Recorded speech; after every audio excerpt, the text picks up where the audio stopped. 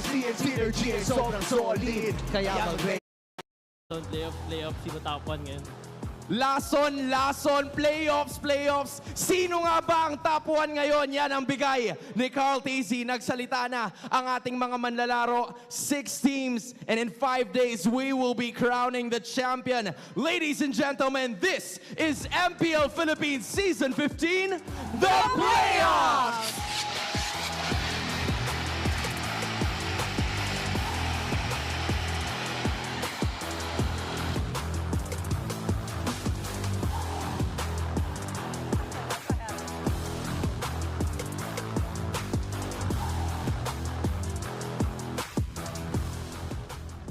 Are done creating legends. It is the road to immortality here in Mpl Philippines Season 15.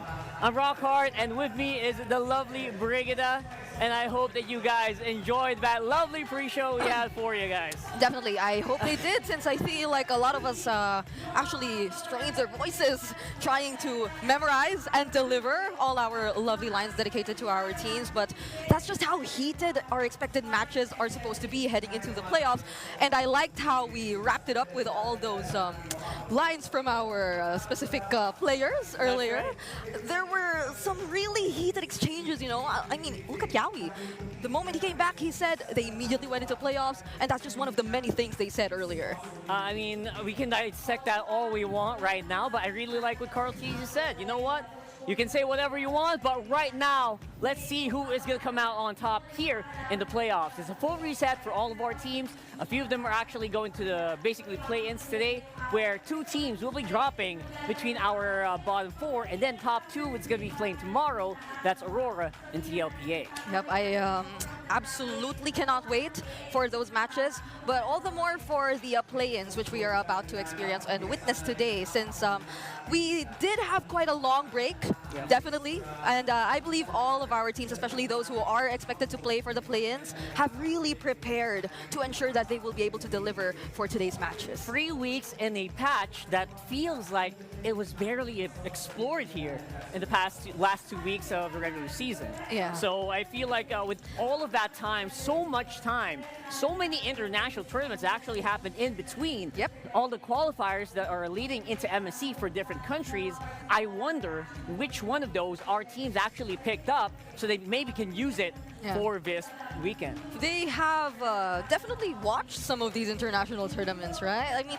if you personally, watching this right now, last week, just decided to jump into, let's say, Mpl ID and all that, you would have probably saw the Paquitos, all those surprise pickups which eventually came out. But personally, if you were gonna ask me, I'm wondering about a couple of picks, you know, like specifically in the jungle. What about the Lings? What about the Yisun Shins? Like, is there a chance we will be seeing those? Since if you were to recall what MP the King did mention earlier too, he did say, true enough to what we did say in the rap battle, they did prepare a lot of surprises. They did. It feels like they are the team that feels like they're kind of trying to get into the groove of Omega, you know, the old OMG playoffs team that really wants to just take it home. But Kelra did say they're the original Venom, you know? There you go. And we're having the community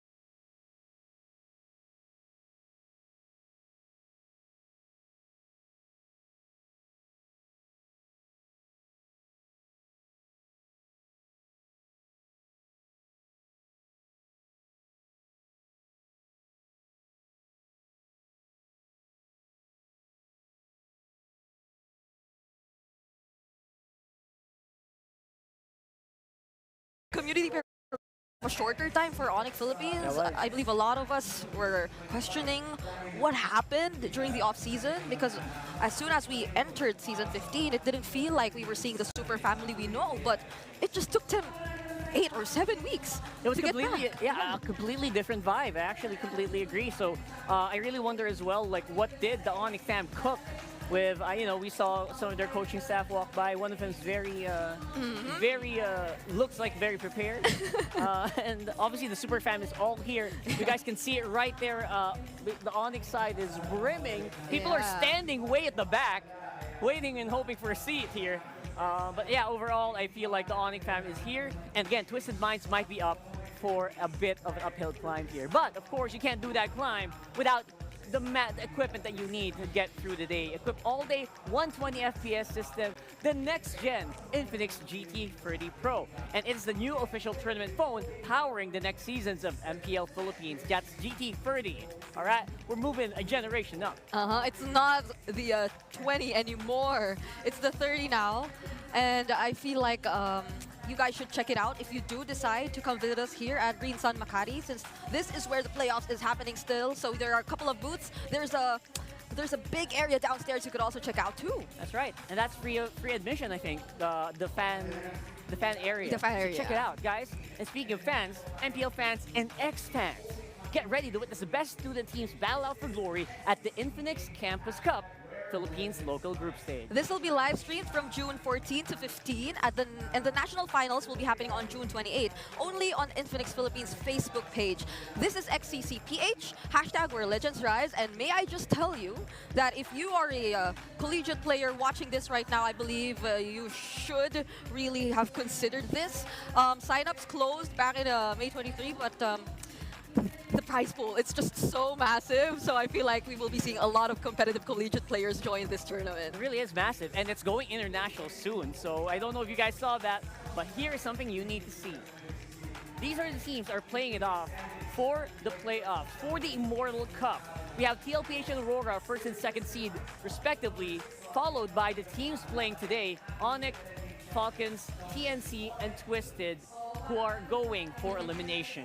And if you would recall, we did spend the entire 8 weeks trying to figure out who will be the final 6 teams heading into the playoffs. And up until the very last minute, the last 2 days, we were still unsure as to who between Twisted Minds, AP Bren, and Smart Omega are actually gonna take that final spot. And they did fight for it, you know, especially AP Bren. I personally felt very proud of how AP Bren and Smart Omega decided to end their seasons, but it just feels like it's such a waste that they weren't able to do this kind of performance earlier on, because it probably would have been a bit more competitive in the lower half of our standings. But this is just how it is right now, and a lot of us really have our eyes set on the top 2 teams. Yeah, the top 2 teams are going to be playing tomorrow, so they have a little bit of time. And speaking of, this is the bracket we're going to see here.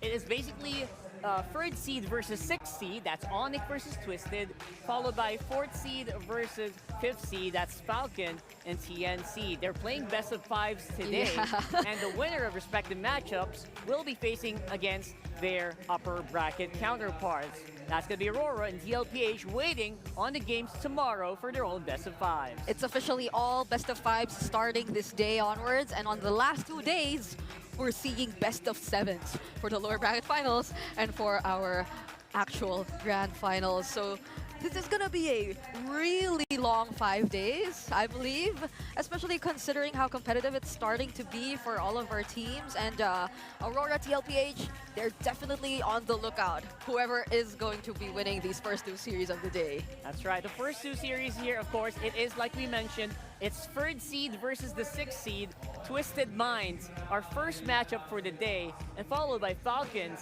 and TNC. Obviously, they are also very much gunning. It is going to be a battle in the skies here later on.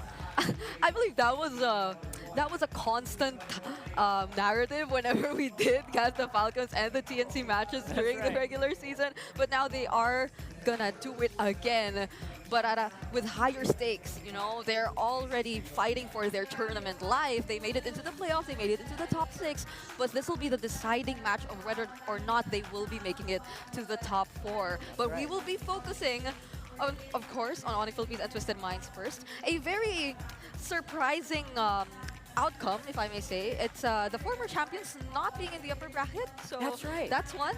And for some, they might consider this to be a really like stark contrast between the two teams. It's like some sort of a David and Goliath kind of scenario. It really is. That's why we're talking about surprises. Like you mentioned, Twisted Minds are going to have to be the team that brings out a ton of surprises. I mean, obviously, all of us were so surprised when we saw Onyx on day one, right? So other than that, it feels like we still need to watch out for anything from Twisted. And I can see why the whole squad, the whole analyst team of Onyx is here right now. They have to be ready with whatever crazy stuff that Twisted Minds are gonna show us today. Okay. If you remember in the regular season, it was a lot of really crazy picks. And again, doing all these crazy picks, Brigida, they're still in the playoffs. Yep. So are we doing some shout-outs to their analysts and their... let's just say Wolf, you know? Like, I Probably think should. Everyone knows it anyway. But yeah, we see all of them in complete attendance right now. So many of them. At the Champions Arena. And it's a lot. I feel like if we try to go in their holding area, we won't fit anymore. Like, that's just how many they are. They're just really being prepared for this upcoming match. And we did mention surprises, you know. Yeah, we have a lot of surprises, right? But you know what? If you guys are waiting for a good one, what about this guy? What about the biggest surprise of the day? We got a guest here today, Dilar from Onyx. How are you, Dilar? It's been a while. No, you can. Come on. Is your mic turned on? Is your mic turned on? We'll have to double check if his mic is turned on. Okay, I think we call back our surprise in again, okay? But for now, you guys saw it was Dilar. Personally, I was surprised to see him here, you know? I didn't know he was back in the Philippines. He is. He's like Mr. International right now. So he has so many appearances online. He has so many advertisements. And so many ads, exactly, right? So he's obviously we're gonna try to talk to Dilar later on about like how his experience is with Onyx. And since he mentioned he's not super good in English, maybe he can talk in Bahasa later. Oh. Maybe we can flex the Bahasa things. But here is where Kings fall. Obviously, we're talking about Omega, the comeback Kings. They fell, and Mpl Ph, they're the defending champions. They also fell during the play-ins last season. Interestingly enough, we also talk about third seed versus sixth seed, that was Blacklist last season. Yes. They were sixth seed, remember? Yep. But they surprisingly pulled off a sweep against Smart Omega, who were literally embodying the definition of comeback kings. They were performing really well, and they were really challenging expectations in every single matchup that they go up against. But if we were to look at history, every time there's a third and sixth seed matchup, it's been only twice that the sixth seed has actually won. That's right. And those are very low numbers. And if we were actually to look at the bigger picture, it's so hard to say that there's a high chance for this to happen too, you know, because like overall, it's only been, what, 6 out of 22 matches where 6 seeds won against higher seed? Every time a 6-seed team fought against a higher seed team, it's like less than a fourth, like 25% of the time approximately. So 1 out of 4 times, they would only win. So that's what we're talking about when we're talking about Twisted Minds having such a low chance to win this if you're just talking about history. Numbers, right? Numbers. Especially, I think one of the most specific instances which we could probably apply to this scenario was that if you're really after the top 2 spot, because that's where you get to secure your MC spot, right? It's only been Omega in Season 9, which was the 6-seeded team who advanced to the grand final. So it's only been once in the entirety of MPL history where a 6th seed made it all the way to the top 2. So that was like Season 9, basically 3 years ago. 3 years ago was the last time it happened. Right? Which is obviously it's one of the goals here for this Season 14, right? Where I can also hear really different things. We have to really talk about what we're gonna expect here for MSC. Yeah, and I feel like we are supposed to look at how Twisted Minds is supposed to do all this, because these are the specific outcomes which we did mention and tackle earlier. So you see how difficult it is for them to actually pull off this upset. I think we can officially call it an upset if ever it does happen, because that's just how difficult it is for Twisted Minds right now. Yeah. And by the way, Dilar is back. Can you hear us? Yes, yes, yes. There you go. Can you hear me? Oh. Can you hear me? Still? Can you? Can you hear us? Test, test. All right, we're having some we're having a bit of a time reaching Dilar. We'll try to talk to Dilar in a bit. Yeah. But yeah, for the meantime, this is what we're talking about. Like that very low chance, that win rate, 27% is not a lot. It's not a lot. But then again, that's the reason why we're here, right? We see teams to try to beat the odds.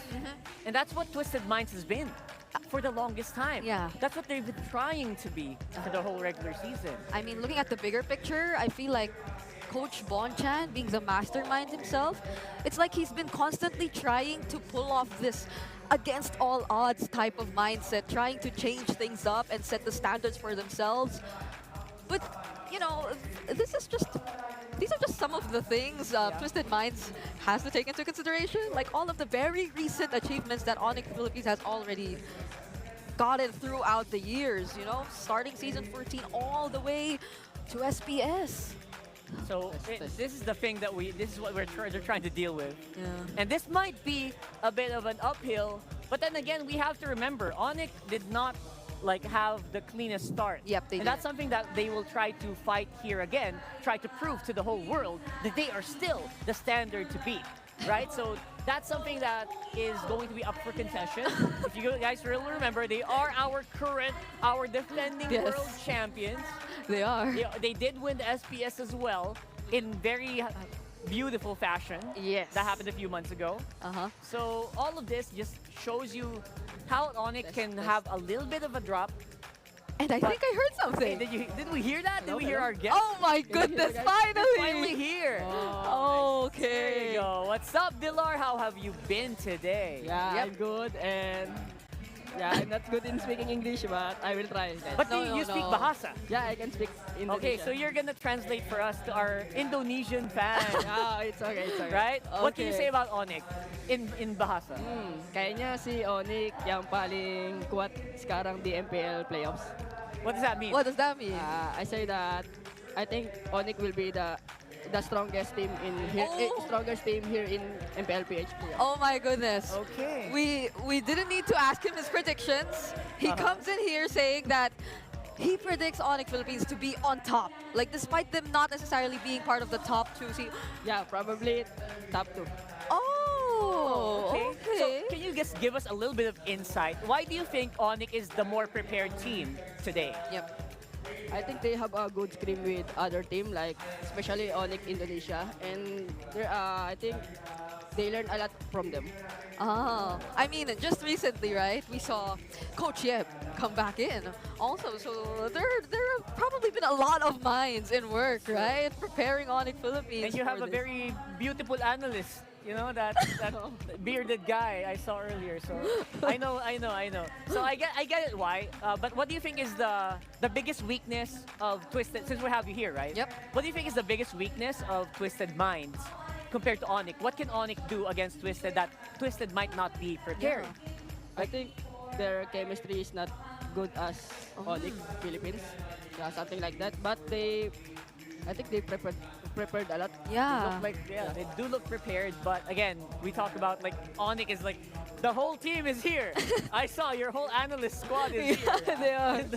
So like it's the super family chemistry, and you believe that no surprise from Twisted Minds can challenge that. You know, like whatever they bring out, you think the super family and their chemistry is gonna come out on top, I think they can, but or at most one Onyx game, is two game. Onyx is same lineup, right? Yes. So Yeah, same like that. it's gonna be an advantage from them.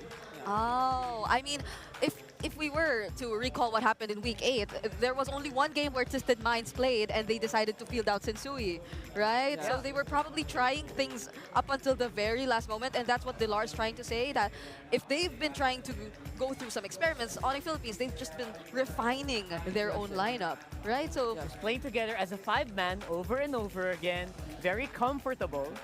Maybe that might be the key to beating Twisted Minds. But okay. if we're talking about surprises, I just want to hear this from you. Oh, yeah. Because you play, I know you still play a lot. What do you think is the biggest possible surprise pick Yeah, I want to hear that too. that might appear from Twisted I that we think haven't seen before? Utility jungler. Oh. Because Sensui, we know that Sensui can really play, jungler tank. Right? Hello. Oh, There you go. there So- you go. Speaking of questions, we have our casters here, Naisu, Ingan, and Renmar. Hello. We have Dilar here, guys. Hey, Delar. Woo! Wow. Hey, How are you Delar, guys? your English has improved so much. Yeah. We're so proud. Yeah. See, that's what we were telling you. We don't believe you when you said that you can't speak English, because it's been a very smooth conversation so far. And we did ask Dilar about, or we didn't ask him, but he did say himself what his predictions are going to be. I feel like we're going to talk about ours in a few moments. So That's right. Are you asking us to predict, guys? Yeah, let's go predictions right now. I'm gonna go with Onik. I mean, I just did the rap. I mean, I didn't rap. You know? Yeah. I mean, I was there in the jacket. Can you say it again, Naisu? Your Leo, sino mugging champion? Onic. That's why I'm Onic. Okay, all right. So you were setting So up for good. that. All right. No, I think it's going to be one of those unanimous tables. Despite me being very excited and equally terrified of what Coach Bonchan has been talking Yeah. about on social media, he seems like he's very confident about what his team brings to the table. I'm still going for Onic here, but I'm not taking away the capability of Twisted Minds to surprise us all. That's right. So, by the way, Mpl Ph emotes, the one they're using, are available right now for 109 diamonds, still available in the in-game shop. So do check them out right now. If you're asking us, it does feel like we have to go with it, right? Twisted Minds, they have something, like our casters mentioned, but it feels like it might not be enough right here. yeah, I'd probably say like 1 or 2 games. No, 1 game. Like I'm probably expecting at least like the surprise to go that far. But let's see, because like it's unanimous. I feel like even if we look on to the other broadcast, they will be probably feeling the same. But just again to remind everyone, the emotes are out there. You should be checking them out if you don't want to miss out, and you can show your support for your favorite MPL teams Yes. by buying them now, because these emotes won't be here forever. And thank you so much to our Thank you, Daniel. casters. Hey, we were great. We were great. You were great. We'll see you guys later. So There you go. It's been unanimous, Dilar. Unanimous. Everyone believes in your prediction as well. So I know you've been doing all this on-ground support, all this on-ground cheering, Yeah. even way back in M6, where you weren't that necessarily part of the team yet, but you were already there supporting Onyx Yeah. Philippines with all your heart. So But he's will we the be guy in the social media posts all the yeah. time. Will we be expecting that same level of support later on when you watch the series? Yeah. Okay. So my prediction? No. Will you Yeah. support them the same way you Yeah, did, of or course. more? Of course. Because I'm working in Onic Philippines, right? So I need to support Onic Philippines. But you trust them. You trust them very much with this one. And Alright. I'm also a former Onic Philippines player. You're Yeah. one of the OG Onyx Philippines Yeah. players. What are you talking about? Oh So I my know, God. we know what you mean, because you started in Onyx in season 4, right? And the first time that Onyx Philippines entered the country. But my question is, does he look like he aged even just a bit? Yeah, he looks like he's like still our little brother, you know. So Guys, if you're out there and if you have your own thoughts about this, because it's been a while since I've last seen Dilar, but he looks exactly the same. yeah, So I don't know what is with the Indonesian climate or atmosphere that I think almost same, but is it the food? maybe. this is kind of like a hot seat. So Oh. which food do you prefer more? Is it here or is it Indonesia? Honestly, here. Because I really like the spiciness and the other I like that. Okay. Yeah, in fairness, he grew up here since he was a kid, so Yeah. I don't blame you. I don't blame you. But yeah, I feel like at this point, I just want to ask, like, how has your experience been in Onyx so far? Yep. Because we know you haven't. You're still ready to play, right? I feel like you're still ready to play. Will we see you anytime soon? What roles have you been practicing lately? Maybe soon I will play again because I really like to play. But right now I just want to rest and focus on my career, on my new work and experience. There you go. All right, we'll talk about that a little bit later now. But for the meantime, it's going to be our teams walking into the Champions Arena for the game. To oversee and uphold the tournament's integrity, guiding us through this match, Chua, Chico, JJ, and David.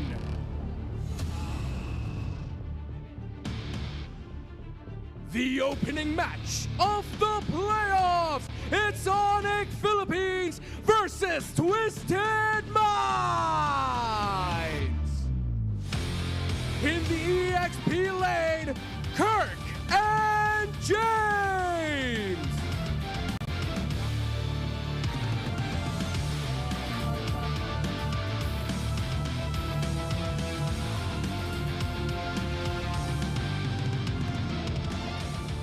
In the jungle, King Kong and MP the King.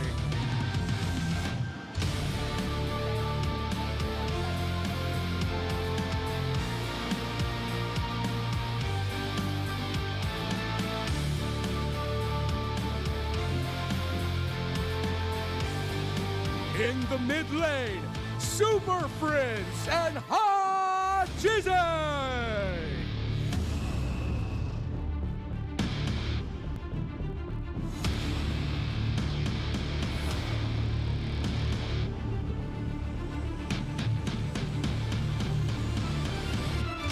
In the roam, Brusco and Escalera.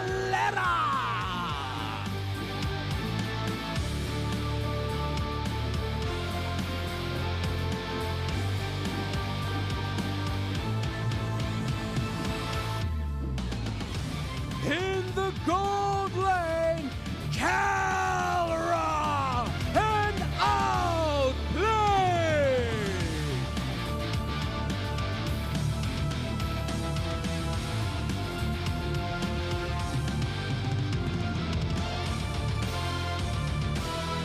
And their coaches, Coach Why Not and Coach Bon Chan.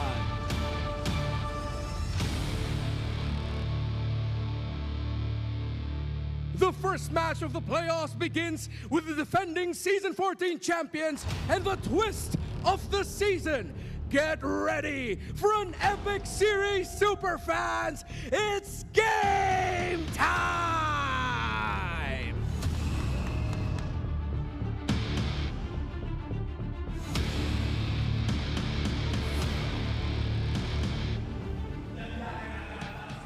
Okay, you know what? I got goosebumps just by watching our player intros, but this is Onyx Philippines, again, the former champions, and you definitely need to watch out for them. They have found their form once again entering the playoffs, but there is definitely some sort of pressure now on their backs, considering that they are indeed the defending champions, but they're not necessarily part of the upper bracket. So they'll have to get past one of the most unexpected, one of the most unorthodox teams to introduce themselves yet this season, and that's going to be Twisted Minds. But of course, this is a super family, so for sure, we have a lot of trust in their capabilities to do just that. 100%. I feel like Onyx is still the team to beat, despite not having the upper bracket slot, just because of how they perform in game. I think this third seed that we saw basically was from like a really rocky start. Yep. That they had a rough time then, and everyone else, including Twisted Minds, really elevated in the season, which resulted to becoming one of the most unexpected seasons so far in so many years of MPL Philippines. This lineup is composed of a lot of former Black International players who, like we mentioned earlier in the season, in the previous season, also pulled off some unexpected stuff coming in.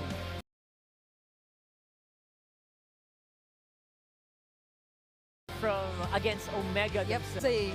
I'd say a bigger picture of like how we're supposed to expect this the outcome of this series. Twisted Minds definitely have a lot of work to do, especially considering, like, I'd say, of course, not just the game win rates and all that, but their ability to just establish a solid execution of the early stages of the game. Because I fear that they really want to go for the team fights every now and then, but when they are unable to do that, I don't get to see the trades either. Like, it's almost always the need to convert, but even that, it feels like a big task for Twisted Minds, and I hope that they're able to overcome that heading into this first matchup. In fairness to Twisted Minds, they do kind of do what the other teams do, including Onyx. They kind of do that early game, very aggressive invasion, and then we go into a transition where they sometimes kind of just lack of a plan in the mid-game to the late game, but then again, they do find those moments. That's the reason why they are our 16th slot. Welcome back, ladies and gents.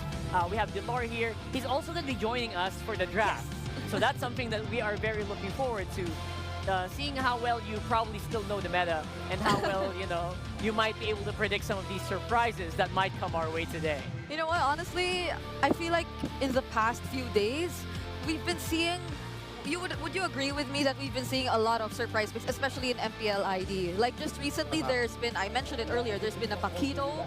I can't recall in which exact tournament was it, but I could also recall a Uranus maybe, and that immediately reminded me of this guy. Yeah, your OG hero. So they need extra damage, so they pick damage explanation. Yeah, like Paquito, Benedetta, and maybe we can see Madang damage. Madang damage. But like, what are your thoughts about the other XP laners nowadays? Like, would you think there would still be the Lucas in the XP? Because I feel like we don't get to see that much anymore, right? I think XP laner meta right now is so interesting because you can pick a lot of XP laner hero right now than before. Marry, kiss, or kill me. Okay, let's just a game, but really, I'm betting on all three.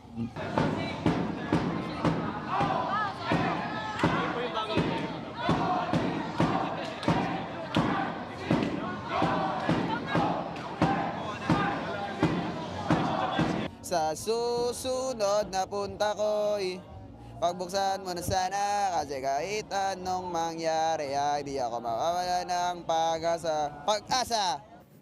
That's our smart ping test. Bringing you low latency gaming with smart Sulit promos. Subscribe to Only 5G with non-stop data for non-stop gaming on your favorite loading platforms or at the smart booth right outside our MPL venue. So it feels like it's not just strategies that has been practiced by our teams during the 3-week break. It feels like they worked on their voices as well. Do they sing a lot in the boot camp? Yeah, do they sing a lot? Even in M6. Okay. Here are the Infinix keys to victory, though. Yeah. We're gonna take this away. I do hope those songs make sense, but for now, Infinix keys to victory for Onyx Philippines, they definitely have to prepare for MP the King's unorthodox hero pool. I will no longer go through listing down every single unorthodox pick that he has.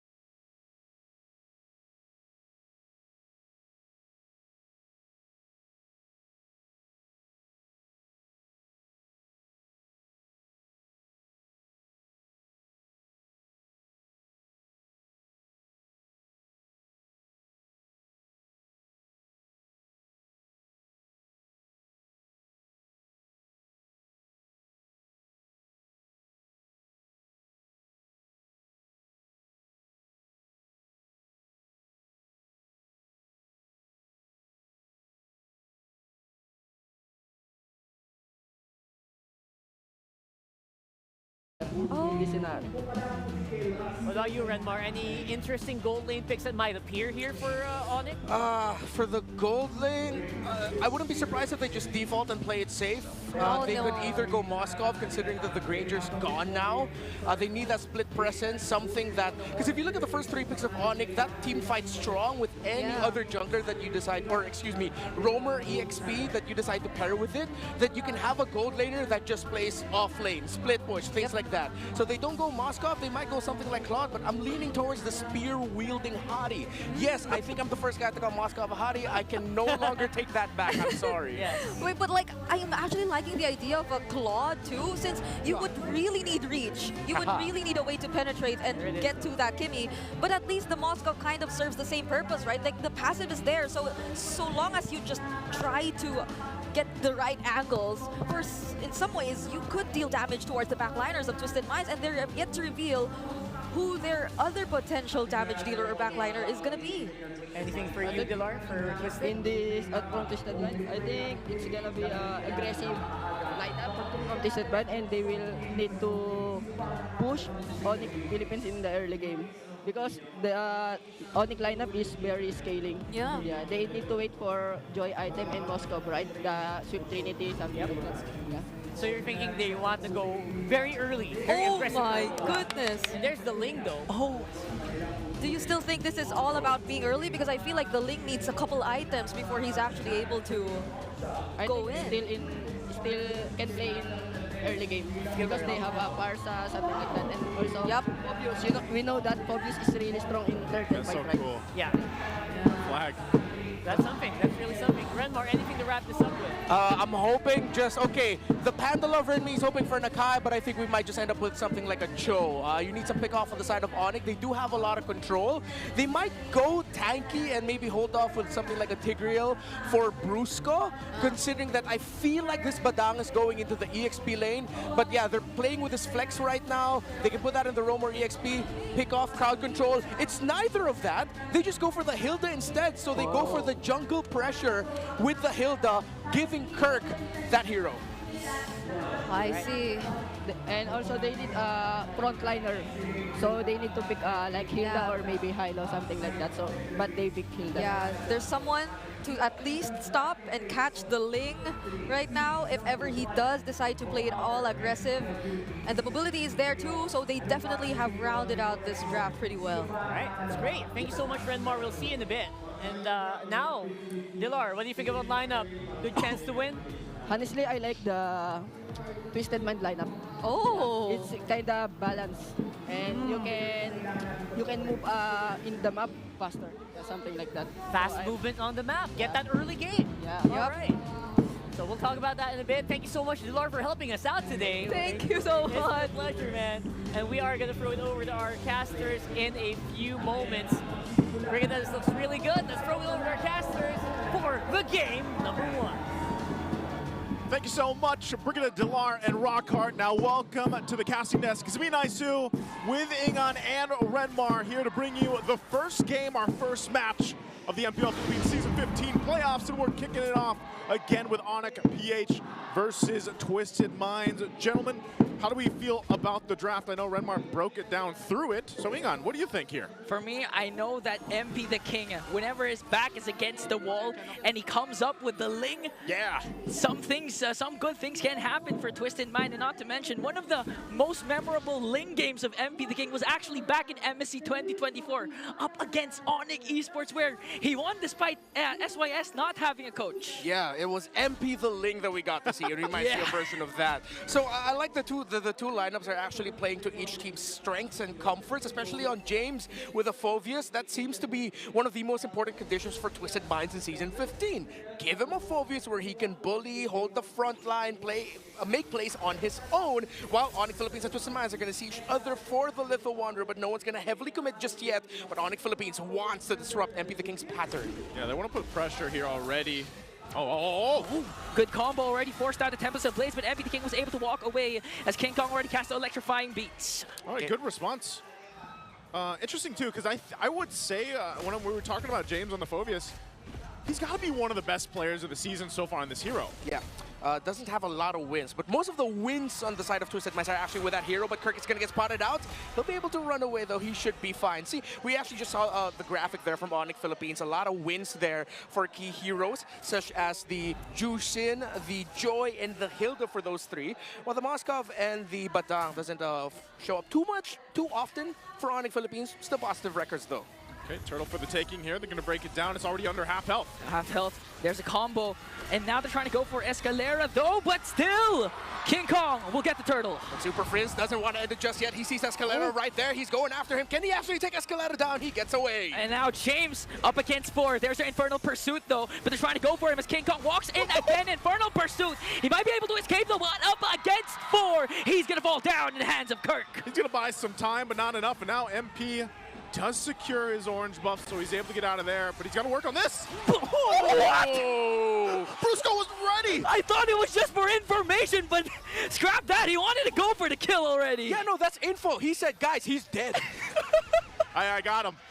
I just want to let you know. Oh man, Brusco, and if you're gonna recall to what Dilar actually mentioned, one of the things that's popping up right now is not a tanky Badang, but a damaged Badang. So with how things are going now, Brusco can actually try that up against Twisted Minds. Has this been the shift so far with the Badang? Like, are we seeing more of the damage build on him, or is it still like kind of a hybrid in a sense? Well, I saw some Chop Suey hybrid builds here and there, but I didn't really think so much of it. But now that we're seeing it here in the Philippines, maybe that might be the route that we're going for. Although the previous tanky Badang build that's based on a lot of cooldown reduction already did a fair bit amount of damage, especially once he has his 3 items locked in, especially with the Oracle already in his hands. But if he's going to go on a more damage route, then let's see if it's going to work out well for Onyx, because it's a trade-off, but I feel like a favorable one, because if you get caught out by the Badang and he just gets a full-on combo with you, it hurts. Yeah, it could even be one hit. I think the most recent Badang damage build we saw was actually in MPL Indonesia between BTR and Alter Ego. I forgot who used Badang, but it definitely worked for them, won them a game. So now Onyx still holding on to 1.7k gold lead. They're trying also to make sure James doesn't have enough space. Yeah, so they're going to work on this. Turtle's coming up now. Second one in the game. Onyx will go ahead and take the round all together up here and set up that full 5-man for the take. They might just force a fight. It looks like that's what they want to do, with Twisted Minds doing the same thing. Yeah. It's going to be slowly started up for Brusco. And now in position, James has to lead this charge. Oh! Flicker in, plus the ultimate. They might be able to burst down Brusco. So 1 member down for Onyx Philippines. Escalera led the charge to MP. The King takes down King Kong. This looks good for Twisted Minds. This one, Kirk trying to soak up the damage. So James is trying to chase after him, but Super Prince was there for the defense. And Twisted Mind, MP the King, secures the turtle. Twisted Minds played that well. And then they'll go and get a key kill on King Kong, plus the objective. So that'll bring them back into this early game without things slipping too out of hand. Yeah, very decisive take there by Escalera. Again, one of the more prolific users of the Tidal Strike Flicker combo. And now he was able to get the right pick.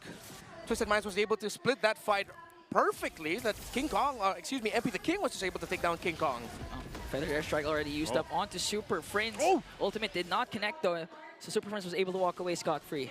Okay, so back to this point, we have to start to consider, you know, where does the scaling happen for both of these lineups? Are they pretty balanced on both sides? Do they come online around the same time in the game here? Yeah, for Outplayed, as soon as he gets the Feather of Heaven and even Concentrated Energy, it could be a turning point for Twisted Mind. But again, Farsa needs to also scale up for the side of Hajizi.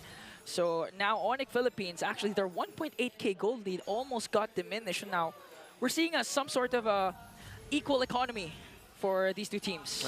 Twisted Minds was able to balance out the game but just at the right time.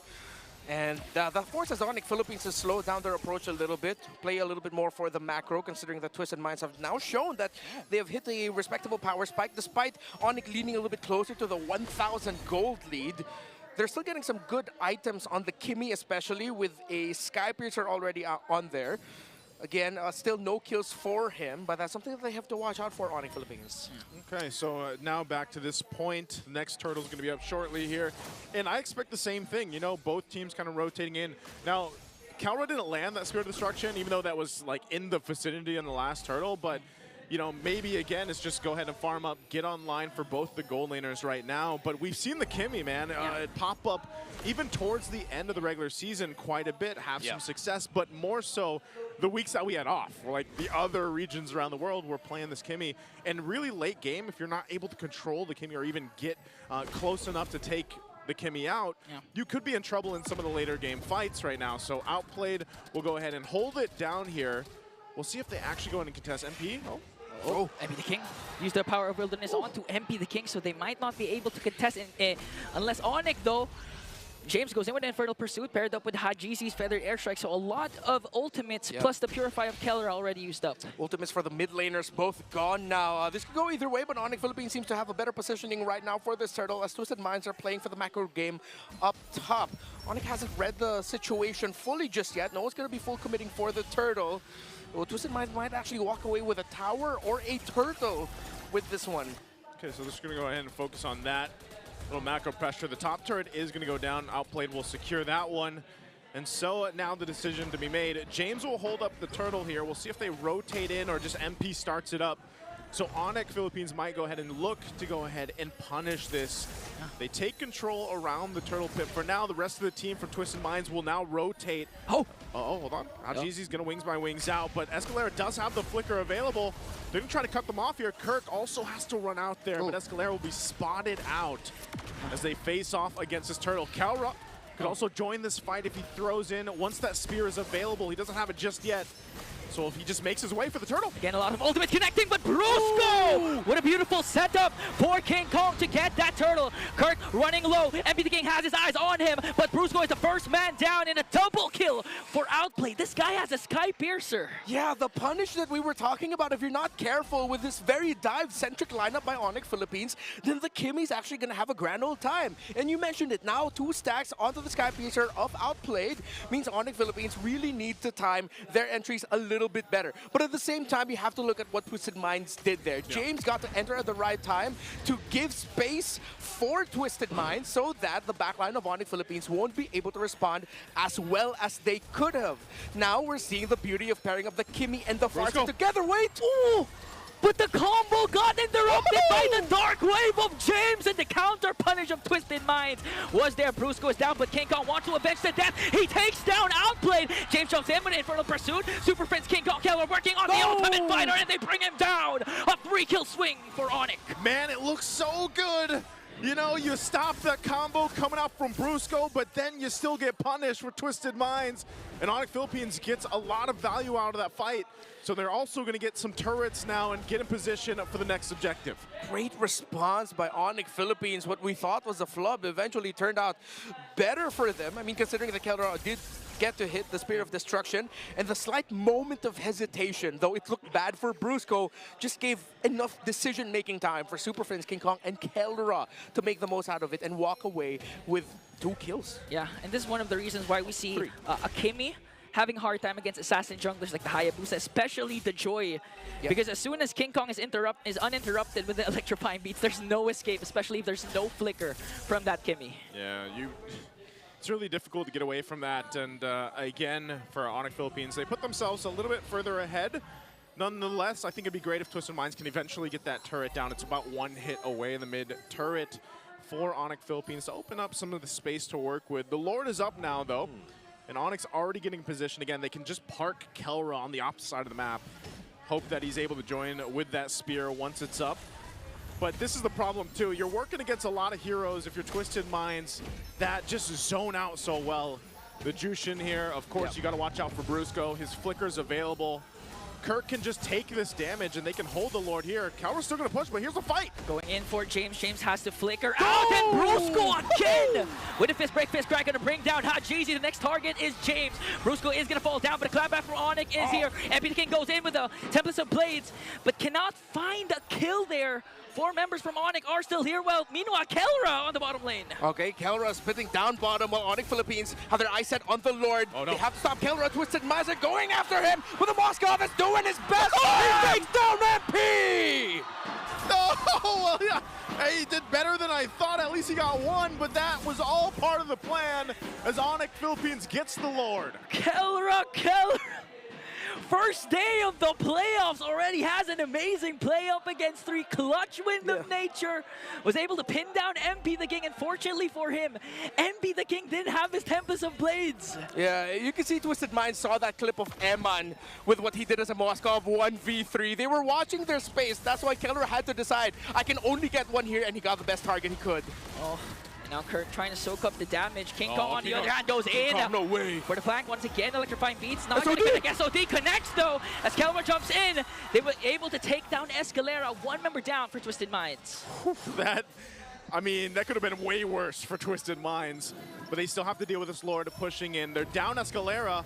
The turrets are going to get crashed into. Bottom one of the base is already gone. I'm not sure if Onyx Philippines wants to get in a position to end the game here. They might get another turret. Mid's going to be worked on. We'll see what Twisted Minds can do. They try to hold on, try to clear these lanes out, but another turret will fall now in the mid lane. Yeah. They're utilizing the time that Escalera is still not in the picture, and at the same time, James doesn't have his flicker. So there's no setup here for Twisted Mind, and Keller just cleaning up the map. 3 inhibitor turrets taken down. That's just the first Lord. Yeah, I have a bit of an unsung hero here for the game so far. It's Brusco. He's 2-4-3. We did get to see that one big combo that was clearly the turnaround moment, favoring for Onyx Philippines. That led to them getting the Lord and getting all the towers. But it's how he's just showing up himself in the front line in the siege moments. When they were taking down the towers, he was like, all right, go ahead. Throw everything you got on me. Bring me down low. I don't care, because I'm just trying to see if I can force a reaction out of you. Because with Twisted Minds wanting to damage Brusco, that's an equal threat. Brusco can at any time go in with a fist break, flicker into the fist crack that Twisted Minds has to watch out for. So he's just doing roam things, but very bravely so. Yeah, and apart from that, the secondary roamer Kirk also he literally learned from what Escalera did during the second turtle, the flicker in ultimate that caught Onyx off guard. That's why this time, every brush that he sees, he's going to step on it, make sure that there's no initiation angle there for Twisted Minds. Yeah, the hard part about it is even when you're looking at these items for both the teams here, like you guys mentioned, Brusco, he's kind of just a distraction, does just pick up a Radiant Armor, so he's able to deal with some of that magic damage a little bit more, because his job is that, like, let me surprise them with my flicker, combinations that are going to come through with that Bedeng, and then also, like, Kirk, he's a menace too. Like if Brusco already did the main job, Kirk can also go in to clean up alongside King Kong, and Kelra is free to do what he wants and even play around Super Prince. And that's why this composition seems to be working out so well. Both sides, though, you could say, you could really look at it and be like, all right, both sides, both compositions have a great coverage from all the way from the early game until now even. And even in the damage profile, Outplayed is still having a good game. But he's just got to be able to go ahead and utilize this Kimmy in some of these fights. Now they give up the objective, so we have to look at, all right, how are they on the base defense with this lineup? Are they where they need to be, even though they're, what, 6,000 gold behind? One of my favorite ways to play MLBB, throw bodies. Onyx Philippines can do that. Once they get to the base with the Lord, as long as their minion waves are good, as they just need 1 minion wave already threatening into the range of the base, then they can just throw bodies, hero lock, while having 1 or 2 heroes trying to just focus down the base. It could be a simple end here for Onyx Philippines. Yes, they'll have to watch out the positioning of the Farsa and the Kimmy, because if they leave those unchecked, yes, it could be incredibly punishing. But again, you can throw either the Badang, the Joy, or the Hilda. Hell, throw all of them just to force the Farsa to get bursted down and the Kimmy to get bursted down, so Onyx can end this. They can end it here. We'll see if they're going to be able to do it. Lord is in the base now. They're going to hold it down with a fettered airstrike. Brusco again, but didn't connect with the ultimate. Now the punish from Twisted Minds. They're going to bring down the Bruiser. A mega kill coming in from King Kong though. Kelra locking on the base, and Onyx takes game 1. Throw bodies. Throw bodies. That's game 1. All Kelra had to do was like, you guys got it. I'll lock on the base, and it's done like that. Game 1, man. That was quick. That was clean. Quick. For Onyx Philippines. Back and forth at some moments. Twisted Minds definitely surprising Onyx Philippines at some crucial moments, but in the end, they recovered, they hit their power spikes, and they didn't let go right after that Lord. Apart from that, this could be a bad sign for Twisted Mind, because we all know that when it comes to James, Phobius is one of his main heroes that gets banned out, actually, and despite that. Well, let's see what the panel has to say about game number 1.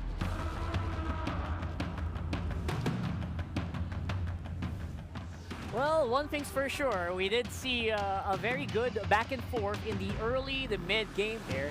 Definitely something, it looked like Twisted Minds had something going, but then again, we saw that Onyx, that conviction in the late game. It was almost the perfect kind or the sudden boost in the early game, which we were really looking for in terms of Twisted Minds and their overall execution. It was so close.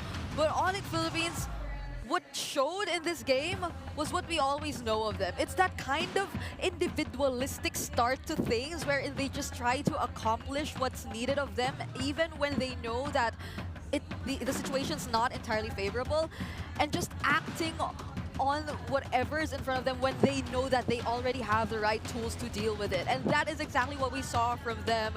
Just the right amount of patience and being consistent. And even when we thought Twisted Minds nearly could have pulled off something even without an unorthodox pick in the bag, it's still Onyx Philippines, it's still the Super Family winning this team fight overall. That's right.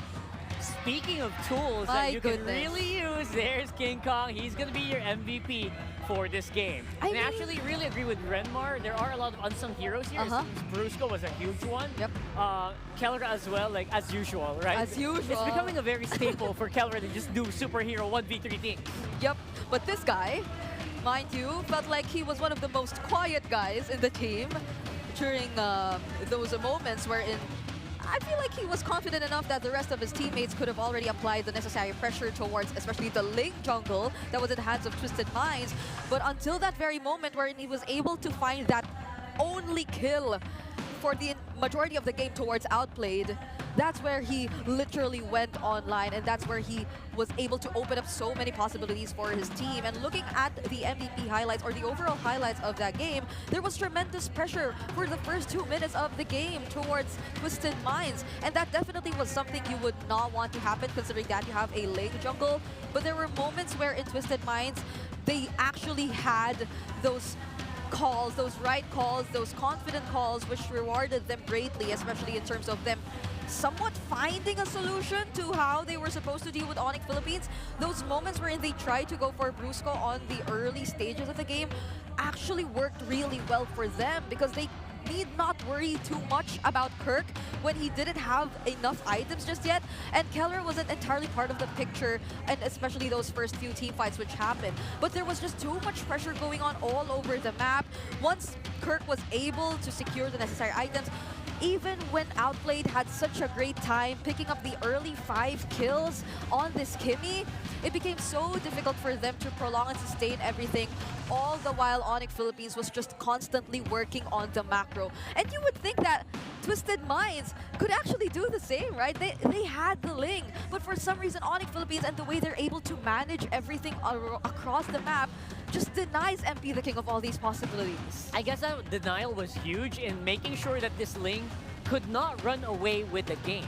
Because if you're talking about, you know, jungle picks, this Ling was one of those picks that can kind of do exactly what a Joy does.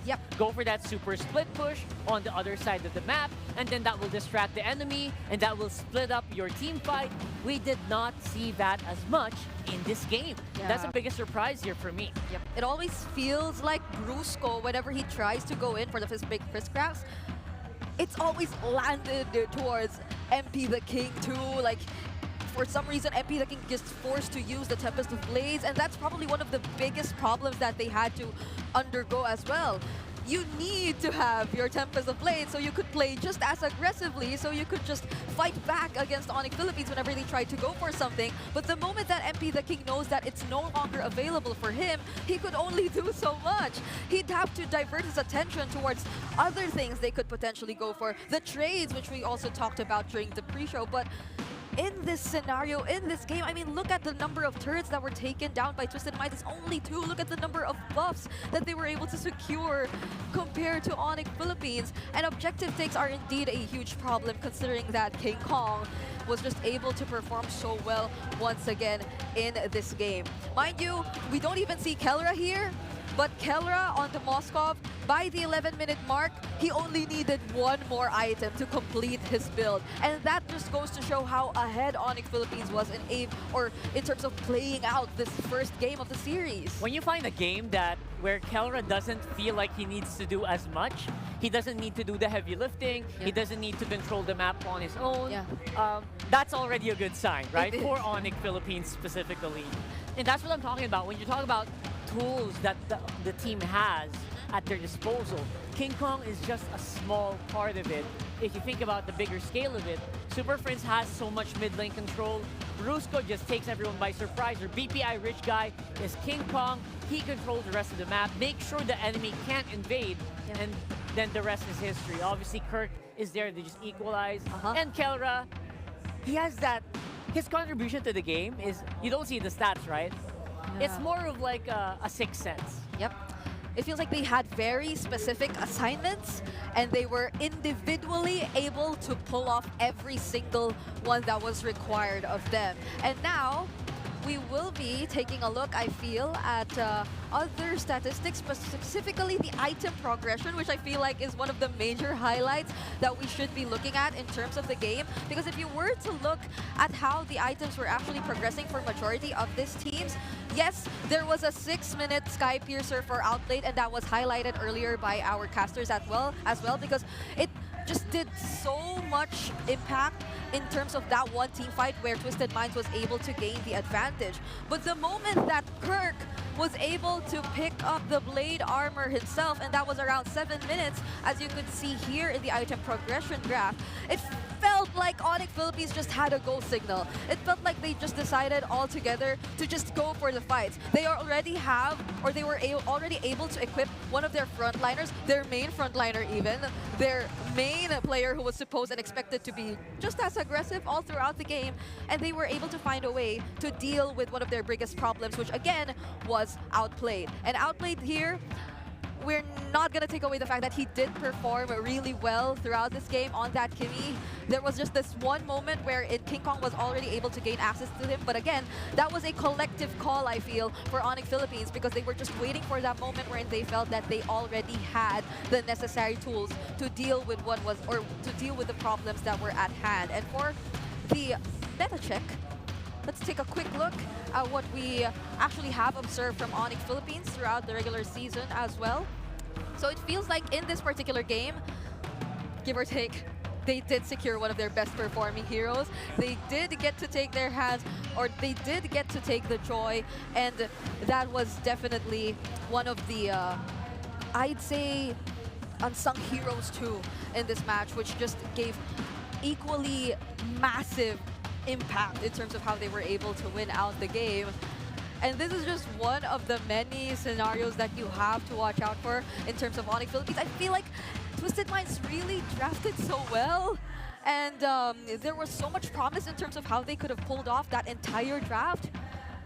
But this is the super family that's literally activated and back in shape. Yeah, it's a super fam that's trying to cement their legacy with the Joy pick here, with of course the upcoming skin. We all know it's gonna happen. Yeah. And I guess they're trying to show that, you know what, this hero is still one of the best heroes to pick up. It was picked up on the first rotation for the draft, and they were very happy to just insta-lock it almost. And it came to a point where, yeah, that pick really was so crucial, making sure this Kimmy cannot wreak havoc like it destroys my ranked games. That's already a 7-3 record for King Kong on the Joy. So you should really have to take note, because I feel like that's going to be a problem for Twisted Minds too. Big problem, yeah. You don't necessarily take out the Joy in the banning phase anymore, unlike before. Like, there are many other picks you have to consider once you head into the drafting phase, whether it be you on the red side or on the blue side, that you really have to take out. Like, this is Onyx Philippines. Look, I mean, consider the Fanny. Consider the other mages you don't want Super Prince to get his hands on. The Selena even is there. It's just floating around the room. And Twisted Minds, they just really have to think twice about all their plans moving forward, because it was a good start. It just needs a little bit more push. Yeah, that's Selena, maybe later. Super Prince obviously has such a really high pool of heroes, and I feel like when we get to a point where Bonchan we might get to a point where Bonchan is like, guys, do we really want to bring out this hero that we've been practicing for a few weeks? It doesn't feel like it can go toe-to-toe against these specific heroes. And you know what, Brigada, that might be the problem. That might be what's stopping Bonchan from bringing out some crazy stuff. I mean, you could say Ling was a bit of a crazy pick. It's not, its win rate is just really bad right now though, right? Yeah, I mean, we did talk about it though. Like, we are expecting some surprises. Majority probably from the jungler role, and it did happen. Like, first game, first series of the playoffs, it did happen. Baksha did get banned out, by the way. It didn't get banned out too. That might also happen, but using that up against Sonic Philippines, they should have expected that it wouldn't be easy pulling it off. And Onyx Philippines really made sure that they definitely would not get their hands on the ideal start, which was a huge requirement for a Ling, by the way, because Dilar earlier, he did mention that they are likely to play for the early game, and that's what they did attempt to do. But once they got shut down, how do they recover from that? Actually, that statement from Dilar did kind of really happen here. And I guess that's also one of the indicators that, you know what, Onyx, they did their homework. They did their homework very well against a team that everyone is afraid to face because they might become the next Omega. You know, that's what we're saying. That's what we're hearing. So honestly, for game number 1 at least, I think Onyx really did a spectacular job of just reeling back the craziness that Twisted Minds might give to this game. So I really commend them, and I really hope that it doesn't discourage Twisted Minds from bringing out these picks that they've been practicing. I feel like there are more. I feel like we're just getting started. There should be. Right? I feel like there's at least 1 or 2 more that we'll see today. And they have at least 2 more chances. 2 more chances. Of doing just that. Minimum 2 more chances. Minimum 2 more chances. Because if Onyx decides to just ride on the momentum and carry this over to the next few games that we'll be seeing in the series, then it'll be very unfortunate for Twisted Minds if ever they do get to encounter a sweep. And that's exactly what they want to avoid, because they were so close. Like, this is probably one of the most decisive versions of Twisted Minds that I've ever seen, so we definitely want to see more of that. And we have a smart power post though. Is this something you want to see? We are giving away in-game codes to our... Wait, that guy is like... Oh my god. And he has red hair! Oh my god, that might be King... No, I know, it's not King Kong. I thought he was just pretending, but that's not. Are we really not giving it to him? We should be giving it to him. We need someone to fight, maybe? This guy kind of looks like Super Princess SDZYZ combined in one. So maybe 1v1, there you go. This guy is just too good. Come on, Smart. Come on, it's too good, right? It's too good. Oh my god. They're gonna be redeeming in a redeemable There's another. Is that actually SD? No, it's not. No, that's another red hair. It's a red hair guy. Red hair guy's in the house. Oh my god. Everybody's having some fun with the red hair. So is this the King Kong effect? That might be the King Kong effect. Is this just how Sigma he is, and is this just how influential he is? The only thing is that he reverted back to black. So, oh yeah. You know, that was earlier in the season. So either way, congratulations. He also has the Riz. He also has the Riz, so you gotta look at that as well. By the way, if you do decide to bleach your hair though, and if you go red, and you decide to color it black again, there's no going back. So you need to be very sure. I think this guy can attest to that. Yes. You cannot dye your hair black again, and then just, you know. It's gonna be a journey. It's gonna take you along. So, yeah, hopefully you guys are having fun with that first game. And obviously our audience they are having fun. We have a jam-packed day number 1 here, which very rarely happens. And it's a weekday. It's literally Wednesday. So it's a work day. Everyone took their leaves. Everyone's just so excited to see who is dropping today and who will proceed to our day number 2. But for you guys, of course, you can also just watch at home, play anytime and anywhere with Smart's Power All 99. Now with 10 gigabytes for all apps, plus your choice of only Facebook, Messenger, and Instagram, or only TikTok, plus only calls and text to all networks. So if you decide to come visit us here, there's also a Smart booth right outside, you know, so you can check it there.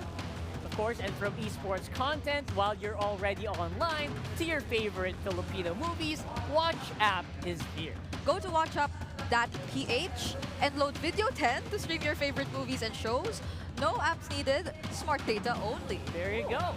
And after one game, you gotta watch one stream. Load Video 10 now and hop on the watchapp.ph on your phone. There's so many things you can do once you decide to load that promo. Load 10.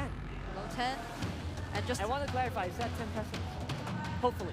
Maybe 10 days. I think it is. Let's see. Let's see. Let's see. You can check it out. Like, come visit us here. I hope video streaming. Yeah, I hope you do, and I hope you got to secure your tickets because like I feel like it's been in demand. It's so in demand. I swear it's so in demand. I think we sold out like a few hours after. It feels like a concert ticket Feels like selling. concert ticket, right? Yeah. So yeah, and again, we hope you use those tickets. Go here, and if you don't, there's also an MPL playground at the ground floor of Green Sun Hotel where they're also holding watch parties.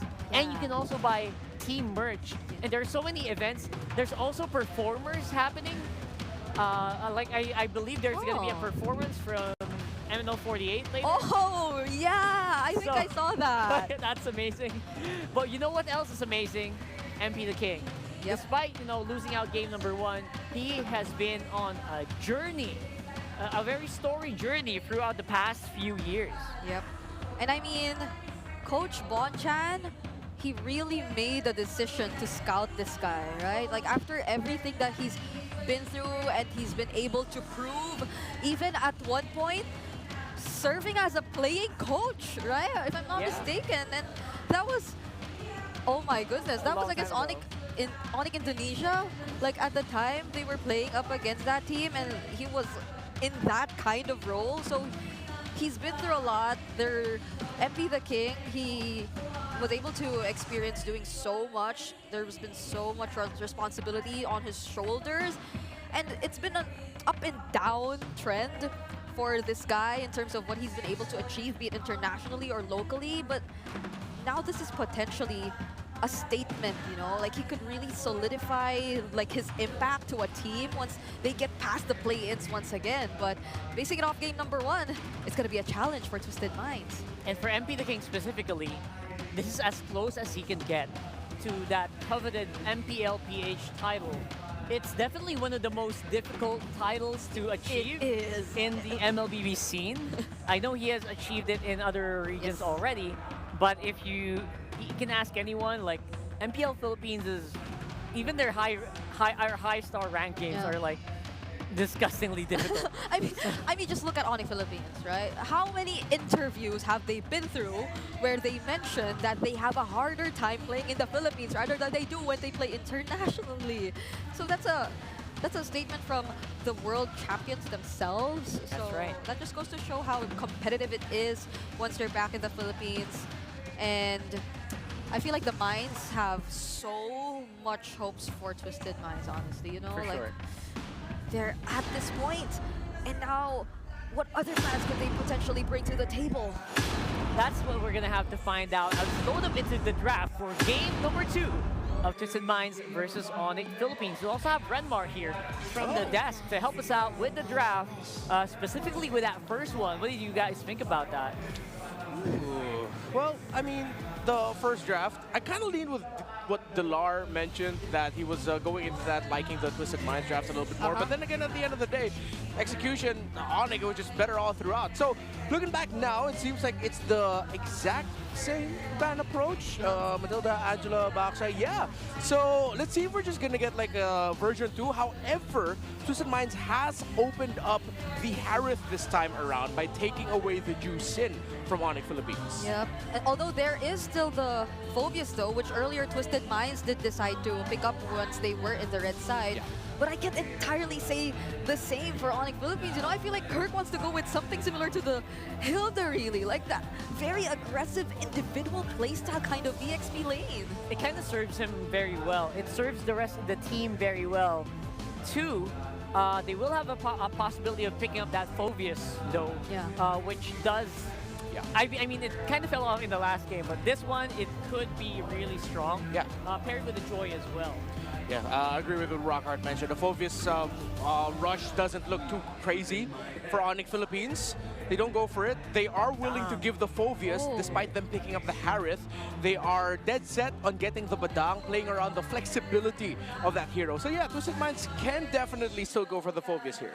Yeah, and my question right now is, Twisted Minds, do they want to go for that exact same route of saving their jungler for later? Because we did suggest the numerous possibilities that were still out there in the first draft. Right now, even, they can choose between the Joy or the Hayabusa if they wanted to. That's a big open pool. There. And they go for the Hayabusa instead. That takes away the static mid laners. Well, Onyx Philippines will be forced on the more static mid laners. Oh, yeah. And then you add range poke into that. I'm liking the draft philosophy here of Twisted Minds because now they're telling Onyx Philippines our pressure point is Super Fritz.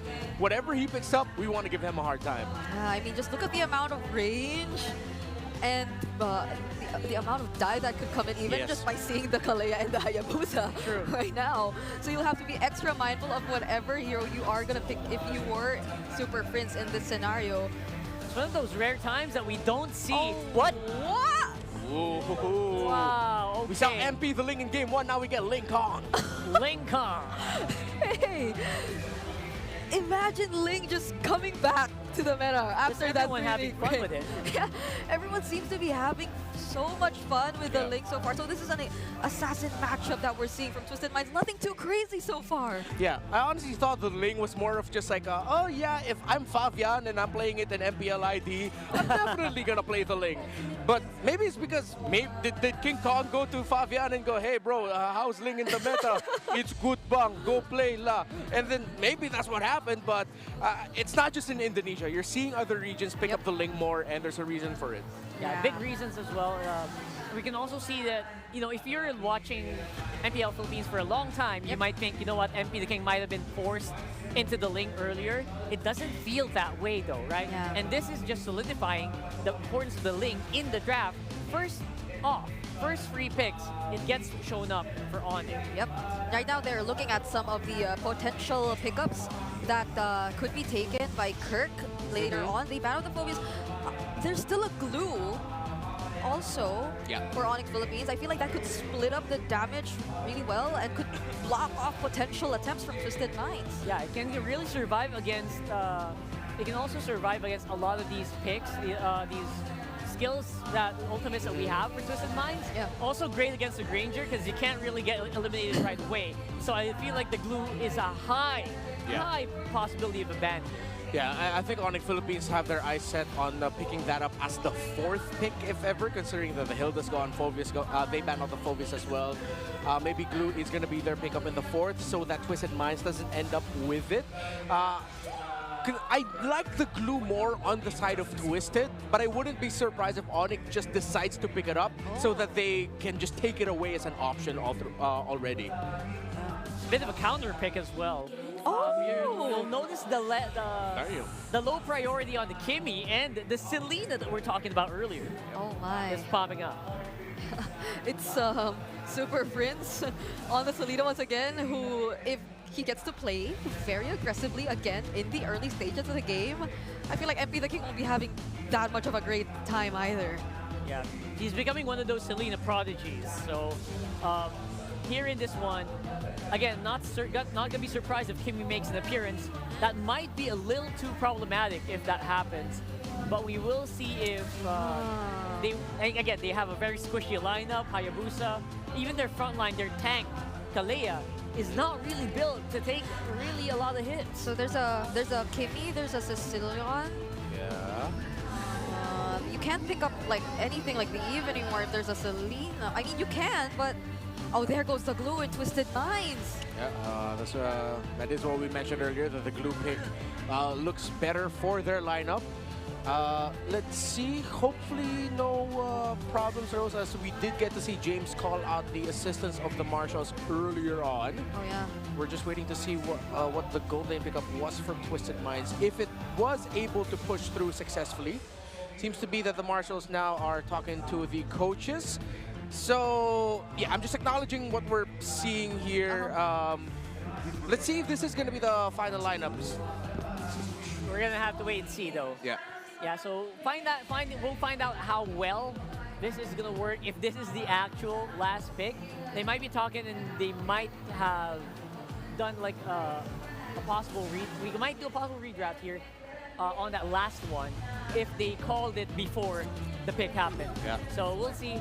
And for this one, if Onyx locks in something, we will see Edith. Yeah. A very classic for Kurt. So I think they are going for it. They might just go for it here. Yeah, I So think this these are could the lineups we are definitely pushing through. Yeah, so here we go. It looks like we are pushing through and the players are getting ready into their form, the raised feet form, where that's just a pro player move. And then we'll also see that everyone seems to be settled as well on the side of Twisted. Feels like we are going into the game here, ladies and gents. And we are gonna see a very interesting lineup here for Twisted. They still have that Faramis combined with the glue this time around. Feels like it is a very sturdy lineup this time. Yeah. Imagine seeing so many pickups. Like the hero pools we've seen in day number 1, they just, even the Edith appearing this early on. I can't wait to see what happens in this game. Let's load it in the game. Casters, take it away. Take it away, we shall. Thank you again to the panelists for breaking it down. And now we're jumping into the Land of Dawn. It's game number 2 in this best of 5 with Twisted Minds looking to even out the series against Onyx Philippines after they took game 1 in a rather clean fashion. Now, we had some questions in the draft. I feel like, you know, you were there too, Redmar. And what was the biggest thing that just kind of maybe brought the question to this composition here? Well, for the side of Twisted Minds, they decided to go with a lineup that's very all-in. Dive, fight as a team, even though you do have an option to go for a 4-1 split with a Hayabusa, doing essentially what a Ling does for the lineup of Onyx Philippines, which is to open up the map and split push. But Onyx Philippines responded to the Faramis very well by picking up the Edith. What we've always talked about was if you're going up against a lineup that has a Faramis and likes those longer extended team fights, an Edith is a perfect answer for that. Because if you time your Primal Wrath really well, either you take out Faramis's ultimate right away, or just when Twisted Minds thinks, okay, it's cool, we forced out a lot after we use the Nether Realm of the Faramis, suddenly a Primal Wrath from the Edith comes in and it just shakes up Twisted Minds so much. Yeah, as we can see, like Renmar mentioned, the Edith good when it comes to extended team fights, but apart from that, Super Prince this time rocking the Selena, and we all know whenever Super Prince has a Selena, but wait a minute, though, first blood drawn. Fourth squad of Twisted Minds, they're gonna bring down Kirk, but I think they're still going on. They want to go for Brusco. There comes the Ghost Bursters. Flickers are forced out here, coming in from Brusco, and a kill for Twisted Minds. Yeah, so surprised that they made a quick play down there, as you're already mentioning, this Edith coming into play for Onyx Philippines. So they handled Kirk, they've got the Flicker out. Super Prince is gonna be fine here. Turtle's up though, so that's going to be the focus. And one of the things you were mentioning on before that all is, yeah, Super Prince on the Selena has been really good throughout the season. We'll see if he's able to lock in those arrows in this game. But so far with Twisted Minds, the way that they're moving, they have to be, you know, focus-centric on playing together. I mean, think about how much utility this lineup gives Twisted Minds throughout the entirety of this game. Yeah, lots of utility there. Twisted also made the perfect rotation. They wanted to take the Edith out of the picture, especially for that first turtle. That was more an investment into this first turtle, because now Onyx Philippines is tough for them to contest this without the Primal Wrath, although Kirk was able to hit level 4. Okay, Escalera goes in. He's already level 4. Haven't committed the ult yet, but now they're trying to go for more, and they're going to bring down Brusco once again. King Kong tries to answer back and gets the turtle, and is going to escape. Just waiting for the moment. Oh, he's going to be able to escape, but they're going to put pressure here. They have to on this purple buff. King Kong's going to rely on the team. It's a 4-man rotation. Here comes the rest of Twisted Minds, though. Kelra from the back with the Salmon Force. MVP King was able to shadow out. Will he go back in time, though? Had Jeezy already forced out the Nether Realm as Kelra trying to work on James. He's going to bring down the Ultimate Fighter once again. Perfect rotation. I don't think Twisted Minds expected Kelra to be already there in that purple buff, and that became 5 versus 4 as Twisted Minds might lose more. Fortunately for King Kong, the Templars of Blades was there despite the Tsunami Slam. He was prepared to clap back and evens out the kill scoreboard 2-2. And that's why they're known as the Super Fam.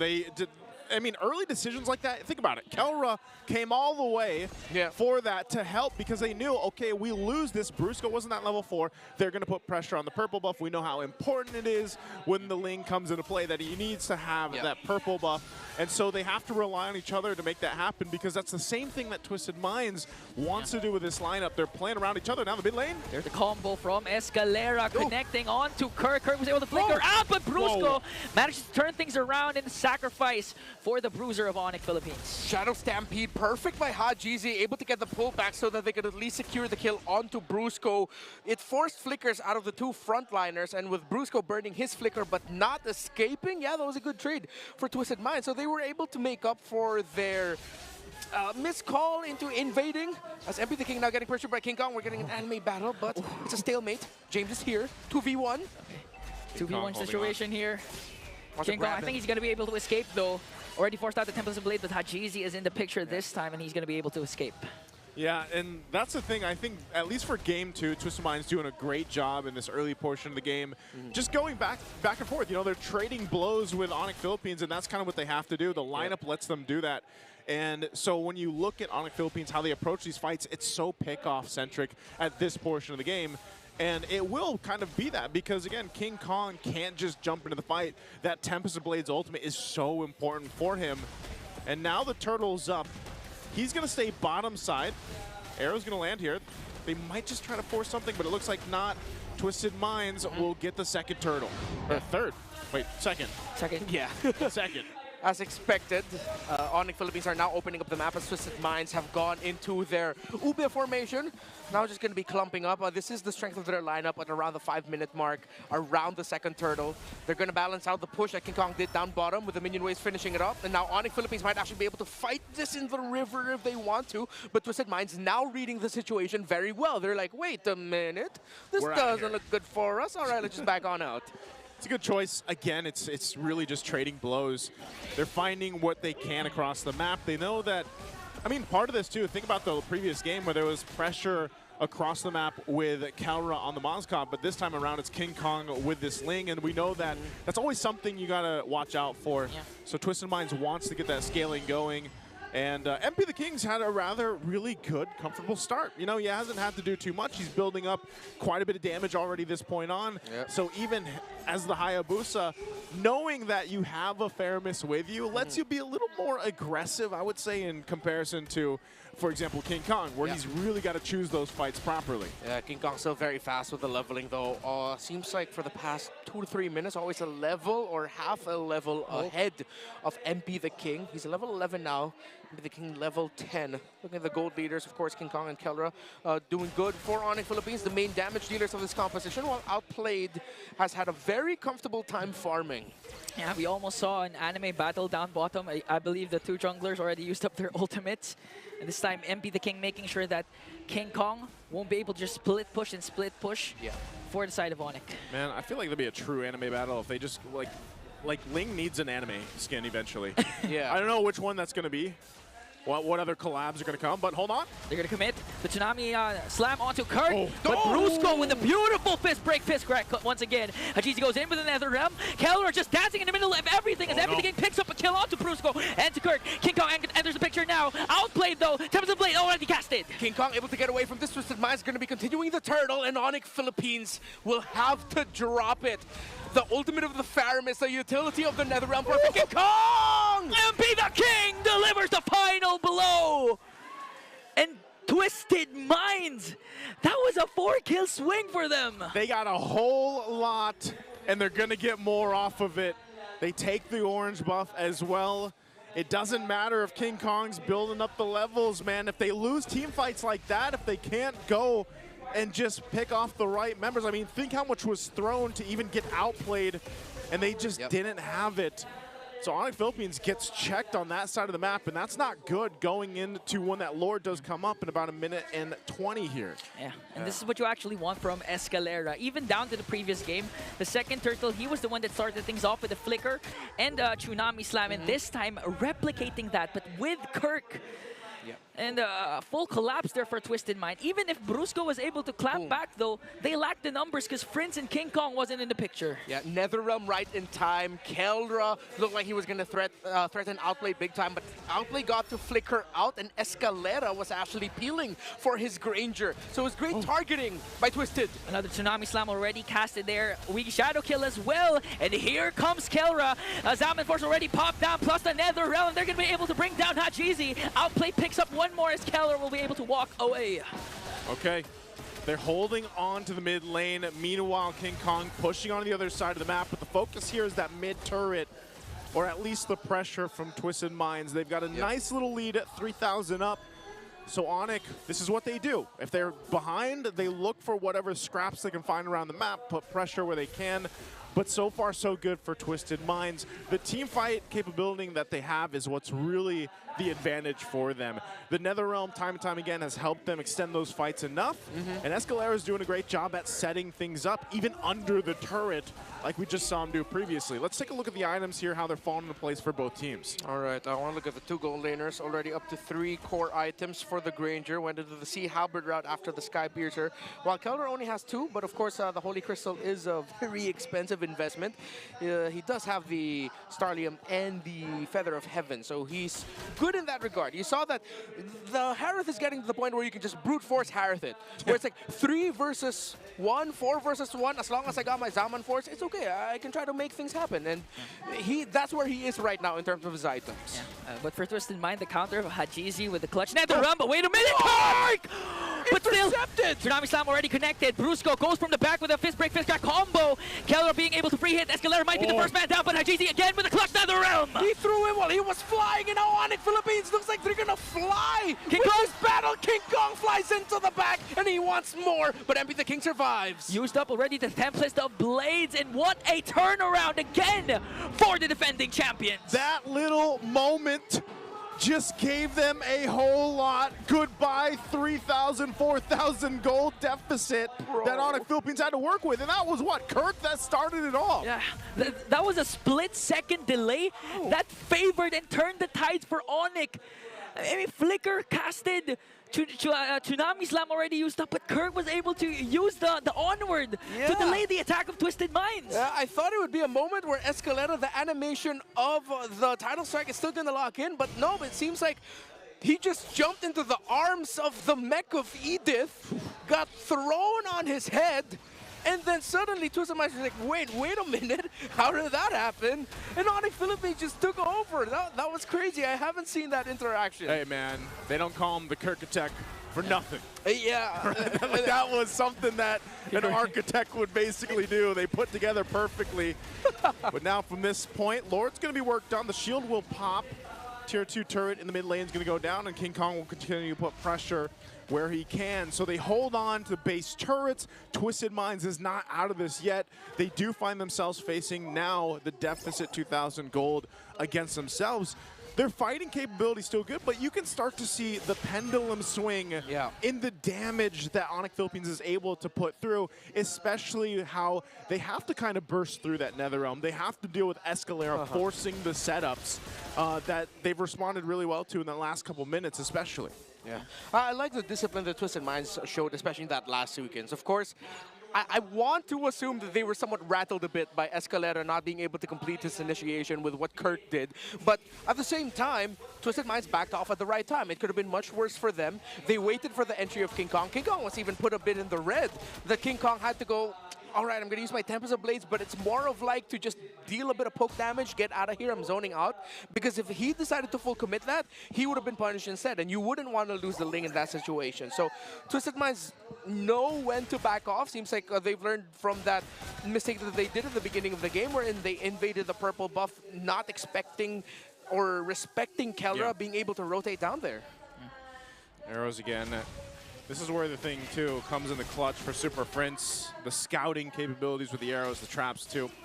Brusco also playing front side, and their turn to go ahead and put pressure on the purple buff here. They still got 20 seconds for the Lord to come up, and they'll go ahead and take that. Now, MP the King, you know, at this point, he hasn't died. He's been able to relatively do well. Yeah. But when we think about this next objective coming up in 10 seconds, What does Twisted Minds need to do to win that fight to secure themselves an objective and possibly be able to push towards the base of Onyx Philippines here? Yeah, it kind of has to start with Escalera again, connecting his Tsunami Slam, catching Onyx off guard. So just not let Kirk do that again. Yeah. If he be able to catch up onto Kirk, and he won't be able to utilize the Primal Wrath, that would be a good sign, because that means that Hajizi will be able to use the Nether Realm for the Zaman Force of Kelra. Yeah, I also like the more counter-punch approach that Twisted Minds is going for here, playing around the Nether Realm.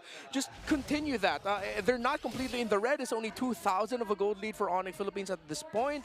They can definitely turn something around, but what hurts is they're losing that push up top. They need to send the Hayabusa to push there. So the 4 that's going to be left around the Lord bit have to do what they can to make sure that Onyx Philippines can't rush, which they're rushing. Okay, they're trying to rush the Lord. Brusco goes in for the delay. Kelra as well. There's the early engage for Onyx, but Brusco is going to fall down. James leading the charge for Twisted Minds. Very early for Brusco. Yeah, that was not what they wanted to do. He also had to burn the flicker in that. So Onyx Philippines might adjust it. Even down Brusco, it looks like they'll just go ahead and keep putting pressure. They know the purple buff's going to be up shortly too.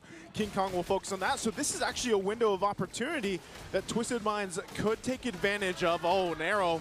Oh, they have to play this right though. They cannot bait out the Nether Realm. Ooh. King Kong knows he's there. They have the information. Oh, they're going for it. King Kong from the back!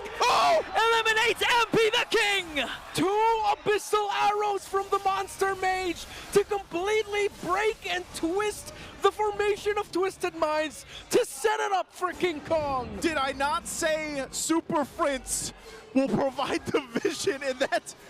I mean, that whole exchange came from Super Prince scouting them out, giving the information, especially to King Kong, to swoop on in and clean up the kills. And now with that, again, it's a swing in favor for Onyx Philippines. The base turrets are in trouble here for Twisted Minds. I mean, if you can recall how Super Prince picked the Selena early in the season, it was actually his decision, his recommendation to their coach to let him play the Selena, and now he's showing why he wants to use the Selena. My goodness, 2 arrows, and we're where we are right now. Onyx pushing into the base, Twisted Minds losing ground, losing gold. Heartbreaking for Twisted Minds, but for Onyx Philippines, that was just damn good MLBB. Even in the base, playing the dodging game, just dodging these arrows. A conceal is going to be used. Brusco goes up to the front side again. Just wants to get this turret down. They still hold on to it, though. So Twisted Minds, both turrets 1 hit away. King Kong will clean up the top one. And now Wave's still pushing in. We'll see if they clear this out completely. This is the discipline that we've seen from Onyx Philippines in the past. Even with a lead like this, they're very calculated. They know they can play around Super Prince. And if they really wanted to force it, Brusco as well, as that flicker is up. But there it is! Brusco! With the combo though, but he's gonna fall down. That was well worth the trade. They were able to take down the inhibitor, but they were going for more. Another Tsunami Slam committed onto Kirk. He was able to cast the ultimate, but he's gonna fall down in the hands of Twisted Minds. 2 members down for Onyx. Let's see if Twisted Minds can get more. King Kong has to run away. 3 members of Onyx left on the map, but the map state does not look good for Twisted Minds. Yeah, they can't even get a clean push down the middle of the map. The side lanes are not going to be good, despite Onyx Philippines losing 2. They took down all the towers. Let's see if Twisted can convert. It's going to be a difficult conversion, though. Yeah. It's like, when you saw that and we mentioned, well, Brusco can start it too, and he gets taken out. It's, in a way, you're wondering, is it worth it? Was that worth the fact that Brusco and then eventually Kirk went down? It will be if Twisted Minds can get some of these turrets down, so they will get mid tier 1. They're managing the pushing happening on the other side of the map. This might be a little window for them, a little win, if you will, for Twisted Minds, but they have so much ground to cover. And it still doesn't solve the issue of once this Lord is up, are they actually, is it questionable to say, can they actually go in a team fight against Onyx Philippines? Yeah, considering the fact that there's constant pressure also from Onyx to try and divide Twisted Minds. And they, of course, for Twisted Minds, they want to group up and make use of that Nether Realm. So now, Twisted Minds, it's going to take a miracle for them to come back or even just steal away the Lord, because Onyx, they can play this systematically. Yeah. We are now in HLG, hella late game, as the 2 gold laners are now barefoot. They've both sold their boots, bro. It's all damage items. Is that a regular abbreviation? No, or- this is my my addition to the abbreviation dictionary. All right. I'm one of the few ones to, send submissions. That's my first one. Hopefully it gets Okay. accepted. Hopefully. Who's the deciding factor of that? I believe it's Leo Is and it Leo? Mirko. Okay. Mostly Leo, because he's the one who started the whole thing, I Yeah, think. Leo's Mr. Abbreviation, man. Right now, the Lord is up, though. Minions. James going to go in forward. Okay, Twisted Minds forced to fight. Minions are there for on behind, but Oh! Bruce again! Connects with the flicker. Oh, This an arrow. combo to bring down James. The arrow connects onto Escalera. King Kong just playing with his prey. Forced out the Nether Realm. Oh. Templars and Blades will connect. Kelver from the back as well. They're just bringing down bodies for the side of Twisted Minds. And a 4-kill swing for Onyx. MP the King trying to delay, but Onyx says 2-0. Man, Onyx Philippines, even when they're trying to chase down the members of Twisted Minds, it was so systematic. There's always an abyssal arrow flying into the back, threatening the back line. The members of Mpl Ph just going forward. That was crazy. That was crazy, and I know the panel's going to highlight that too, because the way that Super Prince was playing those angles and just throwing out those arrows at the end were perfect. Again, a dominant, strong game for Onyx Philippines. Let's see what the panel has to say about this one. You know what? They're right. They do be crazy. That was super crazy for me. That we get to that point where it was just beautiful to watch for Onyx Philippines. It felt like they were like pincering their opponent in that last one. Oh my and Super goodness. Prince could do no wrong in this game. And to think that we didn't see much from him during the first few minutes of the game. But towards the latter portions of the game, it felt like he has been the highlight of majority of the plays which took place, especially towards the HLG as mentioned. HLG! I personally am I like it. approving the HLG, although I am not part of the approving committee. Yes. It sounds great. And that was a surprise for us because, again, Twisted Minds had such great hold of the first few minutes of the game. It was actually really fun to watch for me, personally, seeing the back and forth at least Yeah. for, it was a Faramis lineup trying very hard to ube it up Yeah. as much as they could, try to withstand that onslaught. But in the end, Kelra really came out on top with that MVP. His Harith really shone and really gave the damage that Onyx needed to close out that game. Yeah. Honestly, Keller felt like he went unnoticed for majority of the game, and until that one moment wherein they had a team fight where he was just too free to deal the damage, it felt like Kelra served as a great way for Onyx to save a lot of the unsuccessful attempts that were done by, let's say, Brusco, because we can't count out the fact that there were some fist crack combos which were either too early or which put them in a slightly dangerous position, but to consider that there is still Kelra with the Zaman Force that's readily available to at least provide the damage during those scenarios, you still can't fully commit even as Twisted Minds. You were saying, word for word, Brigida said earlier there was so much gigil from Brusco. And I think that is correct. We did see a lot of that. And then again, that might be the reason why they pick up this Badam. Yep. They want to give them that scenario. Maybe the call from them was like, okay, Brusco, just keep throwing out those fist break, fist crack combos. We got you, win or lose. And that's what happened. It worked out very well for them in the end. It felt like Brusco had to do those sacrificial plays Yes. willingly because it'll either way reward them in the end.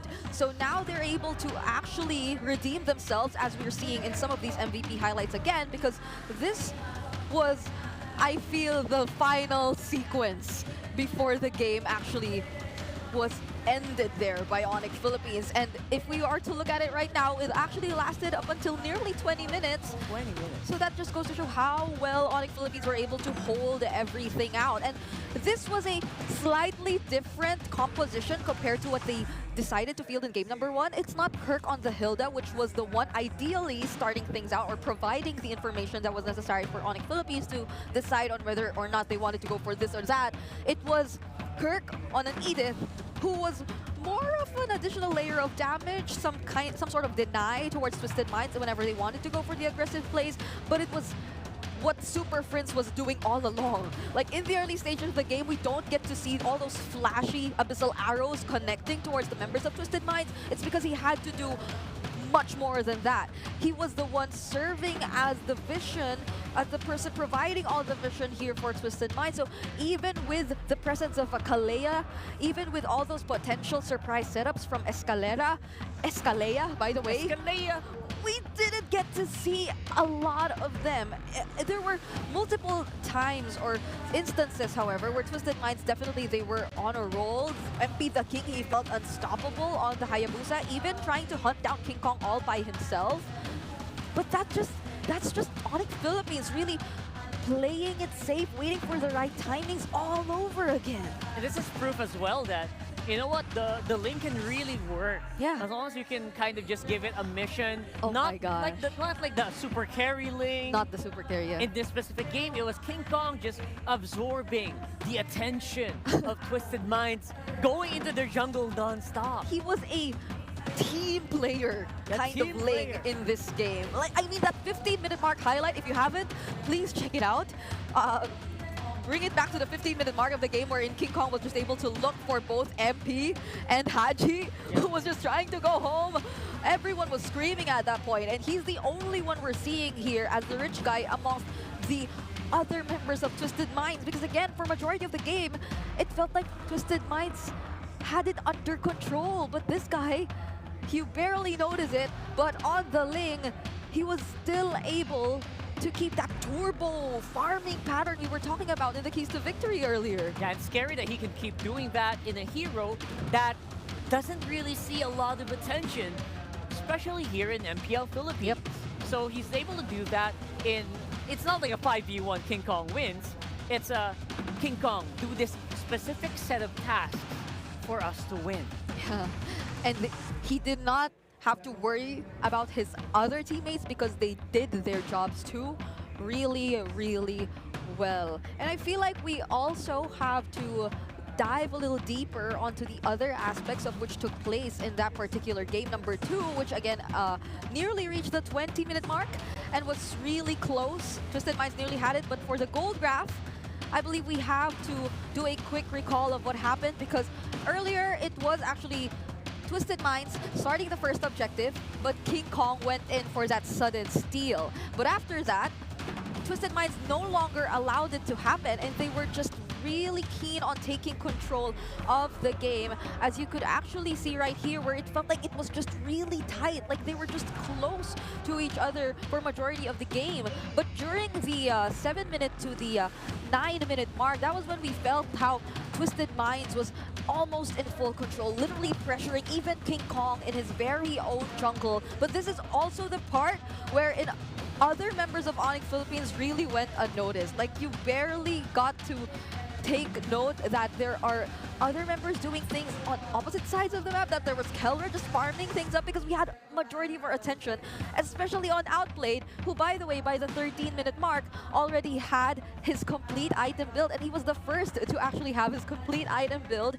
But that was all the while Onyx Philippines was slowly regaining control and the lead in this entire game. And now we are gonna look at one of our key players in this game. Not necessarily part of the winning team, but I feel like it really deserves to be discussed, because MP the King, during the mid stages of the game, this was the moment wherein we saw in the graph Twisted Minds officially took the lead. This was the moment where he was doing a spectacular job on the Hayabusa.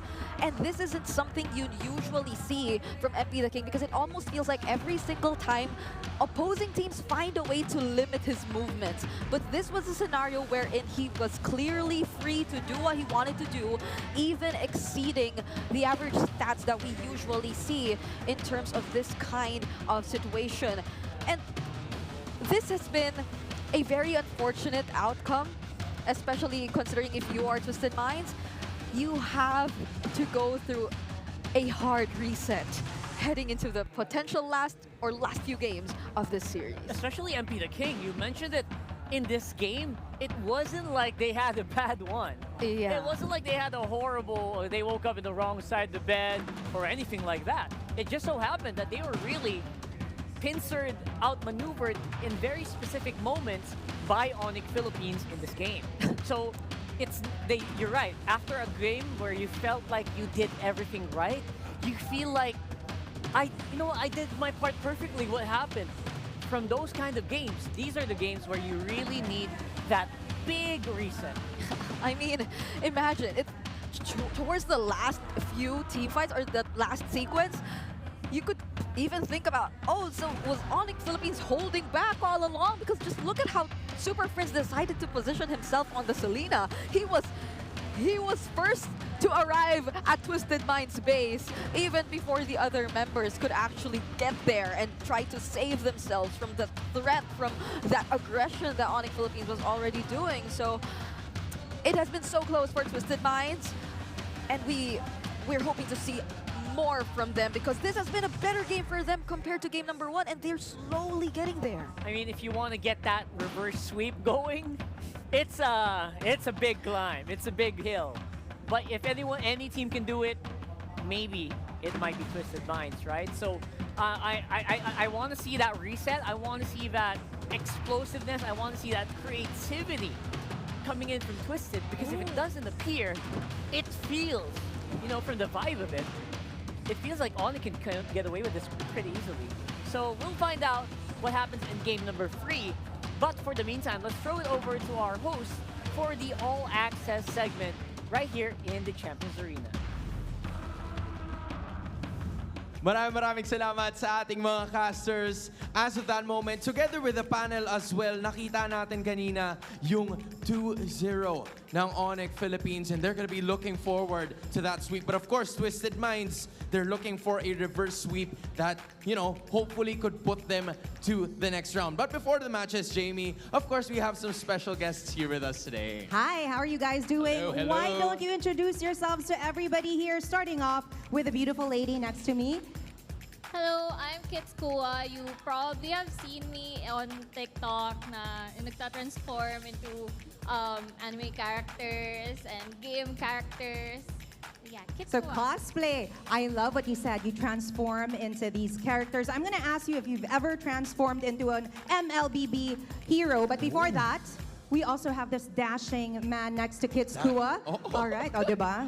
Hello. Hello, So hello. I am Haduch of The Pebbles. Kung hindi mo alam ang The Pebbles, you should probably watch The Pebbles. Nakakatawa kami, promise. Panoorin mo kami. Sa TikTok. Promise, ha? Sa TikTok. Promise. Promise, The cross my heart. Pebbles. Okay, The Pebbles, ladies and gentlemen. Ba't napadaan kayo dito, Hadoch? Anong sadya, sa Champions Arena? Yes. So I was invited with kids who are here, and ang saya ng ambience, sobrang lupit ng venue. And yung sa baba, daming happening sa baba. And super solid ng fans over here. MPL Playgrounds, Yup, sa baba. Pag-uusapan natin yan, no? Pero before that, is it your first time here at the MPL, well, actually, at the Champions Arena? Is it your first time to watch live? Yes. It's actually my first time, and I'm enjoying right now. I like it. I'm happy that you're actually, nakita mo kanina, napanood mo yung Game 1, Game 2. You did tell me Yes, about yes. it. And that was pretty cool considering that you're watching all of the things that are happening right now. Kids, I gusto ko ring malaman more about, the characters. You said you've been covering gaming characters, video game characters.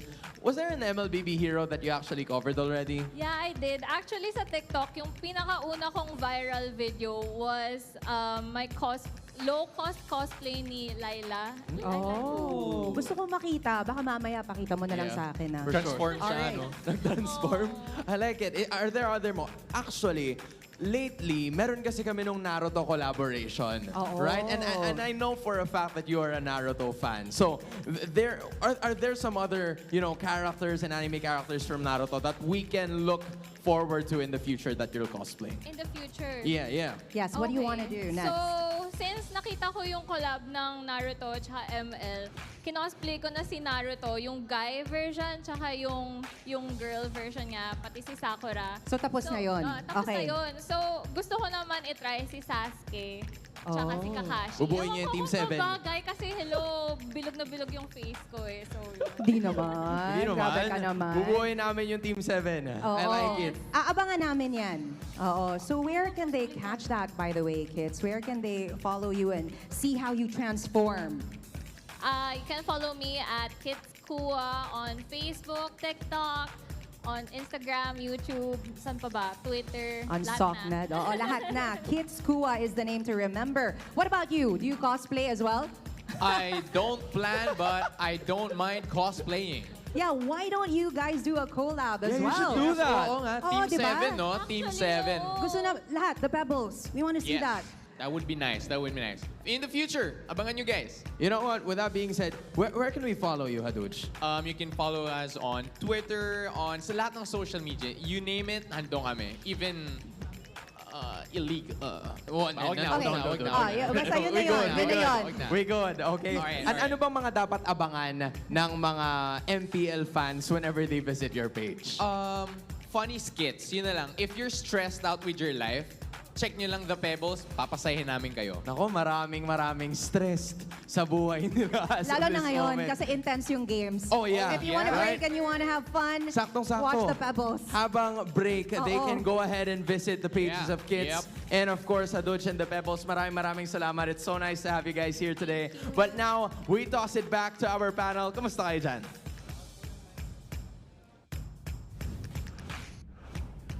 We are doing great. Honestly, we're still recovering from that last one. Especially if you guys really don't see this, but if while cameras are turned off, she just jumps around a lot. Oh my goodness. She's really engrossed in the game, so I was kicking the air. she's kicking. Because there were so many unbelievable plays which took place in that game. Some super unexpected turnarounds. Crazy stuff, honestly. Honestly, it was. If you're probably part of the mines, you're really devastated by now. But we have a lot of guests, by the way, here at the Champions Arena. It's really nice to see that we have so much guests, even in as early as day number 1. It's pretty cool. It's pretty cool. And the Pebbles, they're really funny. That guy he's telling the truth. So check him out on TikTok. And here is Super Friends Playoffs KDA so far. Looks like he is having a pretty solid time, I'd say. First in all time, honestly.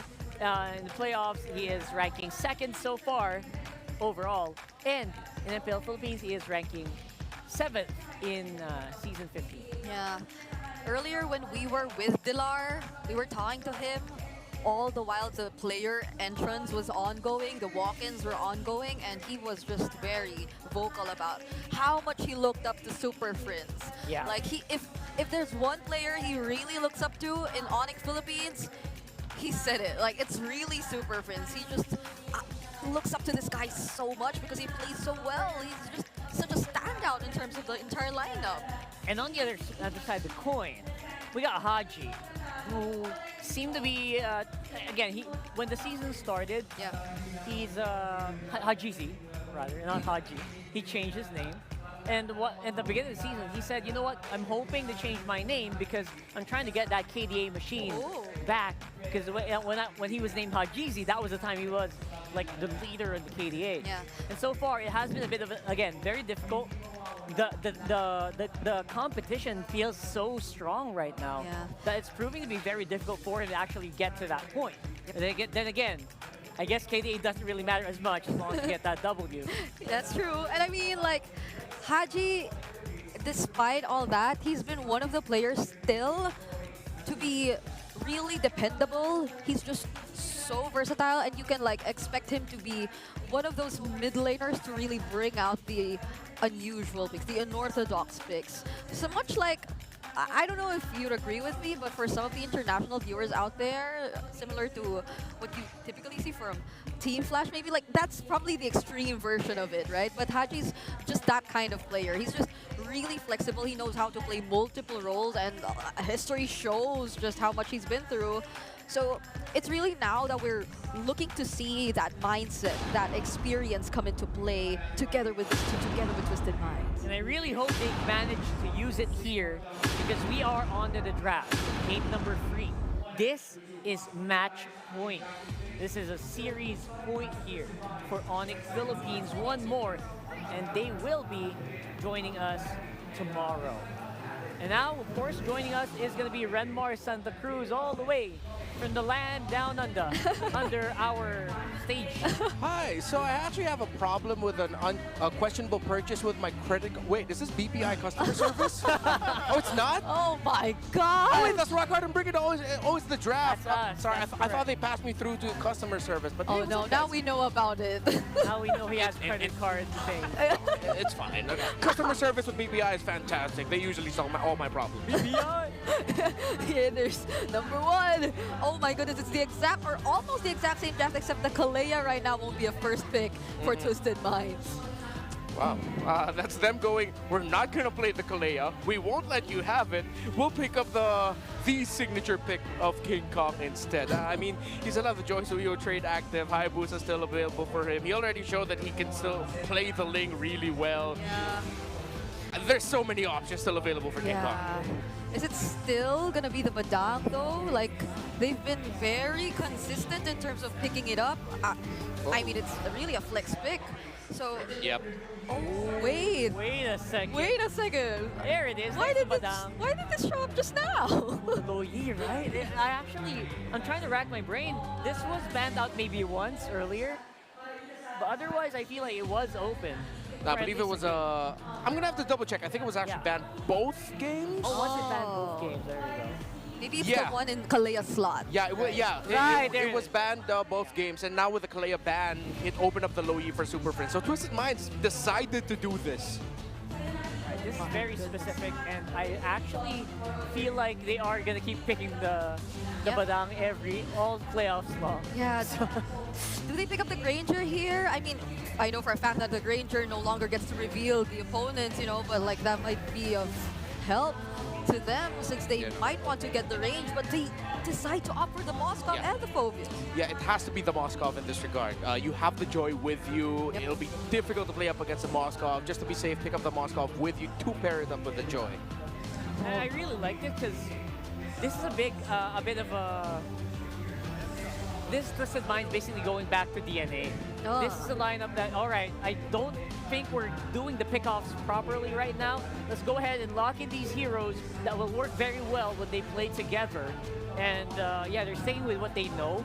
Nothing too crazy from Twisted, which is a bit of a letdown for me personally. But if this is what it takes for them, and this is what they think will work, I'm all for it. Yeah, and I mean, I feel like they've been really working on mastering the way they pull this entire lineup off, or this entire strategy off, but this is so cool, wait! Wow. That's one of the biggest banners we've seen in MPL. Heck yeah. Oh my goodness! That was cool.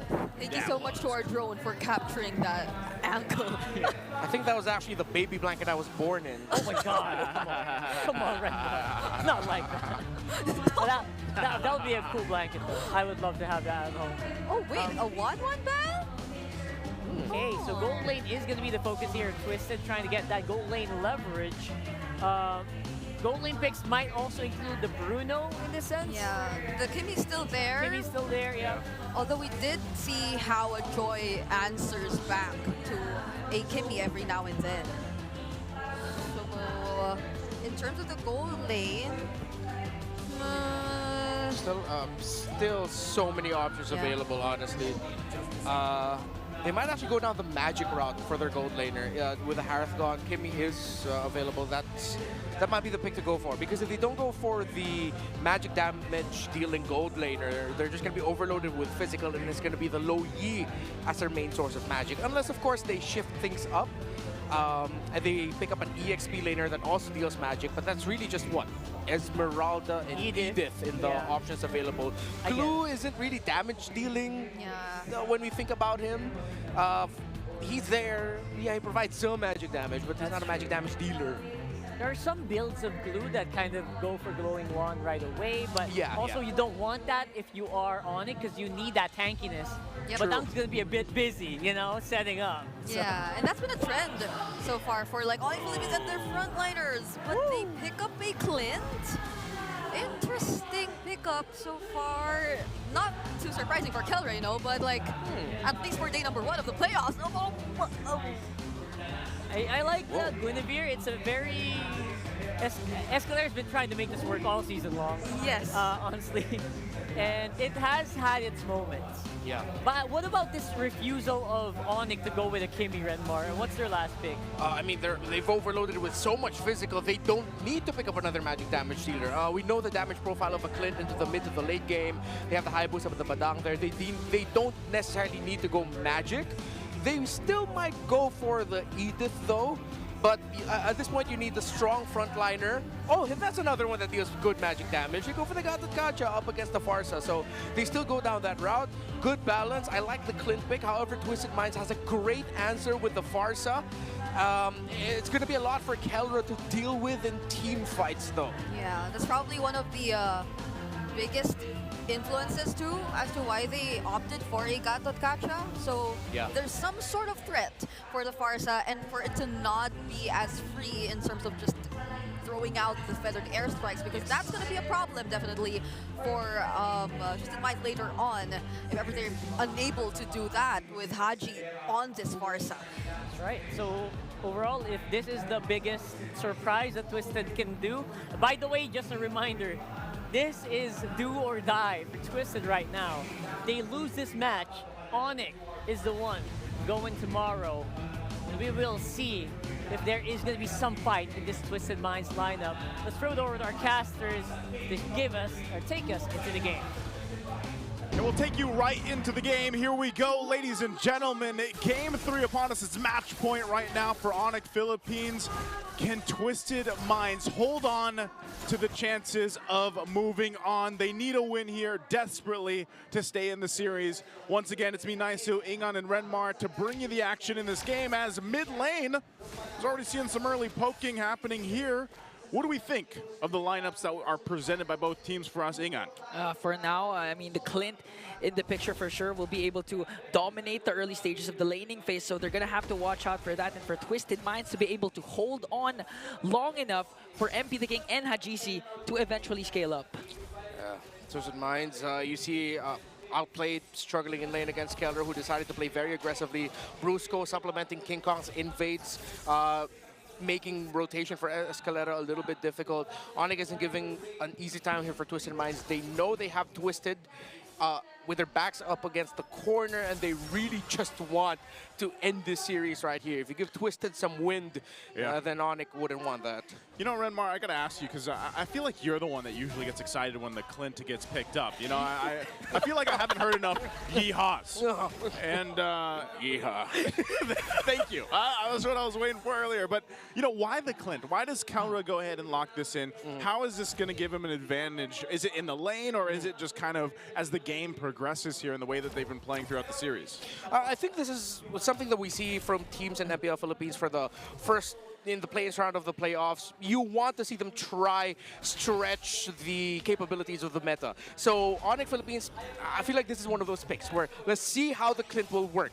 This is Keller going in here thinking, okay, I can use him to dominate up against the Moskov in lane. When it comes a little bit later in the fights, yeah, he'll have a lot to deal with. They pick this Clint knowing that the Farsa is still open, but they have full faith that the presence of the Gacha will be enough to take the Farsa out right away, so that Keller will just be left untouched. Because Onyx Philippines have a very strong dive forward lineup, which means that the Clint could be untouchable. Early pokes on Escalera, forced out the flicker already, plus spatial migration. Meanwhile, James on the chase onto King Kong, but King Kong still secures the turtle, plus a combo onto Brusco. Kirk trying to catch MP the King, diversion play. They're gonna go to the purple buff of Twisted Minds. Oh, James! Whoa! Okay, up against 3, was able to take down 1. Paired up with the revitalizing, he's able to go for more against Kirk and Brusco out of nowhere. What happened to... What did James just do? Well, he took, like, I assume what is a 380-pound muscled man and just jumped on that ninja. It's that simple. Yeah, ladies and gentlemen. I mean, this is what Phovis is built for, even early on in the game, especially when the other team doesn't have a lot of items. You can bully 2v1, 3v1 as the Phovius. There's almost always going to be a trade if you're not careful. Yeah, I'd be pretty scared of a guy that's What is he? He's got what? I don't even know what the weapon is. It's like a. It's literally, I think, a piece Is it of a tower. Like an obelisk or something? Yeah, an obelisk. Is that how you say it? Obelisk? Yes. Obelisk? I'm playing the wrong game here. Man. Monolith. It's a big Is it rock. not obliques? It's not that. Is That's that a muscle different? group. That's a muscle Oh, group. I'm sorry. He's But pretty we still, muscly though. yeah, he does have hella obliques though. he does. I'm pretty sure Ingan is already imagining a cosplay of Naisu as Phoveus. Ah. In all of his shirtless glory. Let's not exposing on here. You know? At least keep it together on day one. So they find themselves at pretty much a standstill for now. They're going to go ahead and take their time. Again, we're still 30 seconds away from the next turtle coming up, and it was Onyx Philippines that got the last one. So now we'll see how they rotate based off this early game. Again, outplayed, has to just farm up. He's going to be able to go ahead and put pressure on later on. So really it's just up to how they rotate against each other here. Turtles coming up. James is exactly where he needs to be. And so we'll see. Again, how often have we seen teams before ban out the Luoyi against Super Friends? Yeah, it's really cool because now you're seeing Twisted Minds, they want to spend a lot of time together and they're checking shrubs while doing it. While Onyx Philippines went from a 2-3 split into a 4-1, into a 1-3-1, all in one go, just to find an opening across the map in different parts of the map as well. So Onyx Philippines, again, this is just them showing off their flexible rotation style very well, checking things, which leads them to this. Now they have info where the turtle is. Twisted Minds, yes, they've gotten here first, but Onyx Philippines know that, okay, we need to allow Twisted Minds to go first because they need King Kong to get in his buff. Now that he'll be in a better set, this still could go good for Twisted Minds if, and only if, Outplayed hits that Spear of Destruction. Yeah, and not to mention Escalera also with his combo. And he needs to set his eyes onto King Kong and even force out the Purify of Super Friends because so far Onyx has been controlling. There's a migration. This is the combo we're waiting for. King Kong obliterated by Twisted Minds. Brusco is the next target in a double kill for Escalera. Damn good read for the Magician. 2 kills, he got the pick to start things off, and everything that Onyx Philippines did to dance and jockey for position, taken away in an instant by Escalera. As soon as Ingan said it, it happened. Yeah. And that's exactly what Escalera needed to do. The fact that he got the 2 kills off of that are going to help him go ahead and scale up a little bit nicer. Here on this Guinevere, you can already see some of the items coming into play. The first items are locked in, and that's going to be crucial. And for Onyx Philippines, you know, the farming has been happening in the gold lane. You already got the endless battle there for Calra, but even on the other side, Crosso Scythe working still on the next for Outplayed. And so gold laners are just going to do their things, man. But I feel like Onyx, when it comes down to the 4v4 without the gold laners, they have to be so crucial on avoiding whatever Escalera decides to go for. And then on top of that, it's like, how do we even get through James?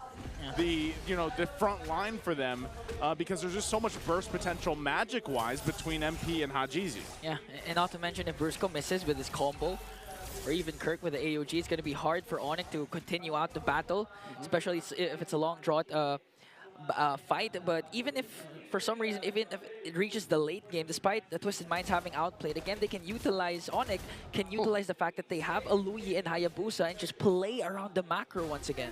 Look at the reach on that cowboy. He's got the gun now. He's got a beloved gun too, so... Got my gun. It's gonna be even harder. It's gonna be even harder. I got the range now. Yeah. Sorry. So at some point, Twisted Minds really needs to start helping Outplayed, man. Okay. All right, we'll see if they're able to do that. They're getting in position, though, for this next objective to come up. 20 seconds away from it. They're going to do a little swap-a-rooney down, too. Kelra goes down to push down the bottom lane to set things up.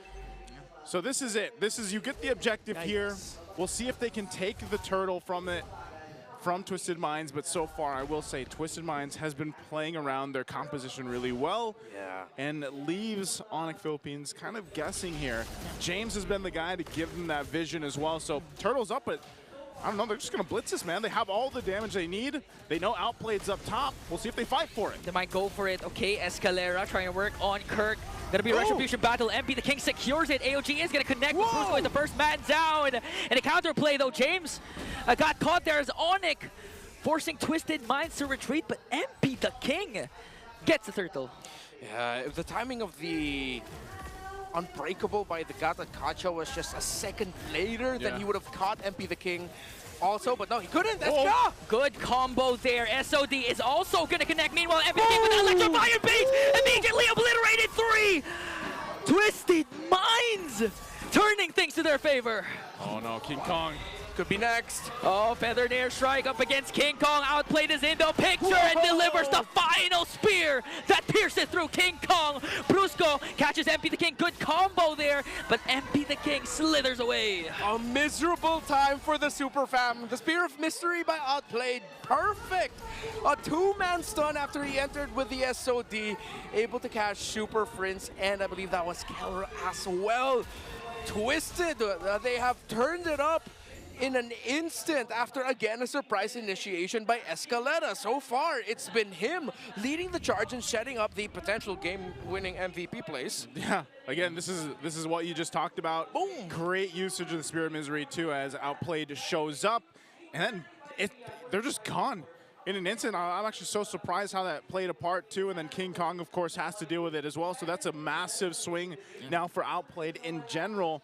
But, you know, like you mentioned, Escalera doing so great. And it's not often that you see the Guinevere, you know, come up to play. And this has been the story of Twisted Minds all throughout the regular season. The draft is what people wanted to see. And yeah, maybe they didn't have all the points that they wanted to. Sometimes they fell short. But they were the team that was always trying to really twist the draft, trying to go ahead and push the limits of whatever meta we were currently in, because we've had quite a bit of changes throughout this season just alone. And you throw in a Guinevere there, who we've seen pop up before. Oh, Brusco. Brusco catches one. Immediately bursts down. Outplayed. Escalera caught in the crossfire there. Has to flicker out as James with a dark wave to delay the attack of Onyx. But Brusco again with a fist break. Trying to work on Escalera, but a major kill for Onyx Philippines. What a read by Brusco and Onyx to find another diversion just to get here to the Lord in a better position, stopping Twisted Minds and their chances of potentially contesting this healthily. Okay, a 5v2. Escalera still not in the picture. Hadjizi already used up the feathered airstrike. King Kong quite low. Good. The dark wave there from James goes in with the pursuit, dealing a lot of damage, but he's going to fall down. MP the King manages to get one. But the trade after trade for both of these teams. 2 will fall. Brusco only for Onyx Philippines. Hey, they stopped the Lord, though. Onyx Philippines not able to just secure it just yet. They might start it back up. They have to go kind of reset. Yeah. Get Kirk back into the fight. He had to use a Revitalize earlier on. So Escalera and Hadjizi, they're keeping tabs here. Divo. Super Prince going to go ahead and join alongside Kirk, so they might push it here. Airstrike. Escalera jumps in, but gets potted out by Onyx and bursted down by Keller as King Kong picks up the Lord. Twisted Minds, they did their absolute best, but Brusco, 2 big plays in that long sequence. Number 1, of course, the initial catch onto Outplayed as they were going to the Lord. Now, once you're in the Lord and Onyx Philippines started it up, it looked like Twisted Minds and MP the King could take it away. But the moment MP the King saw blood, he saw so many members slow, Brusco got his fist break just in time. Fist wind as well, although it should be called fist bump. Come on, it's a big fist bump. So he was able to finish out the combo just in time to make sure MP the King gets interrupted. Okay. Oh, timing again. Conceal's going to be used. Brusco leading the charge alongside Kirk. They want these shields down. Tier 2 is still up in the mid, and the top finally goes down here too. That might be all they get with this Lord, is that Holy Shield. The Holy Defense is going to be popped now on the bottom lane. So Onyx Philippines, being down a few thousand gold, earlier on, have now just turned the tides with the recent interaction. And Brusco, man, he's been doing this all series. You know, he's been the Badang. 3 Badang games. This. It's just like, I don't want to say it's an easy job for him, because sometimes we've seen him get caught out. Yeah. But it's literally what Renmar said earlier. Just throw bodies. Like, that's what Badang does, and maybe that's why he's so buff. But, like, you just throw the bodies at them, and you're probably going to force a reaction or something else from Twisted Minds. Yeah, that's why he's been so good. Every time that the wall comes up, even if you take out one, you only catch 1% out of the wall. That's either already a -1 or one dude that you're forcing to flicker, to use a dash. All very important resources in the pro scene. And Brusco's been fantastic so far in the recent sequences. Diversion. Okay, it's not going to lead into anything too crazy. And equally, on the other side, of course, Twisted Minds, it got to this position because Escalera's been great on this Guinevere. So it's like a roamer battle to see who could have the better set. Okay, gonna fight for the purple buff, but MP the King goes in, forced to use the Retribution, but now Escalera trying to work on Kirk. A good dark wave there from James, forced out the flicker. AOG! And Brusco connects as well. The ultimate fighter for the side of Twisted Minds will fall down. What a jump. Man, Gatot and Badang together. What a read by Kirk, the patience. It was like, wait, have they used everything? Yeah, Kirk, go ahead, just jump in, man. And then Brusco was like, let me add him in a little bit more. I also have something with me back available right away. MP, no way, no way, no way, no way! So they also connect, outplayed versus Kelra! Pops his Wind Dominatrix working on Brusco against 3. King Kong is in the picture this time. Hajizi, he doesn't know where King Kong is, but they do have minions and the numbers. And now Twisted Minds twist it to their favor. MP? MP outplayed. My God! Earlier was the whole Gatot, Badang, all right, let's bruise him up. And then the Joy and the Moskov suddenly makes magic together as well. Fantastic back and forth by these two. Oh, goodness, and that's going to get them the objective, too. What did you call the Moskov earlier on? What was he? A spear-wielding hottie. That was spear-wielding hottie. I was hoping you'd forget that. Well, we didn't. And now they remember if they missed it earlier. Oh, man. Wielding hot. Again, we're about to approach the 15-minute mark. What do we call that again, Renmar, after 15-minute mark? Gotta go to the bathroom. Hey, at this point, he's got his Malefic gun now, too. So Outplayed is locked in. He's got some extra range to work with. He's ready for the contest against Kelra here, because Kelra had that earlier on. He's still working. What is he going to go, BOD? Yeah, it's all about who has a longer reach. Longer reach and more damage. That's what it's all about. It's about the long-range pokes. I want to hurt you, but from afar. From afar. From afar. It's like sending your most hated establishment a very strongly worded letter. Yeah. Or a bad review. I was going to say reviews. Like now, I mean, we are in 2025. Yeah. You want to send a letter, go ahead. But I don't know if they're going to get that. Now, the base siege. Twisted Minds, we'll see if they don't press it in. Kirk's in Finds trouble. Kirk, but he decides to walk away as Onyx Philippines will take care of this Lord. All right. Twisted Minds doing what they can to force reactions out of Onyx Philippines, especially with a feathered airstrike and, of course, Escalator going. Oh. Ingan, chill, man. Chill, Ingan. I mean, you can take a drink of water. How can I chill if King Kong does something like that? Almost, though. You're mid-drink and like... Didn't cast the Wiggy Shadow Kill because he saw that there are a lot of members for the side of Twisted. Yeah. All right. That would have been cool. Let's see if we can get another chance at that. Maybe they were just like they were stretching out the muscles to see if they were going to pull off that play, try to get the shadow and whatnot. Let's see. All right. Well, back to it. Twisted Minds has gotten themselves the lead that they need. They should be able to go just in this next load that comes up in about a minute or so. Kind of take control of the area. You saw the Divine Glaive picked up by Hajizi now. He's been really good with the feathered airstrikes and just surviving too. And that's always one of the advantages of having that Farsa there.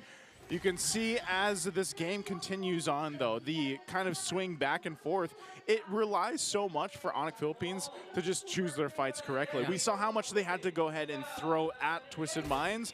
And then eventually it's like, okay, we could possibly surprise them with a diversion. Yeah. We could go ahead and utilize the Gatakacha's jump with the Avatar of the Guardian, but even Brusco. So if they run down that checklist and they run out of options there, I think that's where Twisted Minds really kind of shines. And they are able to go ahead and be quite bursty in the magic department. But then you kind of throw in the focusing mark emblem there too, and that helps with some of the bursts that we're seeing and why I feel like Onyx Philippines is left in check in some of these fights. Because if they get even a couple shots down with a feathered airstrike, we know how aggressive Hajizi is with a Farsa. That's a lot of times where they're just kind of left there being like, all right, we probably don't want to take this fight. So they don't take that diversion. They're going to conceal.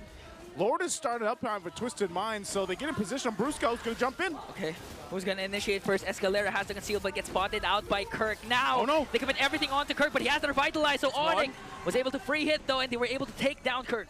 All right, Twisted Minds still has to be very careful, though. They're up against a Hayabusa. They know that there's a chance that King Kong can steal this away. Already zoned out. Hajizi, great use of the feathered airstrike, plus the flicker, a bit early, but it's forced rotations out of Onyx Philippines, and Super Prince is low. Good zone.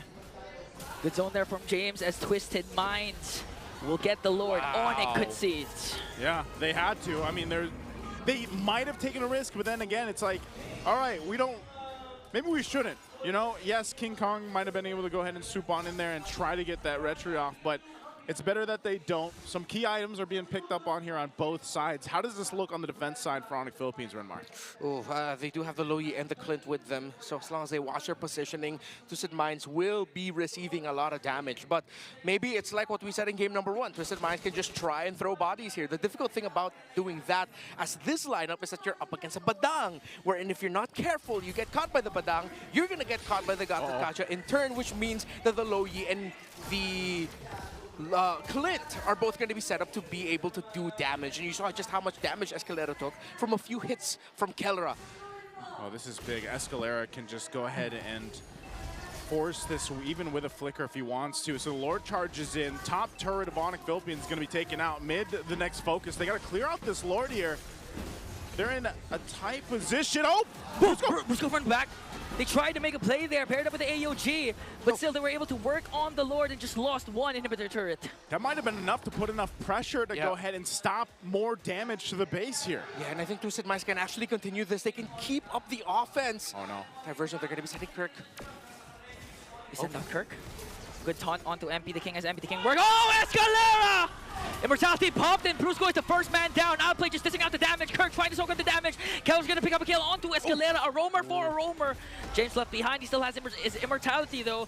As King Kong went for it. Oh!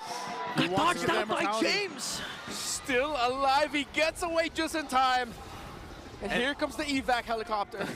And he held on to the immortality too. Yeah, he didn't lose it. Didn't lose it. Got so close there. So, given all that happened, Onyx Philippines still holds on to the one turret in the bottom lane. So, with Twisted Minds, the tools that they had, you know, they can't just kind of blindlessly go for that base push from Onyx Philippines. They have to continue to watch out for those off angles. And that's what we saw Onyx Philippines try to utilize there on the base defense. So they find themselves once again at this point. Lord is coming up in 10. How do they play around this? Everyone's going to be up, but some crucial battle spells are also not available for this. So they'll kind of delay things most likely, because even on the other side, Twisted Minds doesn't have, what, 3 flickers available just yet. So it is a beefed up Lord as well. Now that we're past the 20-minute mark, so Outplayed will start it up, and Onyx Philippines gets the information. Keep an eye, there's diversion. A conservative diversion. I thought that Onyx Philippines would try to go for something incredibly aggressive, but they wanted to play it safe. They'd rather get the key figures in position first. Keller has to backtrack and clear the minion wave in mid. Finally has showed himself. I don't think King Kong showed up in the map of Twisted Minds just yet. Now already seen by James. Okay, they know where King Kong is. General idea. So now they're both just jockeying for position, trying to get a better one. Look at While Escalera, exactly, might pull off the play of the series so far. If he can get a massive conceal, knock up full Violet Requiem in, and save Twisted Minds' hope of chasing the Immortal Cup. Immortal Cup at stake here. Escalera waiting patiently on this side of the map. Can he make some magic? He can. Hey. Brusco's going to go up there, though. They know. They know Escalera. Is he still going to try to make a move? Force them back. Oh, he's just spotted out, so they disengage from it and still. Oh, King Kong was even a half health. This might be a sign or a moment for them to go. There's a diversion also. They're trying to send out Kellera. King Kong in the lower brush there. MP the King already used up the electrifying beats. Look at the top minion wave. Someone has to clear that on the side of Onyx. Oh, they know. They're going to send Super Friends up there. Wave pushing in. Oh! Okay, Kirk used AOG defensively, but the minions though. The minions has spawned. Okay, King Kong, we shadow able to win their crown play there from MP the King as Twisted Minds works on the Lord and they will successfully secure the Lord. Escalera picks up King Kong, popped his immortality. MP the King working on the back, and they were able to burst down the 2 junglers. Killer dishing out the damage onto James. He still has his immortality, but another pickoff, another setup from Escalera. Magic made indeed. They needed a moment. They needed something. They needed hope, and it came in the form of Escalera. Both junglers down, though. Twisted Minds, can they end it here to force this series to go on? Can their chase for the Immortal Cup in the Champions Arena live on? Gonna have to do it. GZ going up on the top side, Brusco, and now the force to fight. Okay, good cancel. But the feathered airstrike, Brusco already used up his ultimate though. Keller being able to do it damage Escalera here. Brusco again trying to soak up the damage as James goes in. Kirk being able to dish out damage onto the Lord. Inhibitor turret down bottom has now been exposed, and Onyx will be able to clear out the Lord. That was a great defense. They had to juggle that around properly. And yes, both junglers being gone, Onyx Philippines holds on. All base turrets down though. A little bit of damage to the base, but ultimately still in this game, almost at the 24-minute mark. A question that might haunt Twisted Minds though. Did they play that too safe? I understand why they were playing it safely. Them getting wiped out at that moment meant that Onyx can just rush it straight into the base, and it's gonna be what? MP the King, most likely the only one left to try and defend it. But could they maybe have just stayed a little bit longer to try? It seems like they were trying to count King Kong's respawn there, who was very close because they knew him coming in with a shadow kill. But my mind cannot stop lingering on the thought of what if, right? Yeah. What if? Yeah. And that might be the question. Yeah, they need to start throwing bodies like what Onyx has been doing. And now, 24-minute mark, Renmar, this is your HLG. Yeah, another hella long game. Yeah. Hella long game. This is a hella long series. It was like almost 16 minutes in game 1, 19 minutes in game 2, and we're getting close to 25 minutes in game number 3. And it's a best of 5 series.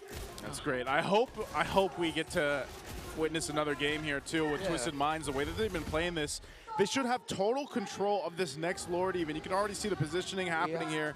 Yeah. King Kong will go ahead and scout some about. I think we have to see Onyx Philippines pull some of their own magic, you know, utilizing Super Prince especially for this. But it just seems so difficult to get an advantage in terms of positioning around these objectives for them.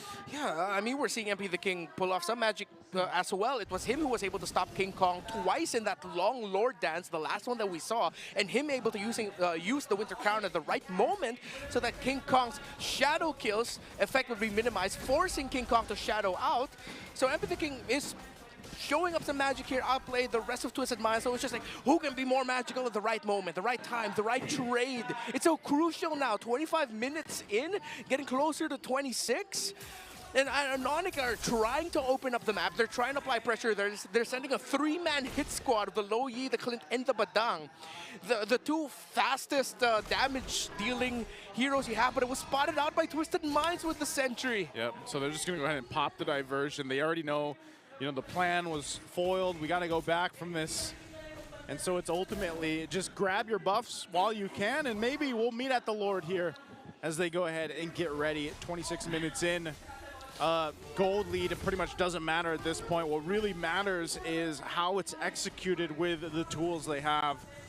And realistically, it just seems like Onyx Philippines has had some trouble getting to these targets. You know, the Immortalities, they really haven't been able to even pop some of them in some of the exchanges that they had because there's just so much mobility you could see from Twisted Minds too. So once again, kind of just staring off here for this Lord. It's going to be quite a bit of work to actually take this one down already. And the waves, you know, you see the mid lane, it's going to be met with that wave, that fresh wave pushing in. They still have to clear it though, and they can always rely on Super Prince, and that's why you have them staying so close to Super Prince so that he can just kind of send in who he needs with that diversion.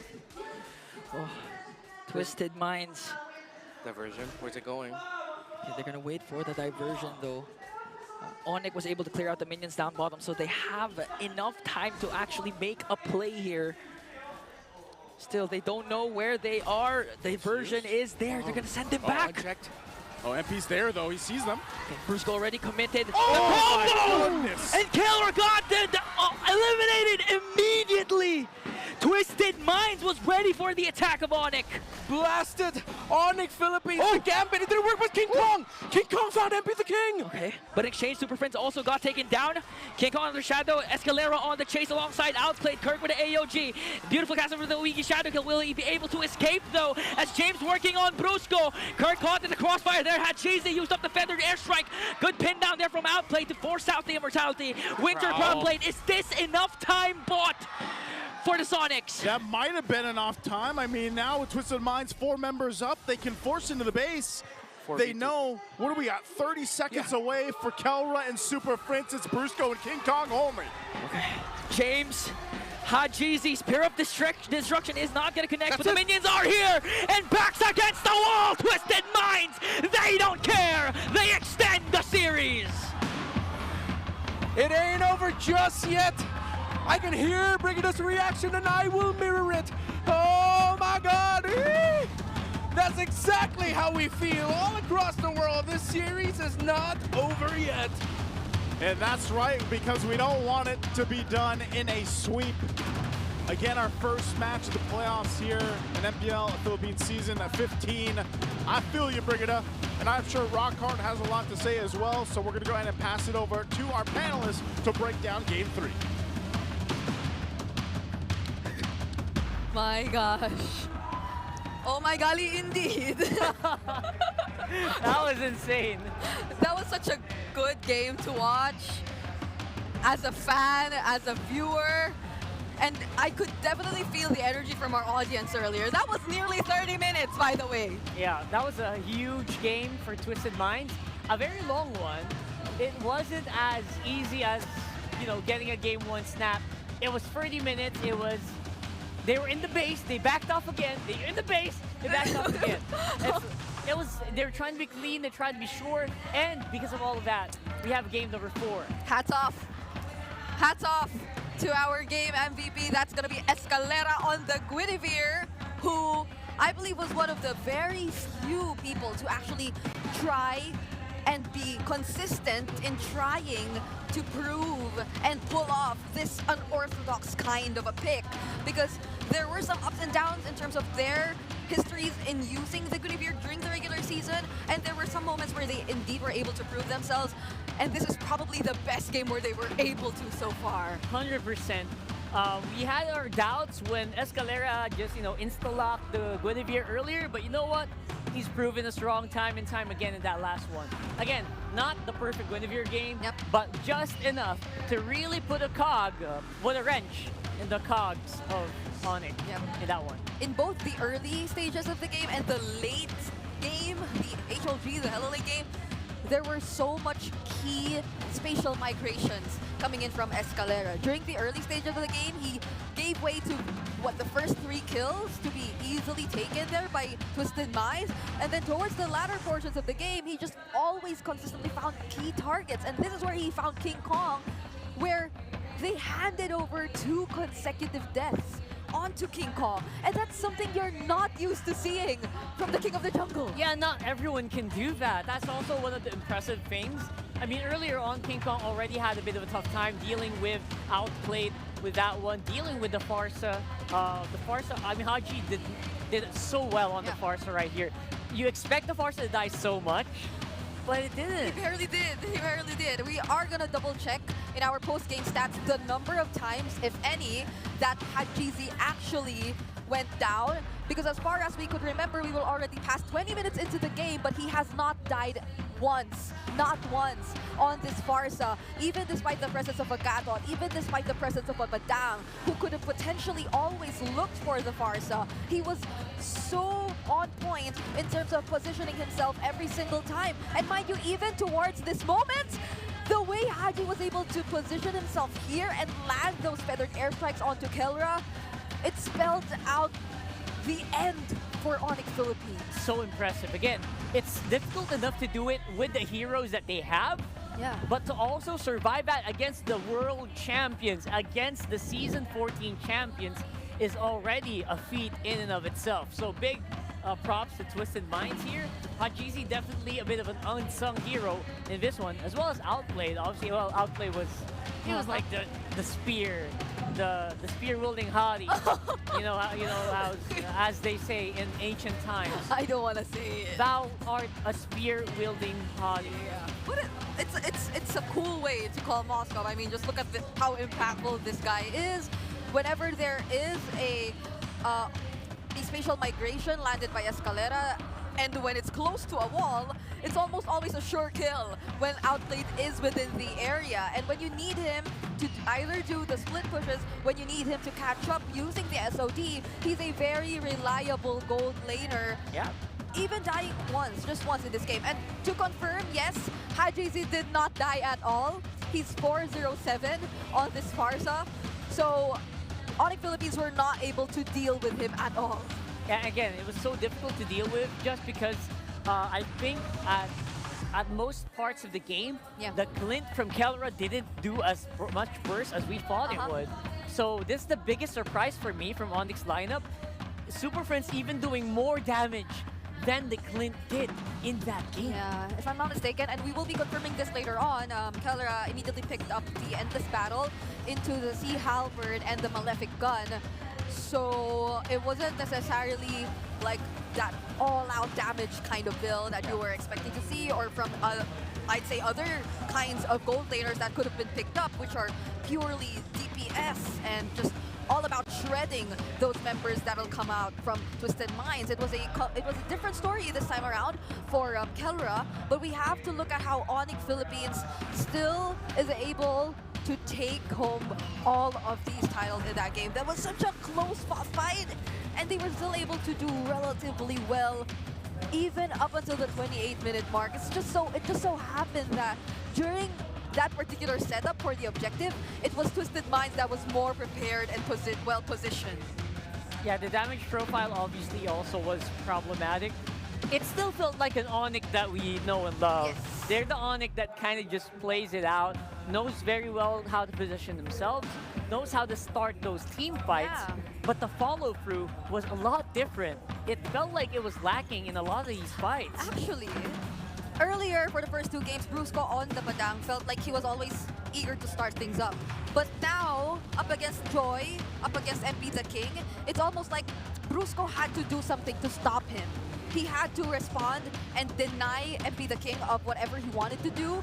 And now we will be looking into, I believe, the item progressions as well, which took place in this game, because it has been very interesting. We put a lot of highlight on our game MVP. That is none other than Escalera. And if you would look closely at the item progressions here, actually, he never went for a full item, not until the 14-minute mark. He decided to go, as we call it, the chop suey build, only picking up either the Dreadnought armor, either the magic robe, up until that moment where he decided to pick up the immortality as his first item. So you know that he just really wanted to go in for that well-rounded defense, be able to sustain things a little longer, because he was there to set things up. That was his main role on the Guinevere, and it is very commendable how he was able to carry out majority of it, especially in key moments of the game. That is both, again, in the early and the late stages of the game, and especially when it came to the late stages where he was much more equipped. He had a lot more of the items that were necessary to deal with the damage.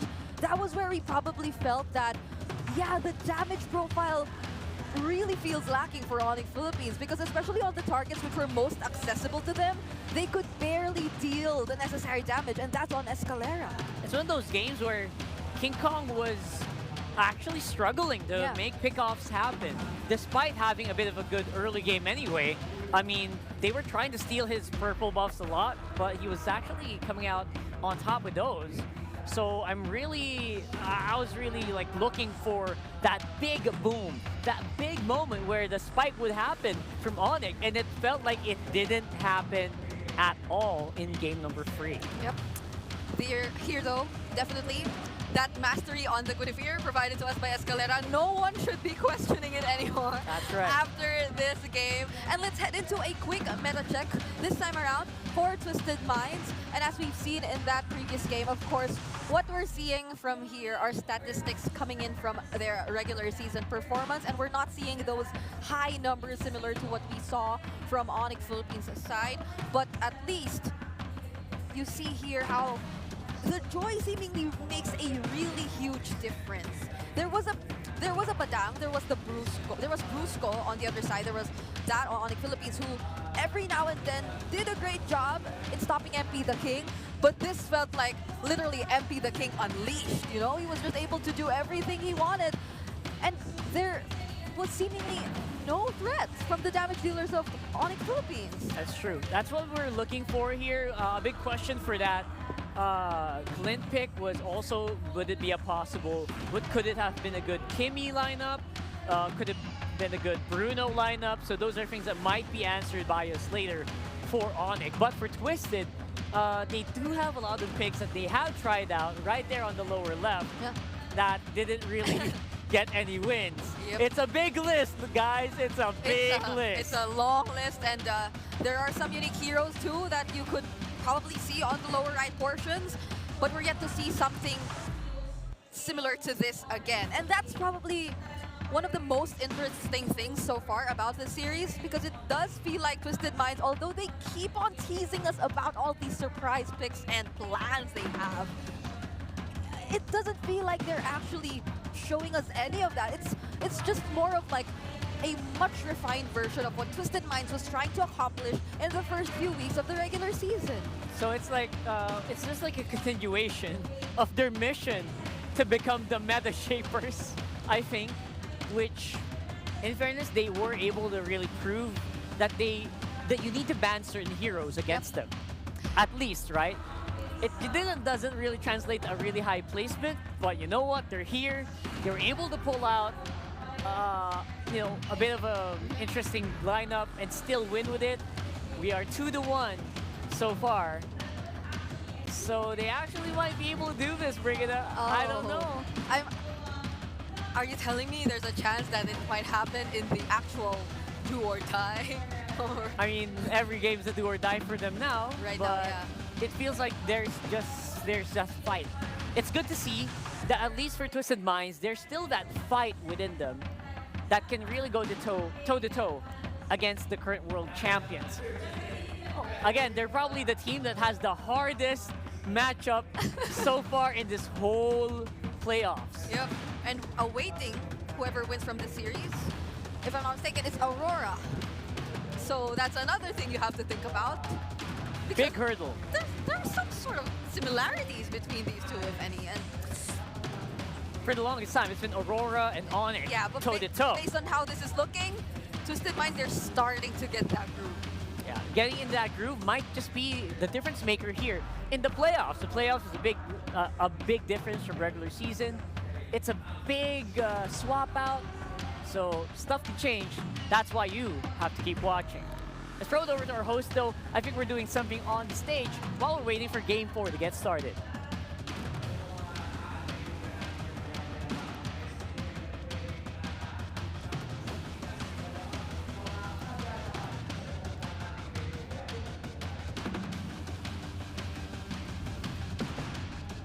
Thank you to our panelists, Romy and Chantel. Nararamdaman niya that they will continue to twist the game. Narinig ko nga kanina si Midnight sabi niya, they're twisting the game, let's do the twist. Mangyayari kaya yon sa Game 4? Pero you know what? What? Before we see that, Hans, we have champions in our mids here. A big round of applause for our MDL Season 5 champions, Onyx 9 Lives! Gusto ko yan moves na yan. Paki-flex naman ang inyong trophy. Ayan. Trophy, raising it all up. And hi, guys, welcome. I know na you've been here for a while kasi nakikita ko rin kayo every now and then na nanonood talaga kayo ng MPL dito mismo sa arena. But now the spotlight is yours. Go ahead and introduce yourselves para sa lahat ng nakakita sa inyo for the first time.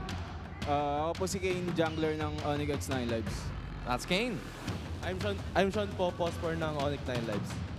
I'm Kaloy po, Rom ng Onyx 9 Lives. Lanzo po, explainer ng Onyx 9 Lives. Coach Wright, coach ng Onyx 9 Lives. Rex po, Godley ng Onyx 9 Lives. Kryptonite po, tank support ng Onyx 9 Lives. Dasha po, Godley ng Onyx.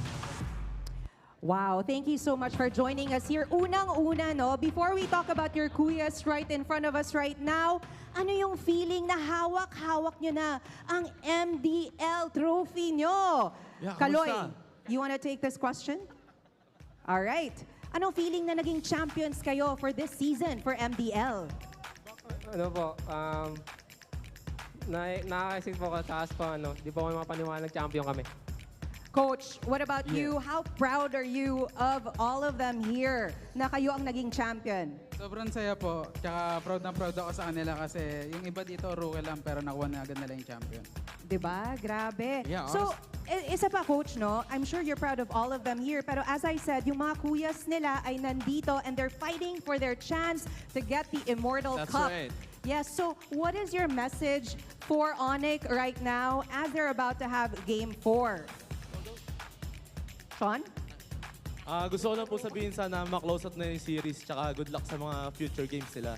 Tapos ayun, get the championship na mga guys. Get the championship, Kuya. So, okay. What about the others? I like it. I like it. Yeah. Yeah, I mean, at some point in time, gusto ko rin malaman kay Sean. Because, again, this team, I think you've been together for a while now. Di ba? Madalas tayo magkakasama. Talk to us kung paano ba nabuo ang team na to at saan kayo nagsimula before you got that championship. Ano po talaga, nagpa-tryout po si Coach Wright. Then, ayun, napili po kami ni Coach Wright. Tapos, yun na. You were Si the right Coach, choice ikaw yung of start. Coach Wright. Coach Wright, ano Ikaw bang yung meron sa mga beginning. batang tot nakitaan mo ng potential? Bali, last season, nandun na si Kane tsaka si Sean, tapos si Kryptonite tsaka si Codrex. Then, nung nagpa-tryout ako, nakuha ko bali si Lansu, tsaka si Nosha. Lansu, Nosha. All right. Hindi, excited lang si Coach to be here in front of us right now. So how long have you been playing as a team? Yung core team niyo, Coach, before you had, how long na kayong naglalaro together as a team sa MDL? 6 months po, kasi maaga rin yung preparation namin para MDL nung last time. Oo. So ano yung naging preparasyon nyo? Kasi sabi mo nga may mga bago sa team. Ano yung preparations nyo for the MDL playoffs? Kasi kitang-kita naman nag-work. Kayo yung champions for this season. That's right. Preparations nyo. Bali, yung sinasamahan namin ng team bonding yung practice namin para mas mabilis kami mag-sync. Kasi yung iba dito, first time na nakapasok eh. So, parang dun, ayun yung way namin para mas mapabilis yung sync nila sa mga old players. Alright, and speaking of team bonding, ano yung ginawa nyo? Last question, last two questions. Ano yung ginawa nyo yung nung nanalo kayo sa playoffs? Ano yung ginawa nyo to celebrate? To celebrate. Kumain lang, tapos tulog na. Kumain, tapos tulog, tapos laro ulit. That's it. You're All right. I want to ask you to invite everyone there sa mga nangangarap na maging part din ng MDL and MPL. What's your message for all of them here to be like everyone here To be na naging champions din? Sa mga nangangarap makapasok sa pro scene, wag lang kayo susuko. Then kung gusto niyo talaga is, yun nga, wag kayo susuko. Kung gusto nyo na talaga, kaya nyo yun. Huwag kayong sumuko. With that said, we still have teams here who do not want to give up. They want to continue their stories here at Mpl Ph Season 15 playoffs. With that said, let's throw it back to our panelists. Womi, Chantel, it's up to you now. Take over. If there's anything we learned from that interview, Brigida. Don't give up. And don't give up. Don't give up. Don't So give up. don't give up and don't give up. Yep, those are the MDL PH Season 5 champions, Onyx Congratulations. 9 Lives. Congratulations to them. I was there when it happened. It was a very jam-packed venue, and we were literally sitting like here, like this. It was a close series too. I think they maxed out the series as well, and they were up against Aurora Hunters, Aurora MLBB's MDL team, and it was a very emotional one, you know? Like, I saw their players, like the Aurora Hunters, being very emotional after that, but even in MDL, that's just how competitive it is here in the Philippines. It really is. The Aurora Hunters were really good as well. They were able to get a game. Yeah. But after that, I think it was 2-1, right? Or was it 1-1 and it became a 2-1 and then it was just over at some point. I think we saw really good mental fortitude coming in from Onyx 9 Lives, losing out on game number 1. And that was just it. That was just as good as it gets. For the region though, we're talking about gold lane rankings, and look at that. Kelra closing it out. Very basically in the echelon, the upper echelon of the gold lanes. Higher than average. If you were probably gonna take the average of of all the players here, Savero is also a bit on the other end of like the range you're seeing among the players, among the gold laners here. But yeah, these are like the third seeds of the world. Right? And I know it's surprising to see the former champions here, but it is what it is. It is, and again, very notably, 2 Onyx players currently on third seeds. So that's something. That's something. Right now, we have a blue side selection here for Twisted Minds. not going for the red like Onyx usually does. It feels like they're very comfortable where they are right there on the blue, making that first pick happen, maybe surprising us with something else. Again, I'm keeping my fingers crossed for something really crazy. Yep. We're going to the draft here for game number 4, though. And we saw it earlier, right? You saw when we were peering down the players.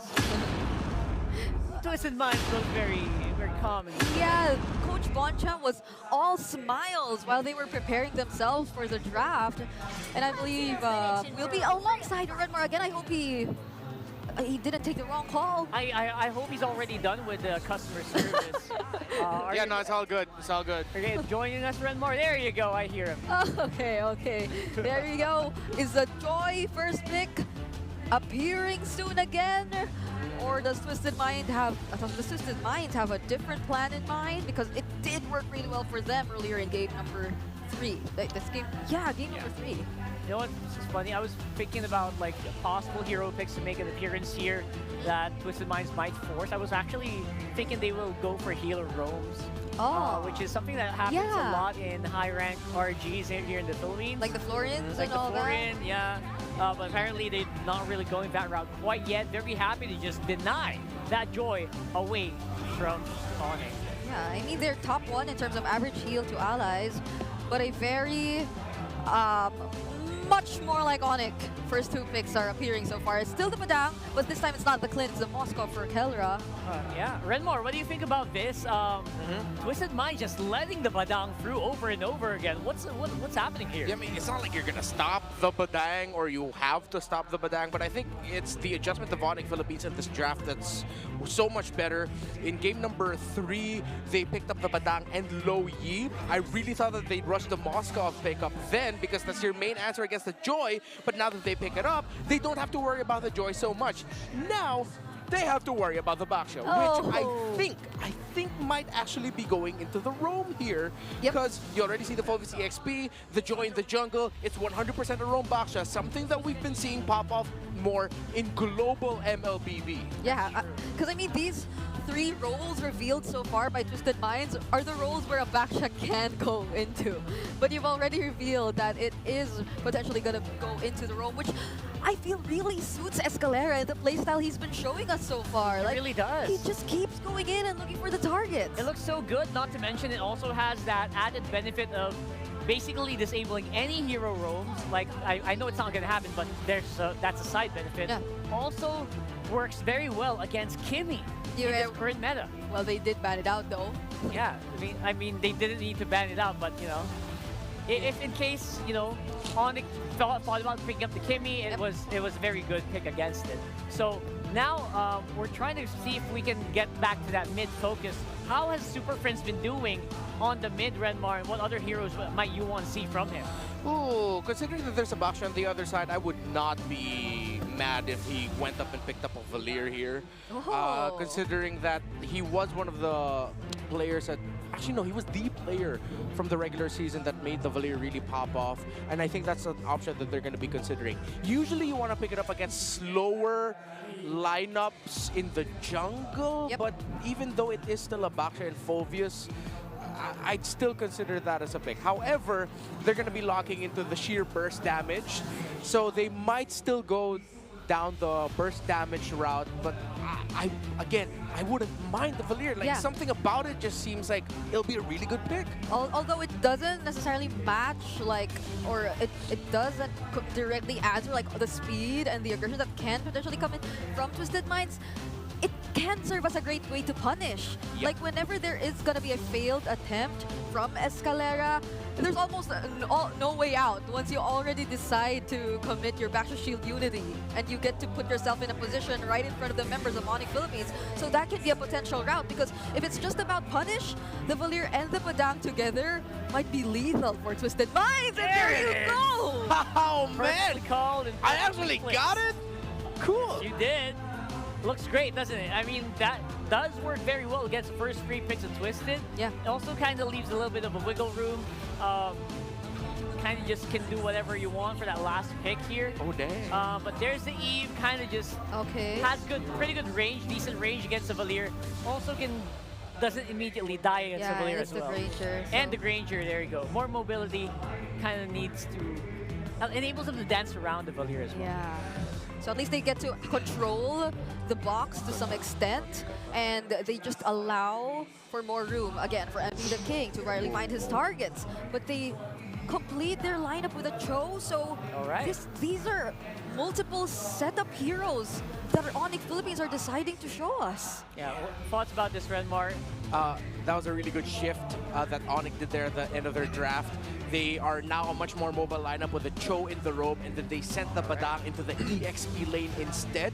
That means that what I thought was a very, very good Eve pick for the side of Twisted Minds and Hajizi might mean that this is going to be too mobile, too crafty a lineup that they have to face against. Yeah. It does feel like it. The Cho oftentimes might just be the one to force you to use the real world manipulation, even during timings wherein you do not want to use it just yet. And for Onyx Philippines, probably they're sensing that they really need to find an answer to Haji, because Haji has done a spectacular job in game number 3. Let's see if he can repeat that here in game number 4.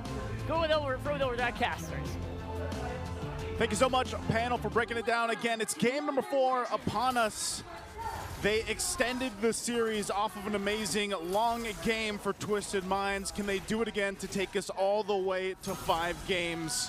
We'll see if it happens. Brusco early on. Whoa. Oh, Mpl the King, first blood drawn.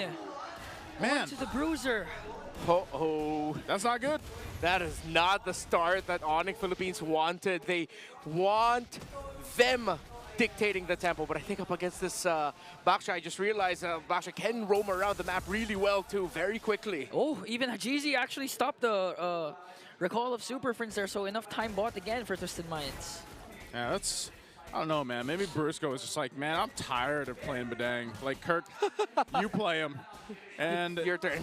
Your turn. So, like, I don't know, maybe because he's played them the past couple games, he's like, oh, yeah, oops, I forgot I'm playing the Cho. Like, you know, and ends up dying early on. So, Twisted Minds with that little bit of an advantage. And mind you, that little bit of advantage going to Mpl the King on the Joy is going to pay dividends, I feel like, especially into the first objective. You can see how aggressive he's being, right? He's on that side of the jungle, and Kirk is there, gives them the information, so they might try to make a play before even that first Lord comes up, especially if Brusco does happen to have that Way of the Dragon by the time the turtle comes up.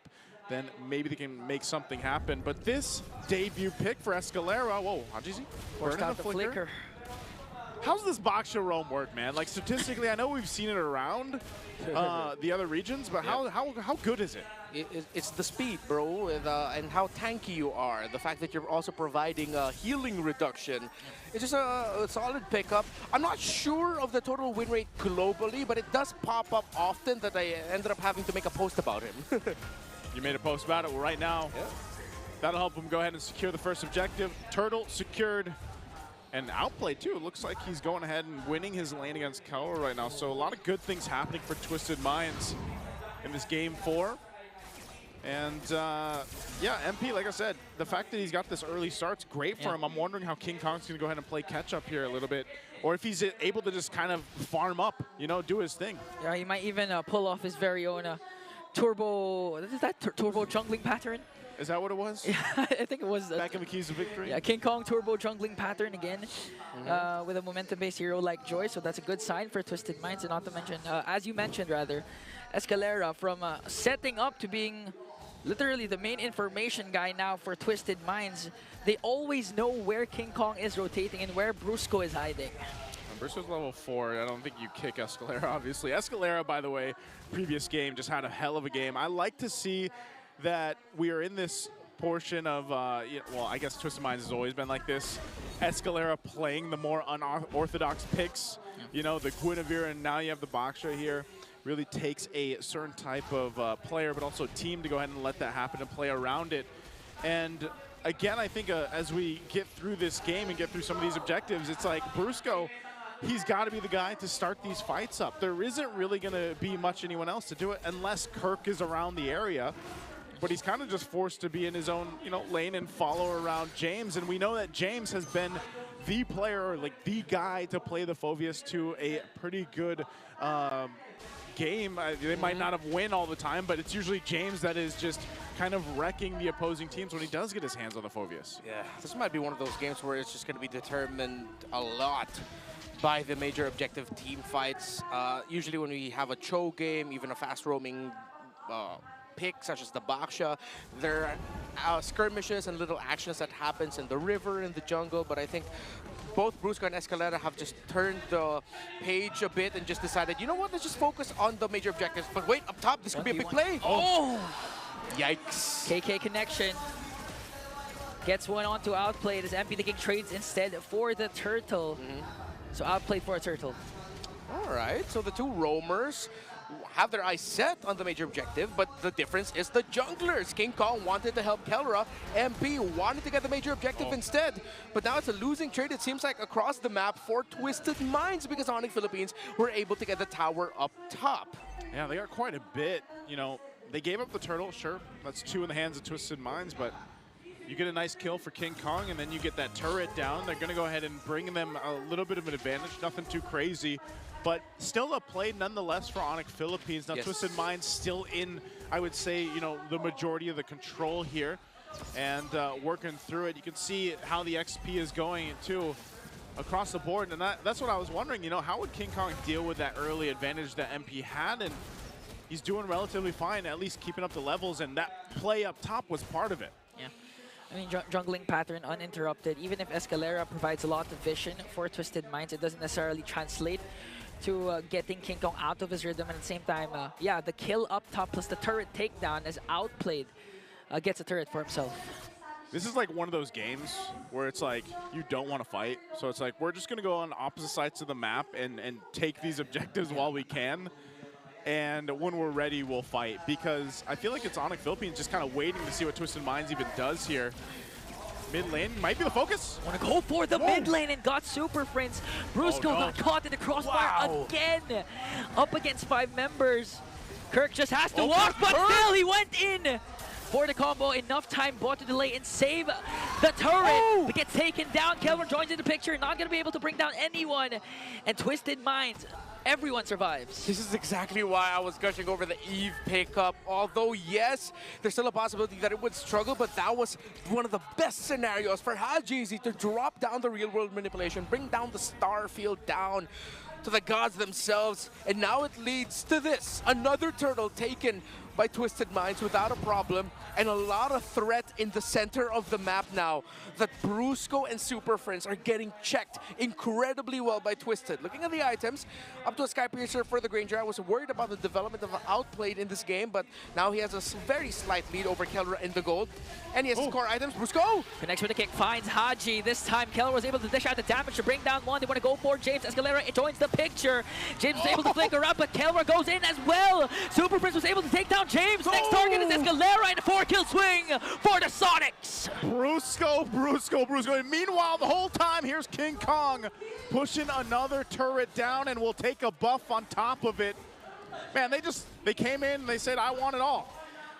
Bro, it's all of the efforts of Twisted Minds in the past 2 minutes. You know what? Past 7 minutes of this game, just completely dashed, head bashed right into the wall as Onyx Philippines.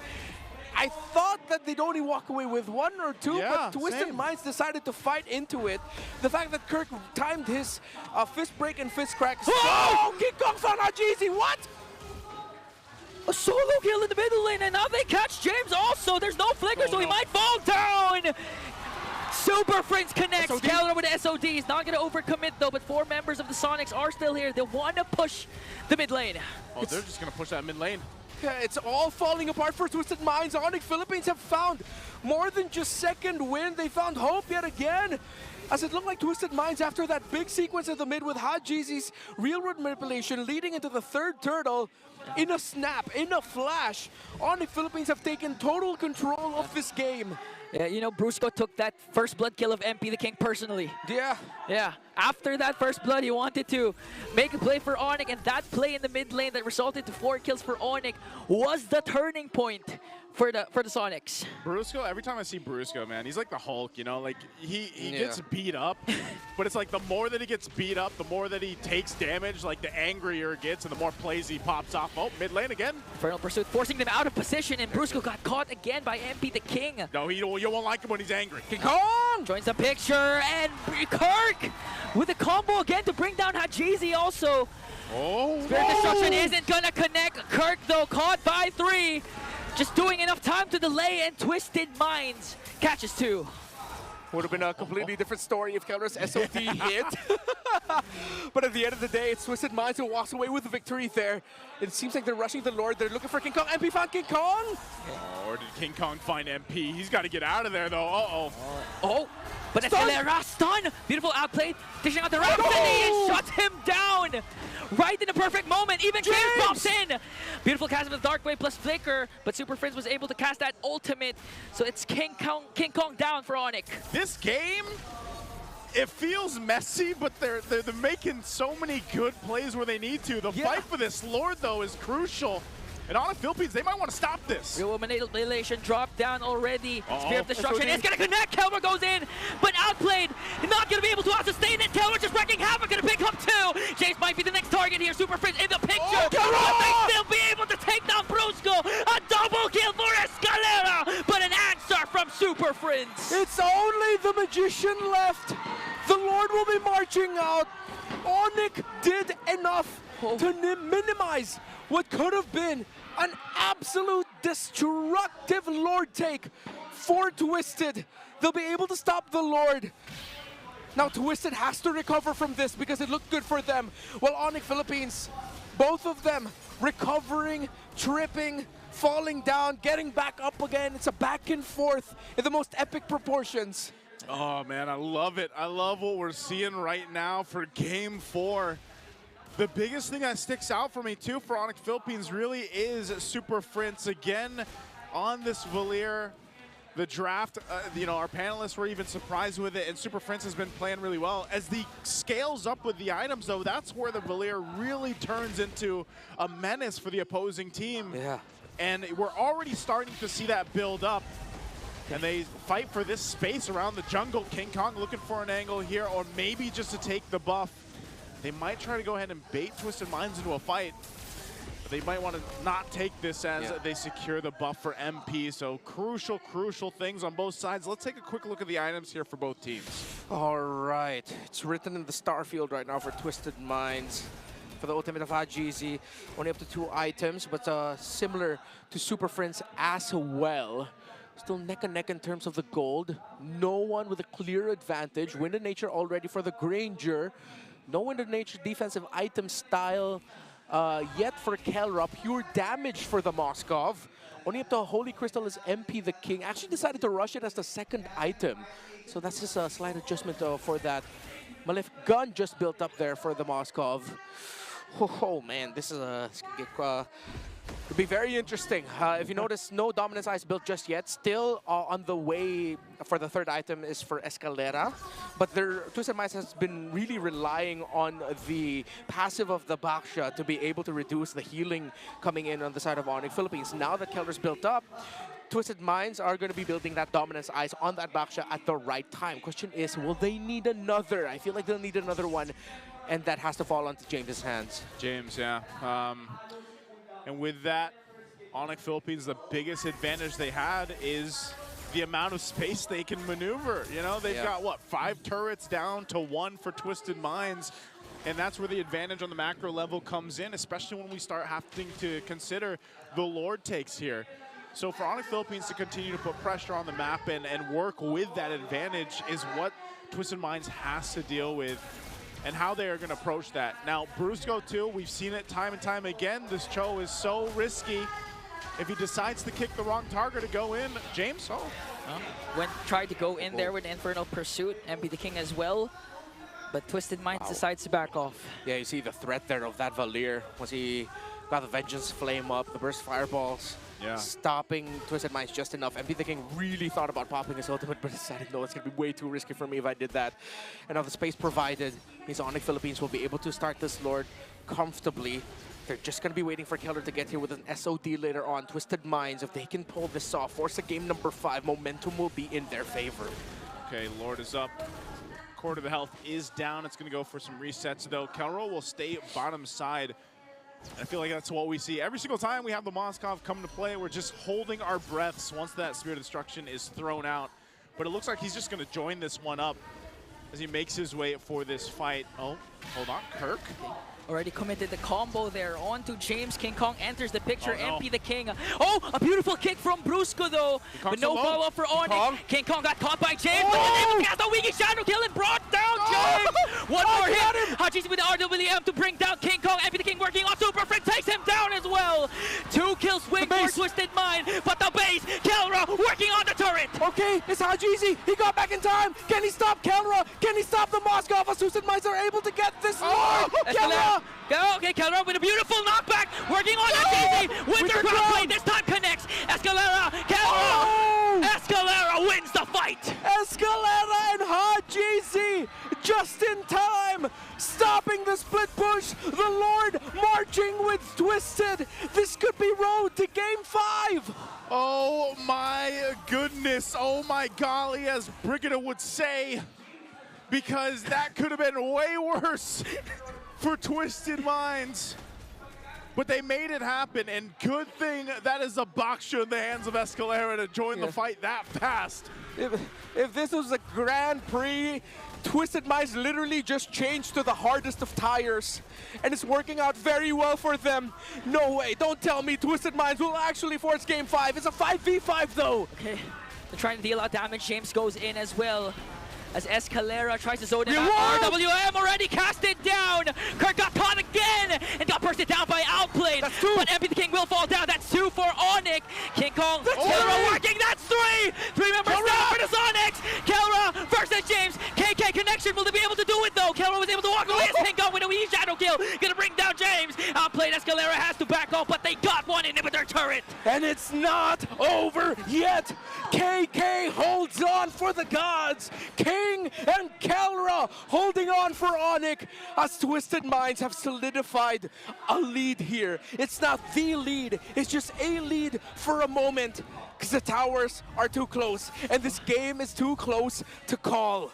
Oh my goodness, taking a look at the replay again, this was a crucial defense for Onyx Philippines, but even with this, again, that Spirit of Destruction, Kelra and King Kong, they're together to deal with that and even get James.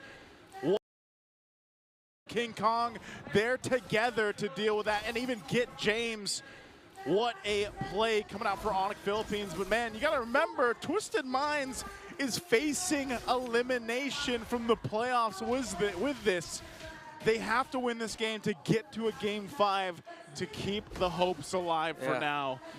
And once again, we're gonna look at the items here before this next objective comes up. Winter Crown and Hajizi. We saw it in play earlier during the attempt of Kelra to finish the game alone, but that is going to be the item right now for Haji. I said it earlier, it's written in the star field of the Eve. It's written in Haji's hands. The pen is in his hands. A great real-world manipulation will reward them. We saw it earlier, but Onyx just got to miraculously defend. Twisted has to do everything they can moving forward to make sure Hajizi does not die. Crucial, man. That real-world manipulation has been so valuable to just everything that Twisted Minds has been doing, especially when we consider these Lords. It's up now. Both teams will go ahead and figure out how they want to approach this. Earlier on, I said, you know, the advantage for Onyx Philippines was the fact that they had all that space to work with. They had the 5 turrets down. They might have gotten a couple more, but Twisted Minds has gotten that as well. Both base turrets to stand for both teams. It'll be Onyx Philippines that starts up the Lord here. They've got positioning. Brusco's got an immortality, and James is going to be the one to scout things out. Lord sitting at half health. It's going to go for a soft reset while it does evolve. But now this is the question. Where does Escalera go? What angle do they take? And how does Twisted Minds deal with this? Onyx Philippines will take their time here while James gives them all the information they need. We're going to see another Lord dance once again. Previously in the last game, Twisted Minds executed Lord dances to perfection. They can replicate it now. forced out Onyx out of position. Escalera with a shield unity plus good steal. They may be able to burst out Super Prince. James goes in from the back. Real well manipulation from Jeezy. Gonna bring down Super Prince. King Kong was able to shadow out though. Brusco forced to use the conceal, and they forced back the Sonics. They've only lost one. That is only one, but that might just be the crack in the armor that they need to take this Lord without a problem. Onyx will have to concede it. Oh no, are they actually gonna try to contest this? Quarter of the health on the Lord. Kelra's in the mid lane. It looks like they want to. Kirk, someone has to defend. Oh, Kelra's going down the mid. Outplay gets the Lord with their crown play there coming in from James. Brusco and Kirk on the chase for him. Brusco got caught again. He was able to cheat Kundu out, but the time's up turn for the Twisted Minds, forcing Onyx to back off again.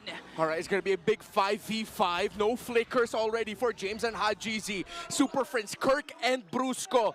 Key battle spells gone. Escalera will get his Revitalize back. Escalera will have to go back and heal, but it seems like he's not going to do it. Lord pushing down bottom, minion wave up top, not going to be able to get cleared by King Kong as he has to go back for the defense. Minion wave in mid. This could be very, very tough for Onyx. Can Twisted pull it off? You're going to have to deal with it. The Lord is so beefy on this side. They don't have much of a front line. Escalera jumps in on Kirk. Okay, used up the Revitalize, also real world manipulation. Once again, Dark Wave from James. Brusco has to back off. King Kong with the shadow though. Escalera quite low, but they might be able to bring down Kirk. One more hit. Escalera picks up another. Keller worked on the Lord. They were able to save the mid lane, but...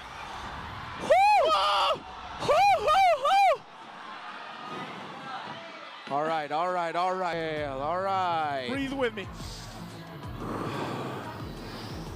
One more. It happened right as Kirk went down, and there was a lull in the sequence. It looks like it's on... We get, as of now, we cannot tell which side called the pause. Called the pause, excuse me. But we are 20 minutes in. Oh, there, it's up there in your corner right now. So it is Onyx. It's on the side of Onyx Philippines. Man, talk about a series, right? I mean, this is a 20-minute game we were just talking about earlier. Yeah, and as I was saying, literally everything that Twisted Minds are doing in team fights is to keep Hajizi alive. They either die with a Starfield or they don't. And so far they're picking the route of, let's make sure he just doesn't die. We use this real world manipulation, we make the most out of it, and if we need to go back to just make sure Hajizi stays alive, then we will go back. They're living and dying on the hill of Haji. The hill of Haji. That's what they've got right now, man. They're in his world, and it's not manipulated. It's real, though. Onyx world right now is they have to defend the push of Twisted Minds with just 4 members. Kirk again got bursted down. Although James had to back off, he was 1 hit away. And prior to the pause, he was, I think Super Prince might be able to take him down with the burn effect of his Valir. We're heading in. So let's We're see. about to head on in. We got to catch up. What are we looking at with this base defense? We get a nice look at that turn in the mid lane. It's going to go down. They hold on to it. Oh. Okay. Okay, they do hold on to it. They can clear out the lanes. But Onyx Philippines ultimately still in the game despite a demolished or nearly demolished base. Not yet done for Onyx. We thought this story was so obvious that everyone knew how this was going to be told, but I don't think anyone expected this. A game number 4 on the way potentially to a game number 5 with Twisted Minds 6th, barely making it into the playoffs, taking it to a team that has won in Malaysia again. Did they win in Indonesia? Yes, they did. They've won in so many countries across the world in the past few months. You saw the if you missed the graphic that we showed earlier in the broadcast before the series even started, it was all the accolades and achievements that Onyx Philippines has achieved just throughout the, last year or so. And right now with Twisted Minds, this is why I was saying going into this, I was like, yeah, they had their, downtime in the regular season and they probably didn't perform, but they were the team that was testing the limits of the meta. Yeah. And you can see it here. It is actually really working in their favor. Those 2 weeks, 2.5 weeks or so that we had off from the regular season and going into the playoffs. Yeah. It seems like Twisted Minds is a different team from what we saw in the regular season. And in case you missed the one important plot hook that was discussed in the panel. Coach Bonchan has never been dropped in the first round of the playoffs. I'd say that's a Bonchan bless. It's the Bonchan effect. Now for Twisted Minds, 1.1k gold lead. Lord has spawned, but Onyx Philippines putting a lot of pressure, trying to push in the lanes up top and down bottom. They actually created a slow push down there. Wow. Calroy even getting a little more defensive. Picks up the potion here again, quite locked in. What is that one called again? Is it Rock Potion? What's the defensive potion called? I actually forgot. It's the defensive one. But it's the yellow-orange one. The yellow-orange one. For some reason, I feel it's a Yeah, rock potion. Wasn't it Rock Potion? I remember I think it's Rock Potion. So Don't doubt yourself, Nice. Picks that up. A little more. Oh. Okay. Okay. Prior to the pause again, Kirk already committed the fist crack. So no ultimate for the Badang. Yeah. Okay, I have to correct one thing though. Rock Potion. No. Not the Rock Potion. Coach Bonchan, specifically at the beginning of his coaching career, yeah, he hasn't dropped out of the first round in a while. Yeah. He actually has. Only once though. When was it? It was in Season 6 against Omega Esports. The score then was 3-2. Man, that sounds like a long time ago. It was a very long time ago. But 6 would have been what? 3 years? No, excuse me. Four. Yeah, it was 2021. So it's been a very long. No, excuse me, 2020. It was like, yeah, we were like in lockdown. I remember what happened in 5 2020. years. Yeah, I was locked in my room in 2020. That's what. We definitely weren't looking at each other. Yeah, we weren't. I didn't know you yet, sadly. So, yeah, it's been 5 years since Coach Bonchan has been dropped out of the first round of the playoffs. But ever since he started racking up championships in Season 7, yes, he hasn't been dropped from the first round since then specifically. Yeah, but at least one thing for sure is he never got swept in the first round at least. Yep, that would be a big part of what's made Bonchan, you know, such a formidable figure in the competitive scene of MLBB. I mean, I even like to tune into his own content that he puts out. You know, like the way that he breaks things down and explains things is always really enjoyable. And like I said, when you come down to the journey that Twisted Minds has been on throughout this this regular season and to where they are in the playoffs, they've improved so much just in the series alone. I mean, think about it. They're going long games against a team like Onyx Philippines, you know, with all the accolades, but it looks like we're jumping back in. So what are we looking at? Another little breather. That's what we're looking at while we get things situated here and figured out. So, you know, man, I don't know. That Lord is up. Yeah. That Lord is up, and this is high stakes for both teams because honestly, I feel like for some, like I'm a little like I've been, you know, like yeah, super fan. But I feel like when they're under those pressurous moments in some of the series, like let's say we get to a game 5, with this kind of drafting from Twisted Minds, it might be enough to kind of like maybe mess the super fam up. I don't know. Yeah. The last time we saw Onyx in a situation similar to this was last season's grand finals up against Aurora in that game 7. And that game 7 could have gone either way. It looked like Aurora was on their way to winning a championship. But one final play. What are we looking at here? That he was able to complete the Naruto Escape collection, it looks like. I only got 3. But again, imagine if Onyx loses, not just this game but the series, it's the second consecutive time that a defending champion got dropped in the first round. Bro, yeah. Bro, I wouldn't be surprised if at that point, if we actually get to like game 5, Coach Bonchan's gonna go, Escalera, it's time. Play the Estes. Let's run it way back. MP, you know how to play Jungle Aldous? All right. Nah, I mean, I don't think that's gonna happen, but it'll be funny. They're like, come on, it's... Coach Bonchan on social media has been very vocal about his confidence in his team in this series. I mean, can't blame the man. Like, you have to hype up your team as your head coach, saying about how it's like. One of the things that he was telling his team is that Twisted Minds, our team should be the team that teams in the playoffs should be wary about going up against. Because? No, that was it. It ended there. He never explained it. He never explained why. He just said... Just one of those mystery moments. Yeah, one of those Bon-chan mystery moments, you know? Bon-chan mystery moments. Had so many of that, but... let's see what happens. I did not expect the very first day of our playoffs to be like this. But I'm very glad it is where we are right now. I mean, I wish we weren't in a pause, but you know what I mean. Yeah.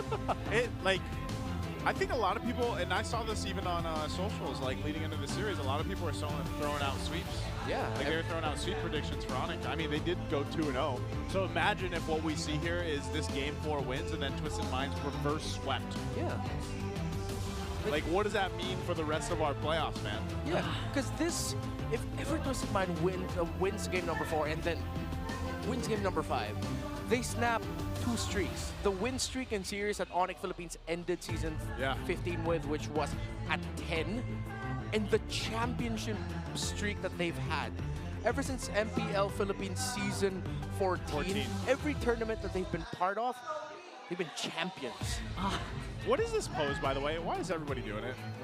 I don't know. Why are we like putting our hand there and sticking our tongue out? Like what are the kids doing? Is that the trendy thing? Hang on. I don't know what the Lord's doing with XR. He's got the drum.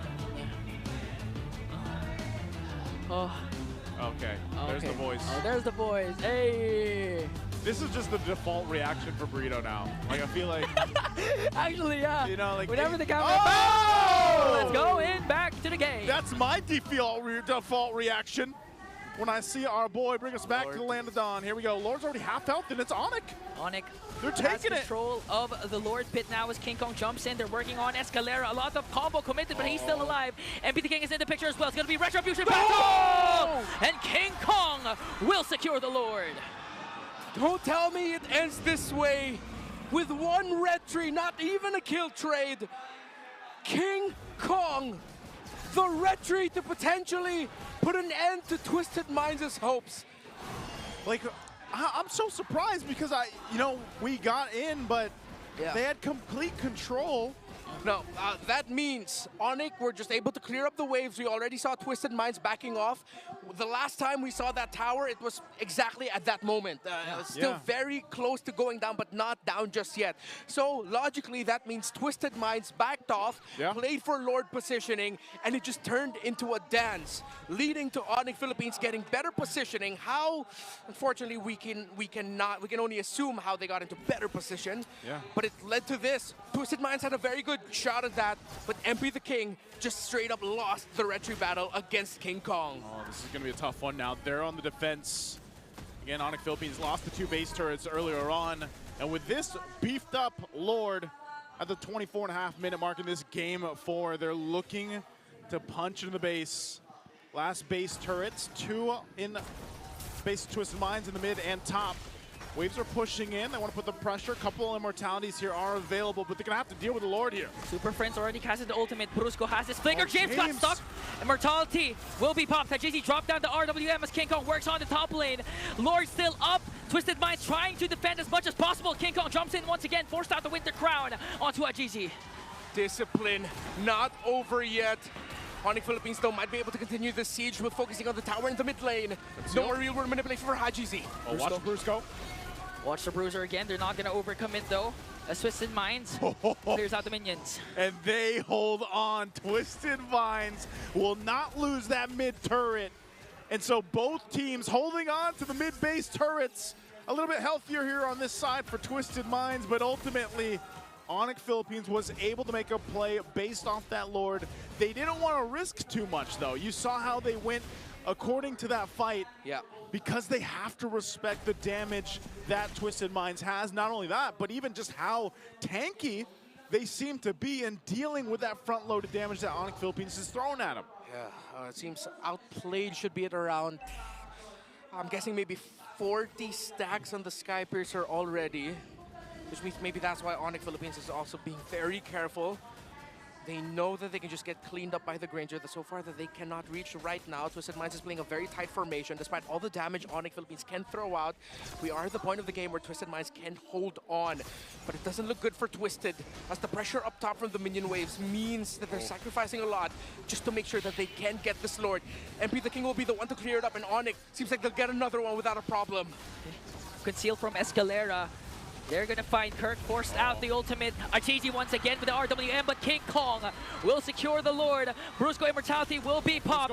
Forced out the Flicker plus the Conceal. No casualties for the Sonics. And they're able to get out, but still holding it down for the purple buff. Oh! James Flickers in. Oh, and brings down Super Prince. They're forcing it. MP the King onto the back. They caught King Kong. Immortality pop. Keller trying to help him, but King Kong got eliminated. That's 2 members down for Onyx. Okay, will Twisted Minds even try to stop the Lord? I think they really need to. They don't have enough minion waves in the mid to try and end it. They're gonna get the tower though, unless, will they brute force it down mid? They can, because there's minions into the middle lane. Escalera is there as well. A lot of flickers. MP the King goes from the back. Brusco might be in trouble here as Arteezy brings him down. Twisted Minds extends the series.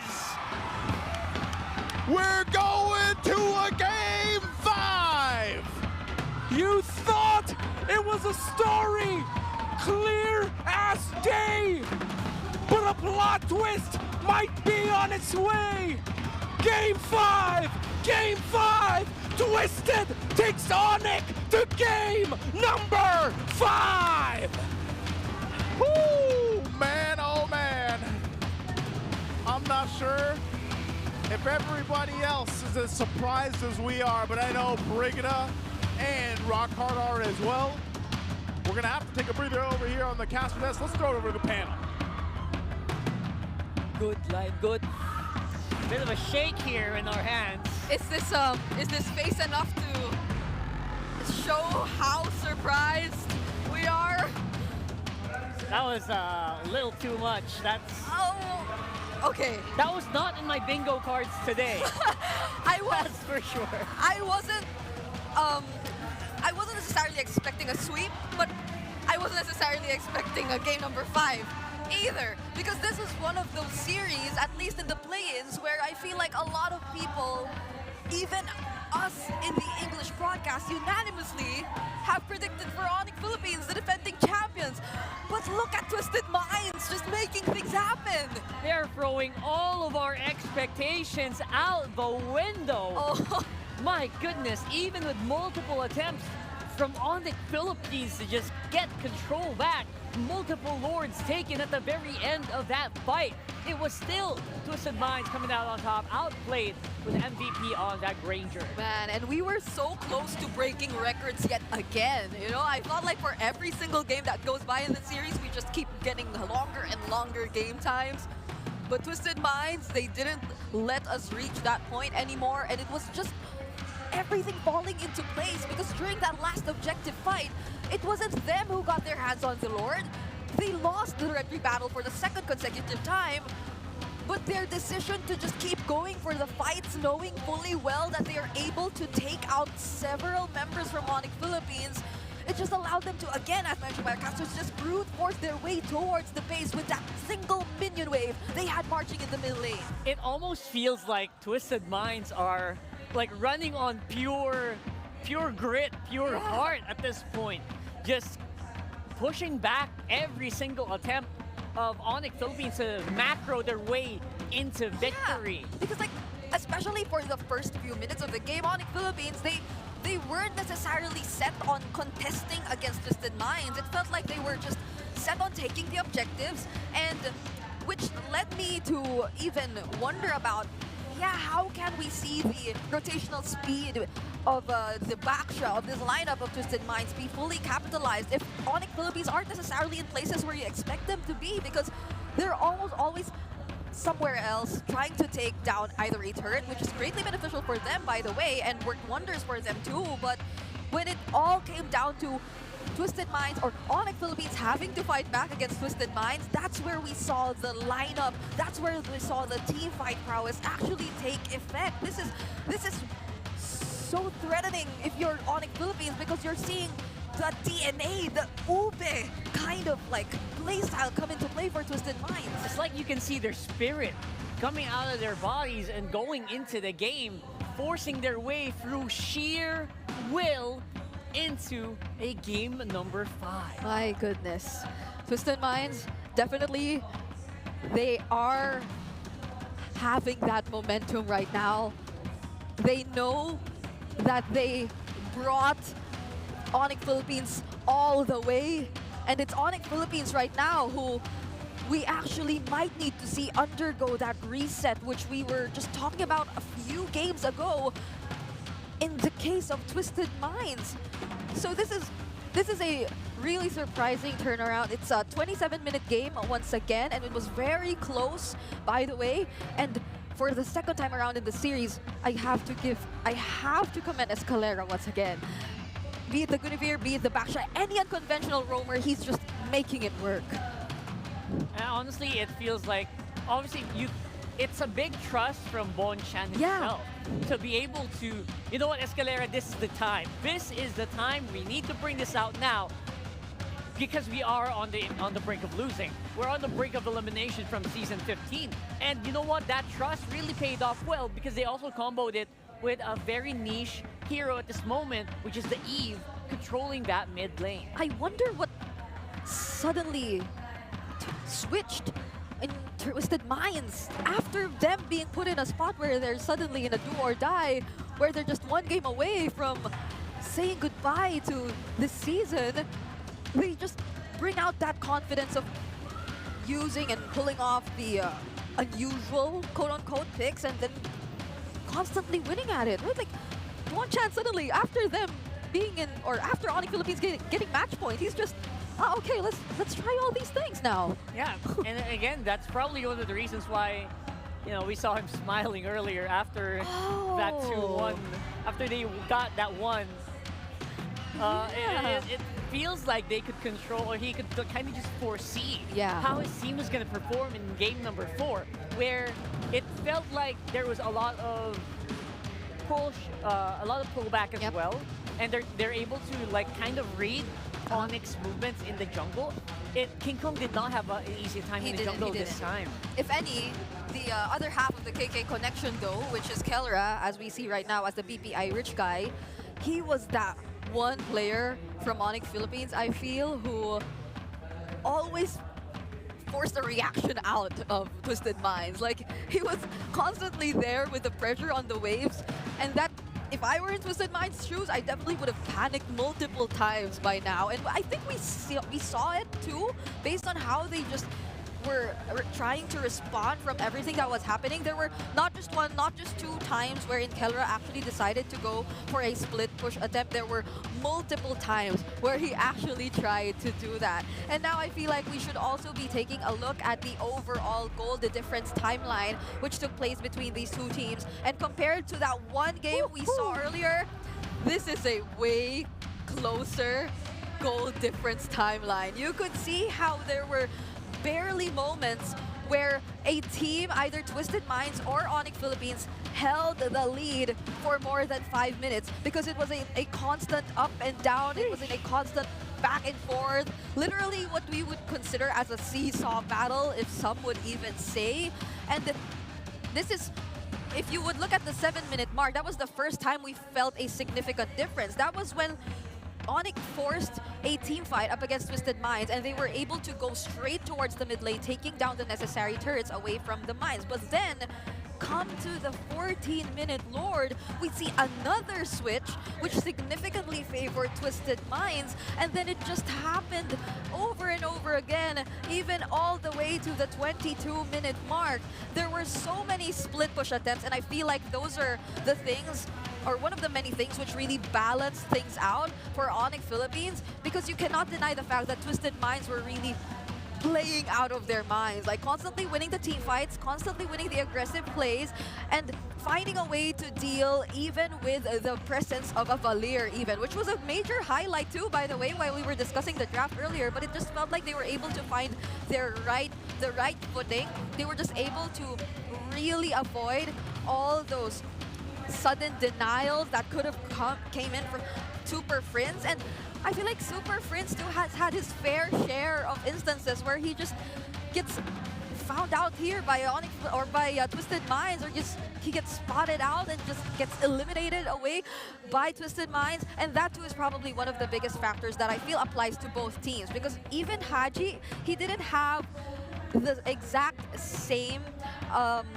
I'd say experience as when he was playing the Farsa in the previous game. He had a much harder time trying to pull off the Eve in this particular game because there were so many members of Onyx Philippines constantly trying to hunt him down. And that was another crucial thing which really allowed for Onyx Philippines to take advantage of the situation whenever they were able to ensure that Haji wasn't able to land his real-world manipulation perfectly, or whenever they were able to ensure that he will not be in the perfect position to engage in whatever team fight may happen. And now let's take a look at a quick meta check or some sort of recap of what happened earlier in our game number 4, because we are indeed going into game number 5. I still probably cannot fully believe it to this point, but these are some of the highlight picks we would consider from that particular game. That sudden appearance of the backshot, which is the first time we're seeing it used this season, and that's of course gonna be Twisted Minds introducing it to us, being the one team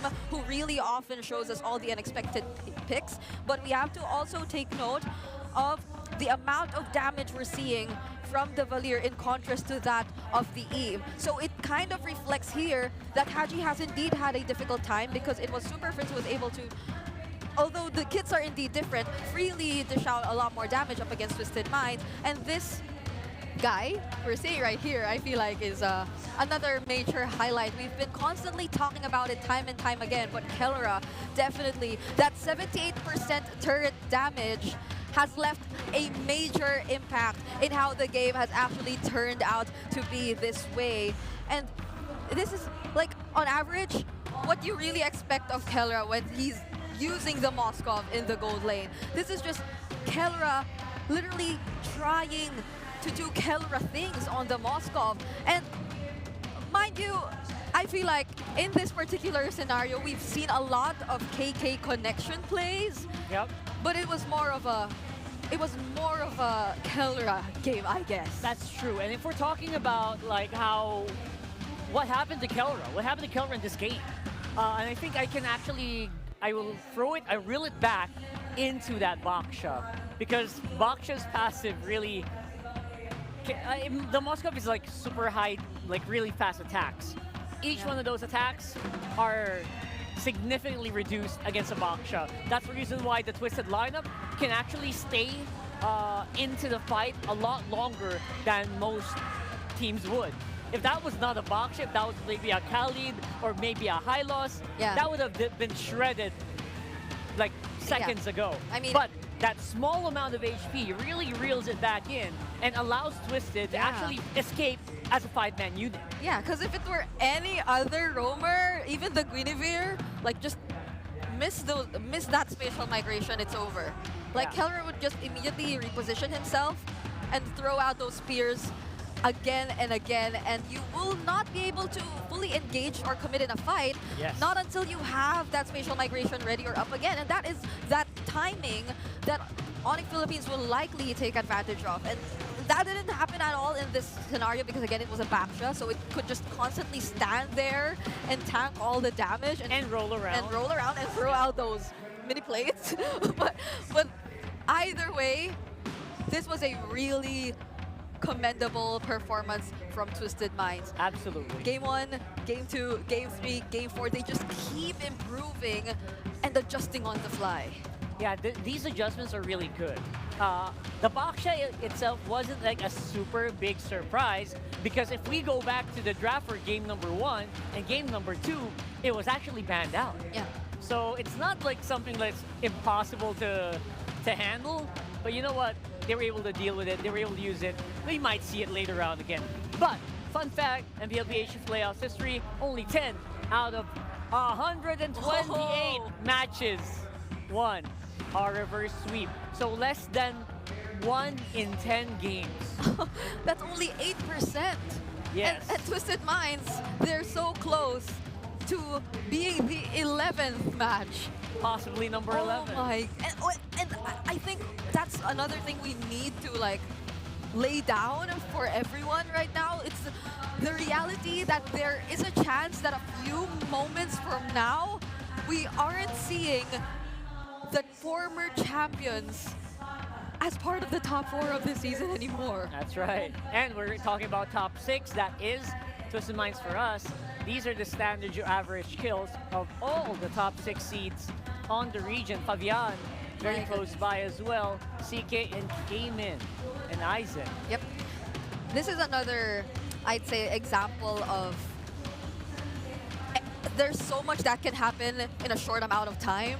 Because even just recently, like December last year, everyone was looking up to TLID, like that sudden boost or growth that they've experienced, that timeline, which is very unusual to see from a team who just gets introduced to the professional scene, who just gets to be given a chance to play in the professional league. That's something Team Liquid Indonesia was able to show us all. Yeah. But now we're seeing them in 6th seed, barely making it into their own playoffs.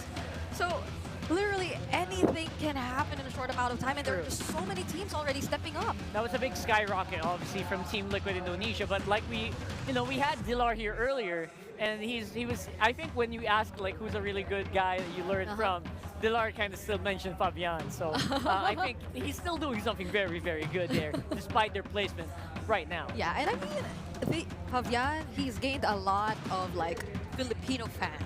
I thought, yeah. Oh, absolutely, yeah. Just by his personality, just by how Sigma he is, similar to the Sigma we have. The actual Sigma of the Philippines. The actual Sigma. Yeah, King Kong right there. And by the way, speaking of Onyx, look at that. They took a really big hit on their red side win rate because of that. My. From 82 something to 77.78%. Unbelievable. And they are going to be going red side this time still for 5 games in a row, I think. Yeah. It's been a trend right now for both of these teams. They've been sticking with their sides, and it's crazy. Just in a single series, that's how much you could affect the numbers of Onyx Philippines in terms of their red side win rate. So Twisted Minds, they're definitely doing something in this series, and they are literally 1 win away from making a huge statement in the history of MPL Philippines Season 15. This might be the scariest comeback we'll ever see. We are going into game number 5, joined by Renmar from the caster's desk. Oh, wow. Wow. Really same reaction. Setting the bar with a Baksha rush pick.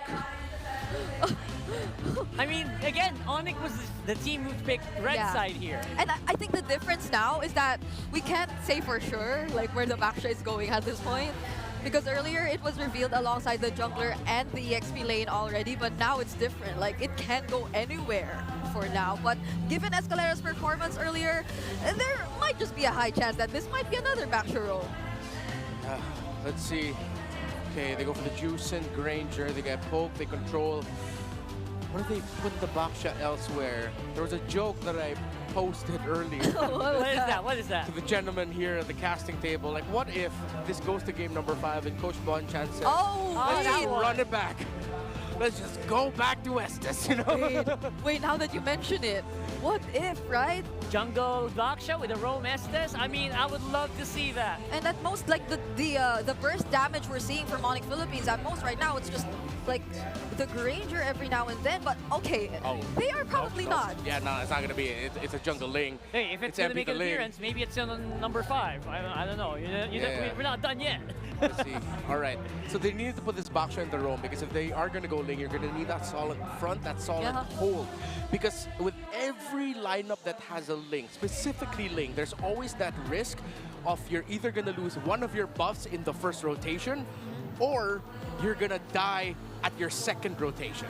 Yeah. So as long as Twisted Minds can avoid that, they should be on the roll. That's the main condition here for, let's look at Onyx Philippines. If they can disrupt the Ling enough that they steal a buff for the first rotation or deliver death onto Ling, by There the you second go. buff rotation, and that's why they picked up the Hilda. Yeah, and what better way to actually disrupt that pattern from the Ling if not picking up the Hilda, which again was one of the more effective picks for Onyx Philippines too, especially when we talk about Kirk, who right now is in front of us and looking very, very serious alongside the team as they draft. But then, yeah, now it's Onyx Philippines who might be the one to run out of options if ever they do want to consider which jungler they are going to pick up later on, because right now the Joy isn't available anymore. There's still the Hayabusa, but other options might just be banned here by Twisted Minds. Actually, I really love that you also brought up that there is a really big possibility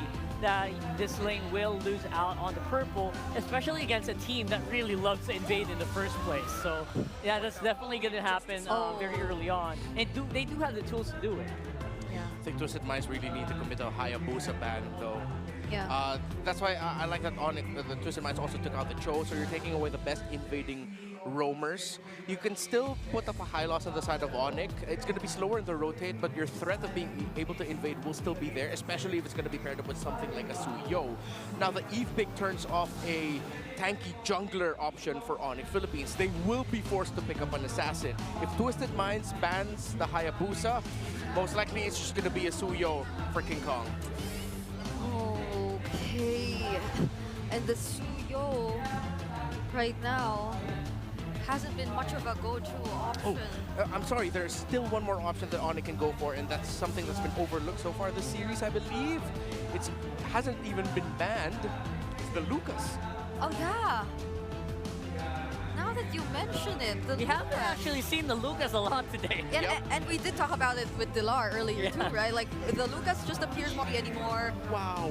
But could they be really considering that? I recall a moment, a week in the regular season where Why Not was joking about how they weren't confident with King Kong on the Lucas just yet. Yeah.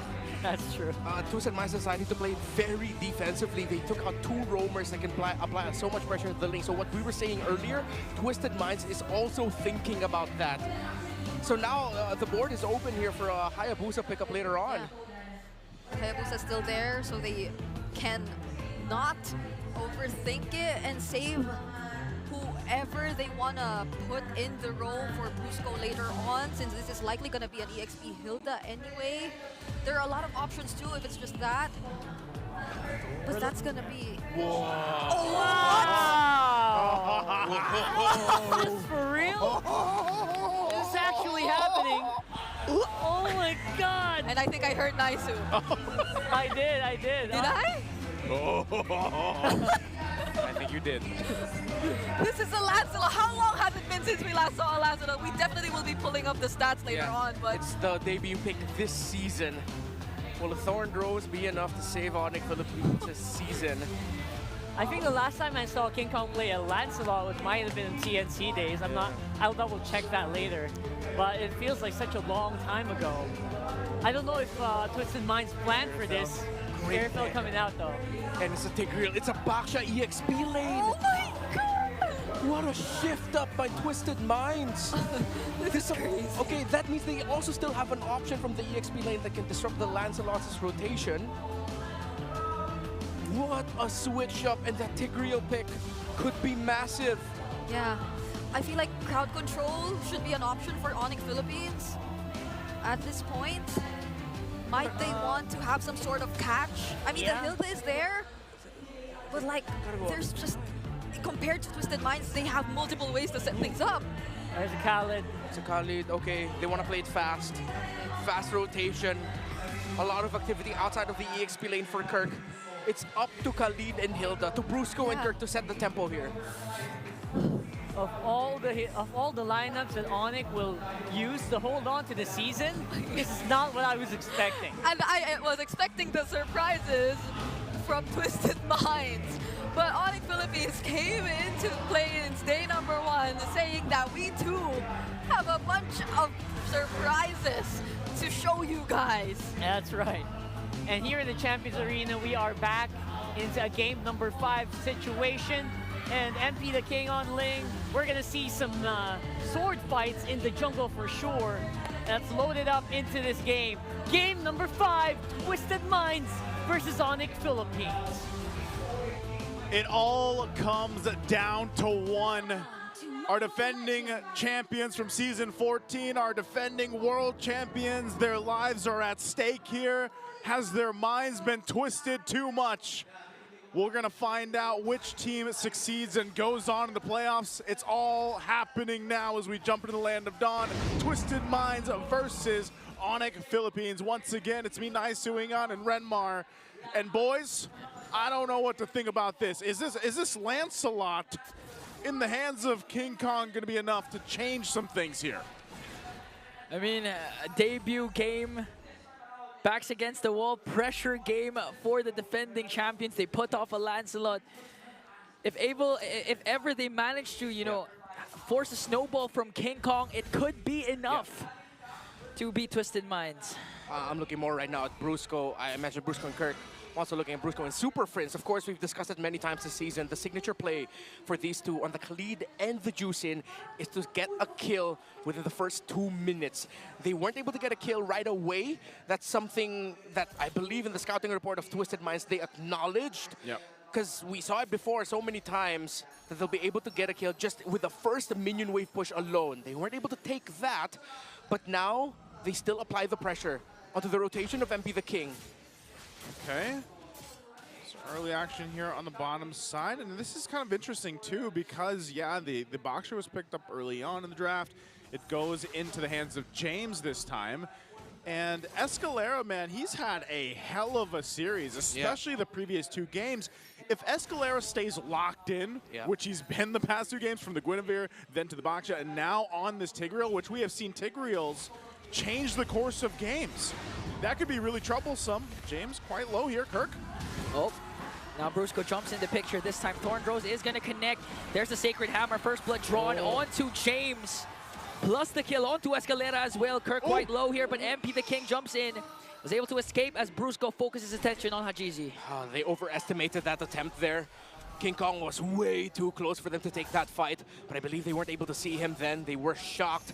And now it's the first turtle going to Onyx Philippines. They're ticking their conditions, while Twisted Minds, their potential snowball, already getting melted down quickly by Onyx Philippines.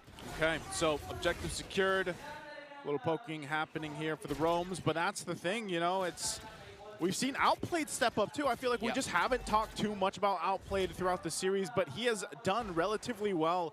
You know, he's either winning lane against Kelra, and you gotta remember, Kelra, what he's done in the past year and everything that's come with it and being the world champions and everything else, you know, calling him the god in the gold lane, while Outplayed's doing relatively well in that lane, in that matchup, and later on in the game, he is there in those crucial fights, those crucial skirmishes. So that's a big thing. We don't see Irithyll often, but with this kind of composition, it could actually be really good. I mean, think about the, hold on. Whoa. More Rhapsody though. Brusco here. He has a flicker plus Raging Sandstorm. He's not going to commit though. Oh, Super Prince. And they still push this. Wow, they got a flicker out. Okay, so they use the Raging Sandstorm, but yeah, again, King Kong's down, King Kong's down! And now next target might be Kirk here. Getting ganked up by 3. Brusco doesn't have resources. Kirk might fall down as James picks up one more. Brusco might be the next target. Forced out the flicker and escapes. Live and die on the hill of Hajizi. The Eve yet again. Great real-world manipulation there at the tip of it, able to catch King Kong to secure the kill onto there. So that balances out the difficulty that Onyx Philippines was providing for the early game rotation of MP the King. Let's look at the all-time hero stats. King Kong made a name for himself back in Mpl Philippines Season 11 with this hero. It was his heroics as a Lancelot, Season 12, that made then Onyx Philippines go, you know what? We want to get him in for Season 13. Yeah, and I don't know. I was thinking with Onyx Philippines, the way that they were playing earlier on, up top in that top lane, and then they would have that advantage. But I still got to say, Twisted Minds really answering a lot of the pressure that Onyx has done throughout the series, and are able to find something out of it. Now that this turtle's up, not sure if they're going to get in position because MP's got to grab his buff, so they just take quick work of it. King Kong will secure that second turtle, but will they force a fight? MP the King tried, but now forced out the Templars of Blades here. Onyx Philippines trying to work on him, and Super Friends will pick up the kill. So they get a turtle plus a kill onto MP. That had to be a misstep. Yeah. It looked like a massive misstep there. MP the King fell off the wall, tried to get that turtle, steal it away. Way too greedy, way too risky. And now Onyx Philippines have ballooned to a 2.2 gold lead. 5 minutes in, it's starting to look very bad for Twisted Minds, and Onyx Philippines might just run away with this. The Khalid pickup might have been the perfect one, because yes, as we mentioned earlier, Brusco and Kirk have to set the tempo, and they have been doing just that. James going to the back. James from the back sets his eyes on Kellera. Kirk with a beautiful zone onto Outplayed. Brusco jumps in as well. Super Prince comes in with the Crimson Beacon Lantern Flare. There's the Revitalize from James. But getting chased down by 4. Onyx Philippines working on bringing down James. A couple more hits and he's going to fall down in hands of Prince. Twisted Minds are losing their discipline. Too desperate was their attempt to try and take Keller down, to try and get something there. 4.3k gold lead. The gold lead has doubled since the last time we checked it. And as we look at the items, Irithel not suffering as much. Mid lane not that much as well, but it's in the EXP lane. It's in the Baksho versus Hilda. It's crazy that in the past couple minutes you ballooned to a 5,000 gold lead. I mean, they're getting everything now, and they're not letting up. Yeah, now the invades are starting as Calera forced to use the ultimate, but a response from Onyx, though. Hajizi again picks up another kill onto Kirk. King Kong caught in the middle. James trying to soak up the damage as MP the King walks away. Conceal use to be able to retreat. All right, so they burn a couple flickers and battle spells, too. They're going to pop a conceal. They're going to go for the buff here, so MP's going to lose that one. This is not looking good here for Twisted Minds. Yeah, Twisted Minds have made some incredibly desperate decisions. Again, going back to turtle number 2, MP the King trying to steal it away, and then the gank of James and the answer of Twisted Minds to try and get Kelra down, only to force a Purify out, and he got away without a problem. They have to slow things down, Twisted Minds, if they want even a chance to keep this close. But this point on, this big a lead, this is signature Onyx Philippines. Punish mistakes, punish greed, and make sure that you walk away with a victory early on. Oh, it's good. Escalera with a Sacred Hammer forced out Brusco's Raging Sandstorm. Right on time with the neutral objective up for grabs, so Twisted Minds, they can contest and play around the real world manipulation. That's the thing though too, man. King Kong, 3 levels ahead of MP. There's no way that MP can really even contest the objectives for now. He's got to play catch up until the Lord comes into play, and I'm even worried for him for the first Lord. Now that's 3 for 3 for Turtles. So far so good for King Kong in the jungle. And they're in a great position for that Lord take. Look at all the gold in the hands of Onyx Philippines. And that's why you see them fighting on this side of the jungle. They're not afraid to go ahead and take whatever they want right now. So it's Twisted Minds thinking, how do we catch back up into this game? How do we allow ourselves to get in a position to not get totally slammed in this game 5? Because you're looking at a 6K deficit this early on. 8 minutes in the game, that's really tough to be in. Yeah. It has to start again with Escalera, just like Game 3, the Guinevere setups. If he replicates it with the Stigriel, a couple more sets can equalize again, the game and eventually come back from this huge deficit established by Onyx. 6,600 and climbing. MP the King can only split push to try and break turrets. Twisted Minds have completely lost their chance at the early game to dominate and take hold. They now have to pull off the defense of a lifetime multiple times to try and keep this game close. And that's one of the problems. Multiple times is just kind of showcasing how much ground they have to cover. And honestly, throughout the whole series, they haven't been in this position this far behind. Right? I mean, every single game has been somewhat of a close back and forth until that first Lord even. But now they find themselves in a position where, if you try to contest this Lord in 20 seconds, you're probably just going to be gone, and that's going to be the series. So they really have to be calculated about this. King Kong already max level, sitting at 15, while look at MP, still 10. So they can take everything they want. They'll take their time, though. Onyx Philippines not going to push it or press it. Now, with Escalera on the Tigreal, wow, level 5. Outplayed felt that. Oh, no! Brusco committed the Raging Sandstorm, and Kelra picks up Outplayed with the Death Sonata. Out of the 5 members of Twisted Minds, they pick out Outplayed. 5-level lead for King Kong over MP. Make that 4 now. But it is an insane snowball. MP desperate. Jumps in, tablets to plate, might be able to bring down Kelra, and he will do so successfully. That's a huge kill for MP the King, but gets traded out for his own life. So is that, like, I know he wanted Kelra, but that's something. I guess it's also just because you know you can't really contest the first Yep. Lord, but then you lose your buff and everything else. So, yeah, I guess you just go and get what you can? Yeah, that's something. That wasn't a massive shutdown. Keller only had 1 kill when that happened. So at this point, that was just Twisted Minds trying to get something out of nothing. They can't contest. They have to wait, try and defend. As Onyx Philippines, again, we've seen them do this time and time again since MPL Philippines Season 14, since the start of their rise. And they can just continue. They just have to stay disciplined, stay focused. They have the lineup, they've had the lead, they have the items. Honestly, they can actually end it with the next Lord push if they get the opportunity. They might just get that, man. This kind of lead, I mean, even thinking about how Outplayed's not really even something that Onyx has to worry about too much. Like, he's so far behind in terms of Kelra, or in comparison to Kelra. And if he's caught out, that's the problem. You mentioned the Khalid. I think that is part of the big thing here. And Brusco had a tough couple of games. But now in this Khalid, oh no, James. James, again, forced out to use their Revitalize with 1 Rhapsody and Lantern Flare. Hajizi already uses the real-world manipulation to try and delay the push of Onyx Philippines as everyone's working on the turrets. Look at King Kong. Thorn Rose was able to dodge out the Templars of Blades as Twisted Minds defends all their inhibitors and takes down the Lord. It was a crazy dance King Kong did there. I mean, I know he has like a massive gold lead over them, but he took like what, just a scrape of damage from dancing under the tower against 2? Yeah, and he's taking all these buffs. Mid turret goes down in the base of Twisted Minds. Conceal. Bottom turret gonna be next.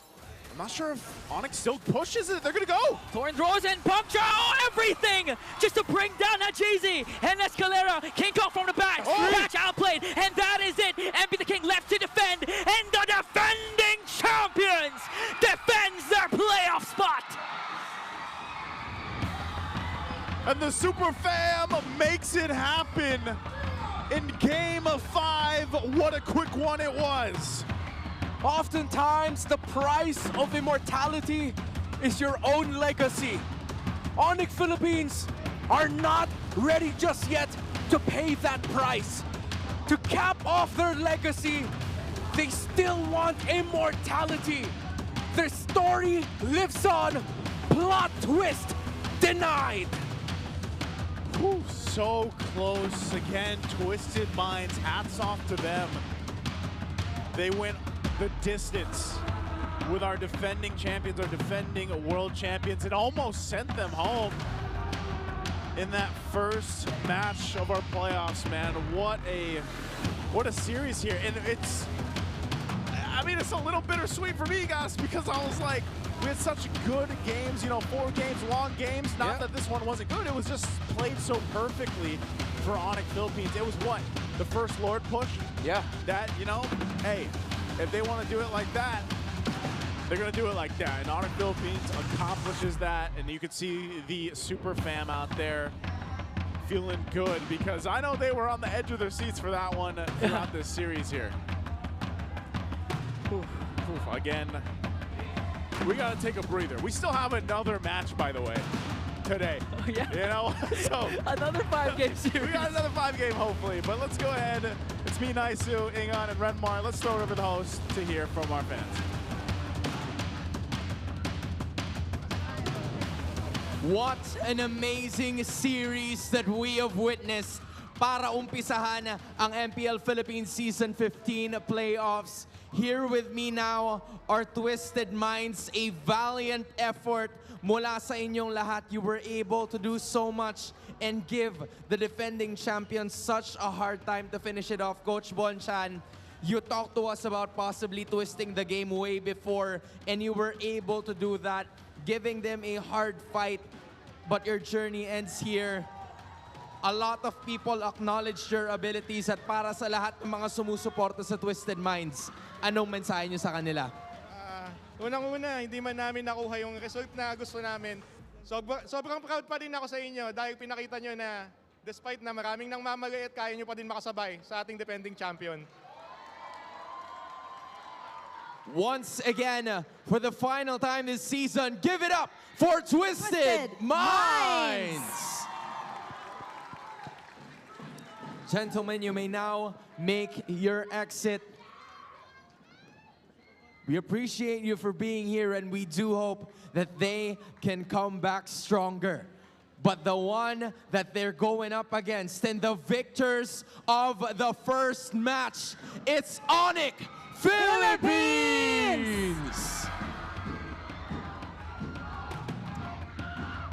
Gentlemen, congratulations, Kelra. I have to go with you first.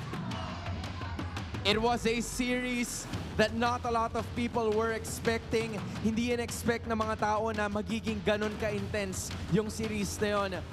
Talk to us about the past 3 weeks. What can happen with 3 weeks preparation, especially with all of the teams heading into the playoffs?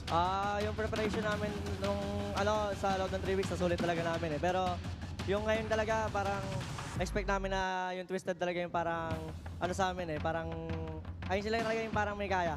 Parang may kami sa kanila, tulog. May tulog talaga kami sa Twisted. May tulog sila sa Twisted. Kasi sila yung parang team na hindi mo i-expectin ko ano yung mga gagamitin na hero eh. Tsaka mga gagawin sa game. The unpredictability was there. Well, Kelra, you guys won once again. First of all, what time is it? Kelra, ikaw na muna. Oo. Kelra, so congratulations on making it to the upper bracket semifinals. Bukas, yung makakalaban nyo ay Aurora. Ano sa tingin mo ang kailangan nyong gawin para makontinue nyo yung win streak nyo dito sa playoffs? Tingin ko yung kailangan namin gawin, panoorin namin yung laro namin kanina sa Twisted Minds kasi sobrang dami namin matututunan doon sa mga pagkakamali namin kanina sa game. Speaking of Aurora, no, Kelra, ano yung message mo for Domeng Kite? Message ko, good luck, galingan mo bukas. Domeng Kite, if you're listening right now, good luck daw. Let's zoom in on King Kong naman, King Hans. Kong, for sure. As of this moment, a lot of people were really looking forward to see you win over that side, over on this side. King Kong, meron bang dagdag pressure para sa'yo at para sa team, knowing that you're the defending champions, for the plan to go back-to-back? Actually, para sa akin, wala naman kami nararamdamang pressure. Ano lang. Mas nakakatuwa lang kasi mas dumami yung mga tao na sumusuporta sa amin. Yan. Tapos nakaka-proud sila, ang dami nila. Definitely, for sure. Kita mo, everybody's streaming here, Jamie. Yes, they are. They're so excited. They're so happy for you guys. King Kong, I'm one of them. I'm so happy for all of you. Well played, guys. Now, gaano ba ka-importante sa inyong lahat to win this playoffs and then to be one of the representatives of the Philippines? Para sa MSC. Para sa amin sa team, alam namin kami lahat na goal talaga namin na ma-achieve na i-represent ang Philippines sa MSC yan. Tapos, syempre, yung prize pool. Sana nga makita natin yun. No? Yeah, we're gonna keep it at that kasi they are very much motivated para doon. And speaking of which, yung kanilang isa sa mga motivators, Coach, why not? Coach, I know you're hiding, please come here. there, pero feel ko naman hindi ka nag-hide. Knowing that this is, season 14, season 15. Season 14, you were able to dominate. But for season 15, ano sa tingin nyo yung magiging difference as you move on the next preceding days? I think wala naman masyado eh. Kasi kumbaga season 14, competitive pa rin naman lahat eh. Ganun pa rin yung nakikita ko ngayon. Siguro lang mas gutom lang din yung ibang team. Pero I'm pretty sure itong mga to gigil na gigil eh. So, very happy na Twisted Minds sa kalaban namin kasi dinala na nila kami sa sa last game eh. And with that, ang daming lessons na naman dyan na I'm pretty sure makakatulong para sa mga susunod namin laban. May mga nakatulong sa mga susunod din yung laban. And I think I haven't talked to him yet dahil wala pa siya dito for every time you step on here, right? So si Wolf ba? Do you mind talking to Wolf this time? Because Wolf... Where is Wolf? Wolf, how does it feel that there. you're on this side? You're on this side and you were able to contribute to victories para sa Mpl Ph. Masarap pala yung pakiramdam dito. Siyempre, feel mo yung support ng team. Parang gano'n. Parang nararamdaman mo na pinaghirapan nyo as a group. Yan. And ano namang mensahe mo para sa lahat ng Sonics na sumusuporta? Ayun, yung Sonics, ibang klase ng support yung pinakita nila. Grabe, you the real MVP, Sonics. There we finally have it. Moving on to the next round of the playoffs. This is Onyx Philippines! You may now take your walk of victory.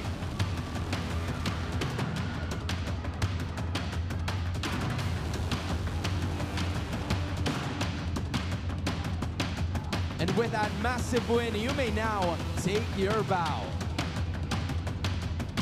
Jamie, welcome to the playoffs. Welcome to Season 15. You know what? I have to say, Hans, it's my first time to host here at Mpl Philippines for the playoffs, and I feel like I need to have my heart checked. What an intense series that was. What a great match. Hindi lang naman tayo ang nagkaroon ng, quite heartbreak but also heart-stopping matches. Exactly. GG well played pa rin para sa Twisted Minds, but it's Onyx Philippines getting that victory. But now, we move on to the panel.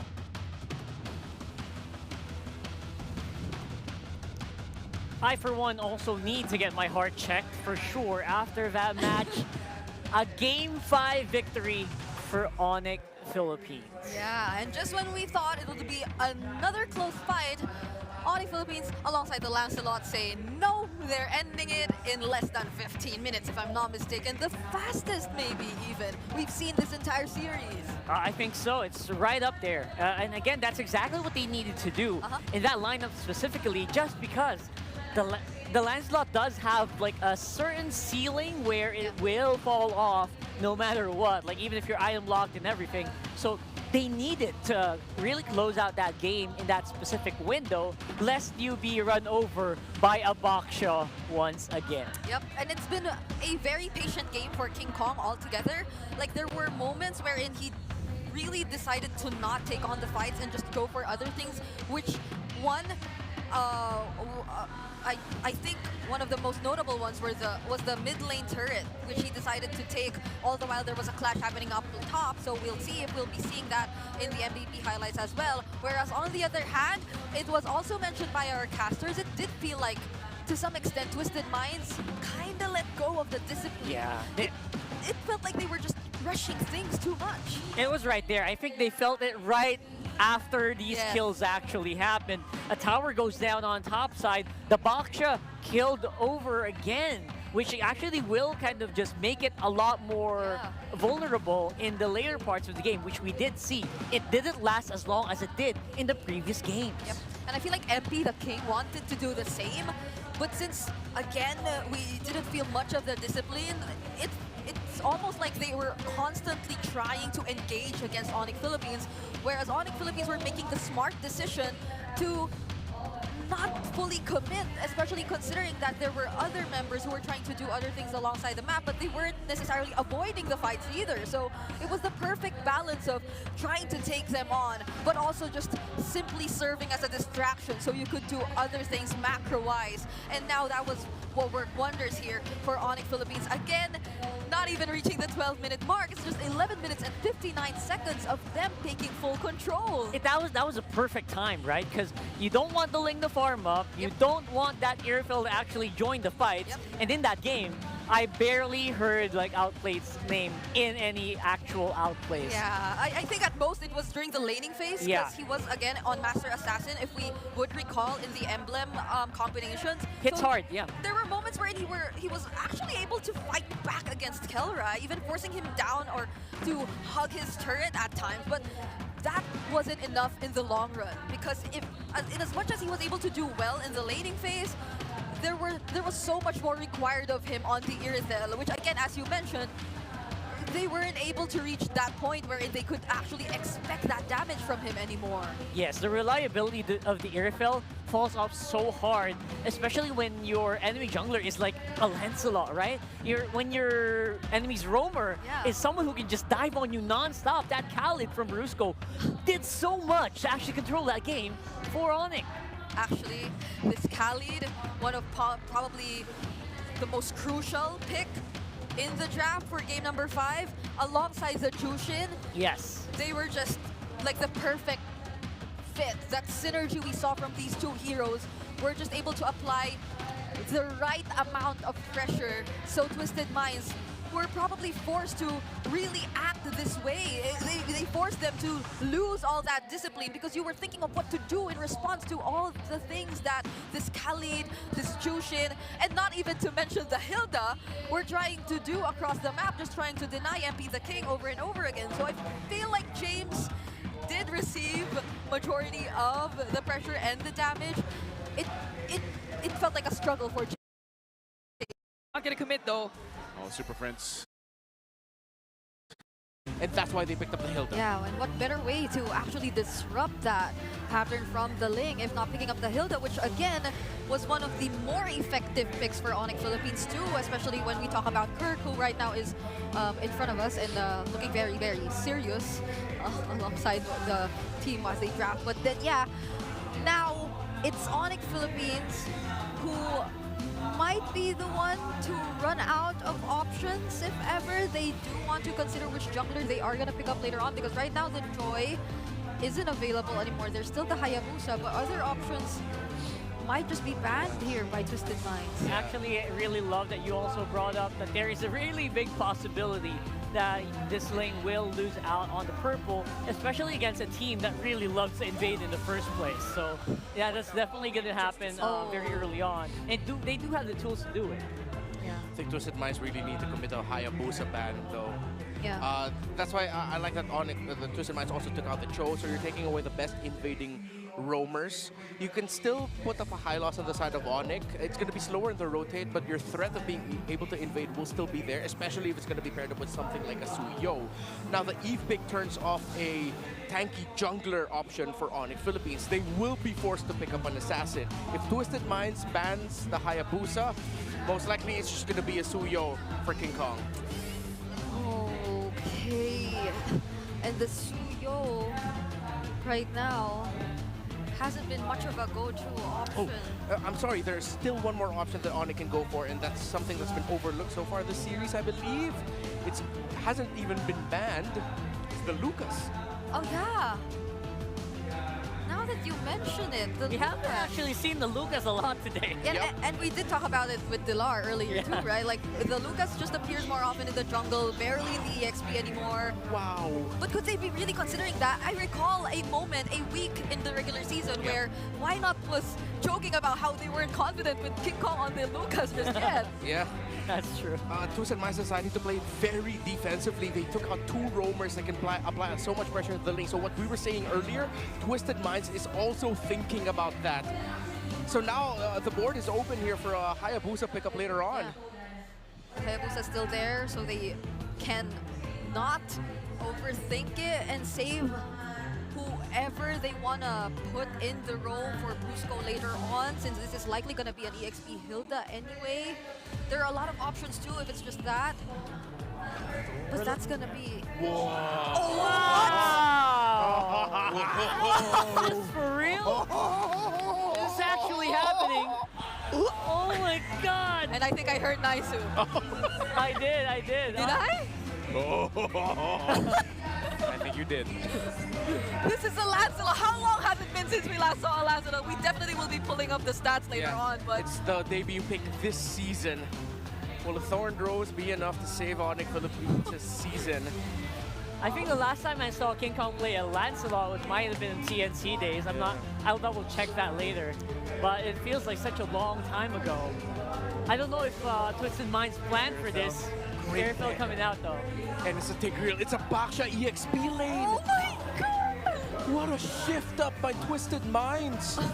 This is crazy. Okay, that means they also still have an option from the EXP lane that can disrupt the Lancelot's rotation. What a switch up, and that Tigreal pick could be massive. Yeah. I feel like crowd control should be an option for Onyx Philippines at this point. Might they want to have some sort of catch? I mean, the Hilda is there, but like, there's just, compared to Twisted Minds, they have multiple ways to set things up. There's a Khalid. It's a Khalid, okay, they want to play it fast. Fast rotation, a lot of activity outside of the EXP lane for Kirk. It's up to Khalid and Hilda, to Brusco and Kirk to set the tempo here.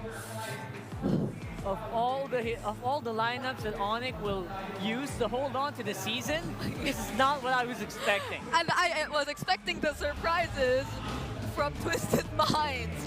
But Onyx Philippines came into play-ins day number 1 saying that we too have a bunch of surprises to show you guys. That's right. And here in the Champions Arena, we are back into a game number 5 situation. And MP the King on Ling, we're gonna see some sword fights in the jungle for sure. That's loaded up into this game. Game number 5, Twisted Minds versus Onyx Philippines. It all comes down to one. Our defending champions from season 14, our defending world champions, their lives are at stake here. Has their minds been twisted too much?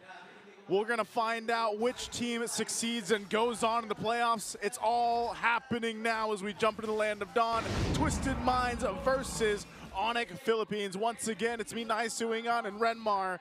And boys, I don't know what to think about this. Is this Lancelot in the hands of King Kong gonna be enough to change some things here? I mean, debut game, backs against the wall, pressure game for the defending champions. They put off a Lancelot. If ever they manage to, you know, force a snowball from King Kong, it could be enough to beat Twisted Minds. I'm looking more right now at Brusco. I mentioned Brusco and Kirk. I'm also looking at Brusco and Super Friends. Of course, we've discussed it many times this season. The signature play for these two on the Khalid and the Juicin is to get a kill within the first 2 minutes. They weren't able to get a kill right away. That's something that I believe in the scouting report of Twisted Minds they acknowledged. Because we saw it before so many times that they'll be able to get a kill just with the first minion wave push alone. They weren't able to take that, but now they still apply the pressure onto the rotation of MP the King. Okay. So early action here on the bottom side. And this is kind of interesting too because, yeah, the Boxer was picked up early on in the draft. It goes into the hands of James this time. And Escalera, man, he's had a hell of a series, especially the previous 2 games. If Escalera stays locked in, which he's been the past 2 games from the Guinevere, then to the Boxer, and now on this Tigreal, which we have seen Tigreals change the course of games. That could be really troublesome. James quite low here. Kirk. Oh, now Brusco jumps in the picture. This time Thorndrose is going to connect. There's the Sacred Hammer. First blood drawn onto James. Plus the kill onto Escalera as well. Kirk quite low here, but MP the King jumps in. Was able to escape as Brusco focuses attention on Hajizi. They overestimated that attempt there. King Kong was way too close for them to take that fight, but I believe they weren't able to see him then. They were shocked. And now it's the first turtle going to Onyx Philippines. They're ticking their conditions, while Twisted Minds, their potential snowball, already getting melted down quickly by Onyx Philippines. Okay, so objective secured. A little poking happening here for the Roams, but that's the thing, you know, we've seen Outplayed step up too. I feel like we just haven't talked too much about Outplayed throughout the series, but he has done relatively well. You know, he's either winning lane against Kelra, and you gotta remember, Kelra, what he's done in the past year and everything that's come with it and being the world champions and everything else, you know, calling him the god in the gold lane, while Outplayed's doing relatively well in that lane, in that matchup, and later on in the game, he is there in those crucial fights, those crucial skirmishes. So that's a big thing. We don't see Irithyll often, but with this kind of composition, it could actually be really good. I mean, think about the, hold on. Whoa. More Rhapsody though. Brusco here. He has a flicker plus Raging Sandstorm. He's not going to commit though. Oh, Super Prince. And they still push this. Wow, they get a flicker out. Okay, so they use the Raging Sandstorm, but yeah, again, King Kong's down, King Kong's down! And now next target might be Kirk here. Getting ganked up by 3. Brusco doesn't have resources. Kirk might fall down as James picks up one more. Brusco might be the next target. Forced out the flicker and escapes. Live and die on the hill of Hajizi. The Eve yet again. Great real-world manipulation there at the tip of it, able to catch King Kong to secure the kill onto there. So that balances out the difficulty that Onyx Philippines was providing for the early game rotation of MP the King. Now, let's look at the all-time hero stats. King Kong made a name for himself back in Mpl Philippines Season 11 with this hero. It was his heroics as a Lancelot, Season 12, that made then Onyx Philippines go, you know what?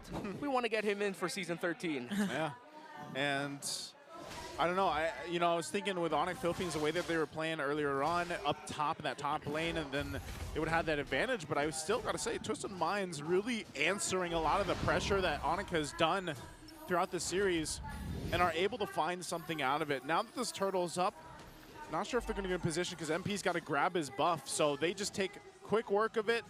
King Kong will secure that second turtle, but will they force a fight? MP the King tried, but now forced out the Templets of Blades here.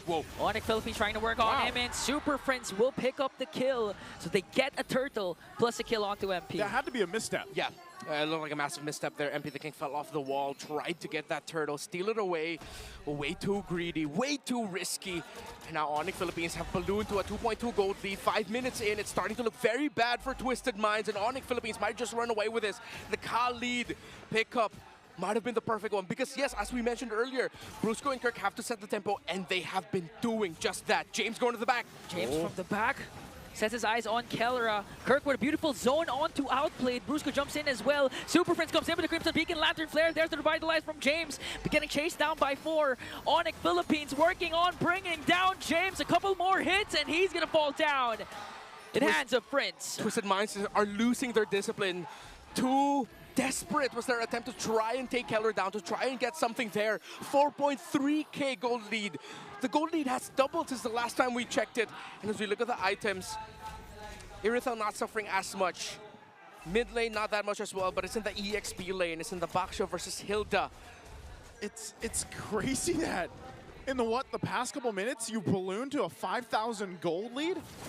I mean, they're getting everything now, and they're not letting up. Yeah, now the invades are starting. Escalera forced to use the ultimate, but a response from Onyx, though. Hajizi again picks up another kill onto Kirk. King Kong caught in the middle. James trying to soak up the damage as MP the King walks away. Conceal use to be able to retreat. All right, so they burn a couple flickers and battle spells, too. They're going to pop a conceal. They're going to go for the buff here, so MP's going to lose that one. This is not looking good here for Twisted Minds. Yeah, Twisted Minds have made some incredibly desperate decisions. Again, going back to turtle number 2, MP the King trying to steal it away, and then the gank of James and the answer of Twisted Minds to try and get Kelra down, only to force a Purify out, and he got away without a problem. They have to slow things down, Twisted Minds, if they want even a chance to keep this close. But this point on, this big a lead, this is signature Onyx Philippines. Punish mistakes, punish greed, and make sure that you walk away with a victory early on. Oh, it's good. Escalera with a Sacred Hammer forced out Brusco's Raging Sandstorm. Right on time with the neutral objective up for grabs, so Twisted Minds, they can contest and play around the real-world manipulation. That's the thing, though, too, man. King Kong, 3 levels ahead of MP. There's no way that MP can really even contest the objectives for now. He's got to play catch-up until the Lord comes into play, and I'm even worried for him for the first Lord. Now that's 3 for 3 for Turtles. So far, so good for King Kong in the jungle. And they're in a great position for that Lord take. Look at all the gold in the hands of Onyx Philippines. And that's why you see them fighting on this side of the jungle. They're not afraid to go ahead and take whatever they want right now. So it's Twisted Minds thinking, how do we catch back up into this game? How do we allow ourselves to get in a position to not get totally slammed in this game 5? Because you're looking at a 6K deficit this early on. 8 minutes in the game, that's really tough to be in. Yeah. It has to start again with Escalera, just like Game 3, the Guinevere setups. If he replicates it with the Stigriel, a couple more sets can equalize again, the game and eventually come back from this huge deficit established by Onyx. 6,600 and climbing. MP the King can only split push to try and break turrets. Twisted Minds have completely lost their chance in the early game to dominate and take hold. They now have to pull off the defense of a lifetime multiple times to try and keep this game close. And that's one of the problems. Multiple times is just kind of showcasing how much ground they have to cover. And honestly, throughout the whole series, they haven't been in this position this far behind. Right? I mean, every single game has been somewhat of a close back and forth until that first Lord even. But now they find themselves in a position where, yeah, if you try to contest this Lord in 20 seconds, you're probably just going to be gone, and that's going to be the series. So they really have to be calculated about this. King Kong already max level, sitting at 15, while look at MP, still 10. So they can take everything they want. They'll take their time, though. Onyx Philippines not going to push it or press it. Now, with Escalera on the Tigreal, wow, level 5. Outplayed felt that. Oh, no! Brusco committed the Raging Sandstorm, and Kelra picks up Outplayed with the Death Sonata. Out of the 5 members of Twisted Minds, they pick out Outplayed. 5-level lead for King Kong over MP. Make that 4 now. But it is an insane snowball. MP desperate. Jumps in, tablets to plate, might be able to bring down Kelra, and he will do so successfully. That's a huge kill for MP the King, but gets traded out for his own life. So is that, like, I know he wanted Kelra, but that's something. I guess it's also just because you know you can't really contest the first Yep. Lord, but then you lose your buff and everything else. So, yeah, I guess you just go and get what you can? Yeah, that's something. That wasn't a massive shutdown. Keller only had 1 kill when that happened. So at this point, that was just Twisted Minds trying to get something out of nothing. They can't contest. They have to wait, try and defend. As Onyx Philippines, again, we've seen them do this time and time again since MPL Philippines Season 14, since the start of their rise. And they can just continue. They just have to stay disciplined, stay focused. They have the lineup, they've had the lead, they have the items. Honestly, they can actually end it with the next Lord push if they get the opportunity. They might just get that, man. This kind of lead, I mean, even thinking about how Outplayed's not really even something that Onyx has to worry about too much. Like, he's so far behind in terms of Kelra, or in comparison to Kelra. And if he's caught out, that's the problem. You mentioned the Khalid. I think that is part of the big thing here. And Brusco had a tough couple of games. But now in this Khalid, oh no, James. James, again, forced out things to revitalize with 1 Rhapsody and Lantern Flare. Hajizi already uses the real-world manipulation to try and delay the push of Onyx Philippines as everyone's working on the turrets. Look at King Kong, King Thorn Kong was able to dodge out the Templars of Blades as Twisted Minds defends all their inhibitors and takes down the Lord. It was a crazy dance King Kong did there. I mean, I know he has like a massive gold lead over them, but he took like what, just a scrape of damage from dancing under the tower against 2? Yeah, and he's taking all these buffs. Mid turret goes down in the base of Twisted Minds. Conceal. Bottom turret gonna be next. I'm not sure if Onyx still pushes it. They're gonna go. Thorn throws and puncture everything just to bring down Hajizi and Escalera. King Kong from the back. Match outplayed, and that is it. MP the King left to defend, and the defending champions defends their playoff spot. And the Super Fam makes it happen in game of 5. What a quick one it was. Oftentimes, the price of immortality is your own legacy. Onyx Philippines are not ready just yet to pay that price. To cap off their legacy, they still want immortality. Their story lives on. Plot twist denied. Whew, so close. Again, Twisted Minds, hats off to them. They went the distance with our defending champions, our defending world champions. It almost sent them home in that first match of our playoffs, man. What a series here. And I mean, it's a little bittersweet for me, guys, because I was like, we had such good games, you know, 4 games, long games. Not that this one wasn't good, it was just played so perfectly for Onyx Philippines. It was what? The first Lord push? Yeah. That, you know, hey, if they want to do it like that, they're going to do it like that. And Onyx Philippines accomplishes that, and you can see the Super Fam out there feeling good because I know they were on the edge of their seats for that one throughout this series here. Again, we got to take a breather. We still have another match, by the way, today. Oh, yeah. You know, so another 5-game series. We got another 5-game, hopefully. But let's go ahead. It's me, Naisu, Ingon, and Renmar. Let's throw it over the host to hear from our fans. What an amazing series that we have witnessed para umpisahan ang MPL Philippines Season 15 playoffs. Here with me now are Twisted Minds, a valiant effort mula sa inyong lahat. You were able to do so much and give the defending champions such a hard time to finish it off. Coach Bonchan, you talked to us about possibly twisting the game way before, and you were able to do that, giving them a hard fight, but your journey ends here. A lot of people acknowledged your abilities at para sa lahat ng mga sumusuporta sa Twisted Minds, anong mensahe nyo sa kanila?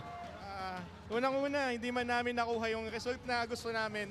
Sobrang proud pa rin ako sa inyo dahil pinakita nyo na despite na maraming nang mamagay at kaya nyo pa din makasabay sa ating defending champion. Once again, for the final time this season, give it up for Twisted Minds! Gentlemen, you may now make your exit. We appreciate you for being here, and we do hope that they can come back stronger. But the one that they're going up against and the victors of the first match, it's Onyx Philippines!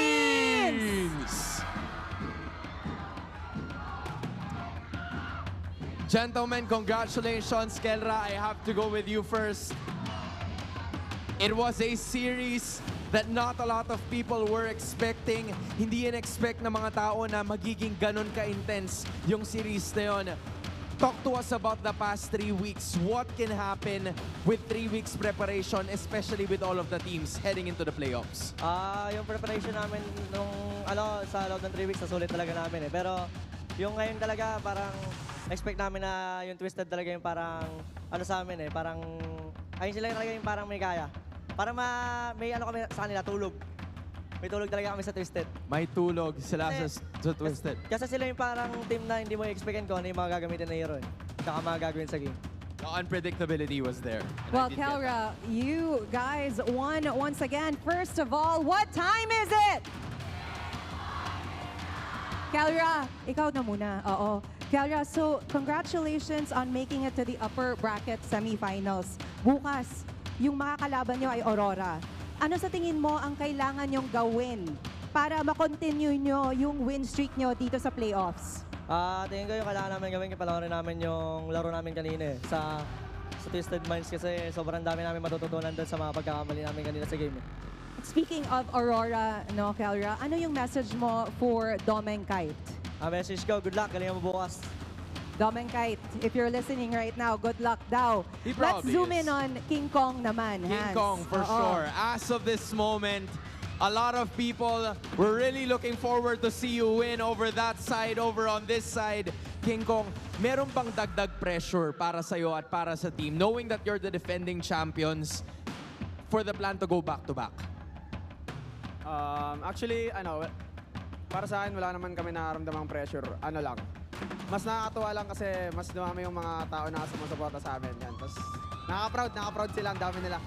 Definitely, for sure. Kita mo, everybody's streaming here, Jamie. Yes, they are. They're so excited. They're so happy for you guys. King Kong, I'm one of them. I'm so happy for all of you. Well played, guys. Now, gaano ba ka-importante sa inyong lahat to win this playoffs and then to be one of the representatives of the Philippines? Para sa MSC.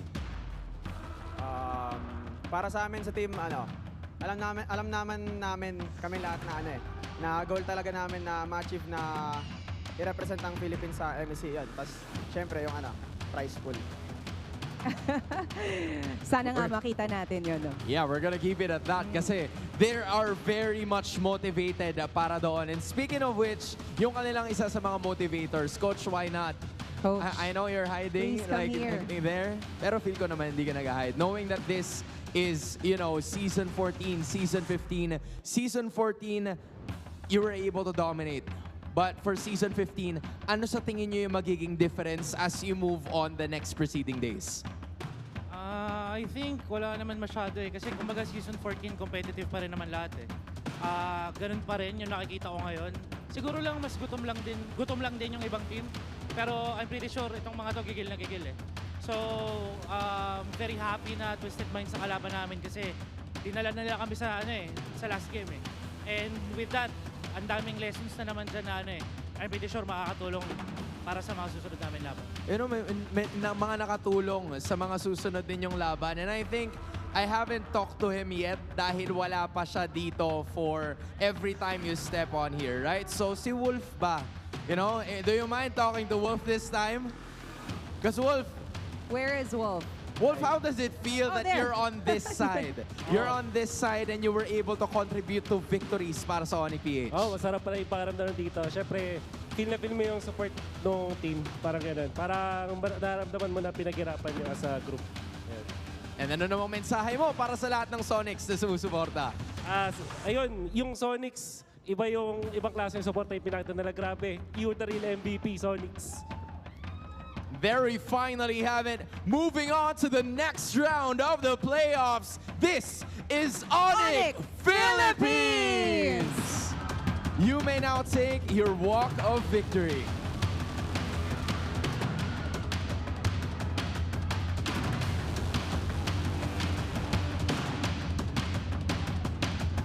with that massive win, you may now take your bow. Jamie, welcome to the playoffs. Welcome to Season 15. You know what? I have to say, Hans, it's my first time to host here at MPL Philippines for the playoffs, and I feel like I need to have my heart checked. What an intense series that was. What a great match. Hindi lang naman tayo ang nagkaroon ng, quite heartbreak but also heart-stopping matches. Exactly. GG, well played pa rin para sa Twisted Minds, but it's Onyx Philippines getting that victory. But now, we move on to the panel.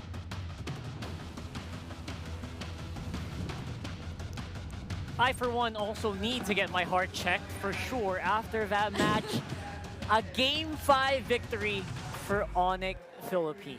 Yeah, and just when we thought it would be another close fight, Onyx Philippines, alongside the Lancelot, say no, they're ending it in less than 15 minutes, if I'm not mistaken. The fastest, maybe, even, we've seen this entire series. I think so. It's right up there. And again, that's exactly what they needed to do in that lineup specifically, just because the Lancelot does have like a certain ceiling where it will fall off no matter what, like even if you're item locked and everything.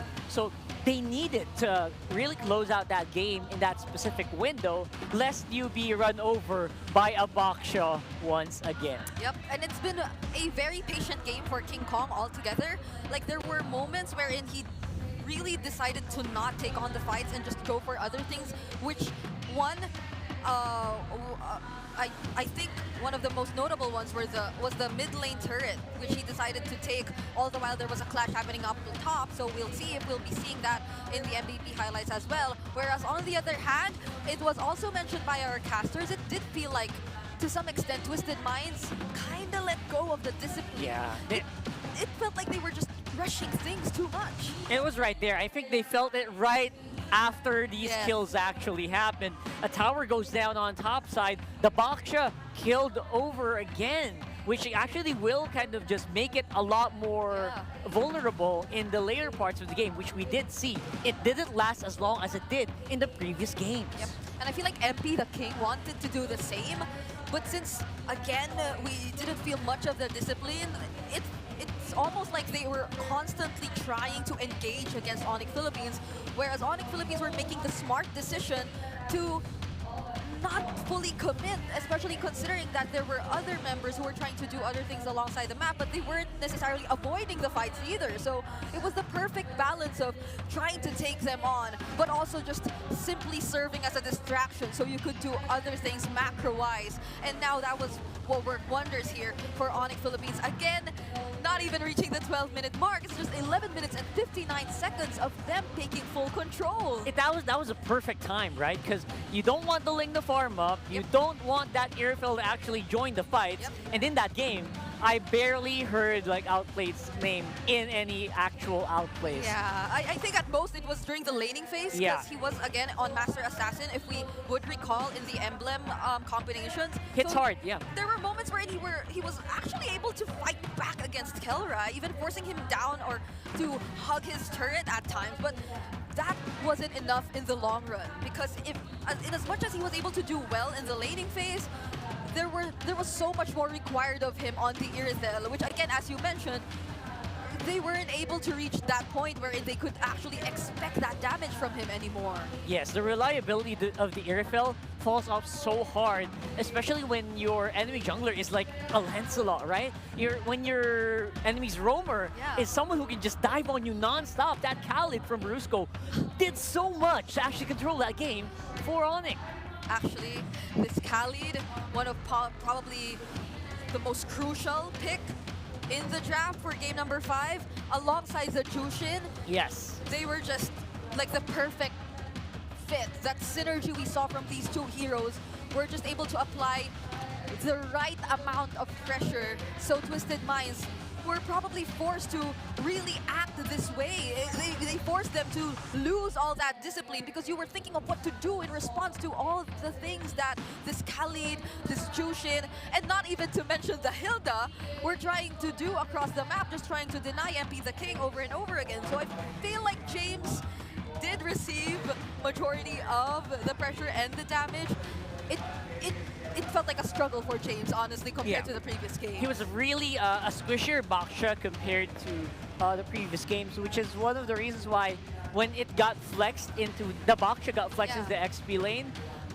If you'll notice, like a lot of us weren't like super wow. Yeah, it was a surprising swerve. It's surprising, but at the same, it doesn't just have that same impact, right? Because as an XP laner, your Baksha is usually left to just stay on that lane, not make any impact in the jungle, not make as much impact, especially on the gold lane. It's on the other side of the map. So that's why MVP here is going to be King Kong, mostly left unchecked on that Lancelot. My goodness. And look at this, the highest gold per minute we've seen yet in this entire series.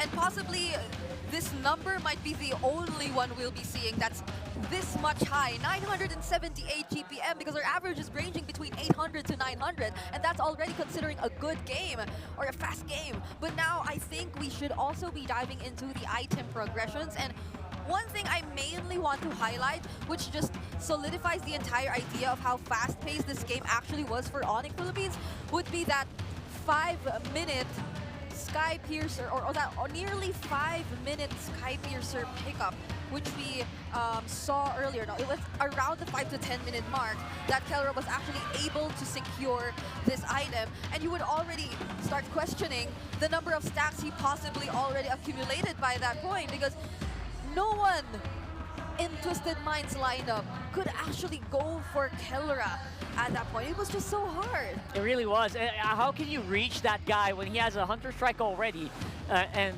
Sky Piercer stacking up, going into a Malefic Roar? Yeah. It felt like it was so scary, man. It's like, how do you actually do that? And there were multiple bodyguards, honestly, just trying to guard him from all the threat that Twisted Minds were trying to do. And Escalera, towards the 14, I feel like this is earlier, since again, we did close out the game in less than 12 minutes, desperately picked up the fleeting time, even.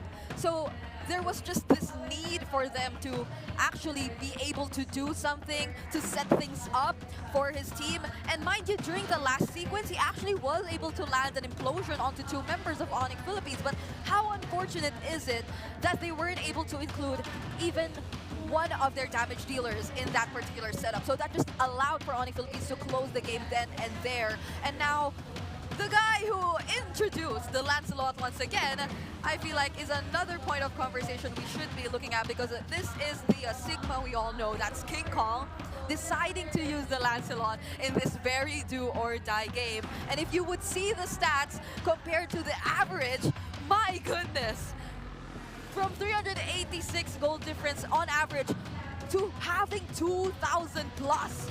Just imagine how ahead and how consistent King Kong was in terms of farming. So this is the ultimate definition of the entire turbo farming pattern we were talking about in the keys to victory. Yeah, King Kong embodies turbo farming. Lancelot just wants to go fast in the first place.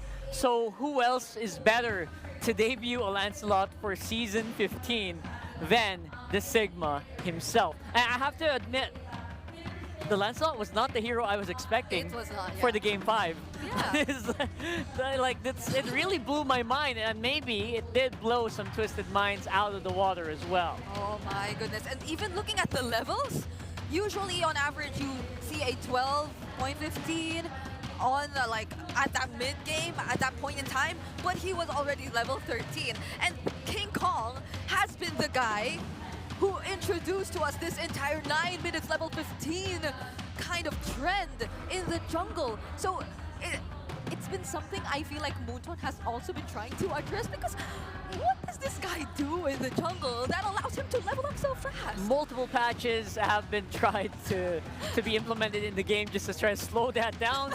Other heroes getting buffed as well, but then again, this thing that Onyx does, specifically King Kong, alongside his teammates, they've already told that story before. Yeah. Like, whenever King Kong goes to a minion, that's my wave. That's my creep. No, everyone else just back off. Yeah. He rushes to level 15 that way. I don't know if that's true, but it does feel like it. And he always has to mention and name drop his mid duo. He will always attribute whatever he's able to accomplish to his mid duo. And the Khalid Jushin were able to do so much, create so much space. So there's no doubt as to why King Kong was able to do this. Yeah, it felt so easy to do with very high-level talents on your roster.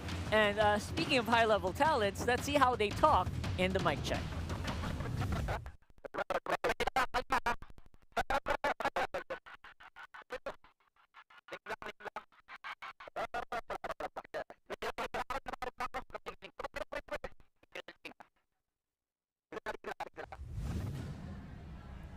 And that is how high-level talent talks on the mic in our Infinix mic check. Very clean, very objective-oriented. Very Onyx, Single target. Let's talk about that, right? So that's very Onyx. It's almost always like that whenever we see their or hear their mic checks. So it's nice to see how composed they remained even during that very dangerous game number 5. That's right. And for Onyx, of course, we'll see them, or there's still a possibility to see them at EWC and MWI, of course, MSC participating countries. We have so many things happening right now. We have the allocations for MSC 2025. This is going to be happening in July. So 2 slots for Indonesia, Philippines, Malaysia, and the rest will get 1. We also have a wild card, which will be competed with by 8 other countries. We are going to see the reintroduction of Japan, by the way, who has a wild card called Zeta Division. Coming into MLBB. I know that's a very familiar name for sure for you guys. China also will get 1 main stage allocation and 1 wildcard allocation. That's very, very interesting. Malaysia also is obviously on the dominating. They are the current defending champions for MSC. Selangor Red Giants, also known as OG Selangor Red Giants as well. And of course, MWI is bigger than ever with Myanmar, Africa, and Turkey joining us for the first time. Imagine that. This has, or the number of teams we'll be seeing this year compared to last year, they increased so much. And even in MWI, the Philippines will actually be getting 2 slots. And if you were able to watch the Athena League, you know that it's Navi PH and Team Liquid PH who will be representing the Philippines. So they definitely by now are practicing really hard for this upcoming MWI. That's right. The EWC is happening in July in Riyadh with a free $1 million prize pool. I'll double check that. I think that's still it, right? So obviously MSC is still a very elusive title for the whole Philippines in general. Just a recap of the MSC winners by nationality. And you'll see in 2017, it was actually not us, not the Philippines. We actually became champions in 2018 when Ader did it. IDNS was the champions back then. And back when MSC was held in the Philippines, it was actually Onyx Indonesia who won it. Yeah, and I mean, you can even see RSG, but that was 2022. Like we don't get to see the Raiders anymore. Like at most we get to say the last Raider. But that's been years ago since we last saw the Philippines actually dominate MSC. So this is definitely gonna be something we are looking out for this upcoming year, especially as we're yet to find out who is gonna be representing the Philippines, because we are still 4 days away. No, actually we're closer, right? 2 days from finding out who the other one is. That's right. And then 3 days for finding out who the other one is gonna be. So that's something for you guys to watch out for, especially the champions and of course a runner-up. So in MWI, however, it's the Philippines who is Smart Omega Empress, also now known obviously as Navi PH, there you go, who are our defending champions. So these are something that you are all gonna have to wait for. Very exciting next 2 months. That's happening between July and August. So again, watch out for social media for all the information regarding these tournaments. And just a reminder, our teams are also right here are also fighting for that slot. Imagine the prize pool that King Kong was hinting at earlier. You probably have an idea It's why a big he's one. doing that expression, right? They definitely want to go for that, but here's the thing. We still have another series, actually. Even if you thought we've had a long day, we still have another one lined up for us. We are just getting started. We're going to see Falcons and TNC right here in the Champions Arena fighting against each other in a best of 5. And for the meantime, again, I have been very happy to see the results of this. Twisted Minds, higher than I expected. Yep. Way better than I expected today. Yep. I am so proud of how they actually were able to perform again in their final series. Just the same as Smart Omega and April Brand, but this time around, this is different. Like, those were literally the world champions, the defending champions that they brought all the way to a Game 5. That's right, as highlighted by Bonchan. So Bonchan and the rest of the team, good luck on the next ones. And Onyx Philippines will be joining us tomorrow with another big one against Onyx.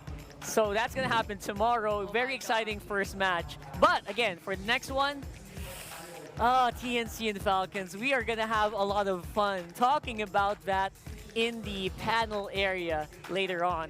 So we're gonna have to really catch our breath here. Let's catch our breath. It's gonna be a long day still. I'm Rockhart, this is Brigida, and you're watching MPL Philippines Season 15 Playoffs.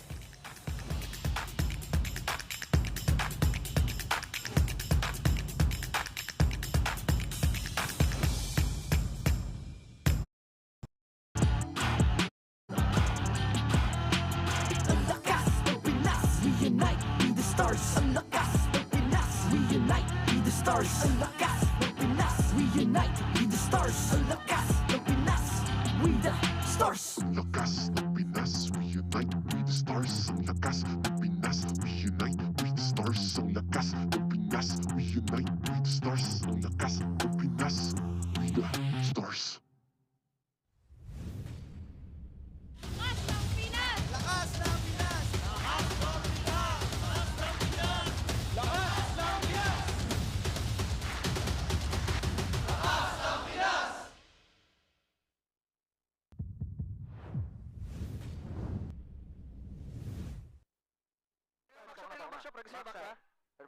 Ito, kalma ha.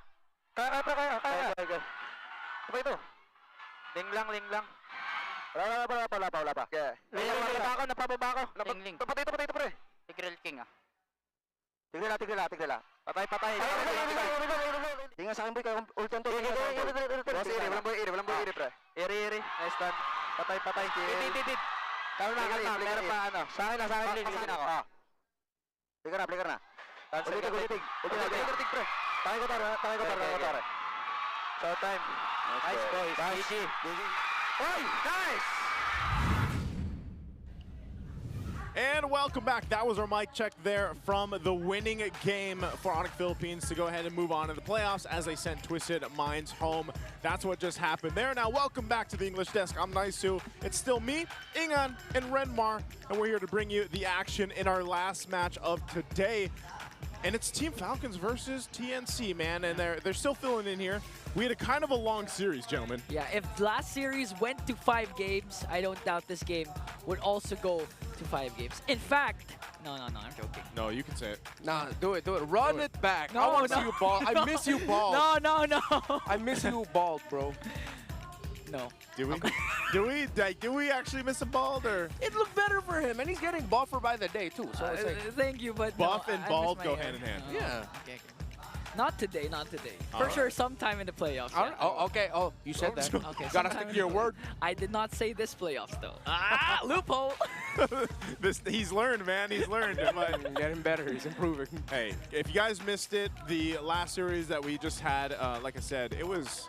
People were on the edge of their seats. Definitely here. It was jam-packed. I'm not sure if we're going to get, I don't know, I guess the nest is still filling up. Yeah, like we still got people coming in. Yeah, we still got people coming in. Of course, we're starting a little bit later than we should, but that's fine. I'm glad we got a full 5-game series in our first matchup. As you can see there, it went 3-2 favor of Onyx, so they'll move on to go and face off tomorrow against Aurora. And that's already going to be such an exciting match. I mean, every match that we have in the playoffs here at this point is just going to be so good. And like we mentioned, today's best of 5, the last one for today, is Team Falcons versus TNC. And the winner of this will go on over to face off against Mpl Ph. Yeah. I mean, there's a lot of storylines there that are lovely duo panel we'll discuss. But of course, if Falcons advances, that means we're going to be getting a rematch of the Season 14 Grand Finals and the Season 13 Grand Finals as the second round of the playoffs in MPL Philippines Season 15. You don't call it Champions Arena for nothing. We have 4 champions here. But now match number 2 is going to be interesting. It's Falcon versus TNC. I mean, it's going to go down the line. We don't even know yet who's going to be fielded in for TNC or even Falcon. We never know because even Pando might get slotted in. Oh, man. You know, when I look at... I would say that if we had a little bit of a different result from our last match, I wonder how many predictions, mine included, would have been demolished. Because... I don't know. Like I said, before that match even started, people were saying, I saw all online that they were saying it was going to be a sweep. And I think what we can dissect from our last match was just how good the teams have gotten over the break. Like Twisted Minds, I mean, even the players like Escalera, like he played out of his mind, and he did not look like the Escalera that we saw during the regular season. So I want to see if that happened here for TNC, because Team Falcons, like, I mean, these are the boys, like, these are the guys, you know, that made name for themselves and went on their own world tour and everything else. It's the guys from AP Brand before, now Team Falcons, they're solid as ever. Now TNC, I feel like, came in hot in the regular season, and then they took some time to go through an adjustment, and we saw a different variation of them too. So I can't wait to see what's for them. But before that, we have to thank our sponsors, of course. It's Time Zone. They've got an exclusive promo just for you guys that are here with us in the Philippines. Of course, you can get 400 power load for only 200 pesos. And all you have to do is register on the Time Zone Fun app, insert the promo code TZXMPL, and redeem the voucher at any of your favorite Time Zone venues. So... No, let no! do it. It feels good. It feels good. Say it. Say it. Don't miss out on this amazing deal. All right. All right. Well, you know what? Powerful, ain't it? Hey, it's powerful. You get your time to shine here, Renmar. All right, because you can get 2,000 pesos off, and by purchasing it and using the TT Racing X MPL Philippines exclusive voucher code MPL2000 over at ttracing.ph. Plus, don't miss out on exciting TT Racing gaming share giveaways during MPL Philippines. So stay tuned for that. Don't miss out on this amazing deal. And just remember, for those who dream, work, and play, TT Tracing has your back. It has my back. It does. I don't know. It's had our back all season long, and I love to have it, man. Again, they've got even... Like, we were sitting on pretty good chairs. Yeah. I think the players have an upgraded version. Yeah. And then I know in the other room, there's also an upgraded version. Yeah, in the media room, right? In the media room, where all the players get to sit after the matches and stuff. And we're spoiled. We have like 3-5 different variations of the TT Racing chairs available. Yeah. You want to see how good this chair is? Show me. Show them. Oh. That's great. I'm still here. That's all right. You know, how low does just this stay go? there. Just stay there. Stay there. Stay there. All right. Next segment, let's go. Dude, Renmar is the tallest right now. Wait, is he? Okay. Now, if we do this... This is all camera angling. Yeah. By the way... Yeah, can you leave your chair the lowest so I look taller? I definitely should not stand right now, because then I'll like really show, but I'll put mine at max here. That's why, guys, again, you know, we're in the playoffs here. You're not going to see us too much, unless now you're getting a lot of FaceTime right now, but it's our panel that is going to be breaking things down for you guys to prepare for this matchup, to break down the story for these two teams. So let's go ahead and throw it over to Brigida and Rockhart. Take it away. Thank you so much to our esteemed panel of casters right there. And welcome back, ladies and gents. This is going to be the pre-show here for match number 2 for today. I'm Rockhart alongside the Brigida. Once more, we don't have a guest today. Apparently, I think they have one. One of our newest MDL talents. He's we are going to be doing this on our own, and we're going to try to guide you through the match that we're having here. It's CNC Pro Team versus Falcon Philippines. And now, here's the thing. Something that if you haven't watched the regular season, by the way, or you haven't been living under a rock, don't forget. We also have TNC joining us for the first time in a long time here in the playoffs. I mean, Redmar, if you were watching or if you were with us during the regular season, he somehow did predict that TNC in 5. TNC you in know. 5 all season long. Yeah, and Now, I don't know what that means. It did happen though. Like they literally They're rank 5. I forgot how early were they able to seal in that top 5 spot in our rankings or in the the seedings of our regular season. But Yeah. they were the ones who had a solid spot, unlike the rest of the teams who were just like Up and trying down, to up and climb down, up up and and down, going yeah. down and everything. They were like very chill for like a whole week or so. So yeah, that's basically TNC in 5. The big premonition or foreshadowing from Renmar Santa Cruz actually happening today. But then again, we don't know if that means it's them winning in game 5. We don't know. We'll probably see that. Oh my goodness. We might see another game 5 today. You just had to remind everyone, and hopefully you were all able to recover from what has just happened or what just took place earlier. We all know it did go all the way to a game number 5, and it's the exact same storyline for these two teams because it's still the play-ins, it's still an elimination match. It's literally all or nothing. It's still the race for the Immortal Cup here for TNC Pro Team and Falcons PH. Now, obviously, it's going to be a bit more matched here. This is number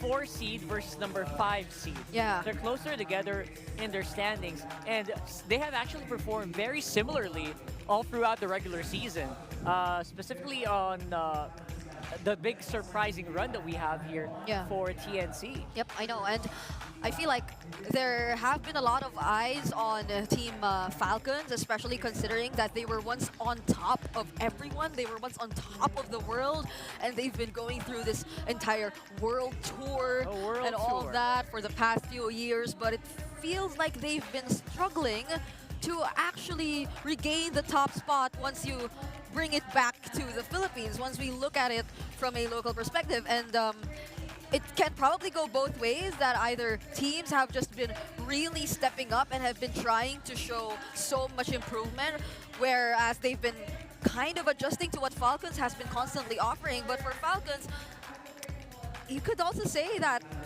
yeah, some teams are just really catching up, you know? Like, could we be hopefully seeing something more for them and all that sort? But if any, during the regular season though, they were somehow able to perform consistently.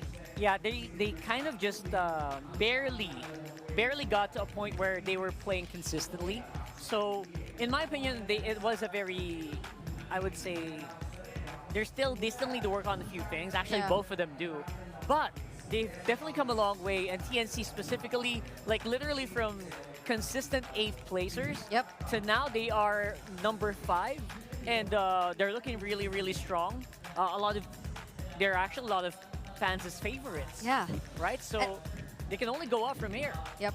Even when you try to recall their the video that they released alongside one of their heads prior to the season, you would probably feel very emotional trying to look back at what TNC's journey has been before they were able to actually make it to this point of being able to join us once again in the playoffs.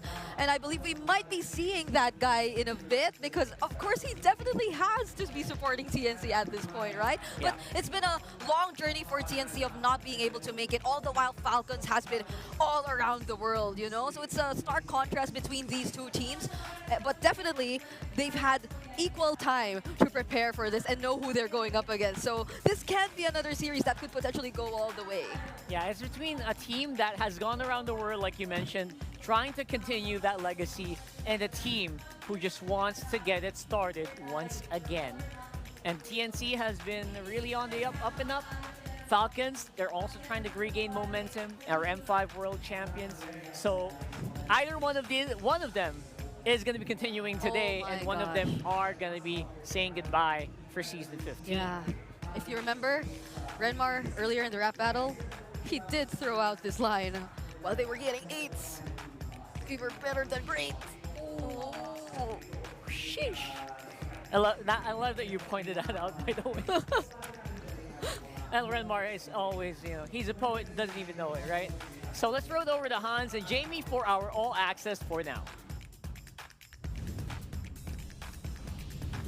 Maraming salamat sa ating panel. Bago natin simulan ang ating magiging laban between Team Falcons and TNC Pro Team, this is MPL Legends, where we're going to be talking about players and coaches that have left a tremendous mark in the professional scene. I am currently right beside the Team Falcons waiting area, and I'm going to be talking about Flap TZ, who is part of the roster of Falcons that once walked as Titans, winning not just MPL championships, but also international titles all across the world. Ika nga ni Flap TZ, nung tinanong ko siya regarding this matchup for today, ang sabi niya sa akin ay nasanay na daw sila with the pressure that they've been feeling. Alam na niya kung ano ang kailangan niyang gawin. Being at the bottom, at least from Season 10, naigapang nila as soon as they became part of that national team. And ever since, they have never looked back. But it didn't take a while, or it took a while for Flap TZ para ma-develop niya yung kumpiyansa na meron siya ngayon. Because during that time, and specifically Season 13 of MPL Philippines, they got swept by the eventual champions, Team Liquid Philippines. At kung maaalala natin, nung mga pagkakataon na yon, Flap TZ was already encountering an illness. He needed to go through a serious operation and on medications para malabanan niya yung pain na nararamdaman niya sa kanyang katawan while that is happening immediately after the grand finals. Flap then knew na para makapagtuloy-tuloy siya sa paglarga dito mismo sa MPL Philippines, he did not only need to train para sa laro, but he also need his health to be at peak and condition. So with that being said, he began his journey towards fitness and health. Nakikita naman natin all over social media, Flap TZ definitely taking care of himself, not only with his mental state, but also on his physical one, to build his confidence, but to also continue playing more. Dahil masaya nga siya. So kung nasan siya ngayon together with his teammates, he aims not only for another shot at MSC, but it's also a title that they haven't gotten last year. Kaya gustong-gusto niya talagang bumawi. Ang kanyang pangarap ay maging parte ng isang team na patuloy ang pagkuha ng napakaraming international titles all across different tournaments, as well as repeating championships. Just like how the roster from before, back in his old days, were achieving 2 M-Series World Championships, he wants to be part of something more and something even greater. And that is what makes Flap TZ legendary. Throwing it over to Jamie. If that is what makes Flap TZ legendary, well, let me talk about this next MPL legend. There is no MPL Filipino fan that does not know who Yawi is. With local and international championships under his belt, he has always been destined for greatness. Now, with that in mind, it pushed him to test his abilities in a different country. He joined MPL Indonesia for 2 seasons. And during our talk, he talked about how he transitioned and adjusted from being a Filipino player here at MPL Philippines to being a foreign player in MPL Indonesia. In just a month, he was able to master the language and adjusted well. He was able to find ways to keep himself satisfied and happy over there, but it just wasn't the same. The Philippines was calling his name, and here he is. When he got the call to come back to the Philippines, sabi nga ni Yawi, napasigaw siya, yes, sa Pinas na ako next season. And aren't we all happy that he is here? I asked him what's next. He says he wants to prove that he has the potential. And with this being TNC's first appearance in the playoffs in years, he is more motivated than ever. He's really riding on the desire to beat champions once again. Sabi ni Yawi, namimiss niya yung feeling na nasa stage siya with his teammates being declared as the champions. Is this the season for them to do that? Will the Phoenix rise to the very top once again? Panelists, what do you think? Over to you. The inspiring stories of our players, everyone just starts from something. Oh, I remember very, very clearly in my mind, M2, Flap TZ, literally kids alongside Carl TZ himself. Yeah. That was way back pre-pandemic. That was very interesting times. And Yawi as well, all the way from NXP days when they started off. And I really badmouthed them that time. But, you know, I kind of recovered from that very well. and it was really, really fun times. Oh, I love how we're doing all the throwbacks here. Yeah, big throwback. If you've been part of it ever since then, you've been here for a long time. Yeah, the Bardagulan days in social media. I love that time. Yeah, I feel like the community has been through a lot, but just the same, these two players that we recently talked about too, they've definitely been through their respective ups and downs. Yep. But that just all contributed to how inspiring of an overall story they've been able to establish for themselves. Almost, you could say, that they already have that legacy in them and that impact that they've left on the community as a whole, on the esports scene as a whole. And now it feels just like the perfect opportunity for them to cement that once more, for them to get back in that spotlight, because for Falcons, they've been wanting to do that. They've been having that spotlight internationally, but not just so locally. And yeah, he's been through international championships too, you know? Like, definitely he would want to experience it coming back to the Philippines. Yeah, M4 was a very fun time. Everyone remembers that fondly way back in Echo. And then they're definitely going to be on the road to do that again. Although he did win the championships in Indonesia, like he mentioned, it's just not the same. So again, going to that world championship again and becoming a champion in the Philippines, again, hard server, right? So it just really is a bit of a difficult journey. And you know what? If it does so happen that TNC actually comes out on top, I feel like our casters already touched on it earlier, then there's a chance that they get to reunite once more, you know, coming into the upper bracket semifinals. And that has been something we constantly talk about during the regular season whenever they go up against Team Liquid. But if we're talking about playoffs, that's a completely different story. Yeah, and what's better to talk about it with than our panel, our casters as well. So back at it again, we got our esteemed panelists. We got Naisu, Ingan, and Renmar. Actually, we're the panelists. I'm sorry. Yeah. So.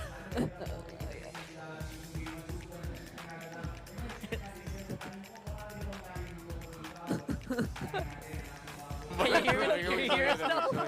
I think you can hear us. Yeah. I can hear Britta. Britta. I can hear Britta. Hey, Britta in my ear. guy, man. Nice. What happened? I don't know, Britta. You tell me. Yeah, we've been better than the other one We've the been other through day. 5 games. I think that's enough explanation. We went through 5 games. We refueled, we hydrated, and we're ready for this one. Because I wish I don't want to spoil it, man, but I'll tell you what.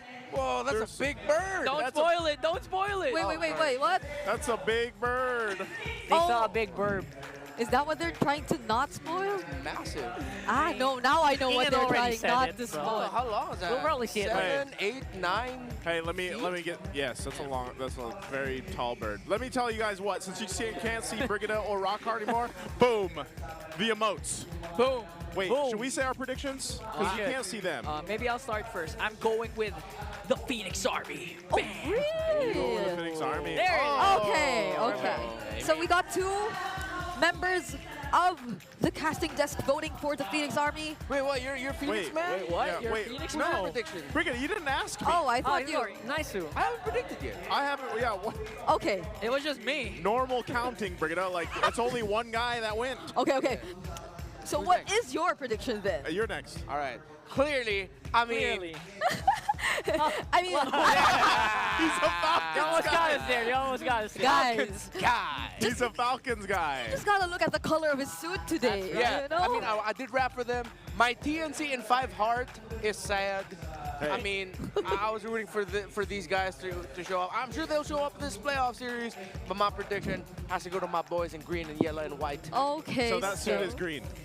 Yeah, that's why I'm wearing green. That's why I'm wearing the fit right now. But I Okay, hope they put a okay. good showing. So we're a little split here. I think with the red, I think Yeah, we're gonna forget have to mine. go Forget TNC my for this prediction. one. I'm joking, Rockhard. I'm sorry, I'm sorry, Naisu. Well, I saw it now. I there saw it it is, now, there it though. We got Spiels. They got Okay. skills Are we to doing do. these? Wait. You can also get the new emotes like Rora, Mpl Ph, Twisted, and if you haven't gotten them yet, Onyx, Omega, and TNC's Battle emote have made a return. Show your support for your favorite FBL team and buy them now at the in-game shop. Don't miss out on these amazing Oh deals. my goodness. Okay, we got all 3 of them. I think it's our turn this time around. And you were saying You're wearing red, so what does that have to do with your prediction? I'm going TNC for this. Oh, Yeah. because red and orange. I actually predicted they would do it in week 1, and we are here. So sorry, Naisu. Don't fight me later. All right, I'm going for Falcons then. All right. Split. We'll see you guys later, by the way. See you guys later. Bye. It's a it's a split decision. Split. Right there in the middle. Okay. So that's obviously that's the first time that's gonna happen. Yeah. Usually we're very You have a unanimous decision, yeah. We have meetings. We are very on some usually, but there are times like this where your brain goes to different things. Yeah. Different memories about these teams, different moments in the game, in the season. Yeah. So yeah. I like it when it gets split, so that you know. Yeah, honestly, I personally had quite a difficult time trying to decide whether or not I wanted to go for this team or that team and all that. You know, like you could feel the fire within these teams. Like every single one of them. Every single one of them making it this far, even based on what they were able to show us during the regular season. So I'm just hoping for the best yet again in the second series of the day. I absolutely would not mind if we once again go all the way. They deserve to actually be able to show us all that. 100%. They absolutely deserve it. For the meantime, though, let's see the players walking in on stage. It's TNC and Falcons. Champions Arena, please welcome our marshals for this match. Joshua, Juvin, JJ, and David. The final battle for the skies. It's Team Falcons versus the Phoenix TNC Pro Team.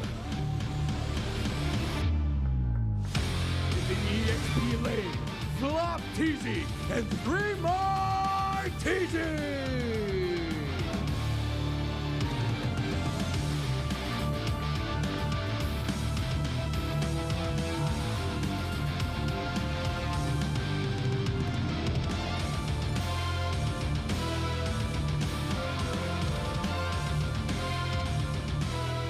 In the jungle, Kyle TZ and Zaida.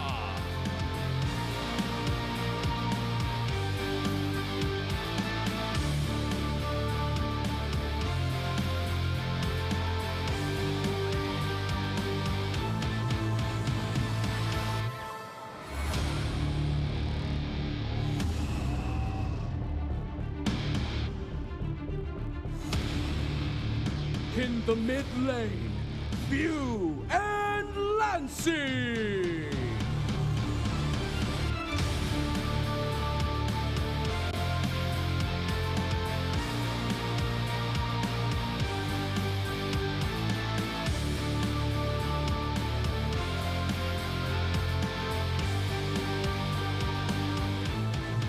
Our roamers, Oakwood and Yowie.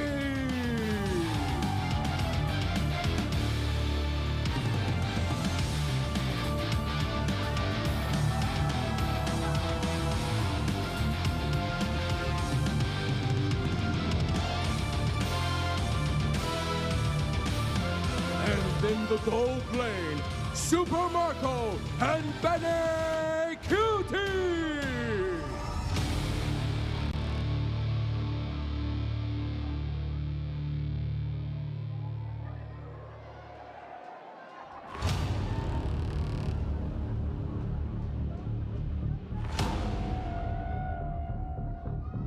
And welcome their coaches, Coach Trevor for Team Falcons Philippines and Coach Imba DJ for TNC Pro Team.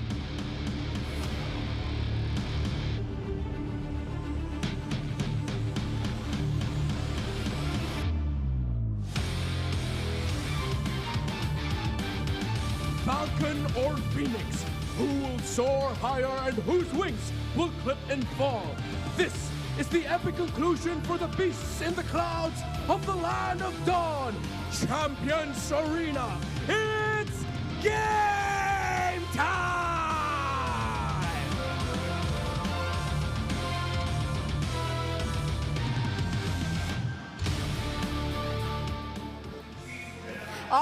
right, Team Falcons definitely here to prove that the Falcons era isn't over just yet. From the very moment they were able to start out their world tour to actually securing the title of being one of the titans of MLBB, they are definitely here to reintroduce themselves and show what they've been preparing for and capable of doing up against TNC, up against the Phoenix Army. Of course, once again, with Few as the leader of this entire team. Non-stop since Season 1, Mr. Few, El Capitan, idol of the kids, has been leading this pack.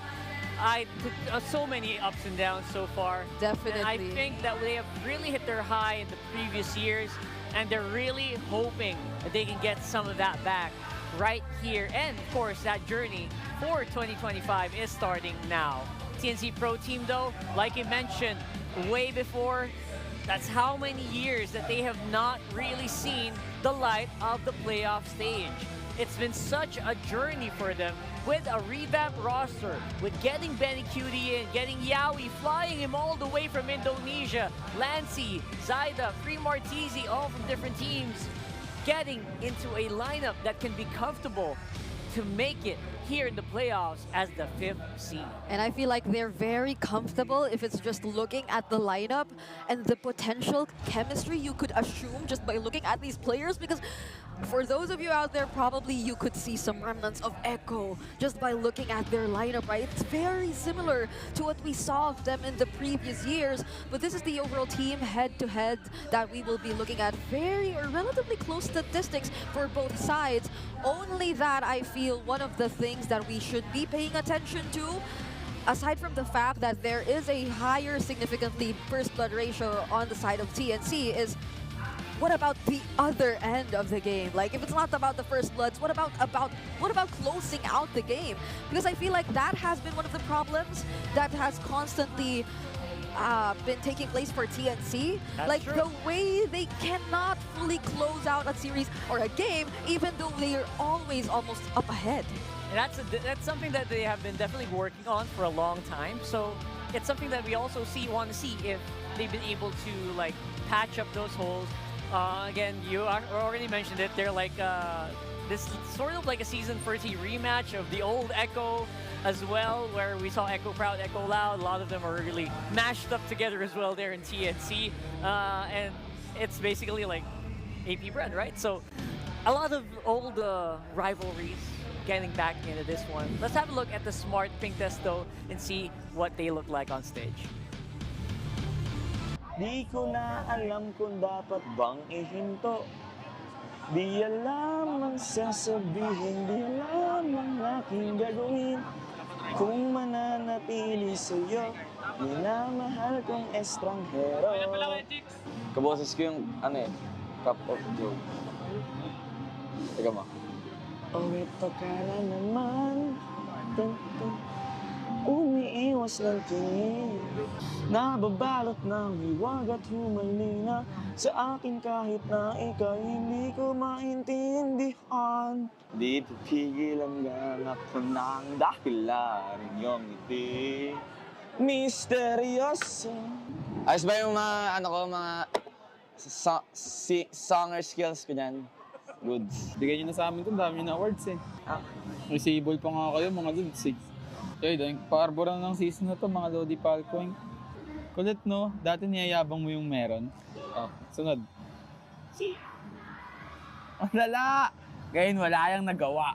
Nabaligtad ang sitwasyon, ikaw naman ang niyabangan ng wala. Dala. Do or die. Siyempre do tayo do. Well, I must say, I did miss hearing that. Of course. That's our Smart Pink Test. Bringing low latency gaming with smart Sulit promos. Subscribe to Only 5G with non-stop data for non-stop gaming on your favorite loading platform or at the Smart booth right outside our Mpl venue. It's always so fun to actually hear their personalities and not just their pictures and their gameplay. That's why you always want to also follow them on their social media. Yep. Whenever they go live, it's always so much fun. Here are the Infinix keys to victory for this matchup. And it's very timely that we did wrap up our previous conversation talking about TNC and their inability to actually close out a series or a game cleanly, because this is exactly what they need to do for their keys to victory. It's to polish their mid to late game decision making so they barely allow or not even allow any room at all for the opponents to turn things around. Whereas for Team Falcons, they need to challenge TNC's late game and long series endurance, which might feel like a little bit contradicting, but this is exactly what we see when you look at the stats. TNC, they tend to have and go for the longest games, so it goes both ways, right? It's either they find it hard to close out the games themselves, or they are able to prolong the games and defend their base for a very long time, even when the opponents are actually trying to close it out too. And for both of these teams, they definitely have to fight for the early game momentum. And I mean, I think we should all recall what happened earlier between Ogwen and Yaoi during the face-off. Like, they barely said anything, but they were so close. And I feel like they've been telling each other something all the while they were looking into each other's eyes, you know? Yeah, that was almost like super close for telepathy or something. And we're gonna see Falcons on the blue side with almost a half win rate on the blue whenever they go to that side. Now, I think I really love that last point because no matter how you look at it, TNC has always been such a good early game team. Even in the games they lose, they usually end up with a big lead early on. The times that they lose actually come from them like losing grip of the game. From minute 12 onwards. To put numbers into that, if you look at both Falcons and TNC and their turtle control and lord control percentages, they're just right beside each other. Like Falcons, they're second, and TNC follows right after them. So you know that the objectives are going to be something both of these teams are going to fight for heading into this game as well. And this is very exciting. Two new teams, we'll be looking at what happens in the draft this time around. Yeah, joined by our desk analyst, Renmar Santa Cruz. Hello there. What's up, Falcon Man? What's up? I'm Falcon Man now? He's Falcon's guy? Is that like my official title? That's your official title, right? At least for this series. Yeah, I sound like a low-budget superhero, Falcon Man. He's both Falcon's guy and TNC in 5. Oh, yeah. TNC in 5 and Falcon's guy. I can be both, but fate tells me to only pick one. Oh, by the way, speaking of one... So which one are you looking at here for their first picks, though? I think Kalea, if it's going to be open for Falcons, that definitely has to be a rush. Unless what Twisted Mind showed that Baksha is such an important pickup means that it bumps up in the drafting order. Now, I still think there's going to be a Kalea. Put it in the hands of Ogwen, take it away from Yaoi. Yeah, that has to be. Master Ogwen has been one of the first players to actually play out the Kalea really well. Even looking at some of the other international tournaments where we've seen them play this hero. So let's see if that is going to be the priority here for Falcons. Because if not, like majority of the trades, they're still out there. Honestly, like the jungler trades, they're still possible for either of these two teams. Yeah, and I actually really love that Baksha as well. Free players here can play the Baksha very well historically. Flapteasy, Kyle, and of course Ogwen. I just want to say it's very rare to see a Juicin rush pick in the current metagame, especially with the Kalea coming in. Of course, Suyo Joy usually favored. Lo Yi actually even is a more favored first pick, but then it was banned out by Falcon. So they're putting a lot of importance into taking away some of the best options here for Lancy. I think that's why they put the Juicin in the first pick right away. Yeah. Much attention onto Lancy, although Lancy has been one of the mid laners who even like historically, some of the picks I really recall whenever we talk about Lancy even goes as far as the Faramis and all that, or even the Lilias, right? Like he does play those heroes really well, but now it's another surprise priority pick for TNC, an immediate 1-1 pickup. Yeah, I think we're seeing a philosophy of slow front to back popping up even more often, considering that the Kalea is no longer something that the 1-1 has to use the needles and flowers to cleanse the crowd control of that hero out of. They just go ahead and pick up the Kalea 1-1 early on. And of course, this is Benny Cutie's favorite hero, named his daughter after 1-1. Yeah. So, come on. Yeah, and I mean, like, the mere fact that they have the Kalea too, regardless if Falcons wants to consider either the Hayabusa or any of that sort, they have some sort of direct answer and chain crowd control to use up against that Hayabusa, but There it instead they is. go for the back show, which we were talking about earlier. Yeah, I really love this. Not to mention they also have just a really good follow-up with the Granger. So overall, the first 3 picks of Falcon feel like it's a really solid core lineup that can really roam around the map efficiently. And it might be a challenge for the 1-1, especially in the early game. Personally, I have played 1-1s against Grangers and I've had a very, very bad time. Yeah, the laning is probably going to be a problem for them, so I probably consider a hero that could create like space or like provide AoE for TNC, for especially considering the team fights that could happen later on. There's the Farsa and the Eve that could still come up. They decided to go to the safe route though. They want to pick up the Hayabusa right away. They can get their jungle option. If you're Falcons, you're not gonna commit a Farsa Eve ban, right? right? Right? Question mark? You're not gonna think on that too hard, right? So that's gonna be up in the air. So TNC Pro Team playing it safe. They pick up the jungle that they need, and at the same time, a jungle that, well, if they didn't give it, would have given the Farsa and the Eve problems anyway. Yeah, only I guess if they're just really playing it extra safe. Because like Eve directly responds to the Zushin, and if you're going for a backshot jungle, then that is some sort of utility too. So you might want to not go up against the real world manipulation. And okay, they ban out the Farsa first instead though. So Falcons. okay, That's pretty good. That's pretty good. You're not gonna ban Farsa and Eve, right? What about Eve? Yeah, right? Eve feels like it's next on the chopping board, honestly. I was more leaning towards, okay, maybe just the Eve, but they ban out the Farsa instead. I mean, there's like another. I think they can give the Eve. If ever, because Falcon still has a lot of room in their lineup to pick up something like a Gacha, maybe even a Cho Flex for the the roamer, and then you, excuse me, for the EXP lane, then you put the Baksha in the roam in the hands of Ogwen, you give Flap TZ the Cho instead. TNC smartly take out the Gacha. So I'm looking at a potential flex Cho here in the hands of Flap TZ for Falcons. Oh, the Cho, rather, like they're really going for setups rather than an additional layer of sustain. Excuse me. Oh, they do actually ban the Farsa and Eve.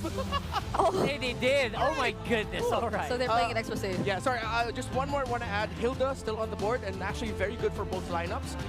The Hilda, since you don't see the jungle side of Falcons yet, if it is going to be an assassin, can be the pressure you can apply there. While at the same time, Hilda would be great for Falcons if it's available for them. Yeah, they actually, TNC, you're actually right. TNC does need that front line. And FreeMRTZ very happy to pick that up any time of the day. Loving that Hilda pick. And again, heroes like that really compliment him. Or if you guys remember his Uranus days, he loves to throw it out there. Oh! It's a Josk. Wait, I mean, they banned out the Eve and the Farsa. They ran out the mid laners? No, I'm kidding. Josk definitely a strong pick still. Oh, well, this too creates space, you know? Like, it creates a lot of space, and it kind of goes unnoticed most of the time whenever there's a really messy team fight that's happening. So Team Falcons has to be extra careful of that. At least they have mobility though, and a lot of blink skills to reposition themselves every now and then, but that might be constantly forced out by TNC. So they go for the Badang. Highly sought after so far in the day, and the Suyo appearing for the first time in the series. Sorry, the whole day. The whole day. Gonna be the first Suyo game. Let's see how it's gonna fare. It's paired up very well with the Baksha and Badang. Plus the center of the map, it's looking like it's gonna be a Baksha Juice and Suyo, high invading capability here. I think maybe that's why TNC Pro Team decided to pick up the Zask for Lancy. They need a little bit more bodies to help protect the jungle of Zaida on the Hayabusa. For FreeMRTZ, I'm still leaning towards, Glue still actually available on the board. That's a fantastic pickup. It's a slow front to back style for Falcons, and they needed something like the Glue to help them out. It's a very powerful XP lane pick here that actually goes under the radar a lot so far today. Yeah, at least the Glue can, I mean, the escape mechanism definitely is still there. The spread, that's gonna help them a lot too, in terms of just blocking off Team Falcons and whatever they want to do entirely. And you definitely need this guy to sustain things, because the Kalea, as much as there is the sustain, the passive works as a form of sustain, but it's more on looking for the setup. It's more of catching members from from Team Falcons. So now at least they've balanced out their lineup heading into this match. Yeah, and the Champions Arena is ecstatic for the matchup that we have here for the day. Again, only one solid front line here for TNC and a very well-rounded lineup. That Badang really making a lot of waves so far today. See if that's going to happen for Falcons as well. Let's go over to our team of casters here. Naisu, Ingan, and Renmar. Thank you so much to our team of panelists, Brigida and Rockhart, for breaking it down alongside Renmar of the draft. Welcome back to the English desk here. It's me, Naisu, Ingan, and Renmar, and this is our second match. It's the battle of the skies, if you will. It's Team Falcons versus TNC Pro Team. Who is going to move on forward to face off Mpl Ph tomorrow? We'll find out. Jumping in, there's a whole lot of early poking. Early poking forced out Yaoi's flicker. Now a resource down for TNC.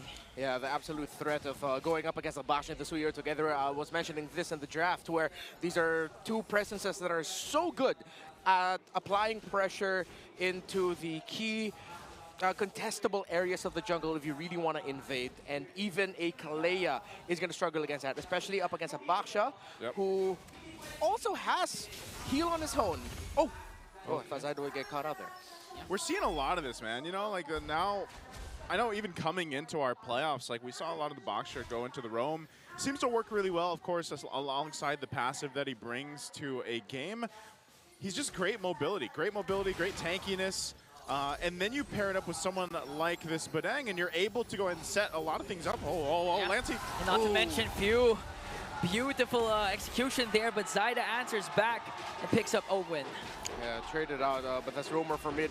More favorable trade here for Falcons Philippines. Oh, Kaltizi! Oh, Kaltizi got caught there almost, but Flaptizi with a save. Trying to chase after Kaltizi, and Flaptizi forced them to back off. Oh. All right. Kyle's going to be fine. It's kind of interesting. We haven't seen the Suyo, in the last series at all. Yeah.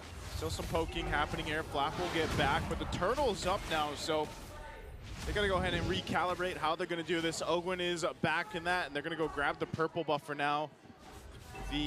For now, Zyda can just start this up. They're probably just going to get this unless somehow Kyle gets to this quickly. Yeah, Kyle TZ just going to trade for the purple buff instead, as Ogwin, Flap TZ, and Few he's going doing orange their too. best to delay, and now he's going to might go for the orange buff trade. Ooh, easy take there for TNC Pro Team. The fact that they continued to fight for a longer time forced a reaction out of Kyle TZ, which meant he would be out of timing to contest that turtle, so he decided to go for the orange buff steal instead. Or was he actually able to secure no, the just one green cap. Oh, just one green cap. Okay, Yeah. he wasn't able to get the orange buff. Yeah. So Kyle TZ will be able to get his own. And yeah, we're just back to normal here. I think Falcons need to watch out and not get baited into these long engagements. I think that's something that has to be assessed and addressed. Yeah, also with this, all-time stats for Ben Cutie on the 1-1. Quite a few games, 21 played, 52% win rate, and a little fun fact too, doesn't he call his daughter Wan? Yeah, the So, nickname. The nickname of it, yeah. Nickname of his daughter. Yeah, Wan. Is Wan.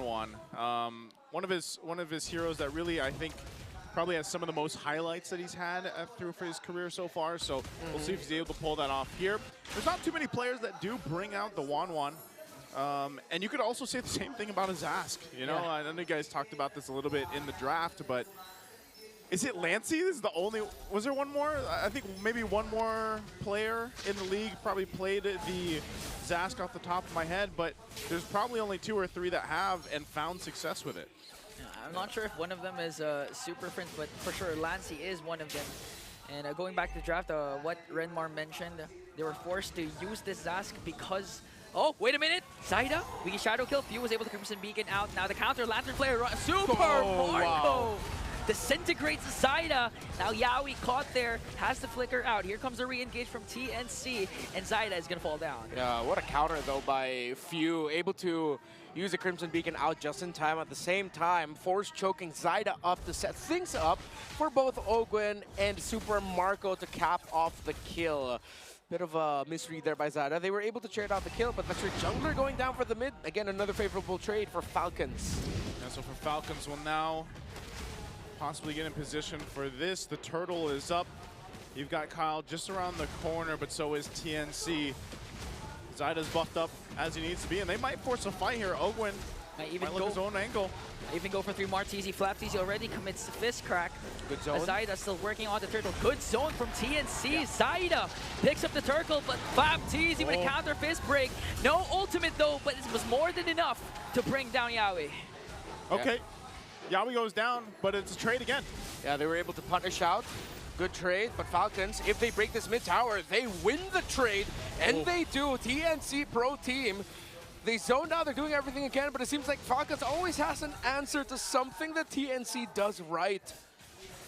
That's how you do it, man. Yeah, they open up the map. You gotta have what is it called? You gotta have the reaction to every, there's a reaction for every, there's something like that. Yeah. You know what I'm saying? Yeah, every action has a reaction. Has an equal and opposite reaction. All right, it's way longer than I thought, but it's one of the laws of physics. One of the laws of physics. I haven't seen a whole lot of different physics reels on my algorithm, but yeah, really, I learned that in school, sir. Hey, we didn't have cell phones then, so. What? Turret goes down top side. It's Team Falcons that, you know, the way that Falcons is playing this is just so objectively. And honestly, if you've been watching them for a while, you know they play this game. Yeah. Like, they are the macro team that likes to play through that, and then eventually they'll pop off right around maybe before the first Lord comes up or even in that fight. And you start to see them put pressure now. Now that they've got a couple turrets down, they can play around the advantage they have. Yeah, and now it's kind of balanced. They're just not banking on the fact that they have to wait for Super Marco to scale up. Even Kyle TZ and Few has been a great damage source for Team Falcons. So now they're standing on a 2.5k gold lead, and at this point it seems like Yawi is having a hard time trying to engage because 2 of his targets have Purifies, not to mention Ogwin has been zoning out TNC. Yeah, you're seeing Yawi and, well, a little bit more focus on Yawi because 3 Martizi is actually the roamer for this lineup, while Yawi's more of like the backup, you know? Yeah. They're playing a little bit safe, while for Falcons, they're also playing it safe because they're always thinking about the guys we have to watch out for a glue. We're up against a glue. So it's like right now we're seeing 2 teams kind of overthinking, hesitating a little bit. Yawi goes in, paired up with a flicker. He caught someone there. It might be onto Kyle TZ as Zaida picks up the turtle, but the clash still going on. Jamar TZ onto Kyle TZ, might be able to bring down 2. Owen is going to fall down as well. The shade for Yawi now. Coco! A maniac! The Storm is online. The namesake of his daughter in his hands, and he gets a Maniac to open up the series. That's another reason why Falcons had to be careful. They're up against a 1-1, a very iconic one at that. Oh man, we talked about it early on. I said, Benny, he loves this hero.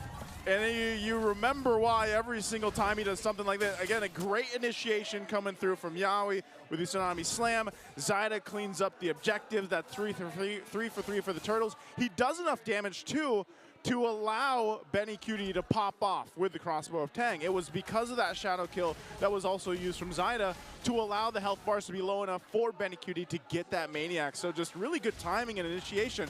I mean, remember, before all that happened, Falcons was holding on to about a 3K lead. It's gone now, and TNC has flipped the table. Yeah, I also have to acknowledge, just as I said it, Yawi decided to make a play, a very sure one at that. He went ahead, jumped up in the air, flickered forward, landed the tidal strike, knocked up 2, grabbed 1, and that just set things up incredibly well for TNC Pro Team to follow up.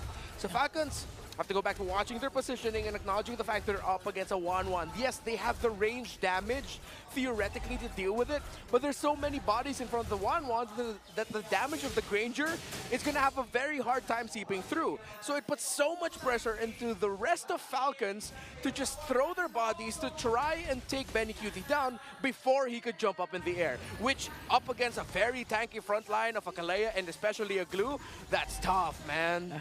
But up against a systematic team like Falcon, one mistake, they'll surely capitalize on that, especially if Super Marco starts to be online once again. First Lord up for grabs. It seems like all neutral objectives actually were secured by Zaida. Yeah, they're going to keep Kyle TZ down on that bottom side for now. Going to grab his buff. Lord is up, and TNC will have the advantage. Yawi jumps in. Yawi again with the flicker plus combo. He's going to catch Blap TZ. Falcons, one member down. There was a knockoff on the Lord. Ogwen trying to soak up the damage, though. And now TNC, it looks like they have to disengage. He almost blasted Zyda. He's forced to recall, get on out of there. Benikuti looks like he's going to turn TNC Pro Team. Are they turning? Falcons, TNC. Slow things down. Slow it down. Bring him back here. Flap's gone. But hey, that's what you expect with a Kalea. Those initiations, especially when the flicker's available, that's what you want to see happen. Yep. They're still going to fight for this Lord, though, trying to get the positioning they're looking for. Quite low already for Few and Ogwen. They're going to respect it. They're going to have to fall back. Zyda gets the Lord. 3 more TC flickers in with a grab. Flap TC counters! What a beautiful fist break, grab, but Benikuti again! With a crossbow attack, going to pick up 2. Might be able to make it 3, but it's going to be Lancey who picks up the 3rd kill. Double kill still for the 1-1. 6-0 and 2. The Titans of MLBB, at least one of them, are shaking in their wings. As the Phoenix is flying high in game number 1, they have a considerable lead. I don't know if it was that Phoenix they brought into the Champions Arena or what, but I'll tell you what, the Phoenix Army is standing up on their feet when they see plays like that happen here. And so the Battle of the Skies right now is in charge for the Phoenix. We take a look at this again. It's a first Lord, so it's going to be quick work for Falcons to deal with. But how are they looking in the items department against TNC here? Oh, Benikuti already has a Wind of Nature also. So now they can be as aggressive as possible like this. Again, Yaoi, but Few was able to purify out. Yaoi got caught, was able to flicker. And now Ogwen trying to go for the charge. Yaoi pops his conceals to back off. Zyda goes in with a shadow. Now here comes Team Arteezy. Very bad here for Falcons. TNC Pro Team. This looks like this fight. Good look for them. Godlike for Benny. And now Arteezy also picks up a kill on Yaoi. So that's going to be a 1-for-1 trade. So it's a 1-for-1. Oh, good stun. Good stun from Ogwen. Almost got caught there by Zyda. Good stun. Yeah, Arteezy's still going to get his buff, though, so he's fine.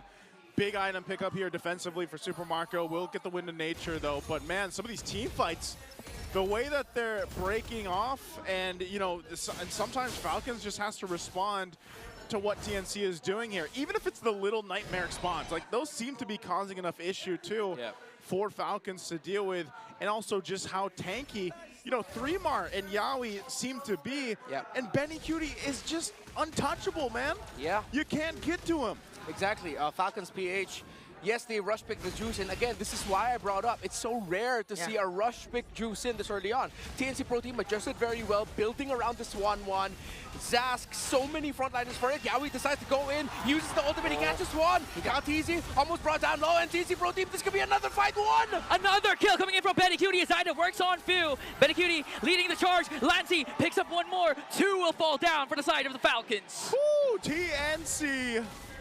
They are locked in this game 1.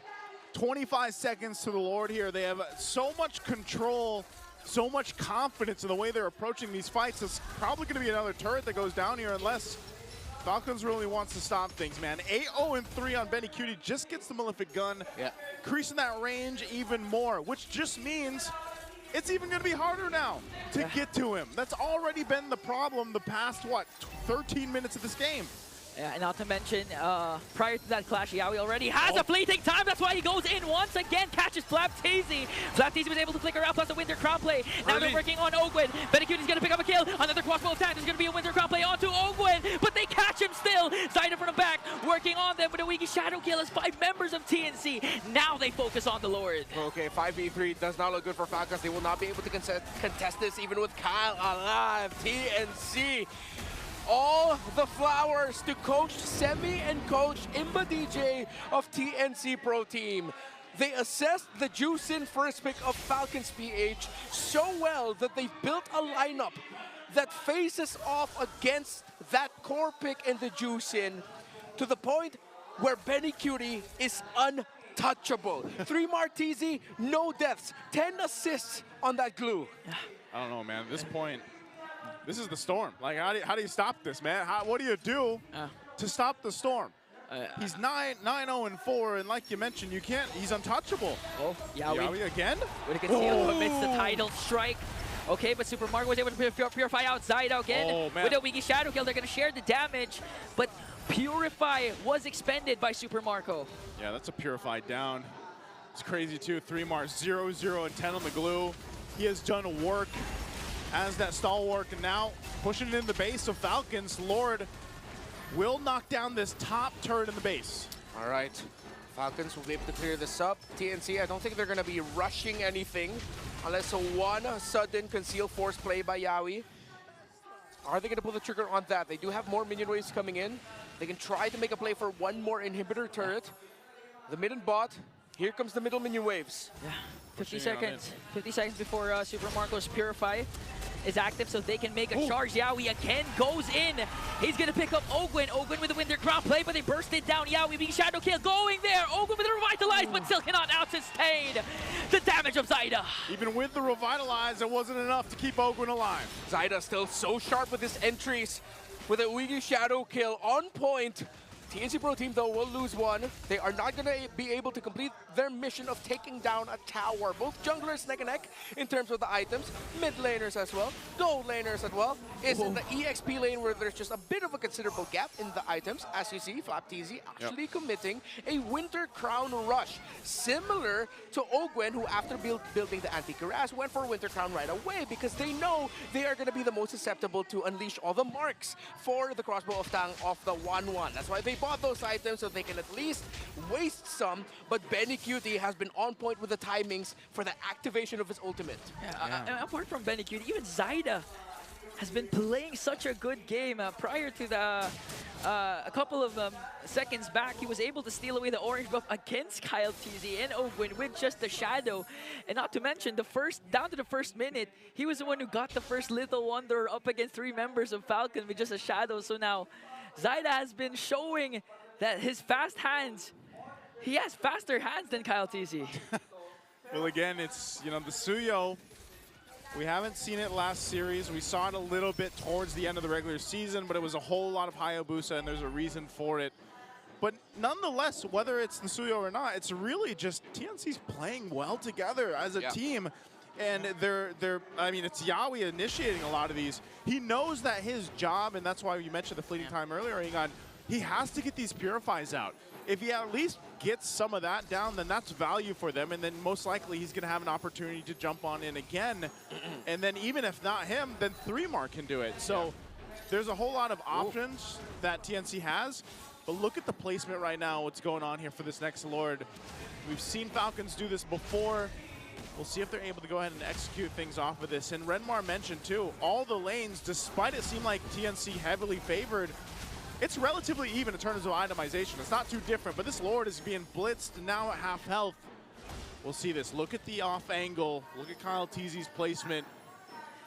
Will they go ahead and press this in? Are they just going to go for a sandwich play on TNC? But they got a big wave down bot, and they're going to know. And Super Marco's there. Pressure is on for Falcons. TNC gonna try and burst. FlapTZ goes in with a combo. Zyda answers back and Benny Cutie plus Lancy picks up the kill onto Kyle TZ. They will be able to secure the Lord, but Yavi wants to go for more. Tsunami Slap committed already. They're gonna bring down FlapTZ and Zyda with a kill. He's just too damn good on that 1-1. The Storm is 9-0-7.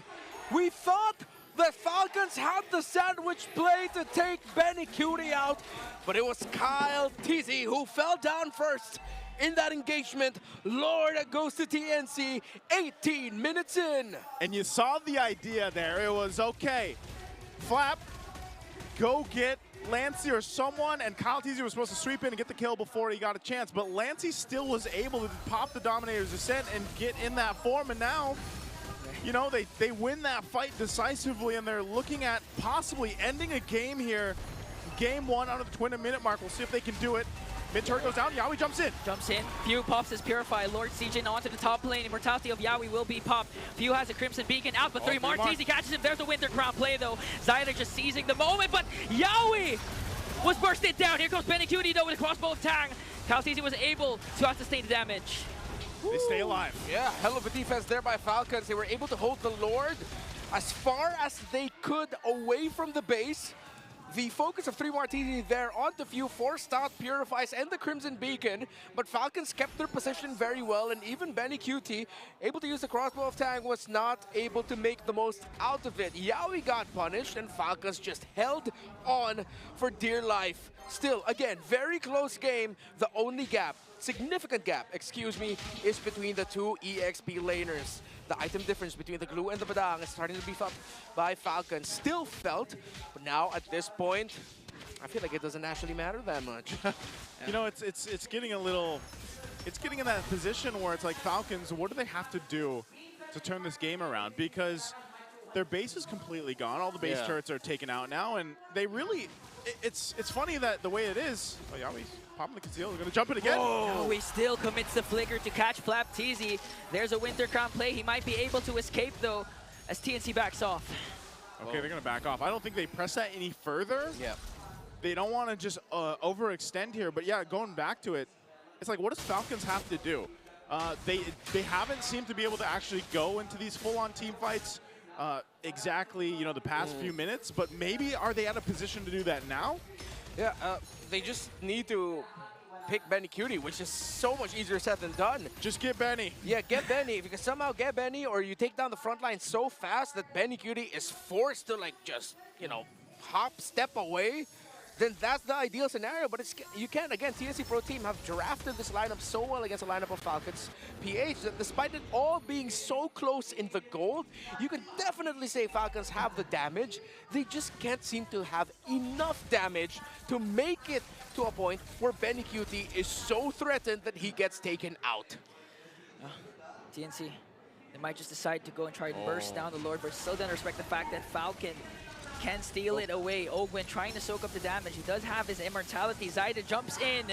One more hit, but Ogwin saves his immortality though. Yeah, he's still alive. But you can see that even where Benny was earlier, they still have to be careful on how they approach the fight though. They know the buffs are going to come up. They throw Zyna over to the purple buff. He'll grab that, and you have Kyle Teasy doing the same thing, grabbing his orange. So it's just setting up for this next objective, take this Lord.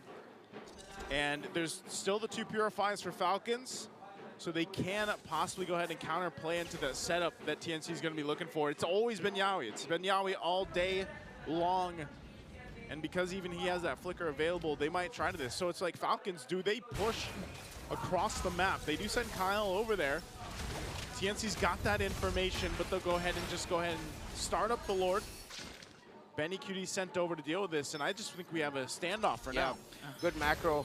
Well, our playoffs has been long so far. This is only game one in another the second best of 5 series of the day. It's 22 minutes in already. Wow. But there's been so much action, so many trades. It's a very active game. This one has been active. They're going to press it for the Lord. Okay, it's going to be a retreat back. Oh! Kyle Teasy secures it. TNC wanting to clap back. Uwiki shadow kill for Zaida. Forced out the immortality. Ogwin still alive with the revitalize. Benny Cutie trying to deal out damage. But in exchange of El Capitan and Ogwin, Falcons get the Lord. Oh, Falcons gets the Lord, but still, that was the question I asked earlier. Can they actually win a team fight? And the answer is no. They just got taken out after the Lord was secured. And so this could be an easy just clear out and push into the base unless Falcons can do something to buy some time. Again, they have the damage, but it just seems to be not enough. They can't reach Benny. TNC starting to siege in. Zaida goes for the zone and eliminates Super Marco. Pumpcast sees his immortality as TNC takes game one away. What a capitalization by TNC Pro Team in the draft. There's a reason Juicin isn't rushed first pick anymore. And TNC Pro Team adjusted to it, responded to it incredibly well. Incredible game for TNC to start off this best of 5. Let's throw it over to the panel. The way this is happening, I'm sorry. My hair is so messy. We're jumping up and down here. That was crazy for TNC. For this one, apparently Lords is only half the picture. Oh my goodness. Look at what we're seeing in as early as day number 1 of our playoffs. Season 15 is proving to be a massive roller coaster ride for a lot of us MLBB fans. Just look at how well these teams have prepared for one another, for each other even, specifically in this particular scenario where TNC, it barely felt like they were up against the titans of MLBB. Yeah, it feels like a big paradigm shift. Wow, big words. Wow. It's a big shift in the whole the way that the whole ecosystem has been going, with TNC just being so dominant from the very beginning of this match. Yep. You see how Yaoi just making use of the pressure on the Kalea, Lansy being there, being very solid guards too for Benny Cutie, who, by the way, got a Maniac in the first game, which is exactly why we're seeing, or one of the biggest reasons why we're probably seeing him in the MVP. 909 on this 1-1. He didn't even get to complete his build. It didn't come to a point where he had to complete his build just yet. It was unbelievable. Honestly, with the way that he was playing the 1-1, it was not a late game 1-1, by the way. Early on, it got a Maniac, I think, right 6 or 7 minutes into the game, and that's just not something you see every day. This is an example of one of those heroes that has so much mastery. Yeah. The player has so much mastery over the hero that you just feel like they are one and the same. And we can see why the firstborn of Benny Cutie was nicknamed Duanwan as well. Just really has so much history and experience with that hero. Indeed, a very iconic hero for Benny Cutie himself.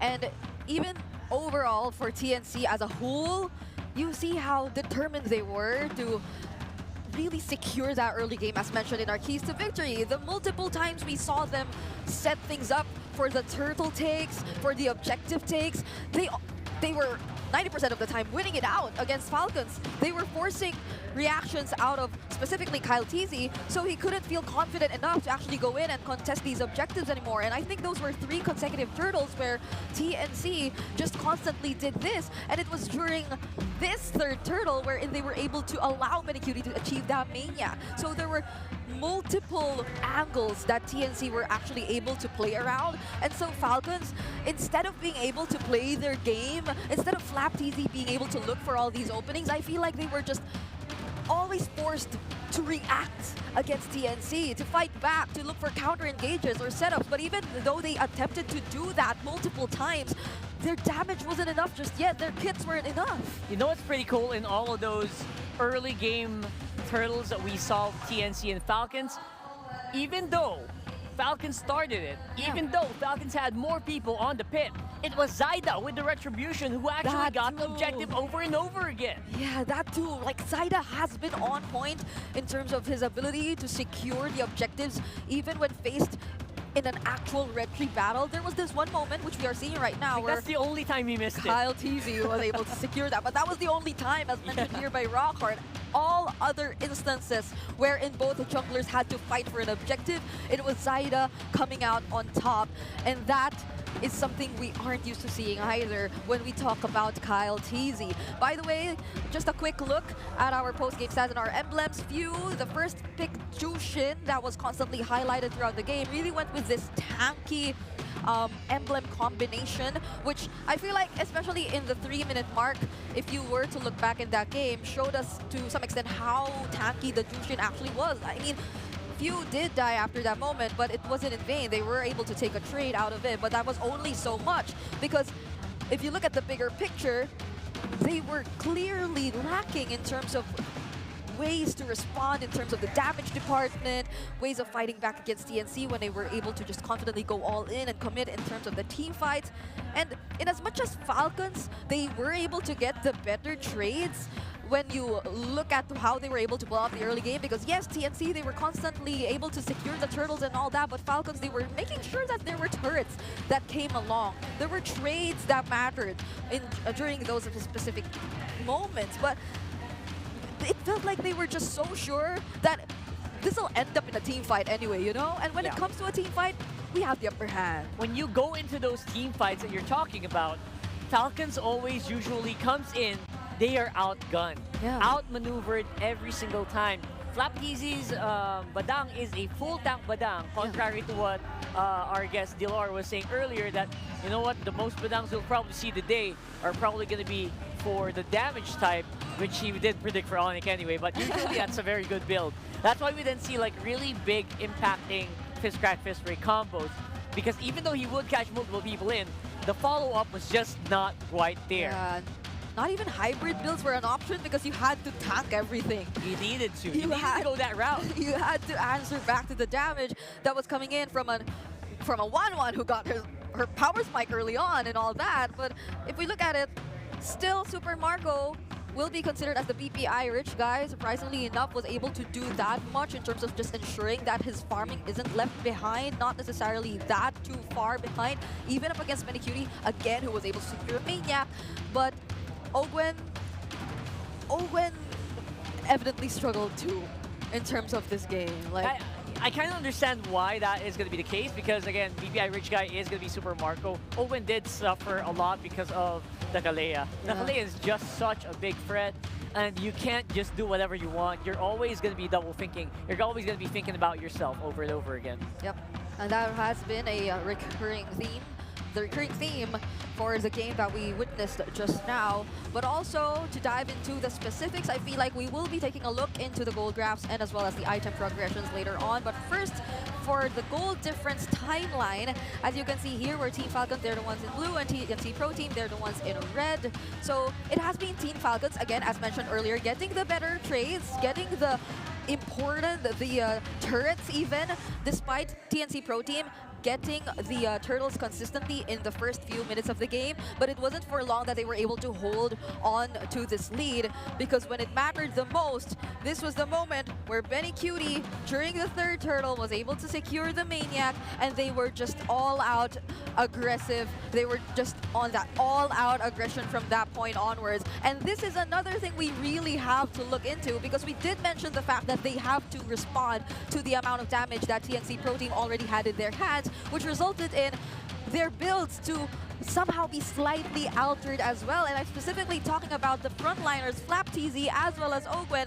They were forced to go for those early winter crown pickups. As you can see, they actually even got it at around the same time because they really had to tank the damage. They really had to prevent the crossbow tank from transferring to the other members of their team. And it's not just that, they were also forced to pick out other items too that really mattered or that could potentially support them in sustaining all the damage. The Zast was a problem as well. The Radiant Armors are there, but more than that, even the Immortalities just had to be picked up. They just had to find ways to prolong things. But even though they were able to prolong things long enough, when you look for the damage that could potentially come out from their team, they were still trying to sort it out. They were still trying to look for that as well. Super Marco here was only able to even build the wars and the Blade of Despair towards the, or past the 20-minute mark even. So it took them that long.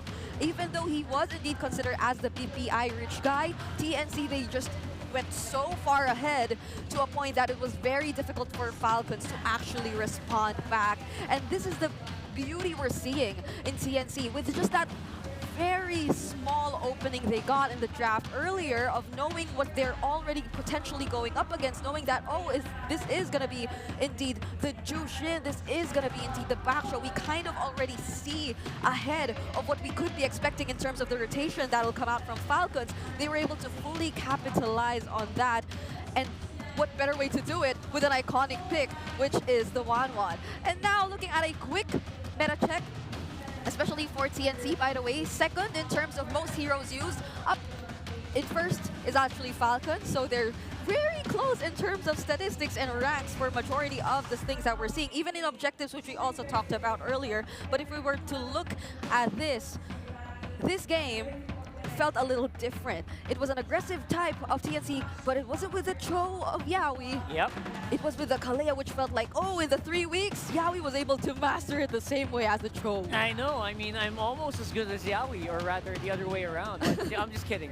Kalea is definitely one of those heroes that when I saw it first, the first guy I thought about was actually Yaoi. Yeah. As well as Ogwen. I knew he was going to play it a lot. And he did. He was one of the players who actually first play that hero as well, but we saw how efficient it really is in the hands of a player that has so many years of experience and has that eye. You know, his eye is like super laser focused, and then you have that one skill, bam. That's why he's so good at the Cho as well. Yep.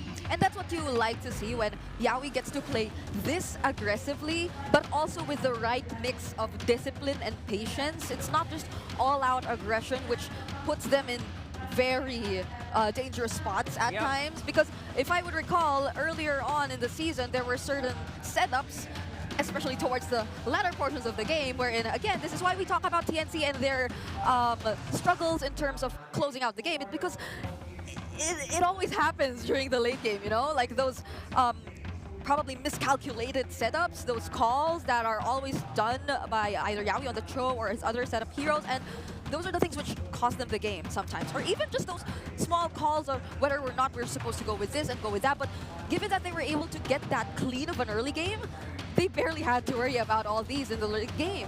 That's right.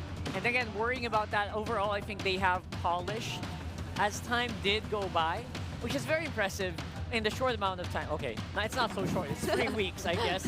We were on the break, but it's relatively short. Like if you're thinking about mastering a hero relatively quickly and the lineup, you know, polishing so many other different lineups, I'm sure TNC are coming up with. It's still impressive where they are right now. So we're gonna go and throw it over to the the Champions Arena. We have a bit of the all-access segment with our host on the stage. Maraming salamat sa ating panel. It is the TNC Pro Team leading 1-0 in this best of 5 series. Still with me, or still with you guys, Hans and Jamie. And of course, we are joined by such an esteemed guest, the chairman and the founder of the TNC Group of Companies. Please welcome Sir Eric Redolfin himself. Sir Eric, it is so nice to be here with you today. Good evening sa inyo lahat, lalong-lalo na sa mga supporters siyempre ng TNC! Sir Eric, it's so nice to be here with you, and a lot of the Phoenix Army natutuwa rin sila na nandito po kayo mismo. Talk to us about this team, about the boys na kinuha nyo for Season 15. Ever since, for seasons now, hindi kayo nakapasok ng playoffs. What made you decide that this is the team to be able to do it? Siyempre, dapat hindi ka nawawalan ng tiwala, di ba? Na darating yung panahon, pupunta din tayo doon. So sila yung mga napili namin kasi we believe na sila yung magdadala sa atin sa tagumpay. Ayun. Sila yung magdadala sa inyo sa tagumpay. Sabi mo nga, huwag kang mawalan ng tiwala. Huwag kang mawalan din ng pag-asa. Ng pag-asa also. Boss Eric, we are here. TNC Pro Team is part of the playoffs. They won the first game. What is your message for the players right now, Boss Eric? Siyempre, hindi ko muna sila i-congratulate kasi wala pa naman tayo doon eh. Pero good luck sa kanila. I know, at saka buo yung paniniwala ko na they're doing their best. They're doing their best indeed. Kitang-kita sa Game 1, di ba, Hans? That's right, that's right. Now, you mentioned the TNC supporters. The Phoenix Army right behind you. All right. Rinig mo ba, Hans? Sige Rinig nga. ko sila. Phoenix Army. Ayan. Rinig mo ang pagmamahal nila for the team. Now, I heard you gave away 100 tickets. Give away 100 tickets? Is this your way of giving back to this amazing support system, Boss Eric? Yes, syempre kasi hindi kami iniwan. Kahit nasa bottom kami, nandyan pa rin palagi sila. Ayun. I love it. Kaya isasama natin sila sa tagumpay. Paglipad. And Sir Eric, just one final message. I know that there are a lot of people here who came over para suportahan ng TNC. Para naman sa lahat ng nanonood sa kanilang mga tahanan, ano ang mensahe mo sa lahat ng Phoenix Army? Sa lahat ng mga supporters ng TNC, especially sa Phoenix Army, patuloy lang kayong sumuporta sa amin. Darating din tayo sa tagumpay at isasama namin kayo sa mataas na lipad ng Phoenix Army. Mataas ang lipad ng Phoenix Army for this playoff. Sir Eric, maraming salamat po for being here with us today. And I'm sure that TNC Pro Team is looking to replicate what they did in Game 1. Pero makakabawi kaya ang Team Falcons? Panel, what do you think? You know, his words actually remind me of that very famous line we had a few seasons ago by TNC, the Biyaheng Tagumpay, the travel to victory. Right. I remember that. That was the one where there was the jeepney, Escalera driving the jeepney, right? And it was I think one of the most iconic roster reveals too. Yeah. If I'm not, like personally, and if I'm not mistaken, for a lot of us out there. And it's finally happening now. It's the same team, but with a different lineup, you know? It's a different roster. It's getting started, right? It's no better way to do it. And especially if you want a really successful tomorrow, hatid din sa inyo ng magandang bukas. BPI empowers Pinoy gamers with next-level banking solutions to help you level up in life with digital deposit accounts, insurance investments, loans, and others. Yeah, you can start saving so you could get a more epic tomorrow. Open a hashtag SaveUp account today via the BPI app. One ID and 5 minutes is all you need, and you will be having your very own account. So open an epic tomorrow together with BPI. You can also check out their booth right here if you come visit us here at the Champions Arena. That's right. And of course, for everyone, we also have like good epic news for you guys. We have the Vibe app where you can actually pay via QR, pay your bills, send funds, and you can also claim rewards. All of that in the Vibe app. And we also have an epic bonus wherein if you sign up, you get a chance to win 1,250 MLBB diamonds. That's a lot of diamonds. That's almost, that's gonna put you on the road to the Naruto skin. So you can use that to upgrade and flex your skin. So what are you waiting for? Join Vibe now and download it today. For an epic tomorrow, open it with BPI. Yeah, I personally love BPI. That's right. Yeah, and I'm loving how they provide us so many activities and possible prizes back in the regular season, so what more now, you know? Like, there's a high chance that they prepared a lot more for us, and you guys, if you decide to come with us. But look at this. We have an update on the leaderboards of 2,000 assists in Mpl Philippines. 2,000 assists in 281 games. That is Yawi ranking number 4. So, did he hit 2,000 assists today? Yeah. Yeah, he did. Right there. He did. He is now the 10th player to do it Yeah. in all of MPL Philippines history. He unlocked this achievement the moment he got those 8 assists in the game earlier. And imagine, he went beyond 8 assists, you know? Like, they got so much. There were multiple setups started there by the Kalea, which I wonder if we get to see once more in this upcoming game, or definitely there is going to be some sort of either adjustment from Falcon's side or respect towards that. Yeah, that's huge. Honestly, that's a lot of assists where most of it is done in single target. Yeah. Right? So it's a different assist window where it's like a Tigreal setting up 5 people at a time. He does it with Cho. He does it with Franco. He does it with Kalea. Those are single Jawhead. These are single target heroes players. So he likes to take things one step at a time. One step something at like a time. that. There you go. So that's even harder, right? Because Pro My Venus, you can heal a lot of people at a time. Yeah. But this guy, he does it in such a straightforward fashion. Choose this guy, remove him from the field. So we have a blue side selection here with TNC, 47% win rate on that side. And I expect that to only go up right now with the way that they are playing here. And we are about to head into the draft here, ladies and gents. We're going to have to recruit the help of Mr. Renmar Santa Cruz all the way from the land of Caster's desk. Boy, does it sound so far away. It feels so far away. I cannot wait to hear for the rest of the playoffs how many times you'll be able to introduce me. Land down under, land of the caster's desk. How more you got, brother? That's great. You know, that's great exposure, you know? Your name's always going to pop up. So here we are. Oh, and there goes the respect back. No Kalea today? I mean, come on. Yeah. I just have a question, Redmar. Do you expect the Cho to be first ban or first pick a lot here in the series?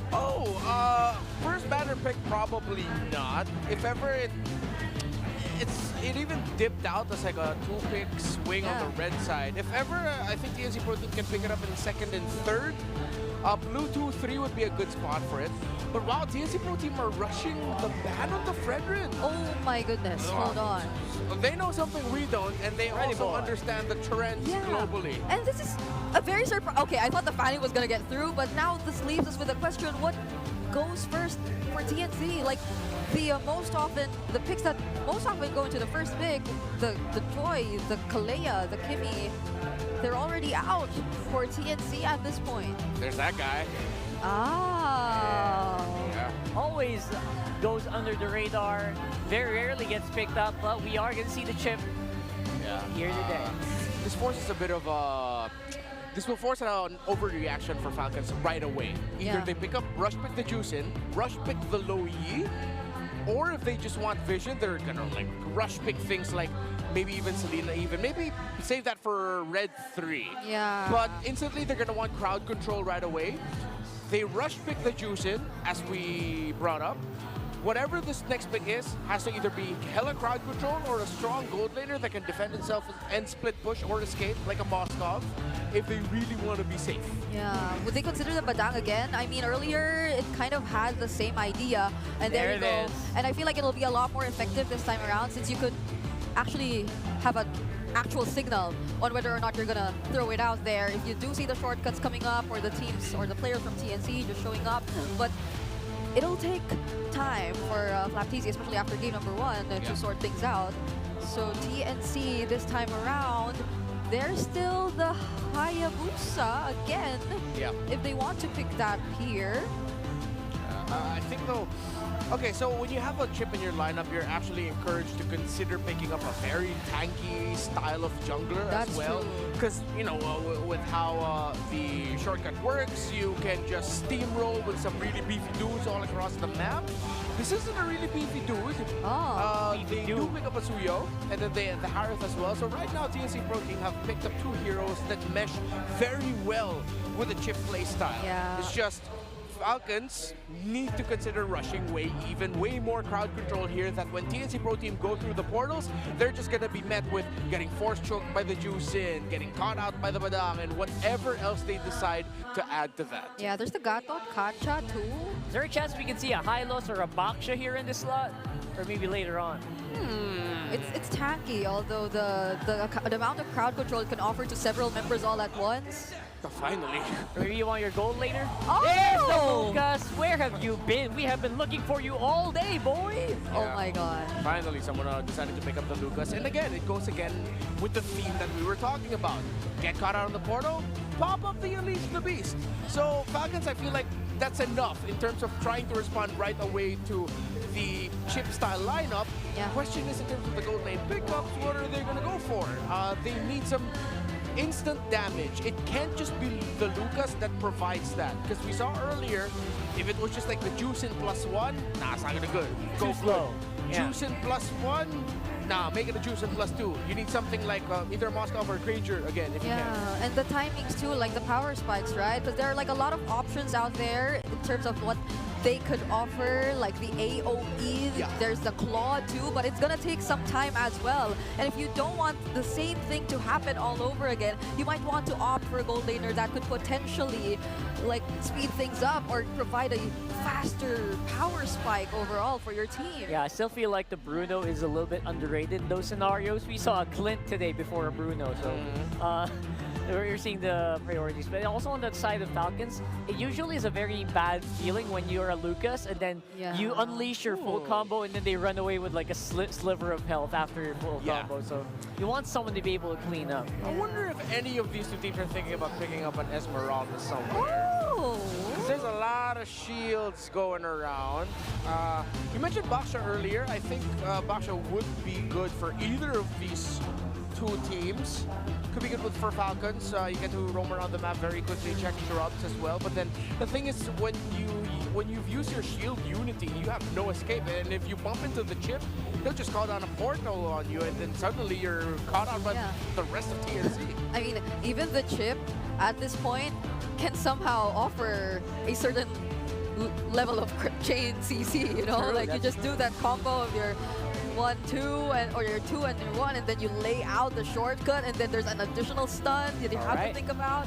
So they just go for the Ranger that's at least range that will keep you out of danger if ever the TNC does decide to go all in. Yeah, if we're talking about cleanups, Granger's great at that. Yeah, one of the heroes that we mentioned.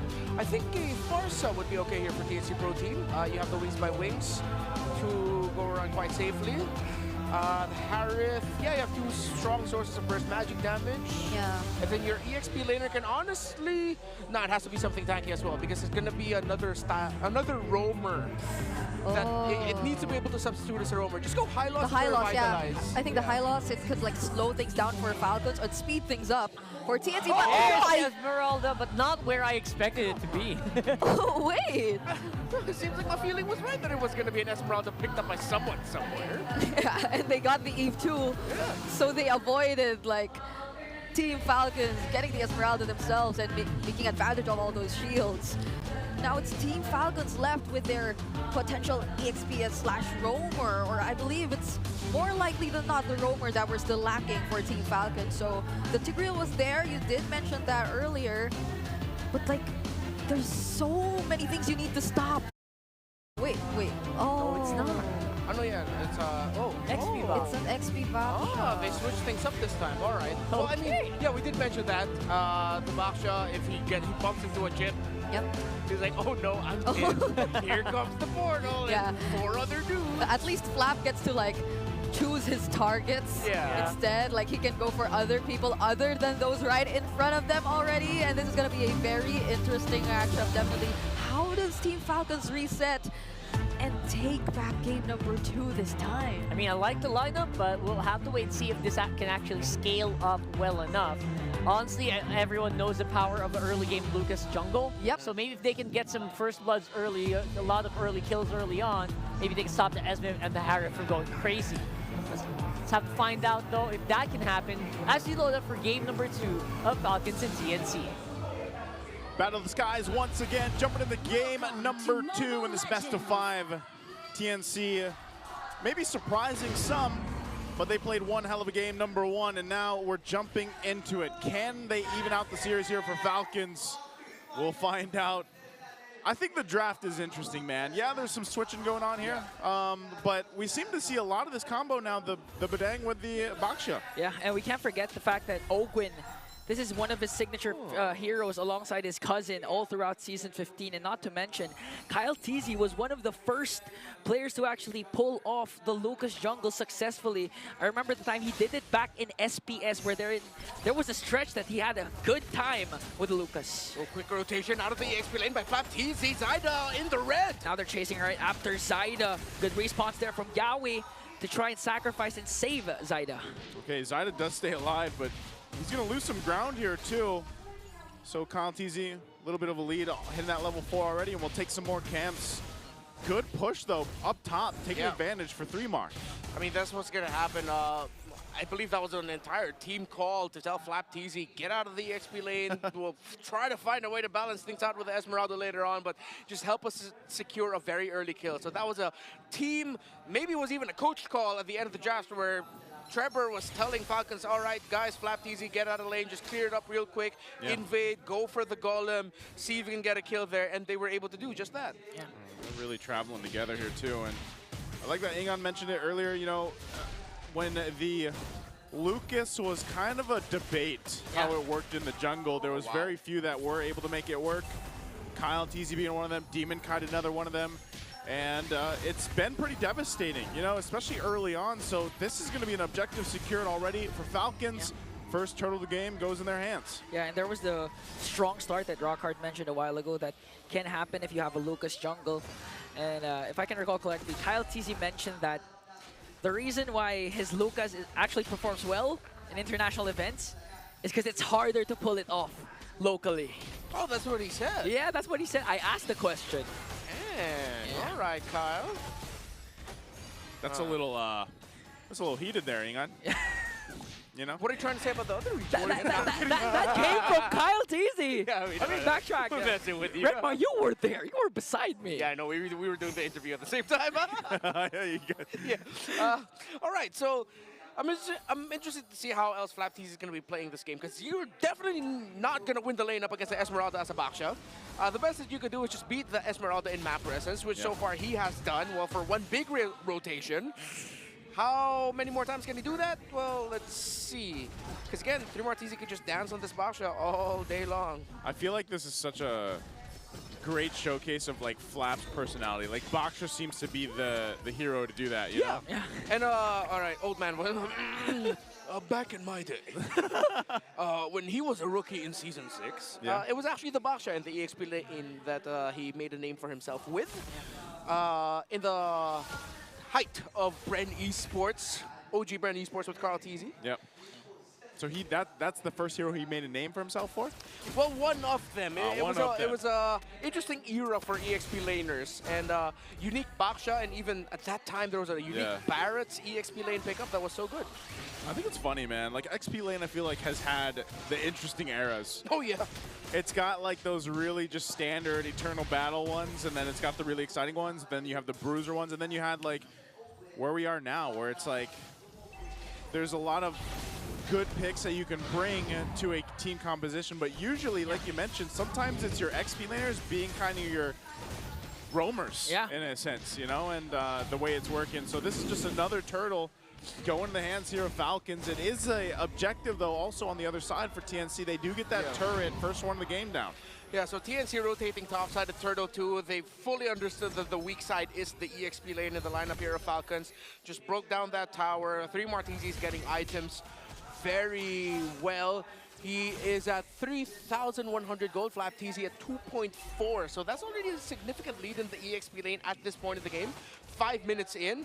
But yeah, that's because Flap TZ isn't a lane duelist in this scenario. He's, again, a sub-roamer.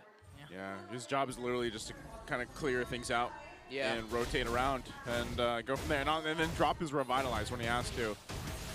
Part of that, too, is obviously the passive that comes with it. So I think this is, you know, if we were looking at anything from game 1 where Yawi was so aggressive and proactive on the Kalea, he's going to have a little bit of a different time here. Hold on, bottom lane. Shield Unity connects onto Benecute. He has to use the Zaman Force. Falling Star Moon 4-3 Martizi paired up with the real world manipulation.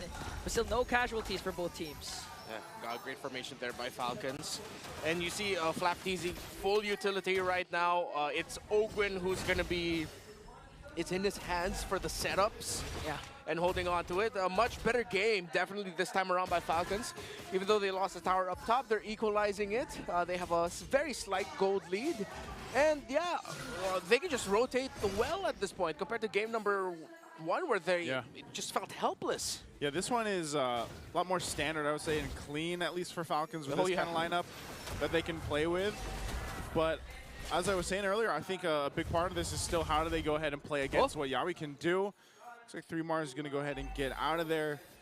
Didn't even need to use the flicker, so they're fine. Turtle's going to come up, though, and Falcons is in position. They really want to lock down these objectives as they continue to put pressure now on this top side turret. I'm not sure if TNC is even really in a fighting position, though. You know, like, if you think about it, they got to let Benecute farm up, as he does in the bottom lane. They might try turret for the turtle here, but that's the thing. If you think about the 4 members that they have, they really have to catch Falcons off guard or get the RWM in the right place to have Zyda come in with that damage. Yeah, it's like the Harith has another condition for the fight, and it's the Eve. Yeah. It's like you got to pair those two up together really well, especially with the type of lineup that Falcons has brought to the table. I agree with that.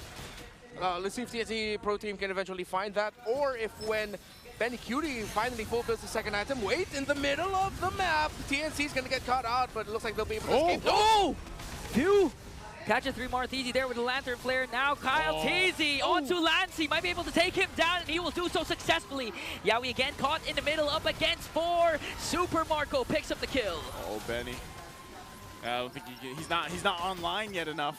Yeah. And that's exactly what we were kind of segueing in, you know, into. Like, Benny's got his own thing he's got to do, and that's just farm up, because even if they find those moments, and let's say more members of Falcons were down, Benny just doesn't have that damage just yet on the Harith. Takes a little more time to cook there. So that's another turret that will fall. Falcons bringing the lead now just about to 3,000 gold or a little more. Yawi, he's going to pop that conceal. He's like, I got to get out of here. Yeah, he has to. Kyle TC spots out his oh, no. White Walk now. Even used the Red Re-up against 5. Yawi, where are you going to go? Where are you going to look?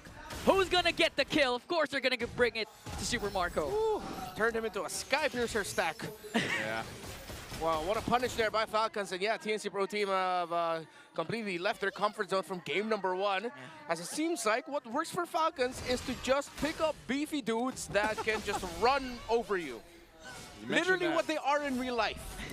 That's true. That's what I'm saying. You know, the Baksha kind of fits the Flap Yeah. persona, you know?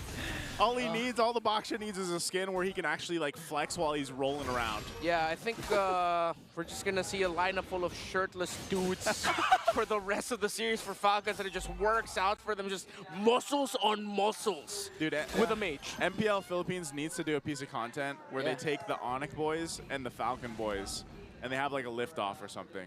Oh, yeah. And you should host it nice, too. And I'll host it. Yeah. We can host it, you know? Yeah. Renmar can host it. Renmar's a gym guy, too. Yeah. How do you see his calves? Yeah, he's got the best calves out of everybody, dude. That's actually true, That's folks. actually true. We are not capping. We're not calving. Okay, Yaoi. All right. Yaoi flickers in, already cast the ultimate, Oh. but they were prepared for it as Kyle Teasy picks up a kill, and the Lord. Benecutie doing his best, but Ogwin catches him. Here comes you from the back, zoning out every single member. 4 Phoenix Army down through Martisi, has to flicker out. Was able to get away, but Falcons, no casualties, plus the Lord. It's so violent. It's a lineup jacked up on like 20 grams of creatine each with a mage. You don't have to loading phase, guys. You can just take the 5 grams a day. TNC has no kills. After what they did to Falcons in game number 1, Falcons are just running over them right now. Pure stampede. This is literally brute force. Yeah, it's brute force. This is what they just called back to. This is what they were doing in Season 6. Well, not really, because Carl Teasy was playing Marksman and Assassins at the same time back then, but it's just dudes on dudes. Yeah, and this is a pretty bad situation to be in. I mean, okay, Yaoi, you'll get out of there, but man, like again, you're almost 8,000 gold behind. Shield's already popped in the mid and the bottom. The Lord is still up here, so that top turret shield's gonna go down too. And this is looking a little dire for TNC. It just feels like the fire that they had on the Phoenix from game 1 has been doused out for now. Yeah. Well, to be fair, TNC, even Benecutie had more kills than the whole squad of Team Falcons. They took it personally. 0-9 so far, but who knows? Maybe one Hail Mary play from Yaoi. One good ultimate can turn the tides for them. Yeah. But with the 7.5k gold lead, even if TNC manages to wipe out Falcons, they're easily going to bounce back. Yeah, I mean, the draft philosophy of Falcons here is similar to what TNC Pro Team showed in game number 1. In game number 1, it was everything for the 1-1. Yeah. This lineup is everything for Super Marco. They did that in game number 1 too. It was also a Granger, but it just didn't fare out well. The TNC lineup was purely better. But here this time around, now that they have significantly more damage that can be up in your face, can throw his body, still deal a significant amount of damage in the Lucas compared to the Suyo, then yeah, you're gonna have an easier time around. I feel like this is what Falcons wanted to do in game number 1, except this time they have a much better piece in the Lucas, and they don't have to worry about the 1-1. And the big part of this Baksha and why he's popping up so much too is the fact that the amount of pressure that he brings, where like even if you're just rolling around and you're not actually planning to initiate, but you just kind of do that fake out jump, you know, like that's enough to keep people from guessing or initiating themselves. And it's a way that Falcons can play, or any team rather, that takes that Baksha. And mind you, this lets Flap, because he brought it in the XP lane, be a lot more proactive. If you think about the, for example, team fight participation in essence, when it's a Baksha, you're gonna have a way easier time to do it than really majority of the XP laners that are available right now in the current meta. So Flap's been a big part of why Falcons has just been winning these team fights time and time again, where it also takes some of the pressure from Ogwin away, where he can be a little more kind of choosy on how he wants to initiate with this Benang. So this Lord, it's just going to go in the hands unless Yaoi tries to do something. Oh, he charges on Super Marco, but Kyle Teasy secures the Lord. Here comes the whole squad of the Phoenix Army. But the first target there is Benecutie as a Falcon clapback is there. They pick up 3 Martisi, surrounded by 5, and instantly demolished him. He walked into the gym without a membership. Not like that. That's walking to the gym without your headphones. Yeah, you're like, yeah, I'm going to go home. I'm going to roll that. Oh, no, Zyda. Oh. Wait a minute, though. Zyda got caught out again. Super Marco picks up his 6th kill. Now, Team Falcons has a 9k gold lead. It's so violent. TNC has 0 kills. I mean, I gotta commend Yaoi for him trying to drop the portal down onto Super Marco, but he got the flicker out, dash out in time. And when the rest of TNC came in, they're right in the middle of the Juicens Lantern, and then everyone else on the side of Falcons. Oh, that's oh man, this is, I don't know if they end it here. Do they end it here? Yeah, they can. Ogwin flickers in. Here comes the real world manipulation though. Benecutie trying to work on Ogwin, but lacks the damage. as the Lord being worked on here by TNC. Benekute already popped his Zaman Force, and Yaoi just got bursted down by Super Marco with a Piercer of 770 stacks. Minions onto the middle lane. Kyle TZ with Unleash the Beast, and Team Falcons might be able to win this game without a single death. Kyle TZ though. Winter Crown play, clutch a triple for Super Marco. Benekute left, and Team Falcons with a huge bounce back. Super Marco capped it off with a maniac. Yeah, TNC got kills, but no, that was a violent victory for Team Falcons Philippines. Hey, Super Marco was like, Benny, I saw your maniac. Let me get one. It's now 1-1 in the series, man. What a game. Clean as hell for Falcons. Let's throw it over to the panel.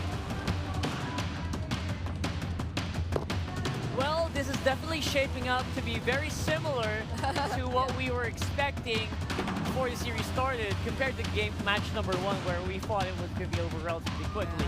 So this is exactly things going according to plan. You know, curses and whatnot, but we will talk about that later on, maybe. Yeah, for the meantime, welcome back to the panel. I'm Rockhard. This is Brigada. Let's try to break that game down a little bit more. And we can maybe see why Falcons didn't really die in that game. You know, aside from the very end. There were so many gym references laid out there by our casters, who all go to the gym, by the way. But this guy, mind you, I think he does too. He does. Very nonchalant. He's just very low key, but he does. And this guy just got the second maniac of the series. Imagine back-to-back maniacs in the first 2 games of this series. What else are we expecting? They're just roaring, right? They're just so eager to prove the other that, hey, you're not stronger than me. I can do what you do. That's exactly what Falcons did here in game number 2. Unbelievable. I mean, if you were to look at it, this guy, it was again very similar. He was well guarded, and earlier in game number 1, despite the loss, was already the BPI rich guy of that particular game. So what more now that they have better tools to deal with whatever TNC decided to reveal in this lineup, and it's not just better tools, they're actually the best possible tools to respond back to whatever TNC decided to draft in this lineup. There was that swerve which took place in the draft earlier to avoid the Badang into the Esmeralda matchup. So that worked really well for Team Falcons. And not just that, the chip felt like it was heavily answered, and I feel like we're seeing a couple of times where it was clearly denied of its intentions throughout the MVP highlights. Yaoi, it came to a point where he was 0-5, and that's not good. It's not a good sign if you're a chip, you know? Yeah, that really will eat at your morale. It will eat at your ability to actually make a big play.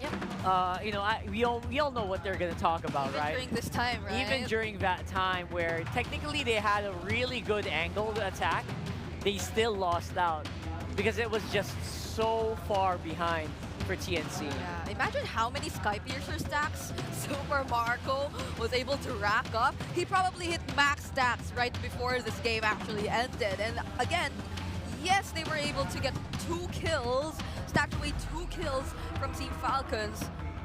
But that's pretty much it. Like, that's all they were able to achieve in this game after Team Falcons successfully denies them of so many things right from the draft. So we did mention earlier the swerves and all that. There was adjustments that took place, and the second Ranger game, which worked much better for them.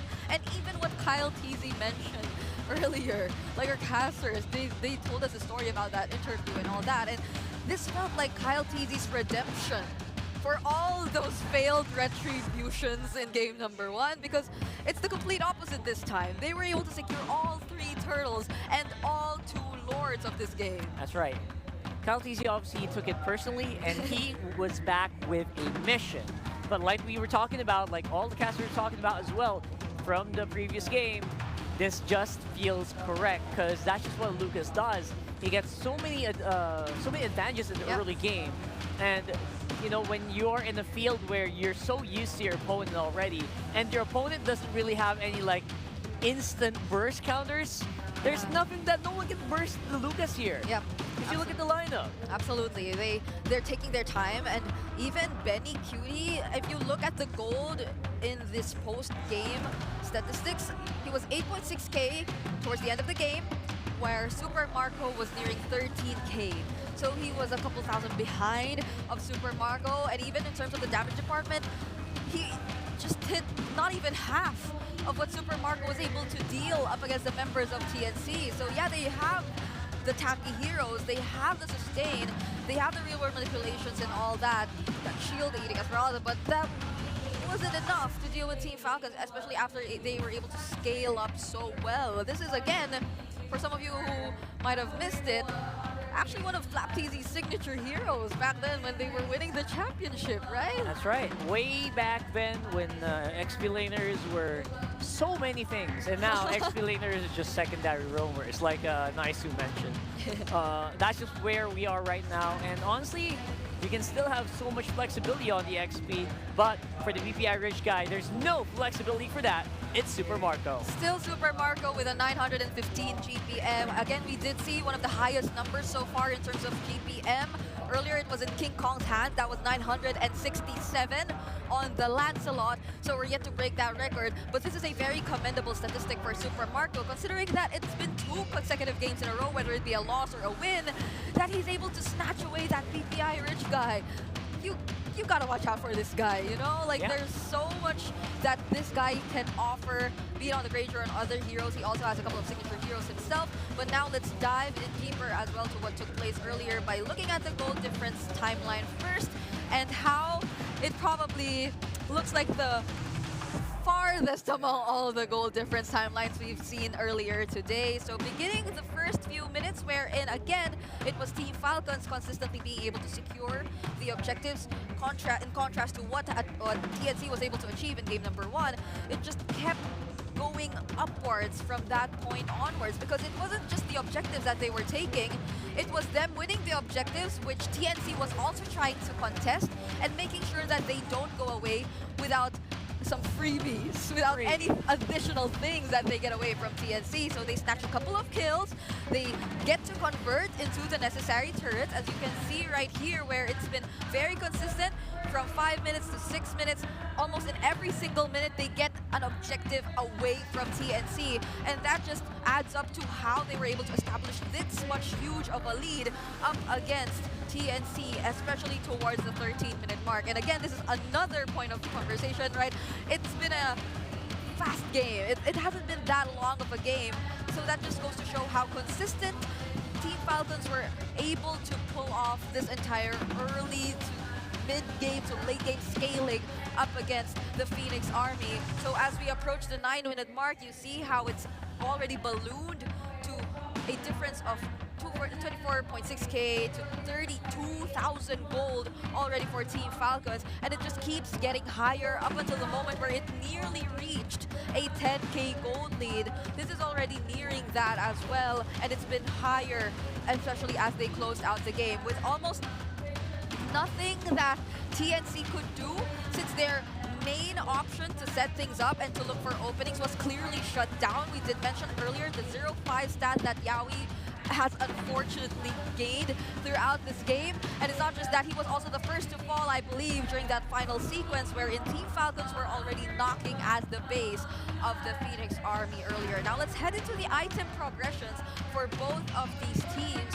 And if we were to look at it with extra emphasis on what Yaoi had to build in that particular moment, he really struggled being behind and having to build the necessary defense items in order to tank enough damage. Because 3 Martizi, he was on the Esmeralda, and you would have to opt for the Enchanted Talisman first. So he felt like one of the easier targets too for Team Falcons earlier, especially when they decide to full commit, because they're just so high in terms of mobility that they're almost always able to chase after the members of TNC with just a single mistake decide to do. Even during that one moment where Yaoi unfortunately found himself trapped between the members of Team Falcons, chasing him all the way to the base, and you would think that that could have been some time that TNC was able to capitalize to look for something else, but it didn't happen either way. It was quick for Team Falcons to still look for a way to go back to their individual lanes and to continue whatever they were trying to do all throughout the game. And need we mention the early Sky Piercer pickup for Super Marco, which probably really did max out the stacks towards the end of the game. It was a very clean game that we saw from Team Falcons overall, ending it in less than 14 minutes, getting all the necessary objectives, major objectives in the game, and not allowing for TNC even just the smallest room to breathe in that entire game. Now, to wrap it up, quick meta check for Team Falcons. So you could see here that 64 win rate and that 7-4 standing for the Ranger, which again, Super Marco was able to get hold of in this particular game. And this is just one of the many pieces that have really worked well for Team Falcons. Yeah, it's pretty interesting that they are first in unique heroes used. That is such, I think that belonged to Twisted Minds. I thought too. Recently. I thought maybe so because of the newer heroes that they picked up for the season. And yeah, right there, very, very interesting. They're the only teams that actually use the Terizla and the FAM. So that's as good as it gets. And this Falcons is not afraid to try out new heroes themselves.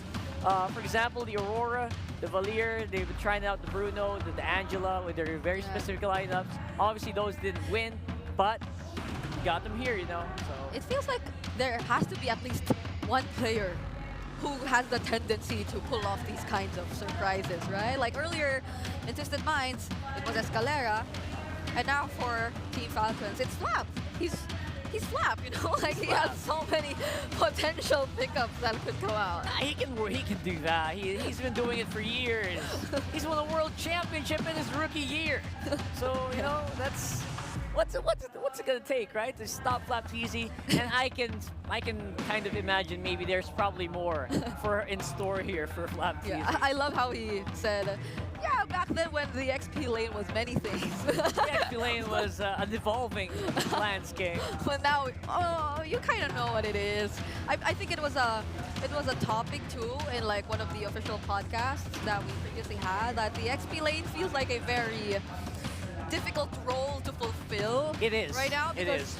It's either you just have to go in and die for your team, or it's either you don't get out of your lane and just struggle overall. You just don't do anything to help out, right? So I get it, and that's why I personally don't feel XP as much as I can. Aren't you XP? I'm Rome. Okay. I'm Rome main now. So yeah, maybe in another life, or maybe in another patch, throw it over to our host for another segment. To our panelists, we need a break from the intensity of the games. You know what? TNC took game 1, Falcons took game 2. That's right. We will find out who will win game 3. But for now, we're gonna interview somebody who is with us here, enjoying the exciting things we have to offer to our MPL Philippines fans. That's correct. Benny Things, can Ben you hear Things. us? Ben Things? Ben Things. Andiyan ka ba? Hello? Hello, Ben Things. Naririnig mo ba kami? Ben Things. You know, I know he's been here since the beginning of the playoffs. Ben Things. Hi. Ben Things, naririnig mo ba kami? Hello, Ben Things. Hello po. Hello, Ben Things. Ben Things, you know what? I know we talked to you during the regular season. You were with us here at the arena. Now, I want to ask, ano yung mga ginagawa mo since then? What have you been busy with, Ben Things? Ngayon po na-create ako ng content na-invite po ako dito sa MPL Watch Party dito sa MPL Playground sa MPL venue natin.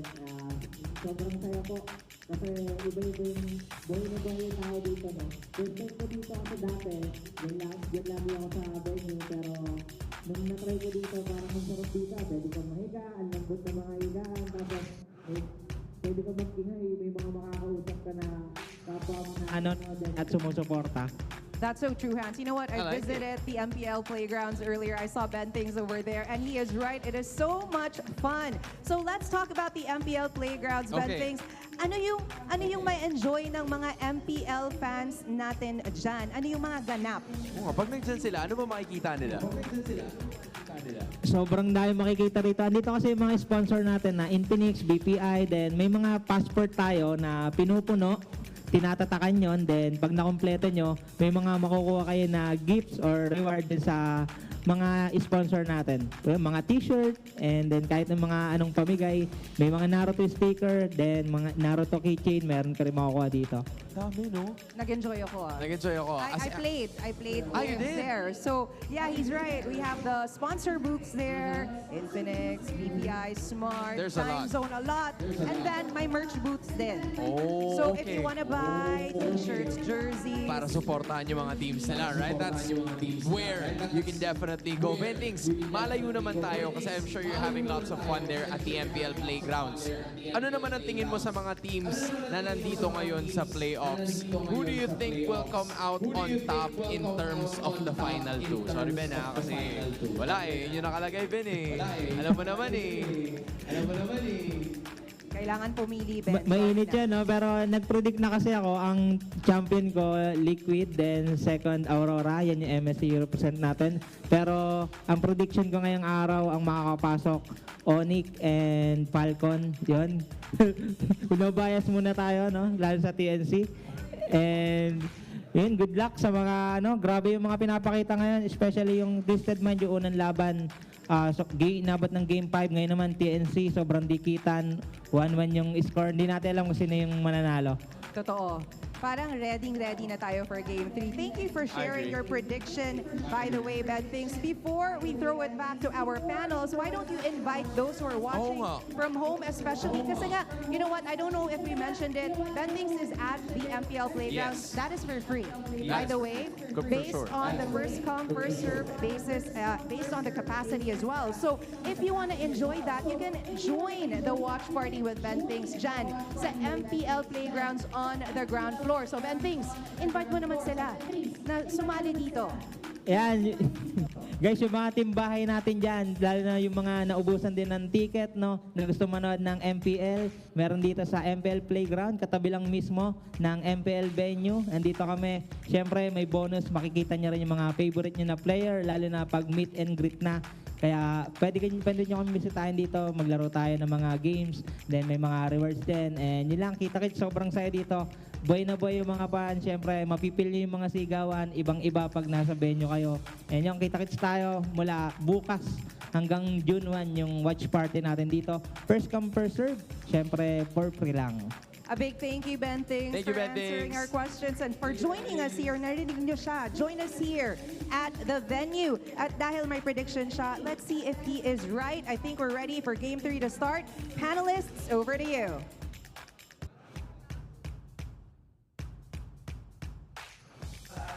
Always a pleasure to see Mr. Ben Things in the arena. Also one of a very, he's also an MPL veteran. You know, he's been the ins and outs, and you'll also find a lot of very helpful videos on his social media. He is probably one of the biggest reasons why it is so hard to play ranked games in the Philippines right now. Yeah, that's why we're so good, yo. Because he just keeps sharing all those secrets, all those tips to everyone out there. So it's publicly available on all his social media accounts if you do want to check it out. And he's been inviting those guys who might be nearby to come watch with us because again, the MPL Playground is actually for free. It's for first come, first serve. It's free of charge. At the same time, it's a very fun time. You can also win a lot of prizes. You can meet so many you know, big MLBB streamers. There are so many meet and greets happening there. You can also get to meet some pro players that hang out there. Earlier there was a Beyblade tournament. And on the 31st, there's a big performance by Mpl 48. Oh my. There's just one of the few things that are happening right there. So join us here in Green Sun Hotel. Drop by the MPL Playground. Wow. And here on your screens is the first. Apparently, he reached 1,000 kills in MPL Philippines. Yeah. The Super Marco. Super Marco apparently is the 9th player to get 1,000 kills in MPL history after he got 3 kills this game. And he got 3 kills like in the first how many minutes? Because if you were to look at the 12-minute mark, the 13th minute mark, he was on 10 kills already on that Granger with a maxed out Sky Piercer stack. So he's been having the time of his life on the Granger, even though they lost the first game because he was still VP Irish guy. Let's see what happens in game number 3 if TNC still want that to happen or to get into Super Marco's hands. Yeah, Super Marco, he is so consistent. Even in the games they lose, he's actually such a high, what do you call that? He's such a high stat player. Yep. Not just in kills, not just in those those stats that we are tracking, but also in gold, also in damage dealt, basically everything. And just look at his face, right? Like Yeah. he always looks like that, and He that's always probably looks his like that. default. That's his default. Like you don't know if he's locked in or he's just like too chill about everything. Basically born to play MLBB. He's like a robot. But yeah, he's just in a good way. programmed to play this level of MLBB for some reason. And so that poses like a couple of questions, especially heading into the draft for game number 3. They were able to successfully even out the series, so we're seeing a minimum of 4 games at least for this Minimum series 4. now. So strap in, ladies and gents. We are going to the draft for game number 3. Of course, joining us is Renmar Santa Cruz from the analyst desk. Okay, that's a different kind of introduction now. Yeah, I'm going to change it up as much as I can. All right, thank you so much. Okay, Falcon's going to be on the blue side. Last time we saw this happen, it was a low-lead focus chip priority ban for them. While similar to their Game 1 bans, TNC Pro Team took down the Fanny Joy. So let's see if it's going to be a Chip and Kimmy ban coming in from the two teams, similar to what happened in game number 1. If I'm Team Falcons PH and the Kalea is open, please first pick the Kalea. Yeah, probably not the Jushin, right? He's so good. It was such a... Or I feel like if we do see the Kalea again in the Master Open's hands, it'll be really a great performance for them. Pair it up with those other things that have been performing really well for Team Falcon so far. And there goes the chip. So this is likely going to be the Kimmy for TNC at their last ban. Kalea? Kalea? Kalea? Kalea? Kalea? No? Kalea. There you go. There you go. Beautiful. I'm sure TNC Pro Team though has something up their sleeves in terms of responding to this. It went so much more in their favor in game number 1 that I'm pretty sure they've prepared something. Now they go ahead and rush pick the Juice in.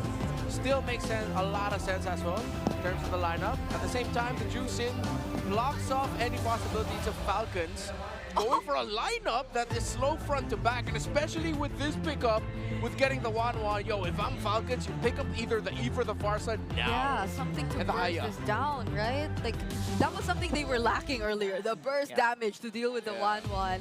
And earlier, it was alongside the Kalea, so they had a reliable way to set things up, which I'm thinking if Yaoi wants to still consider, like those standard Yaoi picks such as the Chor, the Draw, and since playing those into the Kalea, right, you might want to think twice on whether or not you still want to go that route.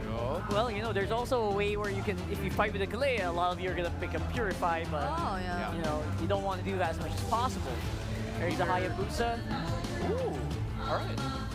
They go for the 1-1. Crazier amount of damage. I think Eve Farsa bans are going to be coming in, though, from the side of TNC Pro Team. 100%, yeah. You need something to protect that 1-1. And historically, that has been the biggest weakness of 1-1s, right? Yeah. Well, the long-range mages. And earlier, the laning phase was already difficult in itself. It was up against a Granger, but in the long run, when there was no one to reach the 1-1, especially during prolonged team fights, I feel like the Harris might be the better pickup now. That's magic damage that could most probably deal enough against the 1. Yeah, close range, so I'd want to see more range here in the side of Falcons, especially in the hands of few. They might even consider a Selena later on, but if they want to go all dive, up against the Ling. Great pickup, yeah, because with the even Farsa being some of the best options in the mid lane right now for Falcons, the Ling would decimate the formation really quickly alongside the Juice in. So I like the first 3 picks here of TNC Pro Team again because of what Falcons need to pick up to respond to this 1-1.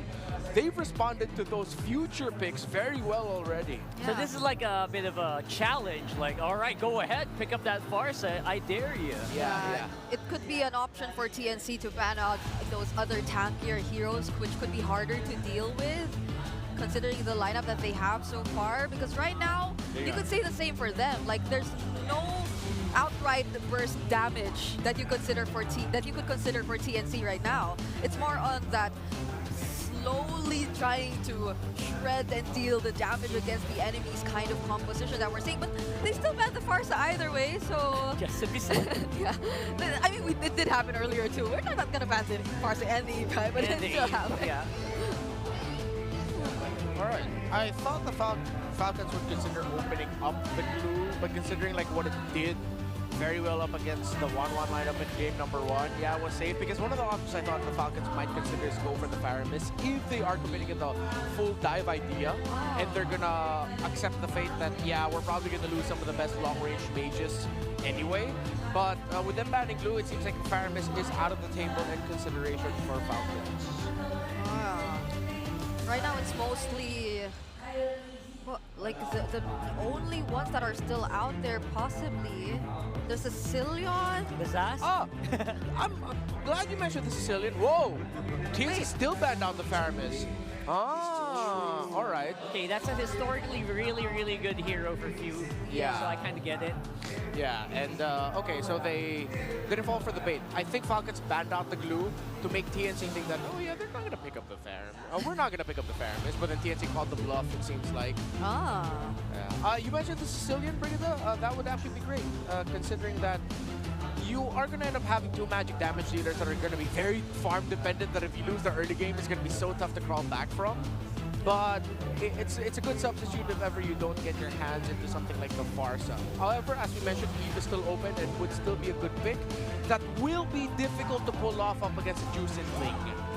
Yeah, I feel like that could like provide much more follow-up, however, though. So now they ban out the Cho as well, limiting the options for Yaoi.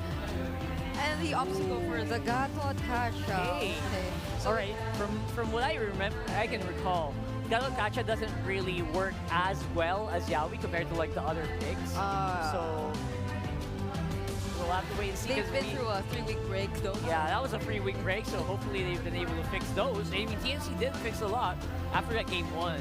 We did see that they were able to really adjust their early game as well as their mid to late. So, let's see.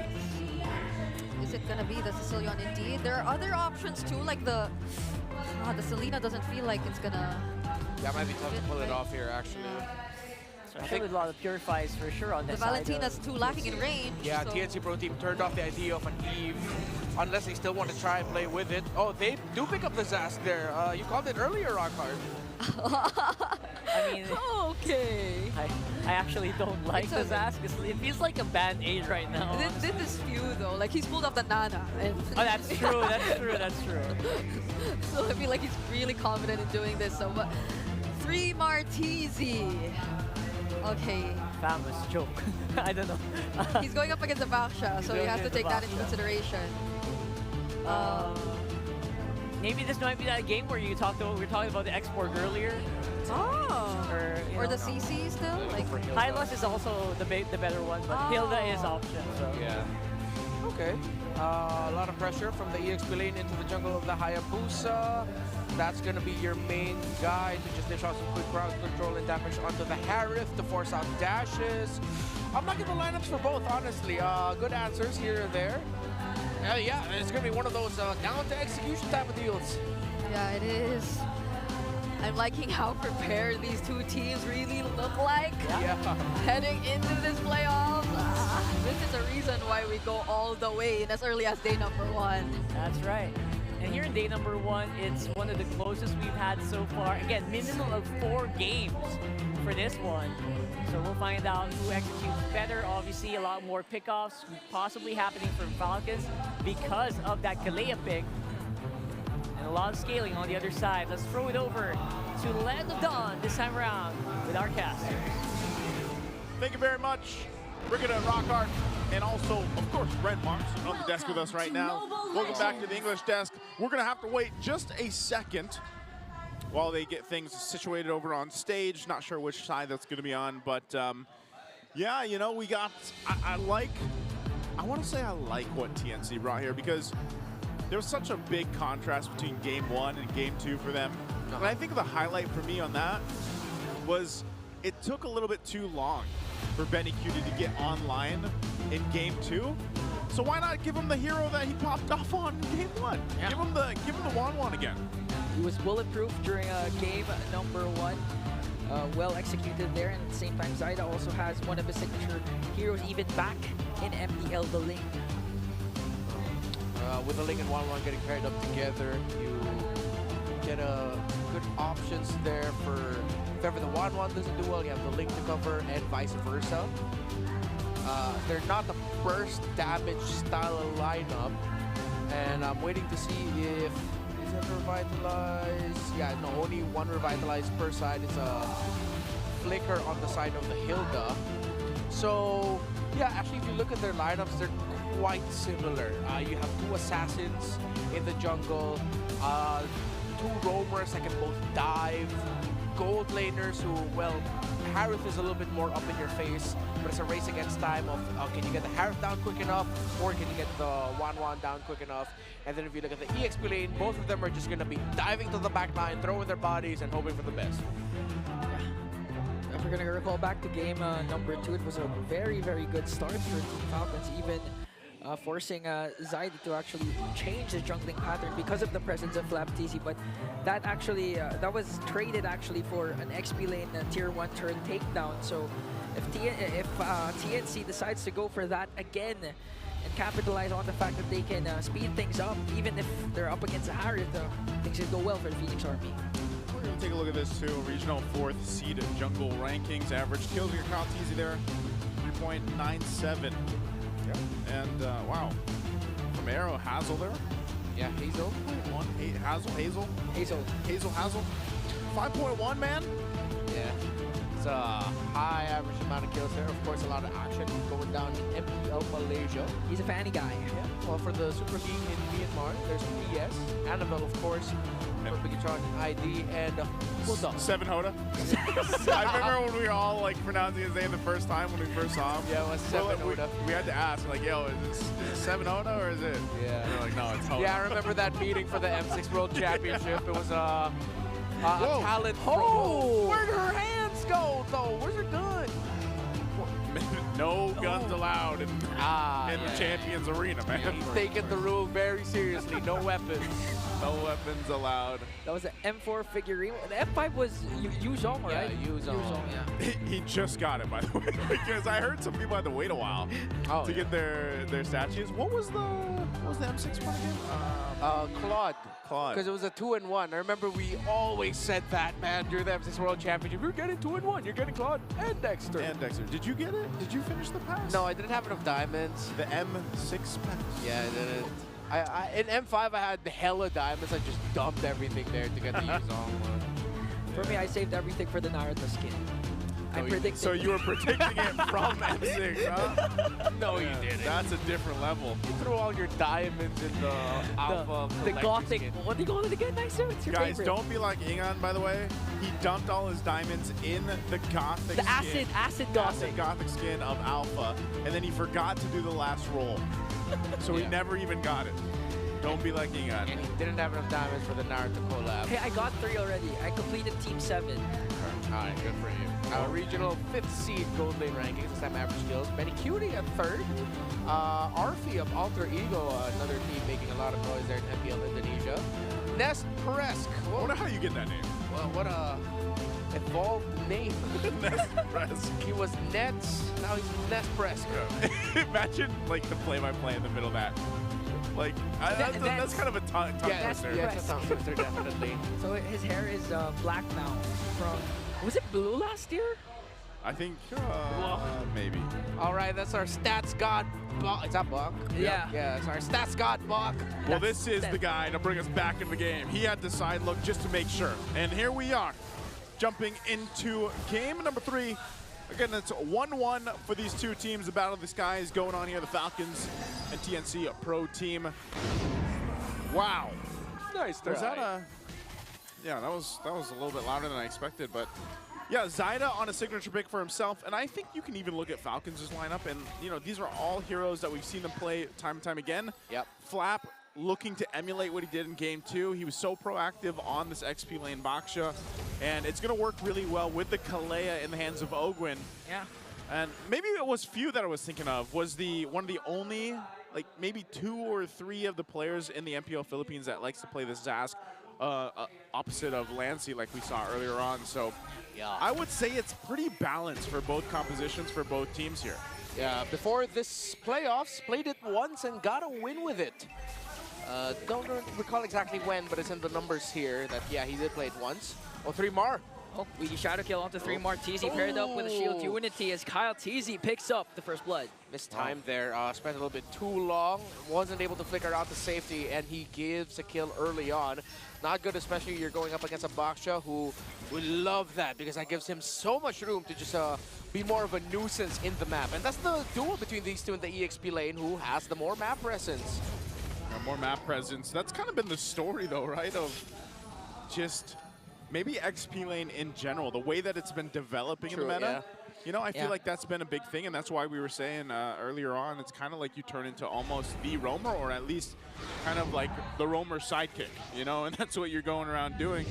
But ultimately, I think it's a fun place to be in if you are an XP laner. You can be proactive, or you can also sit in the lane and just focus on that if you want to. We've seen that with some of the heroes popped up. Oh, Benny Cutie. Oh, Marco. He's not level 4 yet. Oh. Oh, we shadow kill onto Benny Cutie. Fortunately for Benny, there were minions, but still, the damage from Super Marco was more than enough as TNC tries to work on the turtle. Ogwin jumps in as well as Flaptazy, and they get down Zaida. Lancy with a Crimson Beacon out. And still, Lancy will secure the turtle, but Yaoi AOG casted it right on time. One more hit away, and Yaoi escapes. Okay, he's not going. Yeah, that's a massive consolation prize. Oh, in the middle, Lancy in trouble. Okay, Lancy pops his Purified, though, and pew, pew, pew, with a Nightmaric Spawn brings him down. That was so cool from Kyle. He like literally like, it was almost like if he could walk away. Yeah. You know, but he like shadowed away, and he's like, yeah, Fuse got it. Yeah, it's good. My captain's got him. 5-0 start for Falcons, 3 minutes in, a 2,100 gold lead. Everything has fallen apart for TNC Pro Team in the early game here. First 3mar, TZ getting that kill up top, getting picked off by Kyle, TZ, and Flap, and then everything going wrong with the turtle. Except, again, a great consolation prize in the fact that Lancy was the one able to secure that turtle. It minimizes the lead that Falcons could have gotten at this point, but they definitely still are in control and have the lead. Yeah, they'll work around this. TNC might have to do something about it too, and you know, really when you think about it, okay, what can they do? Well, Benny Cutie, he went down earlier on, so he's not going to have that easy start on this 1-1. So he can continue to farm up and hope that, you know, he's able to go ahead and capitalize on the 1-1 kit, especially with the crossbow of Tang. You can almost do the same thing, I guess, if you mention with this the Ling instead of the Hayabusa that they had back in game 1. Yeah. But then that's the thing. I feel like Zaida, the pressure is there because you're down already. You know that Kyle TZ's got a little bit of that lead. I mean, he did have 2 levels ahead of him. Kyle TZ should be hitting that level 9 in just a bit, but really for Zaida, he's got to rely on the team to help support him, grab the buffs, and hopefully secure some of the objectives. It is only 1 turtle in the favor, though, for TNC, and they can continue to build up on that, but they're talking about a 2,000 deficit already in gold. Yeah, and even more pressure for Zaida as they're trying to chase down. Flapteezy looks like they'll be able to secure the kill, but no, it spoke too soon. Flapteezy already forced to use their Revitalize to get away. As I mentioned, one of the tanks of TNC Pro Team, the Hilda, actually is going to be the main tank in this scenario, as he's going to be the one providing vision for the Gacha for Yaoi to go in. He's already 2 deaths early on. That means the moment Ogwin can see 3mar, he could just go ahead and toss his ultimate onto him, and that's already a sure kill that you're going to build advantage off of. You just save your dashes to make sure you get out of the AOG of Yaoi. Yeah, especially if, once the 3rd item is there for Ogwin, might be the fleeting time could spell disaster for TNC. As Kyle TZ gets the turtle, AOG is there. Templars of Blades casted out by Zaida, but Yaoi looks like is going to be the first man down. Kyle TZ goes in with a weak shadow kill, going to bring down Yaoi. But Rumar TZ answers back with an Ogwin kill. Okay, roam for roam trade. TNC Pro Team still getting chased by the members of Falcons. Let's see if they can get Lancy. Kyle TZ goes in, CC immune. Hayabusa takes out the Juicin. Good pickup there. You know, just when they get on the board, Falcons takes a little bit more, plus that objective. So you can see how things are going in favor for Falcons. This is where they'll go ahead and press a little bit more on the gas, looking to go get their first turret. So they have some more space to work with. 3mar's going to try to hold this down. Zyda's with him. So they should be able to hold this on. Oh. Already casted the Wiggy Shadow Kill. Look at the damage. Even Zyda, 1/4 HP lost, but he's surveying the scene. Went down, went with Tempest of Blades, but the response from Team Falcons just too much for them. Benecuti, though, in the picture now, as both teams will disengage. What a read there. Kyle TZ avoided the initial damage that Zyda can dish out. Coming down from the wall, he stayed in the shrub. Zyda tried to foresee it, but Kyle TZ was like, all right, I know you're trying to predict me. I'm going to do the unpredictable thing, and I'm just going to stay here. Then I'm going to walk out. Then I'll get away scot-free. Okay. The kill onto 3mar TZ up top by Flap TZ, and Kyle TZ is really biting TNC in the neck. Because so far, 3mar TZ is having a hard time trying to go out of the map, or even try and prevent Kyle TZ from his usual jungling pattern. So Team Falcons already has that covered.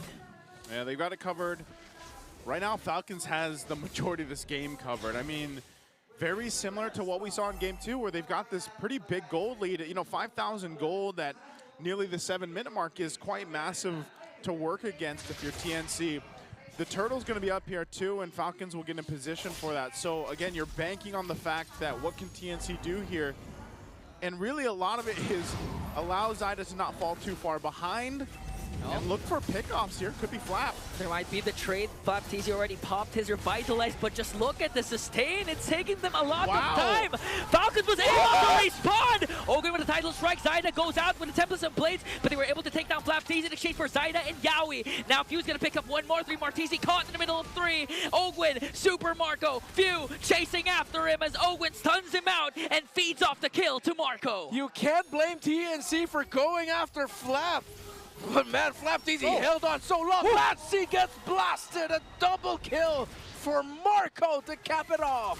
Man, Super Marco, he's like, I want this one. And he goes, burns the flicker, will get the double, plus that turret. So now Falcons furthering the lead.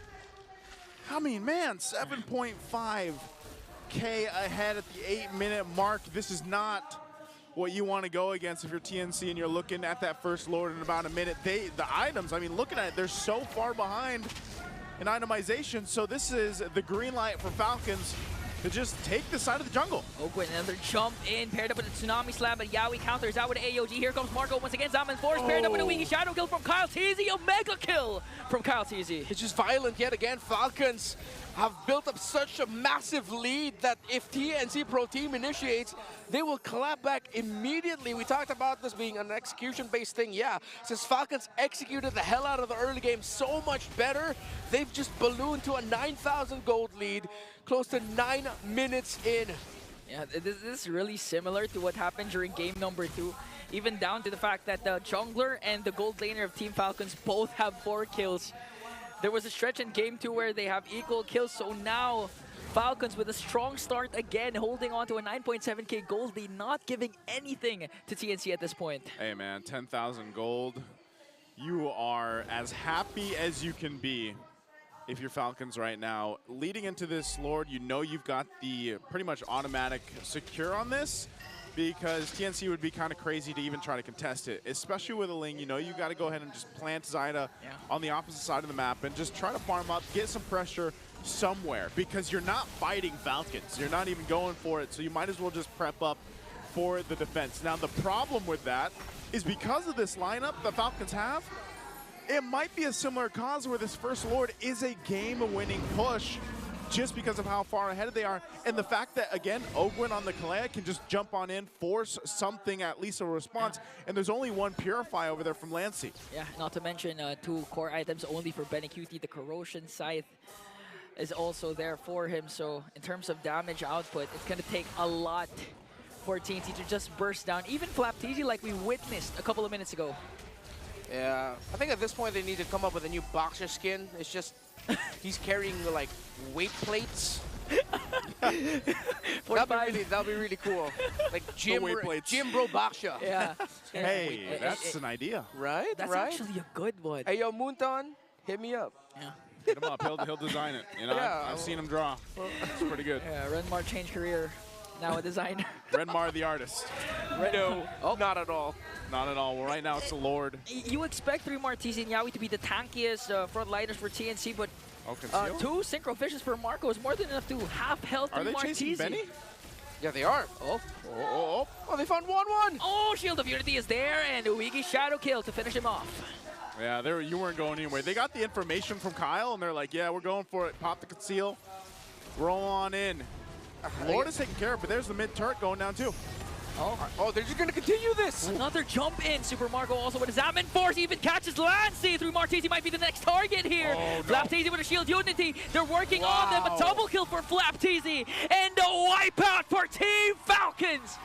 2-1. Well, it looks like the Falcons are pissed off after what happened in game number 1. 2 incredibly dominating games in a row, sub 15 minutes each. The TNC Pro team need to turn things around quick. Let's throw it over the panel and take it through this. Yeah, they really have to do something very, very quickly because it does feel like they are getting steamrolled these last 2 games. Oh my goodness. Imagine the games just keep getting shorter, you know? Shorter. Like, they keep getting shorter and cleaner as the series goes by, and all in favor of Team Falcons, by the way. I am also starting to believe that they really got pissed off after what happened in game number 1, and they're unleashing all that. I mean, you can see a lot of that like in Super Marco's face. I haven't seen him smile today. So it feels like he's so locked in, he's so focused. and that's what you want to see, right? You want to see that from, again, these are the M5 World Champions. Yeah, they have so much. They went on a world tour, and they're trying to show that they still got it. And they have to show it against teams like Mpl Ph, Onic, and everyone else. And I wonder who our MVP actually is after that game. I know now because I looked over to the stage, but you will be finding out soon too. It's none other than Kyle TZ. That's right. On that Kakashi Hayabusa. And I mean, look at this. It's just so clean. 506 on the Hayabusa. And this is, wait, is it higher by 1 compared to King Kong's GPM? We'll be double checking that later, but this is one of the highest. Yeah. Like, it's 960 plus, and we rarely see those numbers nowadays. I would say they're all almost on par with each other. Yeah. Especially since Hayabusa usually can really move around the map really, really quickly, just like a Joy can. So, especially with basically being uncontested in the jungle, because the enemy jungler is essentially super busy trying to survive on his own. So he can't really do and duel as much as possible. And when you do fight a duel against a Hayabusa, you will probably lose more often than not, especially if you are not surrounded by your teammates. Yeah, this is one of the scenarios probably where you see just how much time a Ling needs before he's able to fully operate around the map. Like, he does need those items, he does need to rack upon the damage so he could serve as a decent threat up against Team Falcons. Because, I mean, you would think that one of the primary targets would be the mid laner, right? The gold laner even. But like, Super Marco had such a great time in the laning phase, even up against Benny Cutie. I think that was a solo kill as well that took place earlier. So if you want to look at the mid laner, however, that's Few, who has the Dominator's Descent. So how do you deal with that? Because if you look at the other members of Team Falcons, it seems like an immediate no. You can't go for Flapteezy. There was a moment wherein Flapteezy was able to tank the damage up against 4 members of TNC and just, like, nearly still survive all that, you know? Like, there was that moment, and there were a couple of other moments too where even for Ogwin, like, he doesn't seem like the best target to go after. Yeah. So TNC, it was a struggle to figure out who do we go for, even in this kind of scenario. And mind you, Benny Cutie actually, in terms of the emblem combinations, did decide to go for the pull yourself together. Like, earlier, it was a threat, right? Like, the constant threat of the crossbow of Tang, and even clutch moments of just surviving, because the Inspire battle spell gives you a little boost, you know, in terms of like the lifesteal you could gain in terms of when you throw out those basic attacks. So it could provide an additional layer of survivability. So as confirmed, it is the PYT, but it seems like it's been always that. The Inspire to try and survive not to pose a threat against Team Falcons, because you could also barely get the stacks for the crossbow of Tam. That's true. Again, when I was watching this whole game, to be honest, I was thinking exactly the same thing. Where I'm thinking, right, who's the best target to take out here? I can't find a good one if I was in TNC's shoes. And I guess that's also what they're thinking as well in their minds. Like, all right, guys, so no one's actually a good target here. The easiest one technically should be Super Marco, but that's a Harry. Should be, but it can't be, because he's just way too ahead. I mean, look at this. It's only been 11 minutes and 23 seconds, but he's only lacking one more item. Almost so that's item how block. well farmed he is throughout this entire game, and he's dealt a total damage of 32,000, whereas if you look at Betty Cutie, if you look at whoever dealt the highest amount of damage on the side of TNC, it's actually 3 Martizi with a total of 18,220. So you see just how massive a difference there exists between Team Falcons and TNC in their execution of this game. Even in terms of Kyle TZ, you know, the MVP, the game MVP, he dealt a total of 40,000 damage against TNC. And who do you expect to tank all that? If you're on the side of TNC, it's really mostly Yaoi, but like, you have to think of so many things at once. You tank all the damage, you try to look for the counter engages, the set, because you're the only one who can do that. So it's become a very difficult game to pull off for Yaoi. And there you go, the BPI rich guy was again Kyle TZ, the carry as well. And so it's just an addition to the number of clean games that are pulled off by Team Falcons. That was super duper clean. 2 games in consecutive where it felt like there was very little to no comeback for TNC, and that's a really bad sign, right? I mean, we were already talking about like how difficult it was for TNC to actually like get into a place where we could confidently say, you know, can predict about them in a positive light. And you know, when you see games like this, you're thinking, all right, where was all the work that you put in for like 3 weeks of non-stop action, non-stop practice for your boot camp? It's so hard to actually just justify that. So I'm hoping that we might be able to see more stuff. Yeah, or more recently, right? Where was the Game 1 version of TNC, which we saw just now, which actually took away that game from Team Falcons in such a dominating fashion as well, you know? But this is, of course, the more specific aspect of whatever took place in that particular game. And first things first, of course, is the gold graph, which I believe will be the highest so far in terms of this parity. So it just keeps getting higher, you know? But it's all the more terrifying if you're in the shoes of TNC, because if you would recall, in the first 3 minutes of a game, they were able to secure that early 5-0, and that already amounts to this gap which exists between both of these teams in terms of the gold difference, and it just came to a point where it again reached the 10K gold lead mark at 9 minutes. So if at 9 minutes it was already 10,000, it just kept getting higher from that point onwards, and that was something you could already imagine to be a scenario where you could barely find a way to turn things around if you were in the shoes of TNC, especially considering as their only potential for counter-engage was, again, the Gatot Kacha, Yaoi on the Gatot Kacha, but he can't go in first because he gets immediately punished right after that. Moving on to the next, of course, we are going to take a look at the item progressions of both of these teams. And may I just say that definitely it has been a much easier time for Team Falcons to get their hands on their core items immediately. If you were to even look at few, there was the immediate pickup of the Glowing Wand into the Divine Glaive game, and that was where they were able to really show the threat of the lineup that Team Falcons has this early on. Imagine the space created by the Zask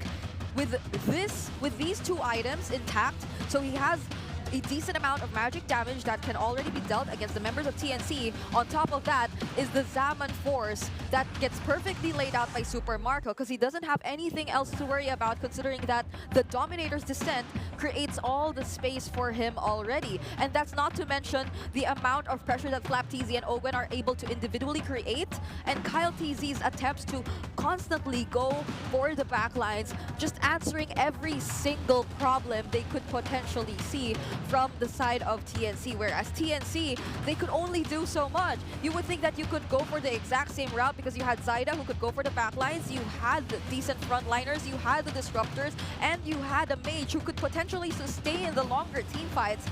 But it just came to a point that they were too far ahead that none of these members of TNC could already catch up. It took too long for Benny Cutie to catch up, and that one moment where they just were able to catch him in the top lane and not allow him to retreat back to the base, it nearly spelled the end there for TNC. And now we did mention the Zaz, so let us take a quick look at the mid-game statistics beyond the 8-minute mark for Few on the Zaz. So if you could see the average statistics of a mid-game in the mid-game for a mid laner, it is significantly higher for Few this time around. The total damage dealt more than twice, more than thrice the average, and the damage dealt difference 2,000. You see how high his kill participation was in terms, or relatively speaking, in terms of the game, and that was something that just allowed everyone else on Team Falcons to do their thing. Yeah, it felt so easy for Few to actually get back into the mode. And usually when things are level, like if Few is usually on par with an opposing mid laner, it's usually Few who comes out on top. What more when the rest of Team Falcons are actually already ahead by like miles. At that point, it feels like Few can just steamroll. Honestly, during that 8-minute mark, more or less, he had higher gold than almost all of the members of TNC, and that's just Few. Imagine what gold Kyle TZ had, imagine what gold Super Marco had, so it was a very difficult game for TNC to come back from, no matter how much the statistics say that they're one of the teams who are able to prolong their games. This was a different story. It's nearly impossible for them to be able to do that in this game. A completely different story.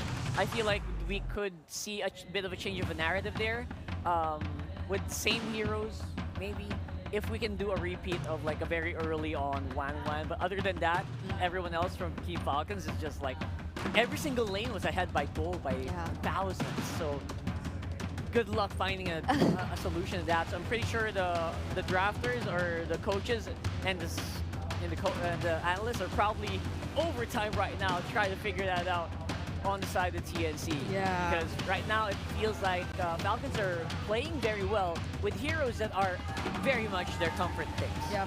And wherever you are, thank you for staying with us too, all the way to this moment. Look at that. Wow, wait, do you see that? That's pretty cool. This is Clearhead Super Fan of the Day. Because guys, did you know that men get 5 times more dandruff than women? What? That's interesting. Really? 5 times. So for those times, you need Clear.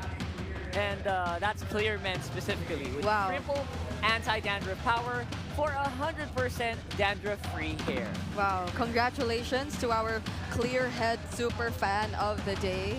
So now you know, if you do decide to come here, you can potentially bring home a lot of prizes. There's that. And because no one understands men like Clear, I don't know why I'm the one saying this, but power up your dandruff scalp, supercharged with Clear. That's right.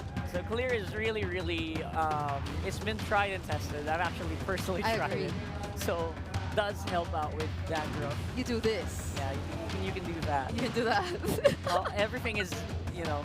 Yeah. So my hair is cool. Anyway, we have an Mpl Ph SFE University Watch Fest venue happening all around the country. Yep, we have one at Coffee Spot on Irvin Garcia Avenue, Cubao, at Luzon. We have one at Pinmahal Building, Southwestern University, Pinma Cebu City, that's in Visayas. And we have one in SM City, Butuan, and that's in Butuan City, Mindanao. So we have one for Luzon, one for Visayas, one for Mindanao, wherever you are. If you're watching us online because you're too far from our playoffs venue, which is again Green Sun Hotel Makati, then now you know you have, or you can opt to go for the watch parties happening here. Of course, for our Watch Fest, you also want to win diamonds. Just watch MPL and get a chance to do just that. Yes, diamonds, so you could catch up and get the Naruto skins for yourself. All you have to do, actually, is very simple, you know? You just post your reactions while watching the MPL live stream and make sure to include the hashtags that you see on your screen right below there. So it's just that simple. You literally put your phone there and you post your reactions while watching the MPL live stream. Yeah, if you want an idea how to do it, we'll go to Hans's TikTok. That's MSL, hashtag MSLX MPL Watchfest, hashtag Mpl Ph 15, hashtag MPL Pangmalaasang Reaction. Yeah, you gotta type that in. That literally translates to... Oh no, how do we actually do that? Wait. Strong reactions. No. No. I mean... it's like aura, you know? Like, no, I don't know. I don't know. You just, it's literally strong reaction. Don't translate it because you need to type the exact one. Yeah, you can just type the exact one. So type the exact hashtags there. Why did you want to translate? No, because I thought I could think of like how to directly translate it, but I'm afraid I can't. So yeah, that's all you need to know anyway. That there are a lot of prizes in store for you guys, whether you be online or offline viewers of the playoffs. But hopefully we do get to see you offline. You know, we have 4 more days. Oh, and a big shout out to our restreamers happening all over the world, honestly, because we have restreamers from each and every single part of the country as well. I mean, we also have an on-ground streamer. Everywhere. Come here, yeah, we have on-ground streamers as well. If you guys are watching online, don't forget, this is only day number 1. We have 5 more days, or 4 more days after this. This is only day number 1, and we are very likely to go 9 to 10 games. No, it's almost sure that we're going 9 games. What we're not sure just yet is if we're going 10 games. That's right. We might just be going all the way. And I really love how like all these fans are still staying with us up until this point, because it's getting quite late here in the Philippines, honestly. But you know, like it just feels like they're that dedicated towards the team they support. That's right. I think Philippine Standard Time is 10:30 p.m.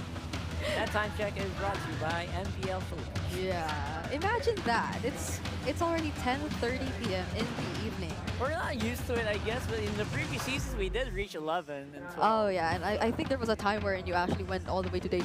Yeah, we usually have day 2s as well. So we're going to day 2. Sorry, we're going to match number 4 with 35% win rate on blue side here. And we're gonna recruit the help of one of our sleeper agents from down under. It's Renma Santa Cruz. What am I a sleeper agent of? of Falcons. Oh. I'm not really a sleeper. If I'm a sleeper agent for Falcons, I'm the worst sleeper agent ever, because I am clearly a Falcons guy. No. You're a sleeper agent for TNC, rather. All right, okay. You're shouting Falcons, but you already predicted TNC at 5. Okay. And speaking of TNC in 5, they're the ones picking up the Jushin first pick this time. Yeah. In this scenario, I'm okay with it, because the Kalea isn't open. It was banned out. But at the same time, this is Falcons actually, with the bans that they went, they accepted the fact that the Jushin will be going to the hands of TNC Pro Team. That isn't me being a fanboy. That's just like typical drafting pattern stuff, folks. Yep. And for the nth time, we're seeing another Badang in the lineup, or immediately the first 2 picks once you're in the red side. This has been a very common trend, at least for this day, and Team Falcons. Super Marco gets his hand on the Harith, even with the presence of the Granger still there. Yeah. It feels like for the long-drawn fights that TNC might want to go for, Falcons feel more confident with the Harith in their arsenal. Some people would say that the first 2 picks is very badangable. Yeah, it is. It's badangable. People say that, yeah. Yeah, that's the thing now. Ever since SBS Mobile Masters, Badang's just been showing up, man. He's not going anywhere. The TNC Pro Team are going to try to run it back with a chip in their hands. The Jushin, and this time they have the Granger. So they'll be the ones playing with a little bit more range and safety, while Falcons are going to be up in your face with a Harith. The question is, will Few get a long-range mage to pair it up, considering that the best close range, relatively, let's call her mid-range mage, is already in the hands of TNC Pro Team. Yeah, but this is pretty interesting though, since the Badang and the Harith were options that were picked into the chip earlier. Yeah. But now they still decided to pick the chip, knowing fully well that they are going up against a very similar lineup. And there goes the Lucas. This could either be another very quick game, sub 12 minutes, or if TNC Pro Team can execute really well in the early, somehow stop the Lucas from getting some quick kills early on, they'll be able to hold on to it. But then, yeah, that's their main condition. Just don't let Kyle go crazy and get kills. Yeah, because imagine if Falcons just decides to allow Kyle to go crazy and just support him all the way. Like, there's still the Fire Mist too, which is a great pickup against the chip. If ever Few does want to consider that, or they can go all aggressive as well and just like fully invest in the damage if Few wants to pick up another similar mid laner, which is that never mind, because it's just not bad right now. It's a little hard to do that win condition you guys are setting up, but because Kyle TZ do be crazy most of the time, especially on heroes that allow him to really use that micro he has and that timing where, you know, he has very lethal timings.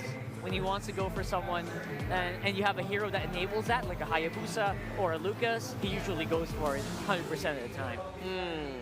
Let's see if Falcons will ban the Valentino or pick it up for themselves as the 4th pick.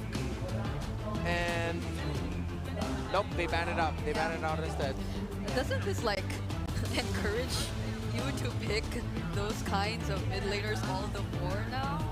Like, Team Falcons could just really be enabling Lucas, enabling Kyle TZ and Super Marco, you know, like, and they have the right tools to already respond to the shortcuts again, just by having the Badang, which again was picked prior to the chip even. One more AoE, just so we can have a lot of fun.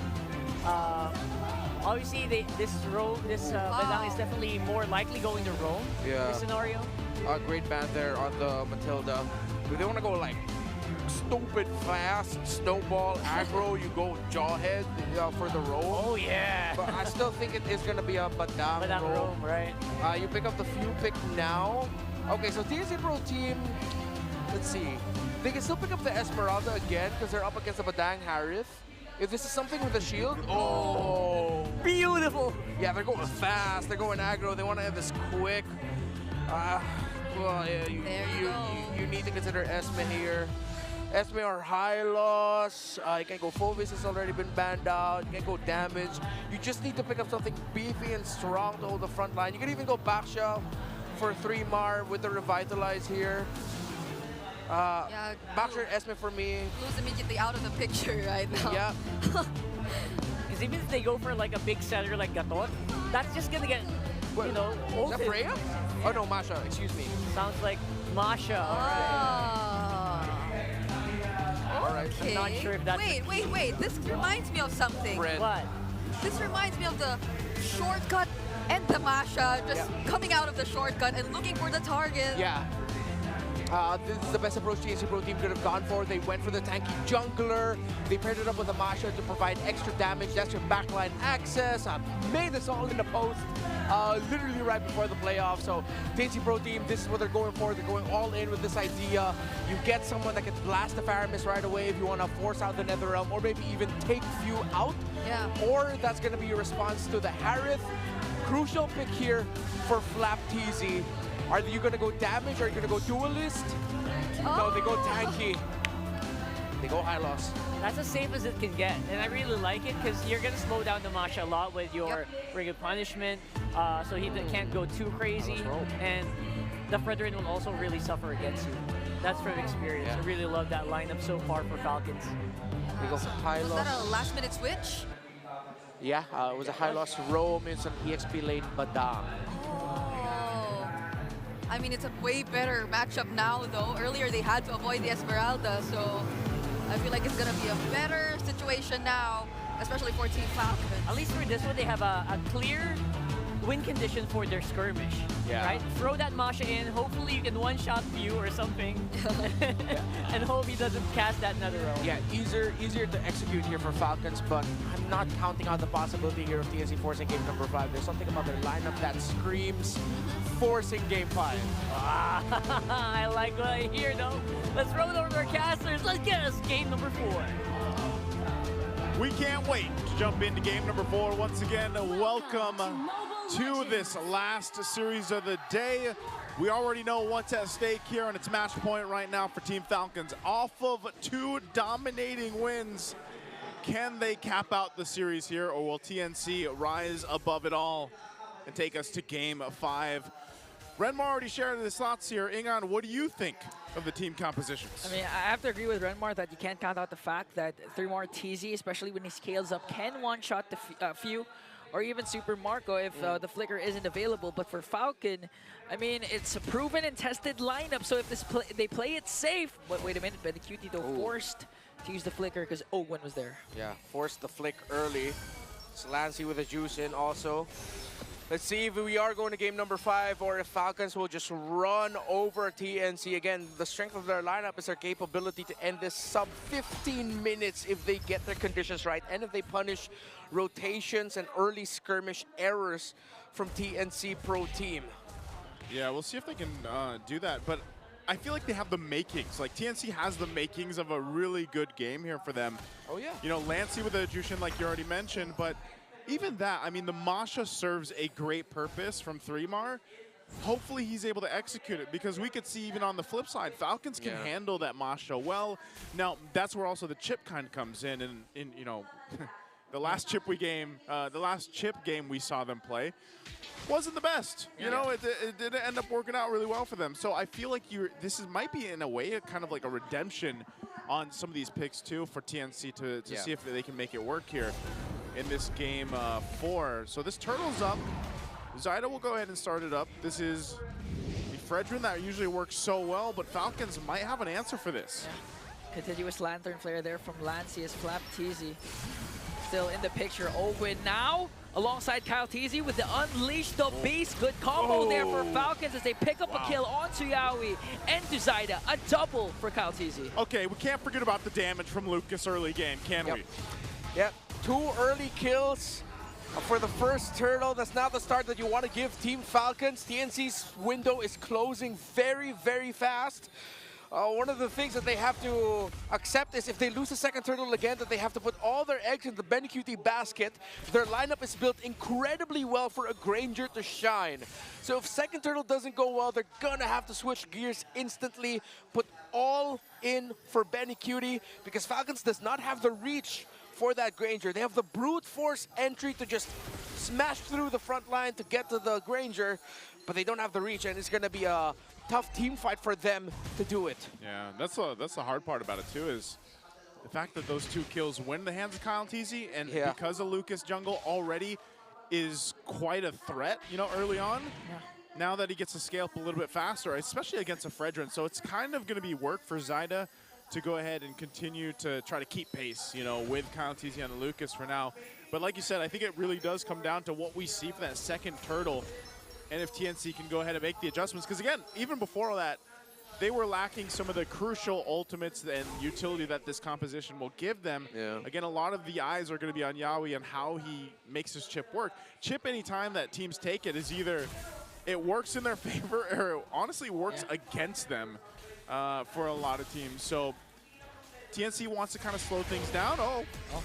Tried to go for an exit route there for Flap TZ. Forced to use the flicker, but still got taken down by 3-Mar and Zyda. Yeah, fantastic rotation there by TNC Pro Team. It was just a 2-man job to take down the Badang. You open up the top lane for more gold for the Masha and the Fredrin also to balance out the loss that you got, giving 2 kills away to the Lucas. So that was the right call for TNC Pro Team at the right time, and now Falcons has to find a trade. Okay, Yawi pops his ultimate now. Here comes 3-Mar, but Kyle TZ has the Unleash the Beast though. Super Marco being able to dish out the damage, but the first man down is Kyle TZ. Next target might be Ogwin here. Couple of hits away, but Flap TZ and Few comes here to the rescue. All right, great pickup. TNC is doing the things that they have to get back into this game. First it was the pickup off top, then they get a response and they take out Kyle TZ now bottom. Turtle's up, but now one could actually see TNC go and contest this. They should have a little more confidence in dealing with the next objective. Yeah, we said earlier that the window of TNC Pro Team was closing fast. They've opened it up yet again very quickly, delivering a kill onto Kyle TZ. It's balanced now, 2-1-0 for both junglers. Zyda has caught up to the Lucas. Still a very, very slight lead, but at this point, yeah, you consider that caught up already. Falcons are going to be starting off the turtle first hand. It's going to be Chip in the bottom lane. Let's see if Yaoi's going to go there or continue the pressure into Super Marco's lane. The Falcons working on the turtle. It's going to be uncontested. They're trying to go for a trade down and bottom, and they do so successfully, but the minions was able to clear out by Super Marco. Can Falcons get the tower in the mid? Yeah, they can just go ahead and rush that, right? No, Zyda's there to defend. Good thing that Zyda was there to hold on to that mid tower, because if Falcons broke that quickly this early on, that would have been bad for TNC Pro Team. But so far, they've recovered very well from that first turtle fight.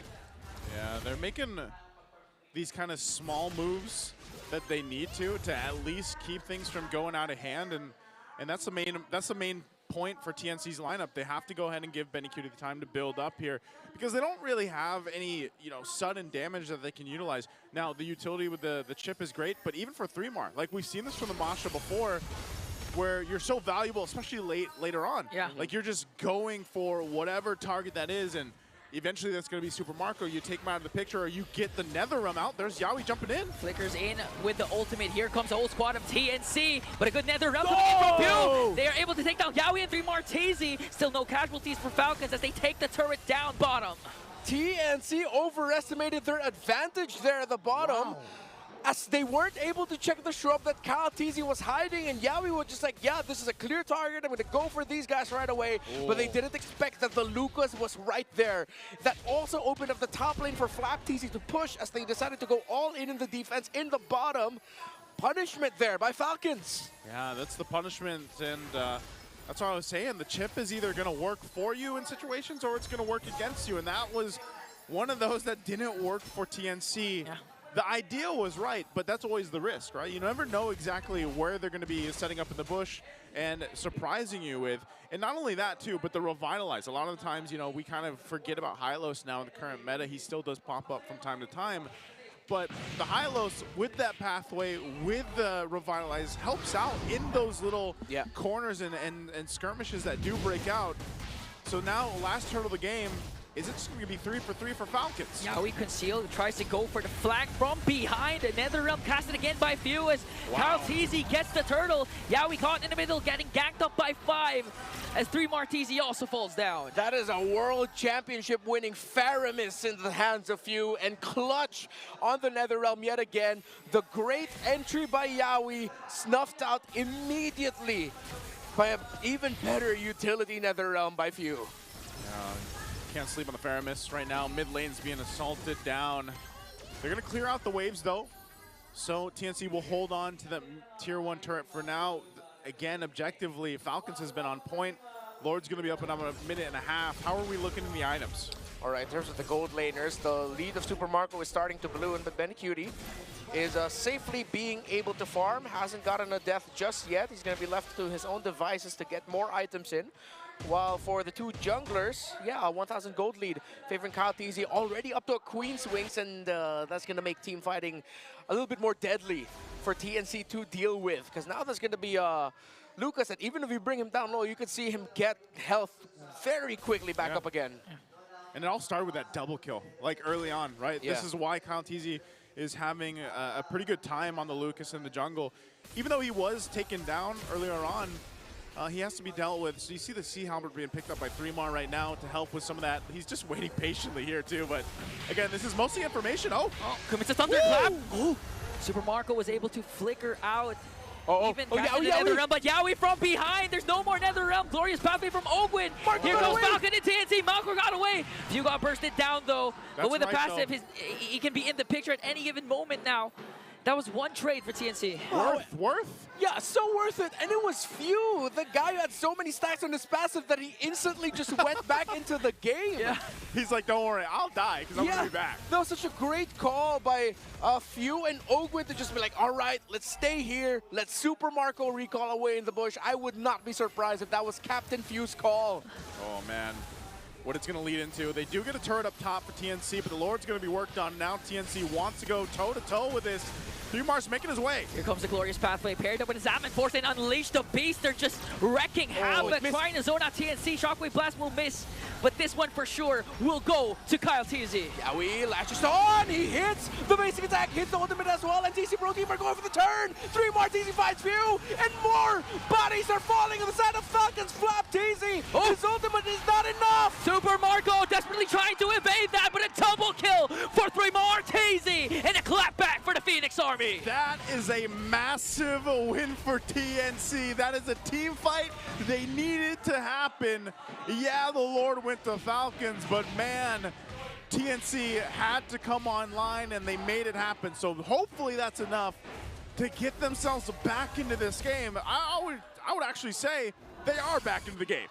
Yeah, you saw Yawi desperately just trying to chase after Kyle TZ so he could latch in his enhanced basic attack so that he could drop down his ultimate, and it all worked out for TNC Pro Team. 3 more TZ instantly being able to get a bomb onto Few as the Masha. One of the conditions we talked about. It opens up the map a little bit for TNC Pro Team, yes, but Falcons are still continuing their pressure in the center, taking down the tower as TNC had to deal with the Lord up top. But this is a very close game. What a call. Fantastic by TNC Pro Team to clap back into this. Yeah, a few steps closer for 3 more TZ for that one shot. Sea Halberd plus Malefic Roar. It's a good sign for TNC, but Super Marco also picks up a Holy Crystal. So if you, proper timing of the Nether Realm could be beneficial for Falcons here, unless 3 more TZ forces out the Nether Realm in a bad spot because of the Thunderclap. Yeah, so this is going to be a longer game, I feel like, that we're going to see here.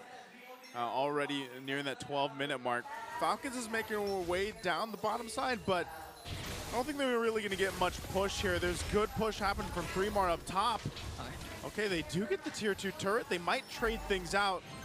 They still have a minute for the Lord up, so it's really find what they can. These tier 2 turrets will be falling, so 3mar's been playing huge on the Masha, and we mentioned this back when the game loaded up. We were like, man, 3mar on the Masha. We've seen this win games, right? The Masha alone is quite devastating, so interesting. I think he just picked up recently, his item was what, the Malefic Roar? Yeah. So he just got that too. So that burst damage potential that he can do on Super Marco, maybe, you know, at least you get the Nether Realm out, and if that's enough to go ahead and get that utility out, that's a win for TNC in these team fights. So great usage. Yeah, I mean, that is like the best strength of Masha is that the raw damage output that you can dish out forces out the reactions from your opponents. If you're not going to get a kill, you're winning the trade in the battle spell usages. They don't know the 3mar TZs here. See if TNC will try to make a play out of this. Seems like they won't. Well, not sure if I saw that correctly, but Ogwen picks up a fleeting time for the Hylos now. Lord spawned a while ago. It was Kyle TZ was able to pick up the Lord, but a good clapback from TNC, so they can replicate it, or better yet, Zaida out-retry Kyle TZ. Fleeting time. They want to be able to use the Glorious Pathway much more often, not only for initiation, but for escape when they need to get the hell on out of there. Yeah, they're going to have to. So once again, objective is up. Falcons will start it up. TNC can go ahead and respond to this, and that's the thing too. Zaida being on the old Fredrin, you can kind of just hang out. You know, you don't really have to worry too much like we've seen from the Assassin junglers, but Falcons, Yawi. There's Yawi. They flap TZ commits the combo onto Zaida, but from the back though, they might be able to burst out Kyle TZ out of the picture. NetherRealm is there. Zaida went to pick up the Lord. Super Marco got kills, but he's trying to escape now. 3mar TZ has to flicker out. Benecutie dishing out the damage though, as Flap TZ has to flicker away, and TNC secures the Lord. Yeah, we found the play. 3mar TZ's recall gets stopped. He gets found out. A shutdown by Few. But you cannot change what has happened. TNC has secured the Lord and will march with it. They'll start as a 5v4 with Falcons favoring the 5, but TNC Pro Team will have the Lord with them. Yeah, they're going to have the Lord here.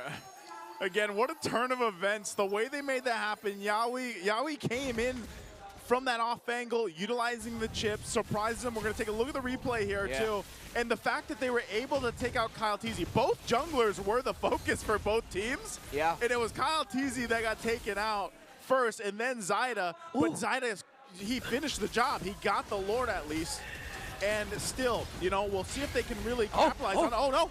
Clash is still going on. Kyle Teasy with the Unleash the Beast. Going to be a 5-on-5. Glorious Pathway already Kyle. dropped down. Three more. Benny. Teasy got picked off there by Super Marco, but exchange for Kyle Teasy. Flap Teasy with a beautiful combo, though. Next man down here is Yowie, but Zaida still leading the charge alongside Benny and Cutie. A triple for the Storm. Lord still sieging, and they might be able to take down an inhibitor turret. Folks, I told y'all there was something about the lineup of TNC Pro Team that screams game number 5, that they can force it. Falcons slowly falling apart now as Benny Cutie has 5 stacks on the Sky Piercer. 5 stacks for Benny Cutie, man. Remember, we've seen these gold laners go through the series already. Popping off on one game, another game they're struggling, and it's been this back and forth between both of them. Now this, let's say, for this one specifically, Super Marco's having a hell of a game on the Harith and Benny Cutie as well, but you're seeing the struggle, right? The teams are trying to get to these gold laners.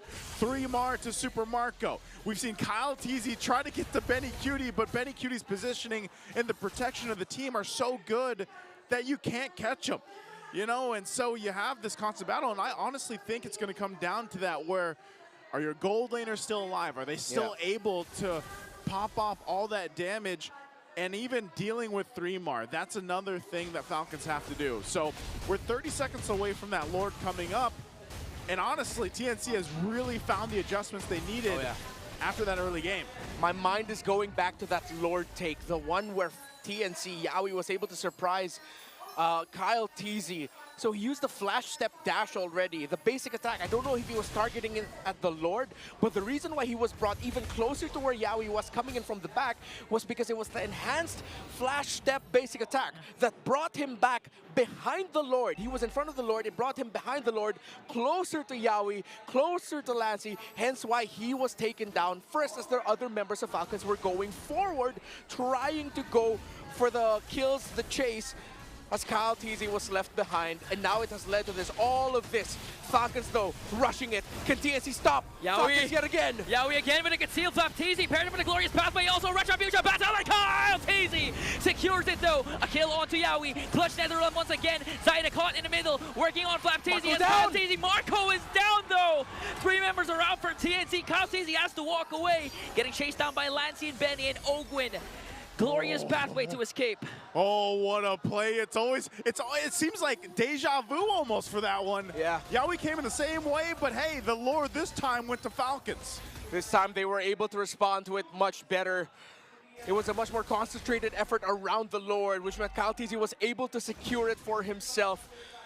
They're delaying it as long as they could, the March out, so that Flap Teasy and Super Marco can respawn. Hell of an effort there by TNC Pro Team.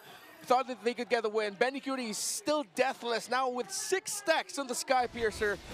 This siege for Falcons is going to be easier said than done. It's going to be very difficult. We look here, Kyle Teasy, CC immune during that time. Hence why he was able to get the Retribution battle win, but that was a tough battle to win. Man, again, like you just seeing it in the replay, deja vu, and maybe we see that happen again. Like, because most likely TNC is going to clear this out. I don't really expect them to lose all the base turrets. I'm not even sure if Falcons will push it in completely. But that's the thing. I mean, 3mar still down on the bottom side. They should be able to clear this out. Benny Cutie's still untouched, right? That's the main thing. We see the struggle of Falcons when they're trying to initiate those fights where how do we get to Benny?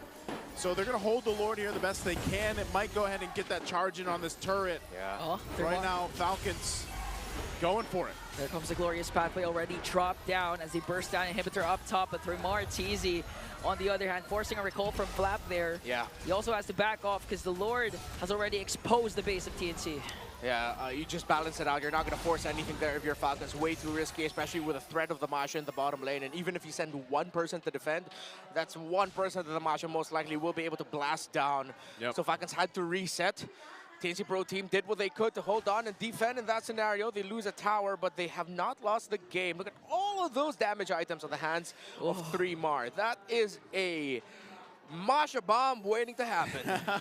I don't know if we'd call that a thunderclap anymore. Like, that's It's way more than just Thunder, man. Like, and 3mar with what was his last one? Did he go the Dragon Spear for his last item? Yeah, that was a GDS in the last. GDS, so he went that. So that's the thing. And now that we get to this point where we're reaching that 20-minute mark, and the Lord that's coming up here is the one that they want. Now, I think at this point, oh, hold on, Seal's going to be used. Oh. They might go for 3mar here. Yeah. Okay, Unleash the Beast coming in from Kyle TC. Can he have to stay here? Shortcut there. 3mar TC was able to walk away. Glorious pathway in a clutch nether realm coming in from view. Kyle TC still in the picture. Super Marco trying to work on them. Who's going to fall down first? Yawi Immortality popped there. And Kyle TC falls down. But in exchange for Yawi, a godlike kill from Benny Cutie. And a double for 3mar TC. It was greedy. They focused on the Masha, but he survives. TNC have taken down 4, and it might be TNC going to Game 5. What's a captain without your members as TNC? A full 4-man charge. Few trying to delay, but Benny pops his immortality. They're clearing out the minions, and we will see a Game 5. And I'll say it again, we are going to a Game of 5. Day 1 in the playoffs. We get 2 series going the distance, man. This is not the battle of the skies or the battle of the birds without Game 5. The number 5, the prophecy I dropped in week 2, TNC in 5, they're going to Game 5. They are panel, take it away.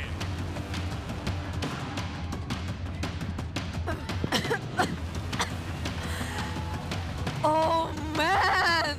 Play-ins day 1, what? 2 maxed out series, Rockhart! We're so happy we're seeing this, but it's just so unbelievably, like what? I'm honestly not surprised. I don't know what you guys are going on about. I'm not surprised. I see who's here. I see who's on the other side. I'm not surprised. But yeah, we're having a Game 5, ladies and gents. TNC versus Falcons in a fight. In that last team fight where you would expect them to win, TNC came out on top. 3mar TZ is our MVP on that Masha. It's you! This is the guy! Man, when I saw that chip and that Masha combination, we just felt it. Like the likelihood of us going to a Game 5, the chances just skyrocketed, and it's literally 3mar TZ doing so much things for TNC.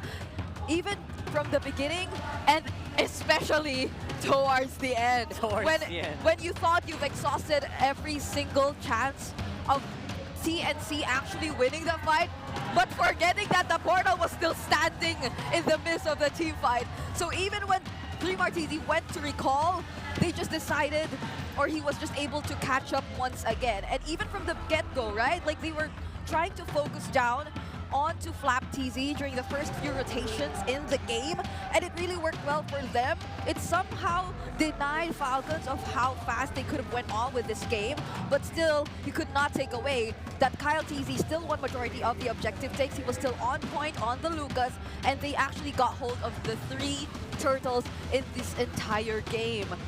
But literally the highlight, it really has to be Yawi and 3mar TZ throughout this entire game. Yeah, 100%. The Yawi, by the way, 3mar TZ could not have pulled off all of these stunts without Yawi constantly applying pressure, constantly pushing it out, and constantly giving so much space for his teammates. Even Benny Cutie, I think, did he die in this game?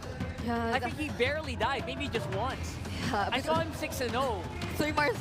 3mar's hair is coming. Yeah, come on, show us his stats, man. I know he didn't die here, so he's fine. He has a lot of Sky Piercer stats. Yeah, but that's what we're talking about. 3mar TZ was enabled so much by Yawi. I mean, I know the camera was always onto 3mar here, but man, oh man, this was a team effort. He blocked so many things, not just like whether or not Benny Cutie died for this game.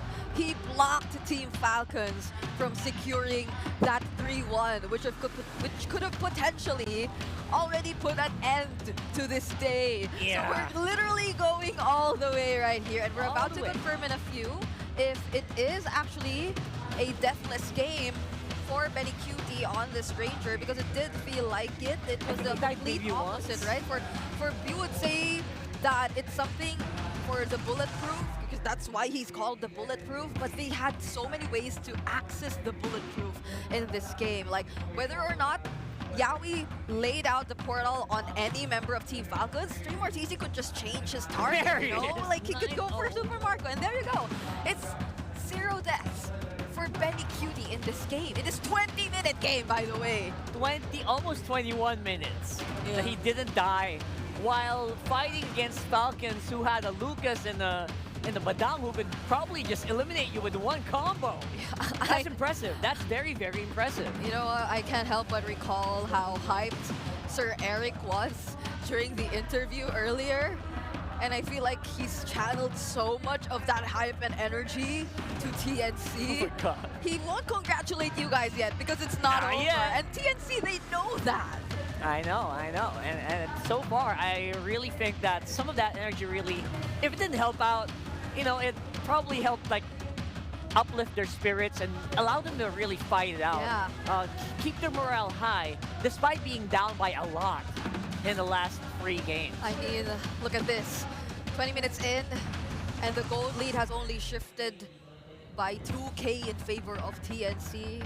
Like, that's how creative a game it was, and this is such an accurate way to put how Benny Cutie probably feels after this game. Just look at that expression he's doing. Yeah. As the VP. This is such an accurate depiction. It's the best way to encapsulate how he probably felt in that game. Yeah, you got no way to reach me. You got no way to take me You gotta down. add the sound effect. Yeah. That's, you know, they gotta add that sound effect there. You gotta worry about all your other teammates being targeted down here by Yawi and Dream Arteezy, so you don't have enough time to worry about me anymore, so I just get to free hit every single time, every single team fight. And this is why we consider him as the BPI rich guy. I mean, There look at you how go. close the fight has been, right? The GPM's down to line of 7. So it's been that close. It was a hard game to Right? fight. I guess your GPM goes down a lot, especially when you're trying so hard to survive. Yeah. So you don't really have access to your optimal gold sources like the mini jungle creeps and obviously the lanes, because you could get eliminated a lot of these times. So yeah. This has been such an experience for all of us watching the first 2 series in the play-ins, but now I feel like we should be looking at the goal difference timeline once again to further expound on how close of a fight this has actually been between both of our teams. So if we were to look closely, there were certain team fights which allowed Team Falcons to actually gain the lead, but that was only from the 5th minute up until the 10th or more or less 9th minute mark. Because if you would recall, there was this team fight which took place during the 10th minute mark, which handed over a great opportunity to TNC to balance things out and even things out and potentially even kind of gain the lead, but it didn't necessarily happen.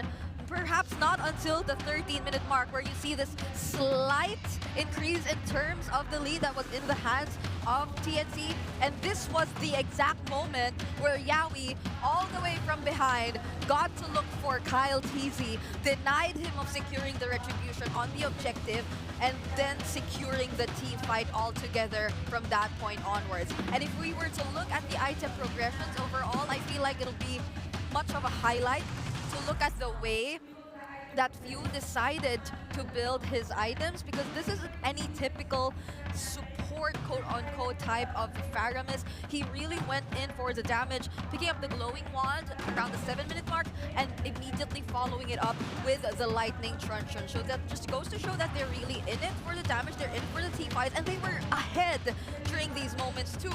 So that probably adds up to why they just felt confident in terms of just investing in the amount of damage that they could potentially dish out, because they need not worry about much coming in from TNC, not until the combo of Dream Arteezy and Yawi eventually revealed itself and its threat towards Team Falcons. And even up until those moments wherein they actually got to get their hands on Few, got to take out Few or eliminate Few, he had the stacks intact. But it seemed like he was already struggling towards the latter portions of the game to recreate that exact same scenario, since TNC, they were just all out playing this aggressively. This was a 19-16 kill score that we're seeing for this entire game, by the way. So it was literally action-packed, and they just really went on with the team fights as much as they could, because that's where they would definitely excel. It's in the chaos, it's in the chaotic types and timings of the team fights that will literally catch Team Falcons off guard, so they could set the tempo for themselves, because they have endless utilities to actually keep regrouping and resetting to go in the fight again. And best example, of course, would be none other than the shortcut. So let us also take a look at a quick draft recap for both of these teams. So far, this has been, again, one of the literal game-changing picks that we've seen in this entire draft. But so far, the record, it seems like TNC is able to balance it out right now. They're slowly getting the groove in terms of how they're actually able to play things out. And I believe this is also a result of 3 weeks of preparation, of really trying to figure out how they are going to maximize and capitalize on the patterns of the tendencies of Team Falcons. But just the same, I'm really liking the adjustments we're seeing from Team Falcons as well. Their decisiveness to actually go for this kind of lineup, the Lucas, and our build-up towards the Faramis too, which they decided to field into this game, it was just lacking because there was too much of an element of surprise from TNC and the things that they could do with the lineup that they had. But other than that, this was a well-fought game for both of our teams, and I believe that we are definitely in for a treat heading into game number 5. These are much of the things that these teams definitely have to take into consideration. I mean, look at the amount of heal that the Faramis was able to deal, the amount of damage taken by the Lucas himself, and not to mention the Masha only being the 2nd time that it was picked this season, or in terms of the teams. This is only the 2nd team to pick the Masha so far in the season, because the first time it was actually revealed to us, it was Twisted Minds who decided to show or field the Masha. So we're seeing just how much the teams have been constantly adapting and learning, especially from the other teams as well. And my, oh my, this is unbelievable, Rockhart. This is literally like peak MLBB and as early as day number 1. 100%. There you go. I don't know what. What? Oh, they see you on the I think they're calling me. They're calling you out. They just want to show you. Hey! Yeah, they just want to show you. This is just a bit of a trick, guys. Don't worry. You're not bugging out. This is not a production error. It's just Brigida, who is sleeping it out with us here in... she's literally sleeping, by the way, right now. We're just showing her on the Filipino broadcast because Chantel is on the other side. Just want to highlight this. Don't worry. We'll go back to regular programming in like a few seconds. But yeah, that's essentially the reason why. So, you know, it is what it is. And we are going back into regularly scheduled programming. Wait a minute. Oh my Just so that you guys know. Just so that you guys know, okay? So, yeah. I had to teleport. Nice teleportation techniques, just like thank you for the shortcuts. Yeah. The shortcuts. And unlike the shortcut here, you know, you arrived in one piece. Shortcuts on the other side, you know, they kind of arrive in pieces, but you know. Honestly, that shortcut, that must have been a nightmare for Team Falcon. You know, like that last sequence, literally, you thought you had it in the back, but then suddenly, no, you don't. Okay. I know. Okay, there are just so many emotions going on right now, you know. Yeah. That is one emotion. Obviously, there's also different emotions going on around the arena. The Phoenix Army, obviously, they're very, very awake now. They were like kind of just, their heads were down. They're very silent. They were like that. And now they're like, everyone's standing up. A lot of them are standing up. And on the other side, the Falcons are a little bit more worried now. And I would say that we as casters, feel like we just got so much more to watch. More MLBB is always great. More MLBB. More MLBB. 10 games for day number 1. We're approaching day number 2 here. we can go straight into day 2, you know. But of course, if you want to see what's happening here in the MPL Arena as well, check out the playgrounds below. Hey everybody, Jamie here. It is an exciting day here. We are at the MPL Philippines Season 15 playoffs, and while the matches are happening on our main Champions Arena. We are here on the ground floor because we have lots to show you. As you can see, may ganap din dito sa ground floor, and it is the MPL Playgrounds. What is the MPL Playgrounds? Well, we have somebody who's gonna give us a tour in a bit, but let me show you our illustration here. We've got the event map. We also have our MPL Playground schedule happening, so you know what you can enjoy from days 1 through 5. And of course, the matches we have all been waiting for. You have the playoffs match schedule listed here as well. You can check that out. And over here, what happens after the playoffs? We've got the Philippines Road to Esports World Cup. You can check that out all here at the entrance of the MPL Playgrounds. Now, alam ko sinabi ko ang daming ganap, so I think I need assistance here. Pa-assist naman, Xiao! Hi, how are you doing, Xiao? Hi, Miss Jamie, and welcome dito sa ating MPL Playgrounds. Alam kong excited ka na, pero bago tayo pumasok, puntahan muna natin yung booth. Taste of the food mula sa NOR. Get this for free even before you enter the MPL Playgrounds. You can go around the booths here at the MPL Playgrounds, complete it. Once you complete it, you actually drop it over here. Shinobi, Battle Pass, Mechanics, okay? Collect all 13 stamps, fill in your details, complete the community survey, and my winner to, guys. So make sure to complete your passports if you enjoy the activities here at the MPL Playgrounds. And again, dito yung registration area where you can get this. And you register, of course, based on your tickets, guest, Superfan, Legend, and Mythic. Now, this is the Smart Booth. And dito sa Smart Booth, Xiao, anong nangyayari? Alam kong may mga games tayo. Yes, meron tayong mga games like etong Ninja Arcade na kailangan mo lang makascore ng 10,000 points para magkaroon ng prize. Alright, so ipakita natin to. It's very easy. You hit on play, and as Xiao mentioned, you've got 30 seconds to hit 10,000. Yes. Meron din tayo dito. Ano tong game dito sa kabila, Xiao? Shuriken toss ata to. Pero it is, I think I called Rasang Gun Challenge for the Smart Booth. And all you need to do is hit 5 orbs, and then you can win MLBB skins. So really exciting. A lot of games and a lot of prizes here. Now, I'd just like to share with all of you, if you need pro level speed, make the smart switch and stay ahead of the game. Get your smart eSIM today for only 99 pesos and experience ultra fast 5G connectivity on any device. No SIM swapping needed. Available now at smart stores nationwide or online via the Smart Online Store. Thank you for showing me the Smart Booth. Yes. We have one more to explore kasi alam ko mahilig ka sa games, Xiao. Yes, indeed. Alright, so ano yung nangyayari dito sa kabila? Ito naman We sa have the kabilang time zone Tabi lang siya ng booth. Smart Booth, and this is the time zone booth, Miss Jamie.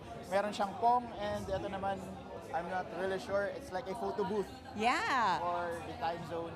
So, kung interested ka mag-play later on, para siyang retro game, parang sa bricks lang, pero what you need to do is score against your opponent dito sa ating Pong game. If you're in for fun, remember to visit Time Zone. Pumunta na sa Time Zone Greenbelt at gamitin ang inyong mga vouchers and get your favorite players' signed jerseys and photo cards as well. Ipakita natin ang mga signed photo cards. Tingnan nyo yan, guys. Ito yung pwede nyo makuha. So just make sure to visit Time Zone Greenbelt right now or as soon as you can because may games pa tayong papanoorin. Alright guys, a big thank you, Xiao. The MPL Playgrounds, by the way, is for free. Yes, for free, but first come, first serve basis. So agahan nyo, pumunta na kayo. It's really dependent on the capacity. Ano pang hinihintay nyo? Come, let's hang out and enjoy here at the MPL Playgrounds. Tara na, Xiao. Maglaro na tayo. Let's explore the playgrounds. Yes! Bye! And that is the MPL Playground from the Champions Arena. That's happening downstairs. And again, admission is free. Plus, apparently, there's a lot of freebies and a lot of food. Yeah, I just found out we had a more booth. I did not know that. Maybe I should have gone before we started. Maybe we get some hot, Yeah. cup of noodles or something. That would be really great, considering Especially that the now. temperature here in the panel is It's like 15 degrees, 10 degrees Celsius. I don't even know if it's negative. Hopefully not. Probably not negative. Probably not negative. We'll probably be, if that happens. But just so you know, it's really cold. It's really cold here. Like you don't see it, we're literally shivering. Anyway, we are getting into Yeah. They don't see it, right? So we are getting into the draft here for game number The 5, ladies and gents. It is the 5. absolute last game of this entire day. We cannot go any further. No. That's physically impossible at this point. It is, but for some reason the teams are just making it happen, you know? If they have enough willpower, you know what? Technically anything is possible. Yeah. But maybe they can add another game if they really want to. So, yeah, on this one, we're going into this with Renmar Santa Cruz. What's up, homie? I have been saying nonstop, I hope I win the lottery because TNC in 5 has become way too real. I mean, the series is not over just yet, but the fact that they were able to take Falcons to their limit, if this is the limit of their season, what a start for TNC Pro Team. The sky's the limit. If they take it even further and continue on to the next round, crazy. It's been an amazing day for the first day of the playoffs. Just goes to show how important the Immortal Cup is for everyone. Happy to be here. Sorry, I'm just really sappy right now. I've seen some amazing MLBB, and everyone knows I get emotional when I see amazing MLBB. No, because imagine Kalea, that's my prediction. Imagine if they're the ones to clip the wings of the Falcons. That would be something. That would be something. Oh, that's gonna be something, and they're the ones to soar. But yeah, is it gonna be the Kalea? There is the Kalea indeed for first pick. Yeah. Now if you're TNC, Just go up. Badang, Harith, or if you want to go for Old Comfort, just pick up the 1-1. Oh, by the way, I think the Badang so far has had a record of 3-4 today, considering that the last game lost. Yeah. It was Flap TZ on the Badang, Yeah. So again, it's a bit of a mix between XP Badang and Rome Badang, right? Yeah. So far, Rome Badang has been the winningest, but it also has lost a lot as well. So there we go. There we go. If we're talking about comfort, 100% comfort, and I have a feeling there's gonna be a Zaida Baksha. Yeah. I just have a feeling. Okay, yeah, they have the option to go for that. I mean, they do already have a solid front, and you know that they're going to be building around the 1-1 here. So the Zask might actually come back yet again for Lancy. While for Falcons, they're going to want Burst. Yeah. Carry is the pick that they should not be too focused on. If Falcons is thinking about carry, shake that off. You're going to have to go for something else here. Yeah, honestly, I feel like they can opt to go for all those burst type of mages, those magic damage mages. Since, Harith.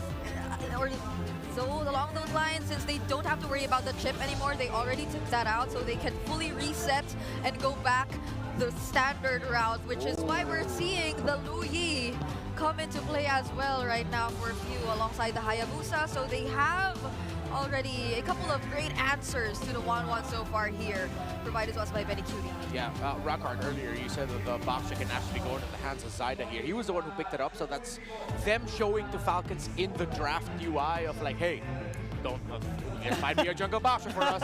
And right now, they might actually be going for that. Honestly, if I'm Yawi, just pick up the Cho ASAP. Don't overthink it, right? Like, you're in the possibly last game of your season. Yeah. You go for the best. Yeah. Go for the Cho. Yeah. And against the Hayabusa, I feel like it'll be a better response. True, that's true. Like it's gonna deny so much. Although you do have to consider though the potential diversions.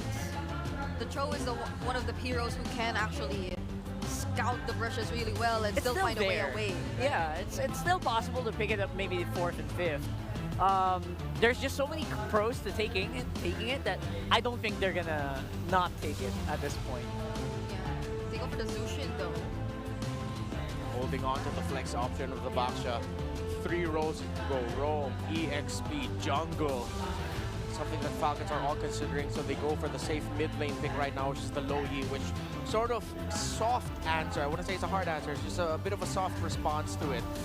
Because you get macro, you get a strong defender of your jungle, and TNC Pro Team, what a read! Whoa! To take away the Beatrix, actually, that would have provided so much of what Falcons needed. Range, burst damage, a continuous source of basic attack damage if you go Nibiru and Bennett. So what a ban by TNC. Yeah. What if, oh wow, there's the Link ban as well. Oh, Coming in boy. from Falcons. Could they be really pushing the Baksha? Or, well, it is likely to be in the jungle anyway. It is a trap, right? It's still a trap no matter how you look at it, but by TNC. So I love that they're making the Falcons guess about this one. Yeah. What if the, well, it's too cold here, you know? What if the export actually does come out? Yeah, what if X-Board, come on, help us out a little bit here, brother. X-Board for which team? Falcons? Falcons? Oh, they banned it. No! Oh, that's a signal though. This might actually be a Baksha jungle because usually one of the things that you'd want to pick up against a lineup that has either a Fredrin or a Baksha in the jungle is an X-Borg in the EXP lane. Uh-oh. They literally just showed it, right? That's Why like did they sense it too? It's a foreshadowing. Oh, and they banned the Joe and the clapback. Great drafting so far by these. So I feel like the Ling ban potentially could have been something else though. Yeah. But I'm not gonna knock it too much. Still fantastic ban on the Joe. Two fantastic bans of the X-Borg and Baksha. TNC Pro team are banning and drafting out of their minds right now. I mean, the only similar options left are the Jawhead. I would Jawhead this one. I would Franco this one. Oh, you mentioned Franco? Yeah, I wouldn't mind a Franco, honestly. I would.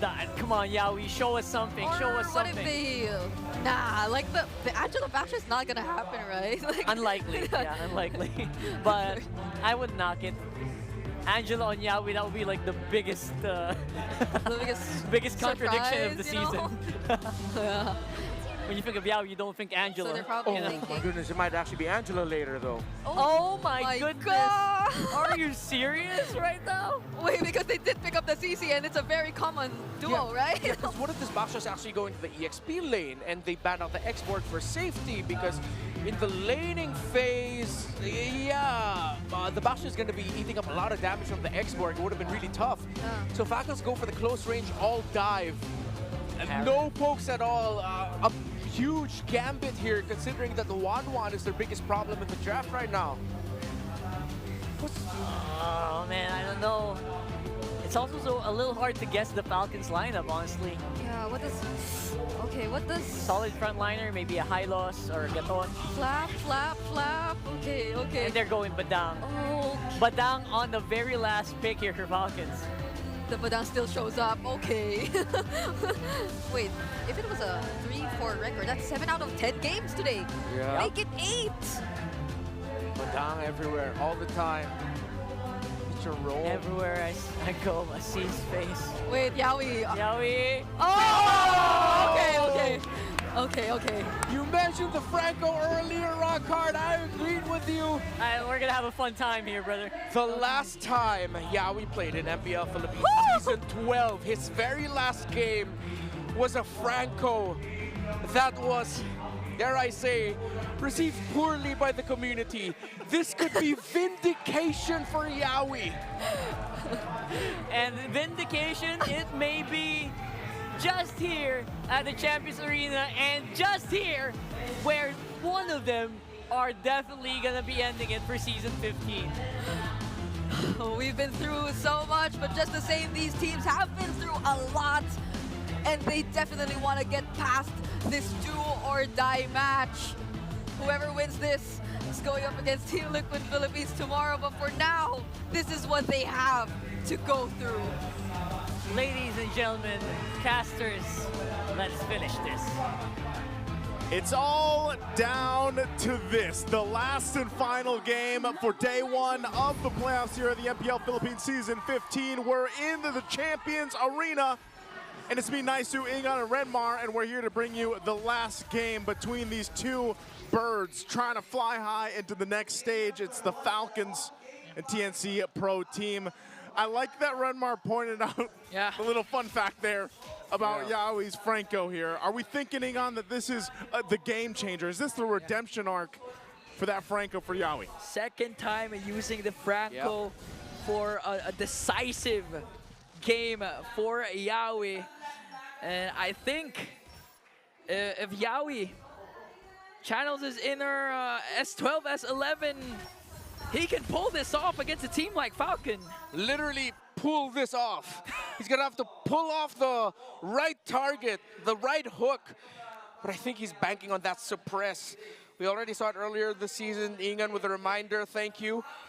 Showed it up against Aurora earlier this season, did not fare well. Yeah. Started off good in the early, but it crumbled very quickly against a hyper-aggressive dive-focused lineup. That is what Falcons has. So, again, that's the story for Yawi on this Franco. Vindication, redemption. Yeah.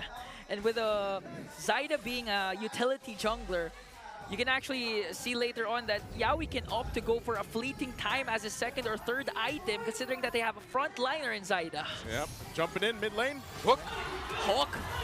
Ogwin fortunately was able to walk away with a slither of his health left, but if that aggression continues on for the Phoenix Army, TNC in 5 could be a real thing, Renmar. Yeah, and it's a Baksha in the jungle up against a Hayabusa who will not be contesting objectives early on.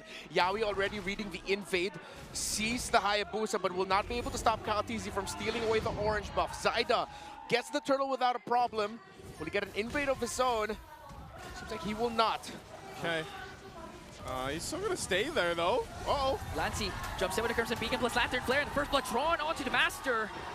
The aggression of the Phoenix Army, clearly momentum is on their side. I'm actually surprised Ogwin put himself in that position knowing that he had burned the flicker and that he didn't have it. Yeah, you know, you could jump around maybe and whatnot, you're a Kalea, but still, you know, he gets taken out and that information was there. So, I don't know, TNC really kind of locked in the early game. And I gotta give it up to Zaida, man. Zaida, I know we're looking at Yawi's stats here for the Franco like we were talking about, but I am impressed with Zaida because he is one of the junglers that now, the back-to-back utility junglers, first the Fredrin, now going with the Baksha, and he can play the Assassins just as well. So, great to see Zaida step into that role and make this happen in the series. Yeah, that's the MDL Season 2 Finals MVP and regular season MVP for you.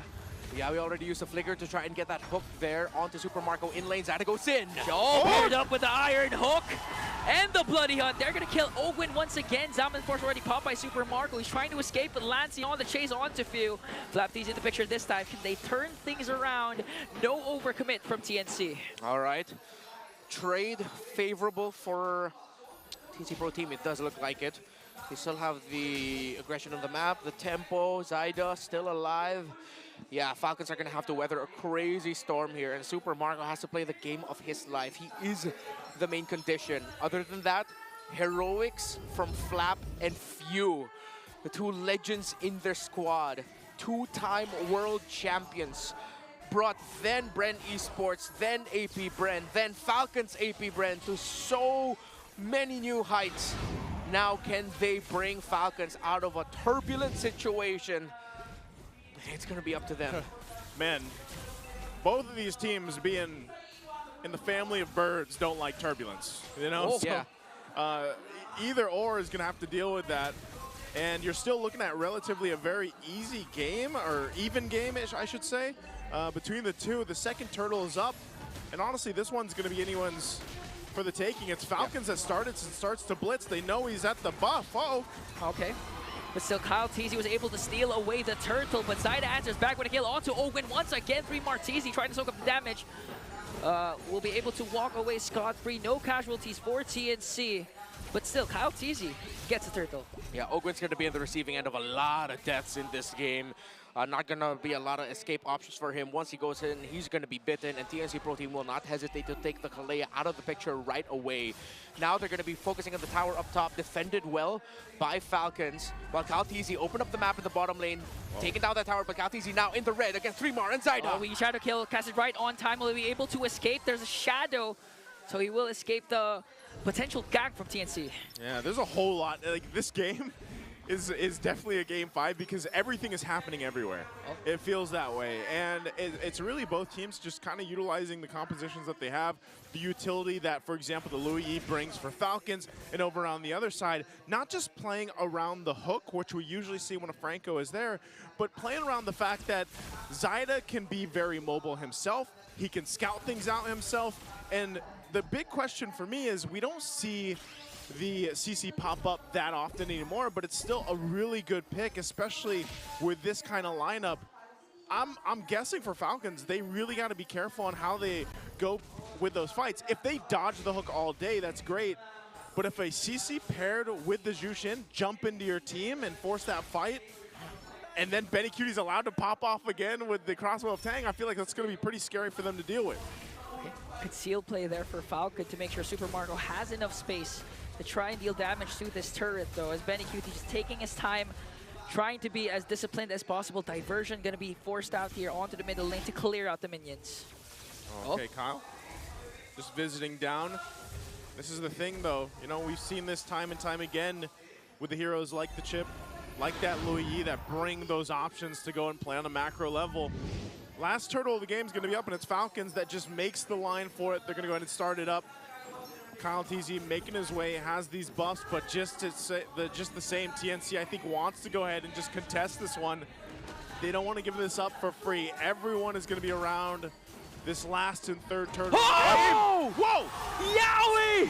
What? Clutch iron hook, and now Falcon forced to fight it out. A weak shadow kill. The punish is there though, as Lancy 3 Martisi is gonna fall down, but a killing spree coming in from Zyda. And another one from Yowie! The redemption! 2 hooks to keep their hopes alive. First it was Marco, now it was Few. Heroics from Few and Flap to turn that initial pickoff around. But it's Yowie, hell-bent. Hell-bent? I mean, what? Yeah, let's get a replay at those hooks, hopefully. I'm not sure who's going to get that turtle. Maybe it's Falcons, but oh wait, it looks like it was Kyle TZ that got it. That's the first hook that we're looking at. Let's take a look at the other one here. Yeah, this was a good fight, but man, here's the next one. Yowie gets in position, lands the hook, flickers as well. And man, what a play there.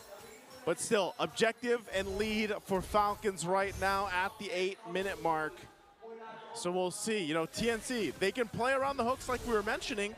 Yeah. But they also need to continue to go ahead and win those objective fights, especially the next one that's going to be coming up in a minute and a half. Yeah. And considering the fact that Yowie already has a Rapid Boots and a Winter Crown, they can be as aggressive as possible. Okay, diversion play. They're going to send out 3 in the middle lane. Going to put enough pressure to force a reaction from TNC. All right. Still a lead here for Falcons in terms of the resources. Teams are getting the counters, the pickoffs, but Falcons are getting the wins in terms of the gold, the pushes, the towers, the kills at the right time. TNC's ability to instantly convert is going to be there. It boils down to the execution. Who gets a bigger trade, the better trade. Oh, commits a weaky shadow kill onto 3 more and to Lancy. Wow. But fails to deliver a kill. They were able to share out the damage. Yeah, that's good damage. That's good damage profile already from Kyle. Oh, good pickup here from Lancy, but Ogwin counters that with a title strike, a pickup kill for Benny Cutie. Another hook and Bloody Hunt from Yowie. A killing spree coming in from Kyle TZ. Super Marco coming for Zyda. Might be in trouble here. Flap TZ with a shutdown. Benny Cutie not even done though. A mega kill for the Storm. They're gonna have to back off there on that one. Yeah, massive win there for TNC Pro Team. Benny Cutie capping off that 3rd kill onto Flatman. That TNC would win that sequence. KTZ another shadow kill in the middle so that Yowie and 3 Martisi cannot defend their tower, and Falcons breaks it. The map is looking blue. TNC again, they're getting kills, they're trading, but the objectives are going to the side of Falcons. Both teams are winning in their own way. They are, because even with Benny, again, he's 4-0-3. He's doing well on the 1-1. And we know, yeah, they're losing those skirmishes in the mid lane like that, but if it comes down to it, this objective take, this Lord, if Benny's able to get the airtime he needs, if they're able to go ahead and deal with that pressure that's coming from Falcons, TNC can easily still win this objective fight. But it all comes down to what they do with the Franco, for example, with Lancy on this Jushin. And even for Falcons, you saw that a Winter Crown now available for Flap TZ, so they can all play around some of these minor choices that they have. Super Marco gets a Holy Crystal. Power Spike now here as he's got those 3 items on the Harith. We'll see how they play this out. Falcons will go ahead and start it up pretty quickly. How does TNC respond? Okay. Falcons has their eyes on this Lord. Kyle TZ, clean pickup of the Lord, and now they want to go for more weak shadow kill. Already committed down. Lancy forcing the Crimson Beacon, but Pew takes down 2. Yowie, 3 more down, but a counter go for TNC. Winter Crown play from Flap TZ. Kyle TZ goes in right after Benny Cutie. Will he be able to escape though? I think he will, but Few saves Diversion used. Marco! Oh! He sees Lancey! He caps off the kill! And 4 are down! 4 are down for the side of TNC! Oh, and they're going to be pushing it now. Bottom is pushed with Kyle and Lord, and Falcons will go for the tier 2 in the mid. TNC still in the game, but man, what a turn and a huge spike in gold and everything else for Falcons. We need an instant replay for that because the counter go from Team Falcons was on point. Whoa, I mean, the burst, the burst on the Lord, and at the same time, the clapback, they were able to prevent Benny Cutie from wreaking much more havoc after picking up 2 kills. So Team Falcons, they're holding on to a 6K gold lead. It might be flying under the radar for some, but the game that Few is playing right now. We talked about vindication and redemption for Yawi, but what about for Few, who failed to get MSC in 2024? The iconic image of him sitting in the backstage, in his knees, crying after losing in that Game 7 against Selangor Red Giants. Now he's playing the game of his life on this low Yi to keep Falcons' hopes of making it back to Riyadh for MSC at EWC 25 a reality. And even with that, again, this is Falcons, right? Of course, they want to go forward, get to Riyadh, and this is where it starts. I'm not sure if people thought that we would see another 5-game series. I knew this was going to be one hell of a series between these 2 teams because TNC has definitely improved in those weeks off leading into the playoffs. They already surprised so many people throughout the regular season. How do they respond to this little diversion? We'll see if they actually continue on this. They don't really have an objective to go for a bit. Lancey might be able to spot them out, but that's a full team! Oh! And the onslaught from Falcons just catching TNC off guard. A crucial kill onto Lancey. Yeah, he's not going to be able to get that hook. Lancey gets taken out. They were just doing their due diligence, clearing up in minion waves, checking, but Falcons have taken them by surprise. They were there first. 7,000 is the gold lead. The hope for the Phoenix seems to be dying before their eyes. Falcon now sieging in onto the top lane as they take an inhibitor. Oh, Win jumps in, catches Yawi, forces out the flicker. Zaman Force coming in from Super Marco, Kyle Teasy, and the rest of Team Falcons has to walk back. TNC, Zaida leading the charge. Will they make a play here? But Falcons, Team Falcons, they got what they wanted. They got what they wanted. They took the discipline route. They get the 1 base turret. They know they've dealt with some of the shields, but now the Lord is up. And they're ready to fight this. They got a good lead, 7.6K up. They know this Lord is theirs, so they get prepped and ready to possibly march into a victory win. TNC down this much, facing elimination from the playoffs. How can they make this work for them? What do they need to happen in this base defense here? All right, with an 8,500 gold lead, around that value for Falcons, TNC Pro Team are lacking in some key items across the board. Benny Cutie is built up, yes, but can the front line hold on long enough and deplete them enough for Benny Cutie to clean up house? But Falcons, with this lead, are in the situation that we've said so many times all throughout the season. We've said multiple times today alone. They can just throw bodies, focus on the base. They have the damage. A suppress from Yawi might be the X factor here.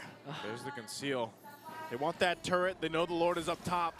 Oh! Yawi catches Flaptisi, but there was a Winter Crown. Ogun jumps in as well. TNC trying to work on the Lord as Falcons working on the mid lane. The last inhibitor turret, Kaltisi jumps in just to zone out TNC, and TNC will survive for now.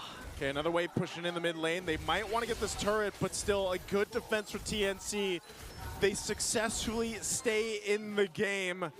And maybe that hook was enough to get that Winter Crown out and then live to fight another day. So Falcons, despite being massively ahead right now, TNC buys some more time. All right, looking at the items here.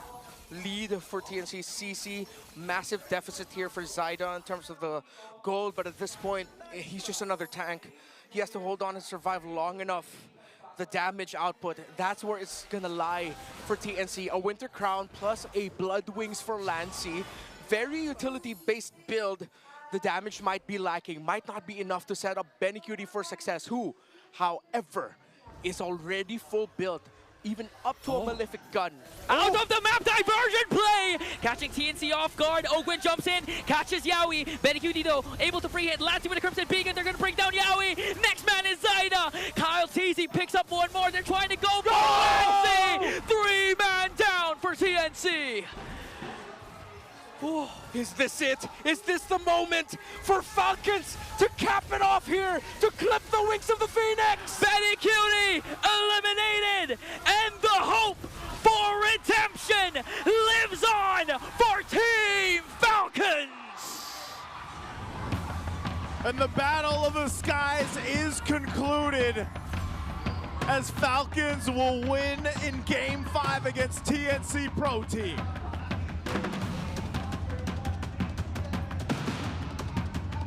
Legendary, absolutely legendary for this first day of the playoffs.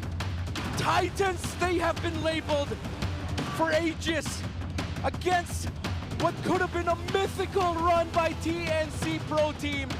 Ends in a heartbreak wherein they can keep their heads held high after a fantastic series. But the mythic of the Phoenix ends here as immortality is still in the talents of Falcons Philippines.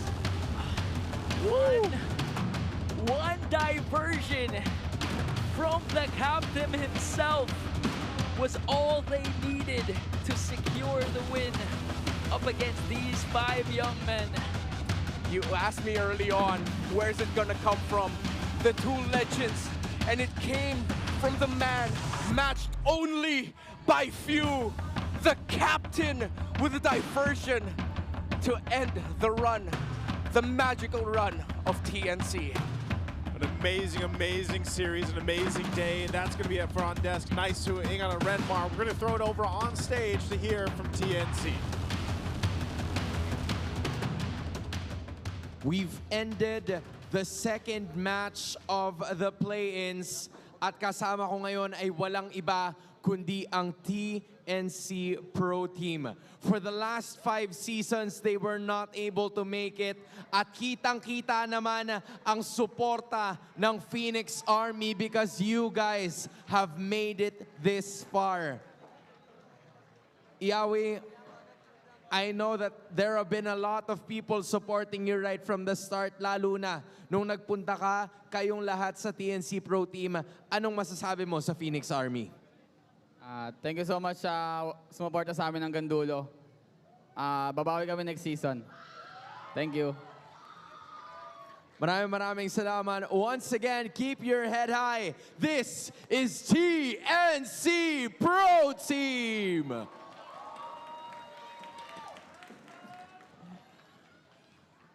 A valiant effort from the Phoenix Army, but unfortunately, Jamie, their journey ends here. And with that series, our victors, Team Falcons! Guys, I see the smiles from ear to ear. Congratulations! Wow, what a series. You know what? Let's talk Pagod na about ba kayo? Casey first. Okay pa. Napagod ba kayo? Okay pa. Pagod. Pagod. Pero congratulations. Guys, you won. Flap, easy. Unang-una may mic ka na. Ikaw natatanungin ko, no? Anong nangyari sa Game 1? And dahil ba doon lumabas yung gigil nyo na manalo in the succeeding games? Flap?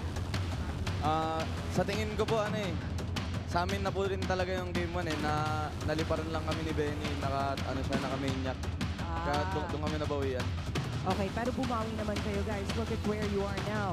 Hans. Alam mo, parang gigil ka nga kanina pagkatapos Napili ko yun. Hindi ko alam kung nakita nila, pero nakita ko kasi. Pero baka hindi naman nakita. I think, ano yun?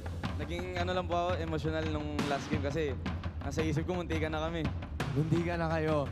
And again, that was a really tough series na naipanalo nyo. With that being said, nabanggit mo sa akin way back nung nandun kayo sa holding area or waiting area that this is a team that you really wanted to, continue to pursue a lot of achievements.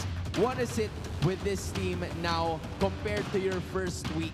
na nagbago sa team nyo over time to get you to this point in the playoffs?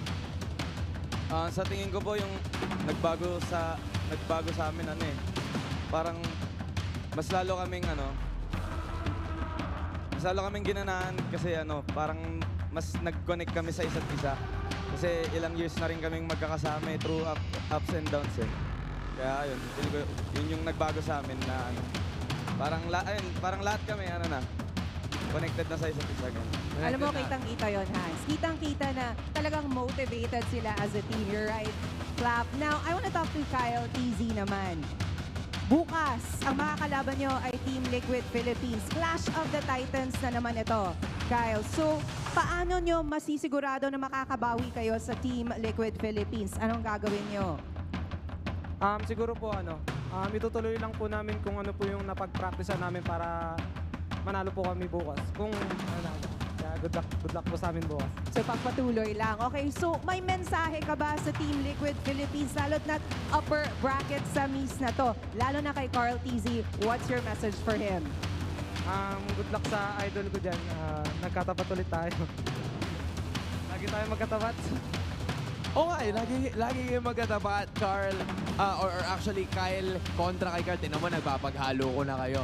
Now I wanna go to Few this time. Few, this is an opportunity for Team Falcons to go to MSC once more. Itong roster na ito, how important is it for you to make it into MSC and for you to redeem yourselves as representatives of the Philippines?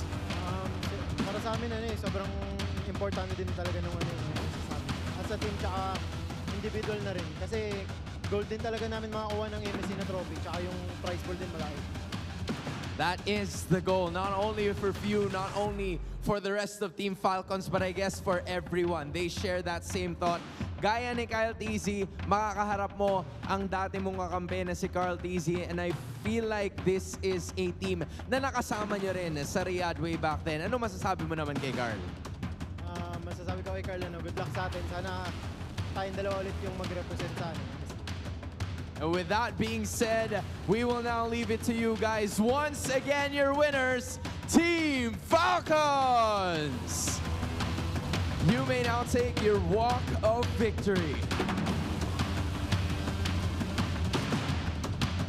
And with that win, you may now take your bow.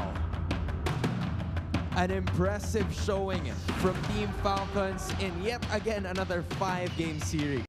I know, the word is right, Hans. You nailed it. Impressive indeed. They deserve that win. But what a good fight too, right? They did.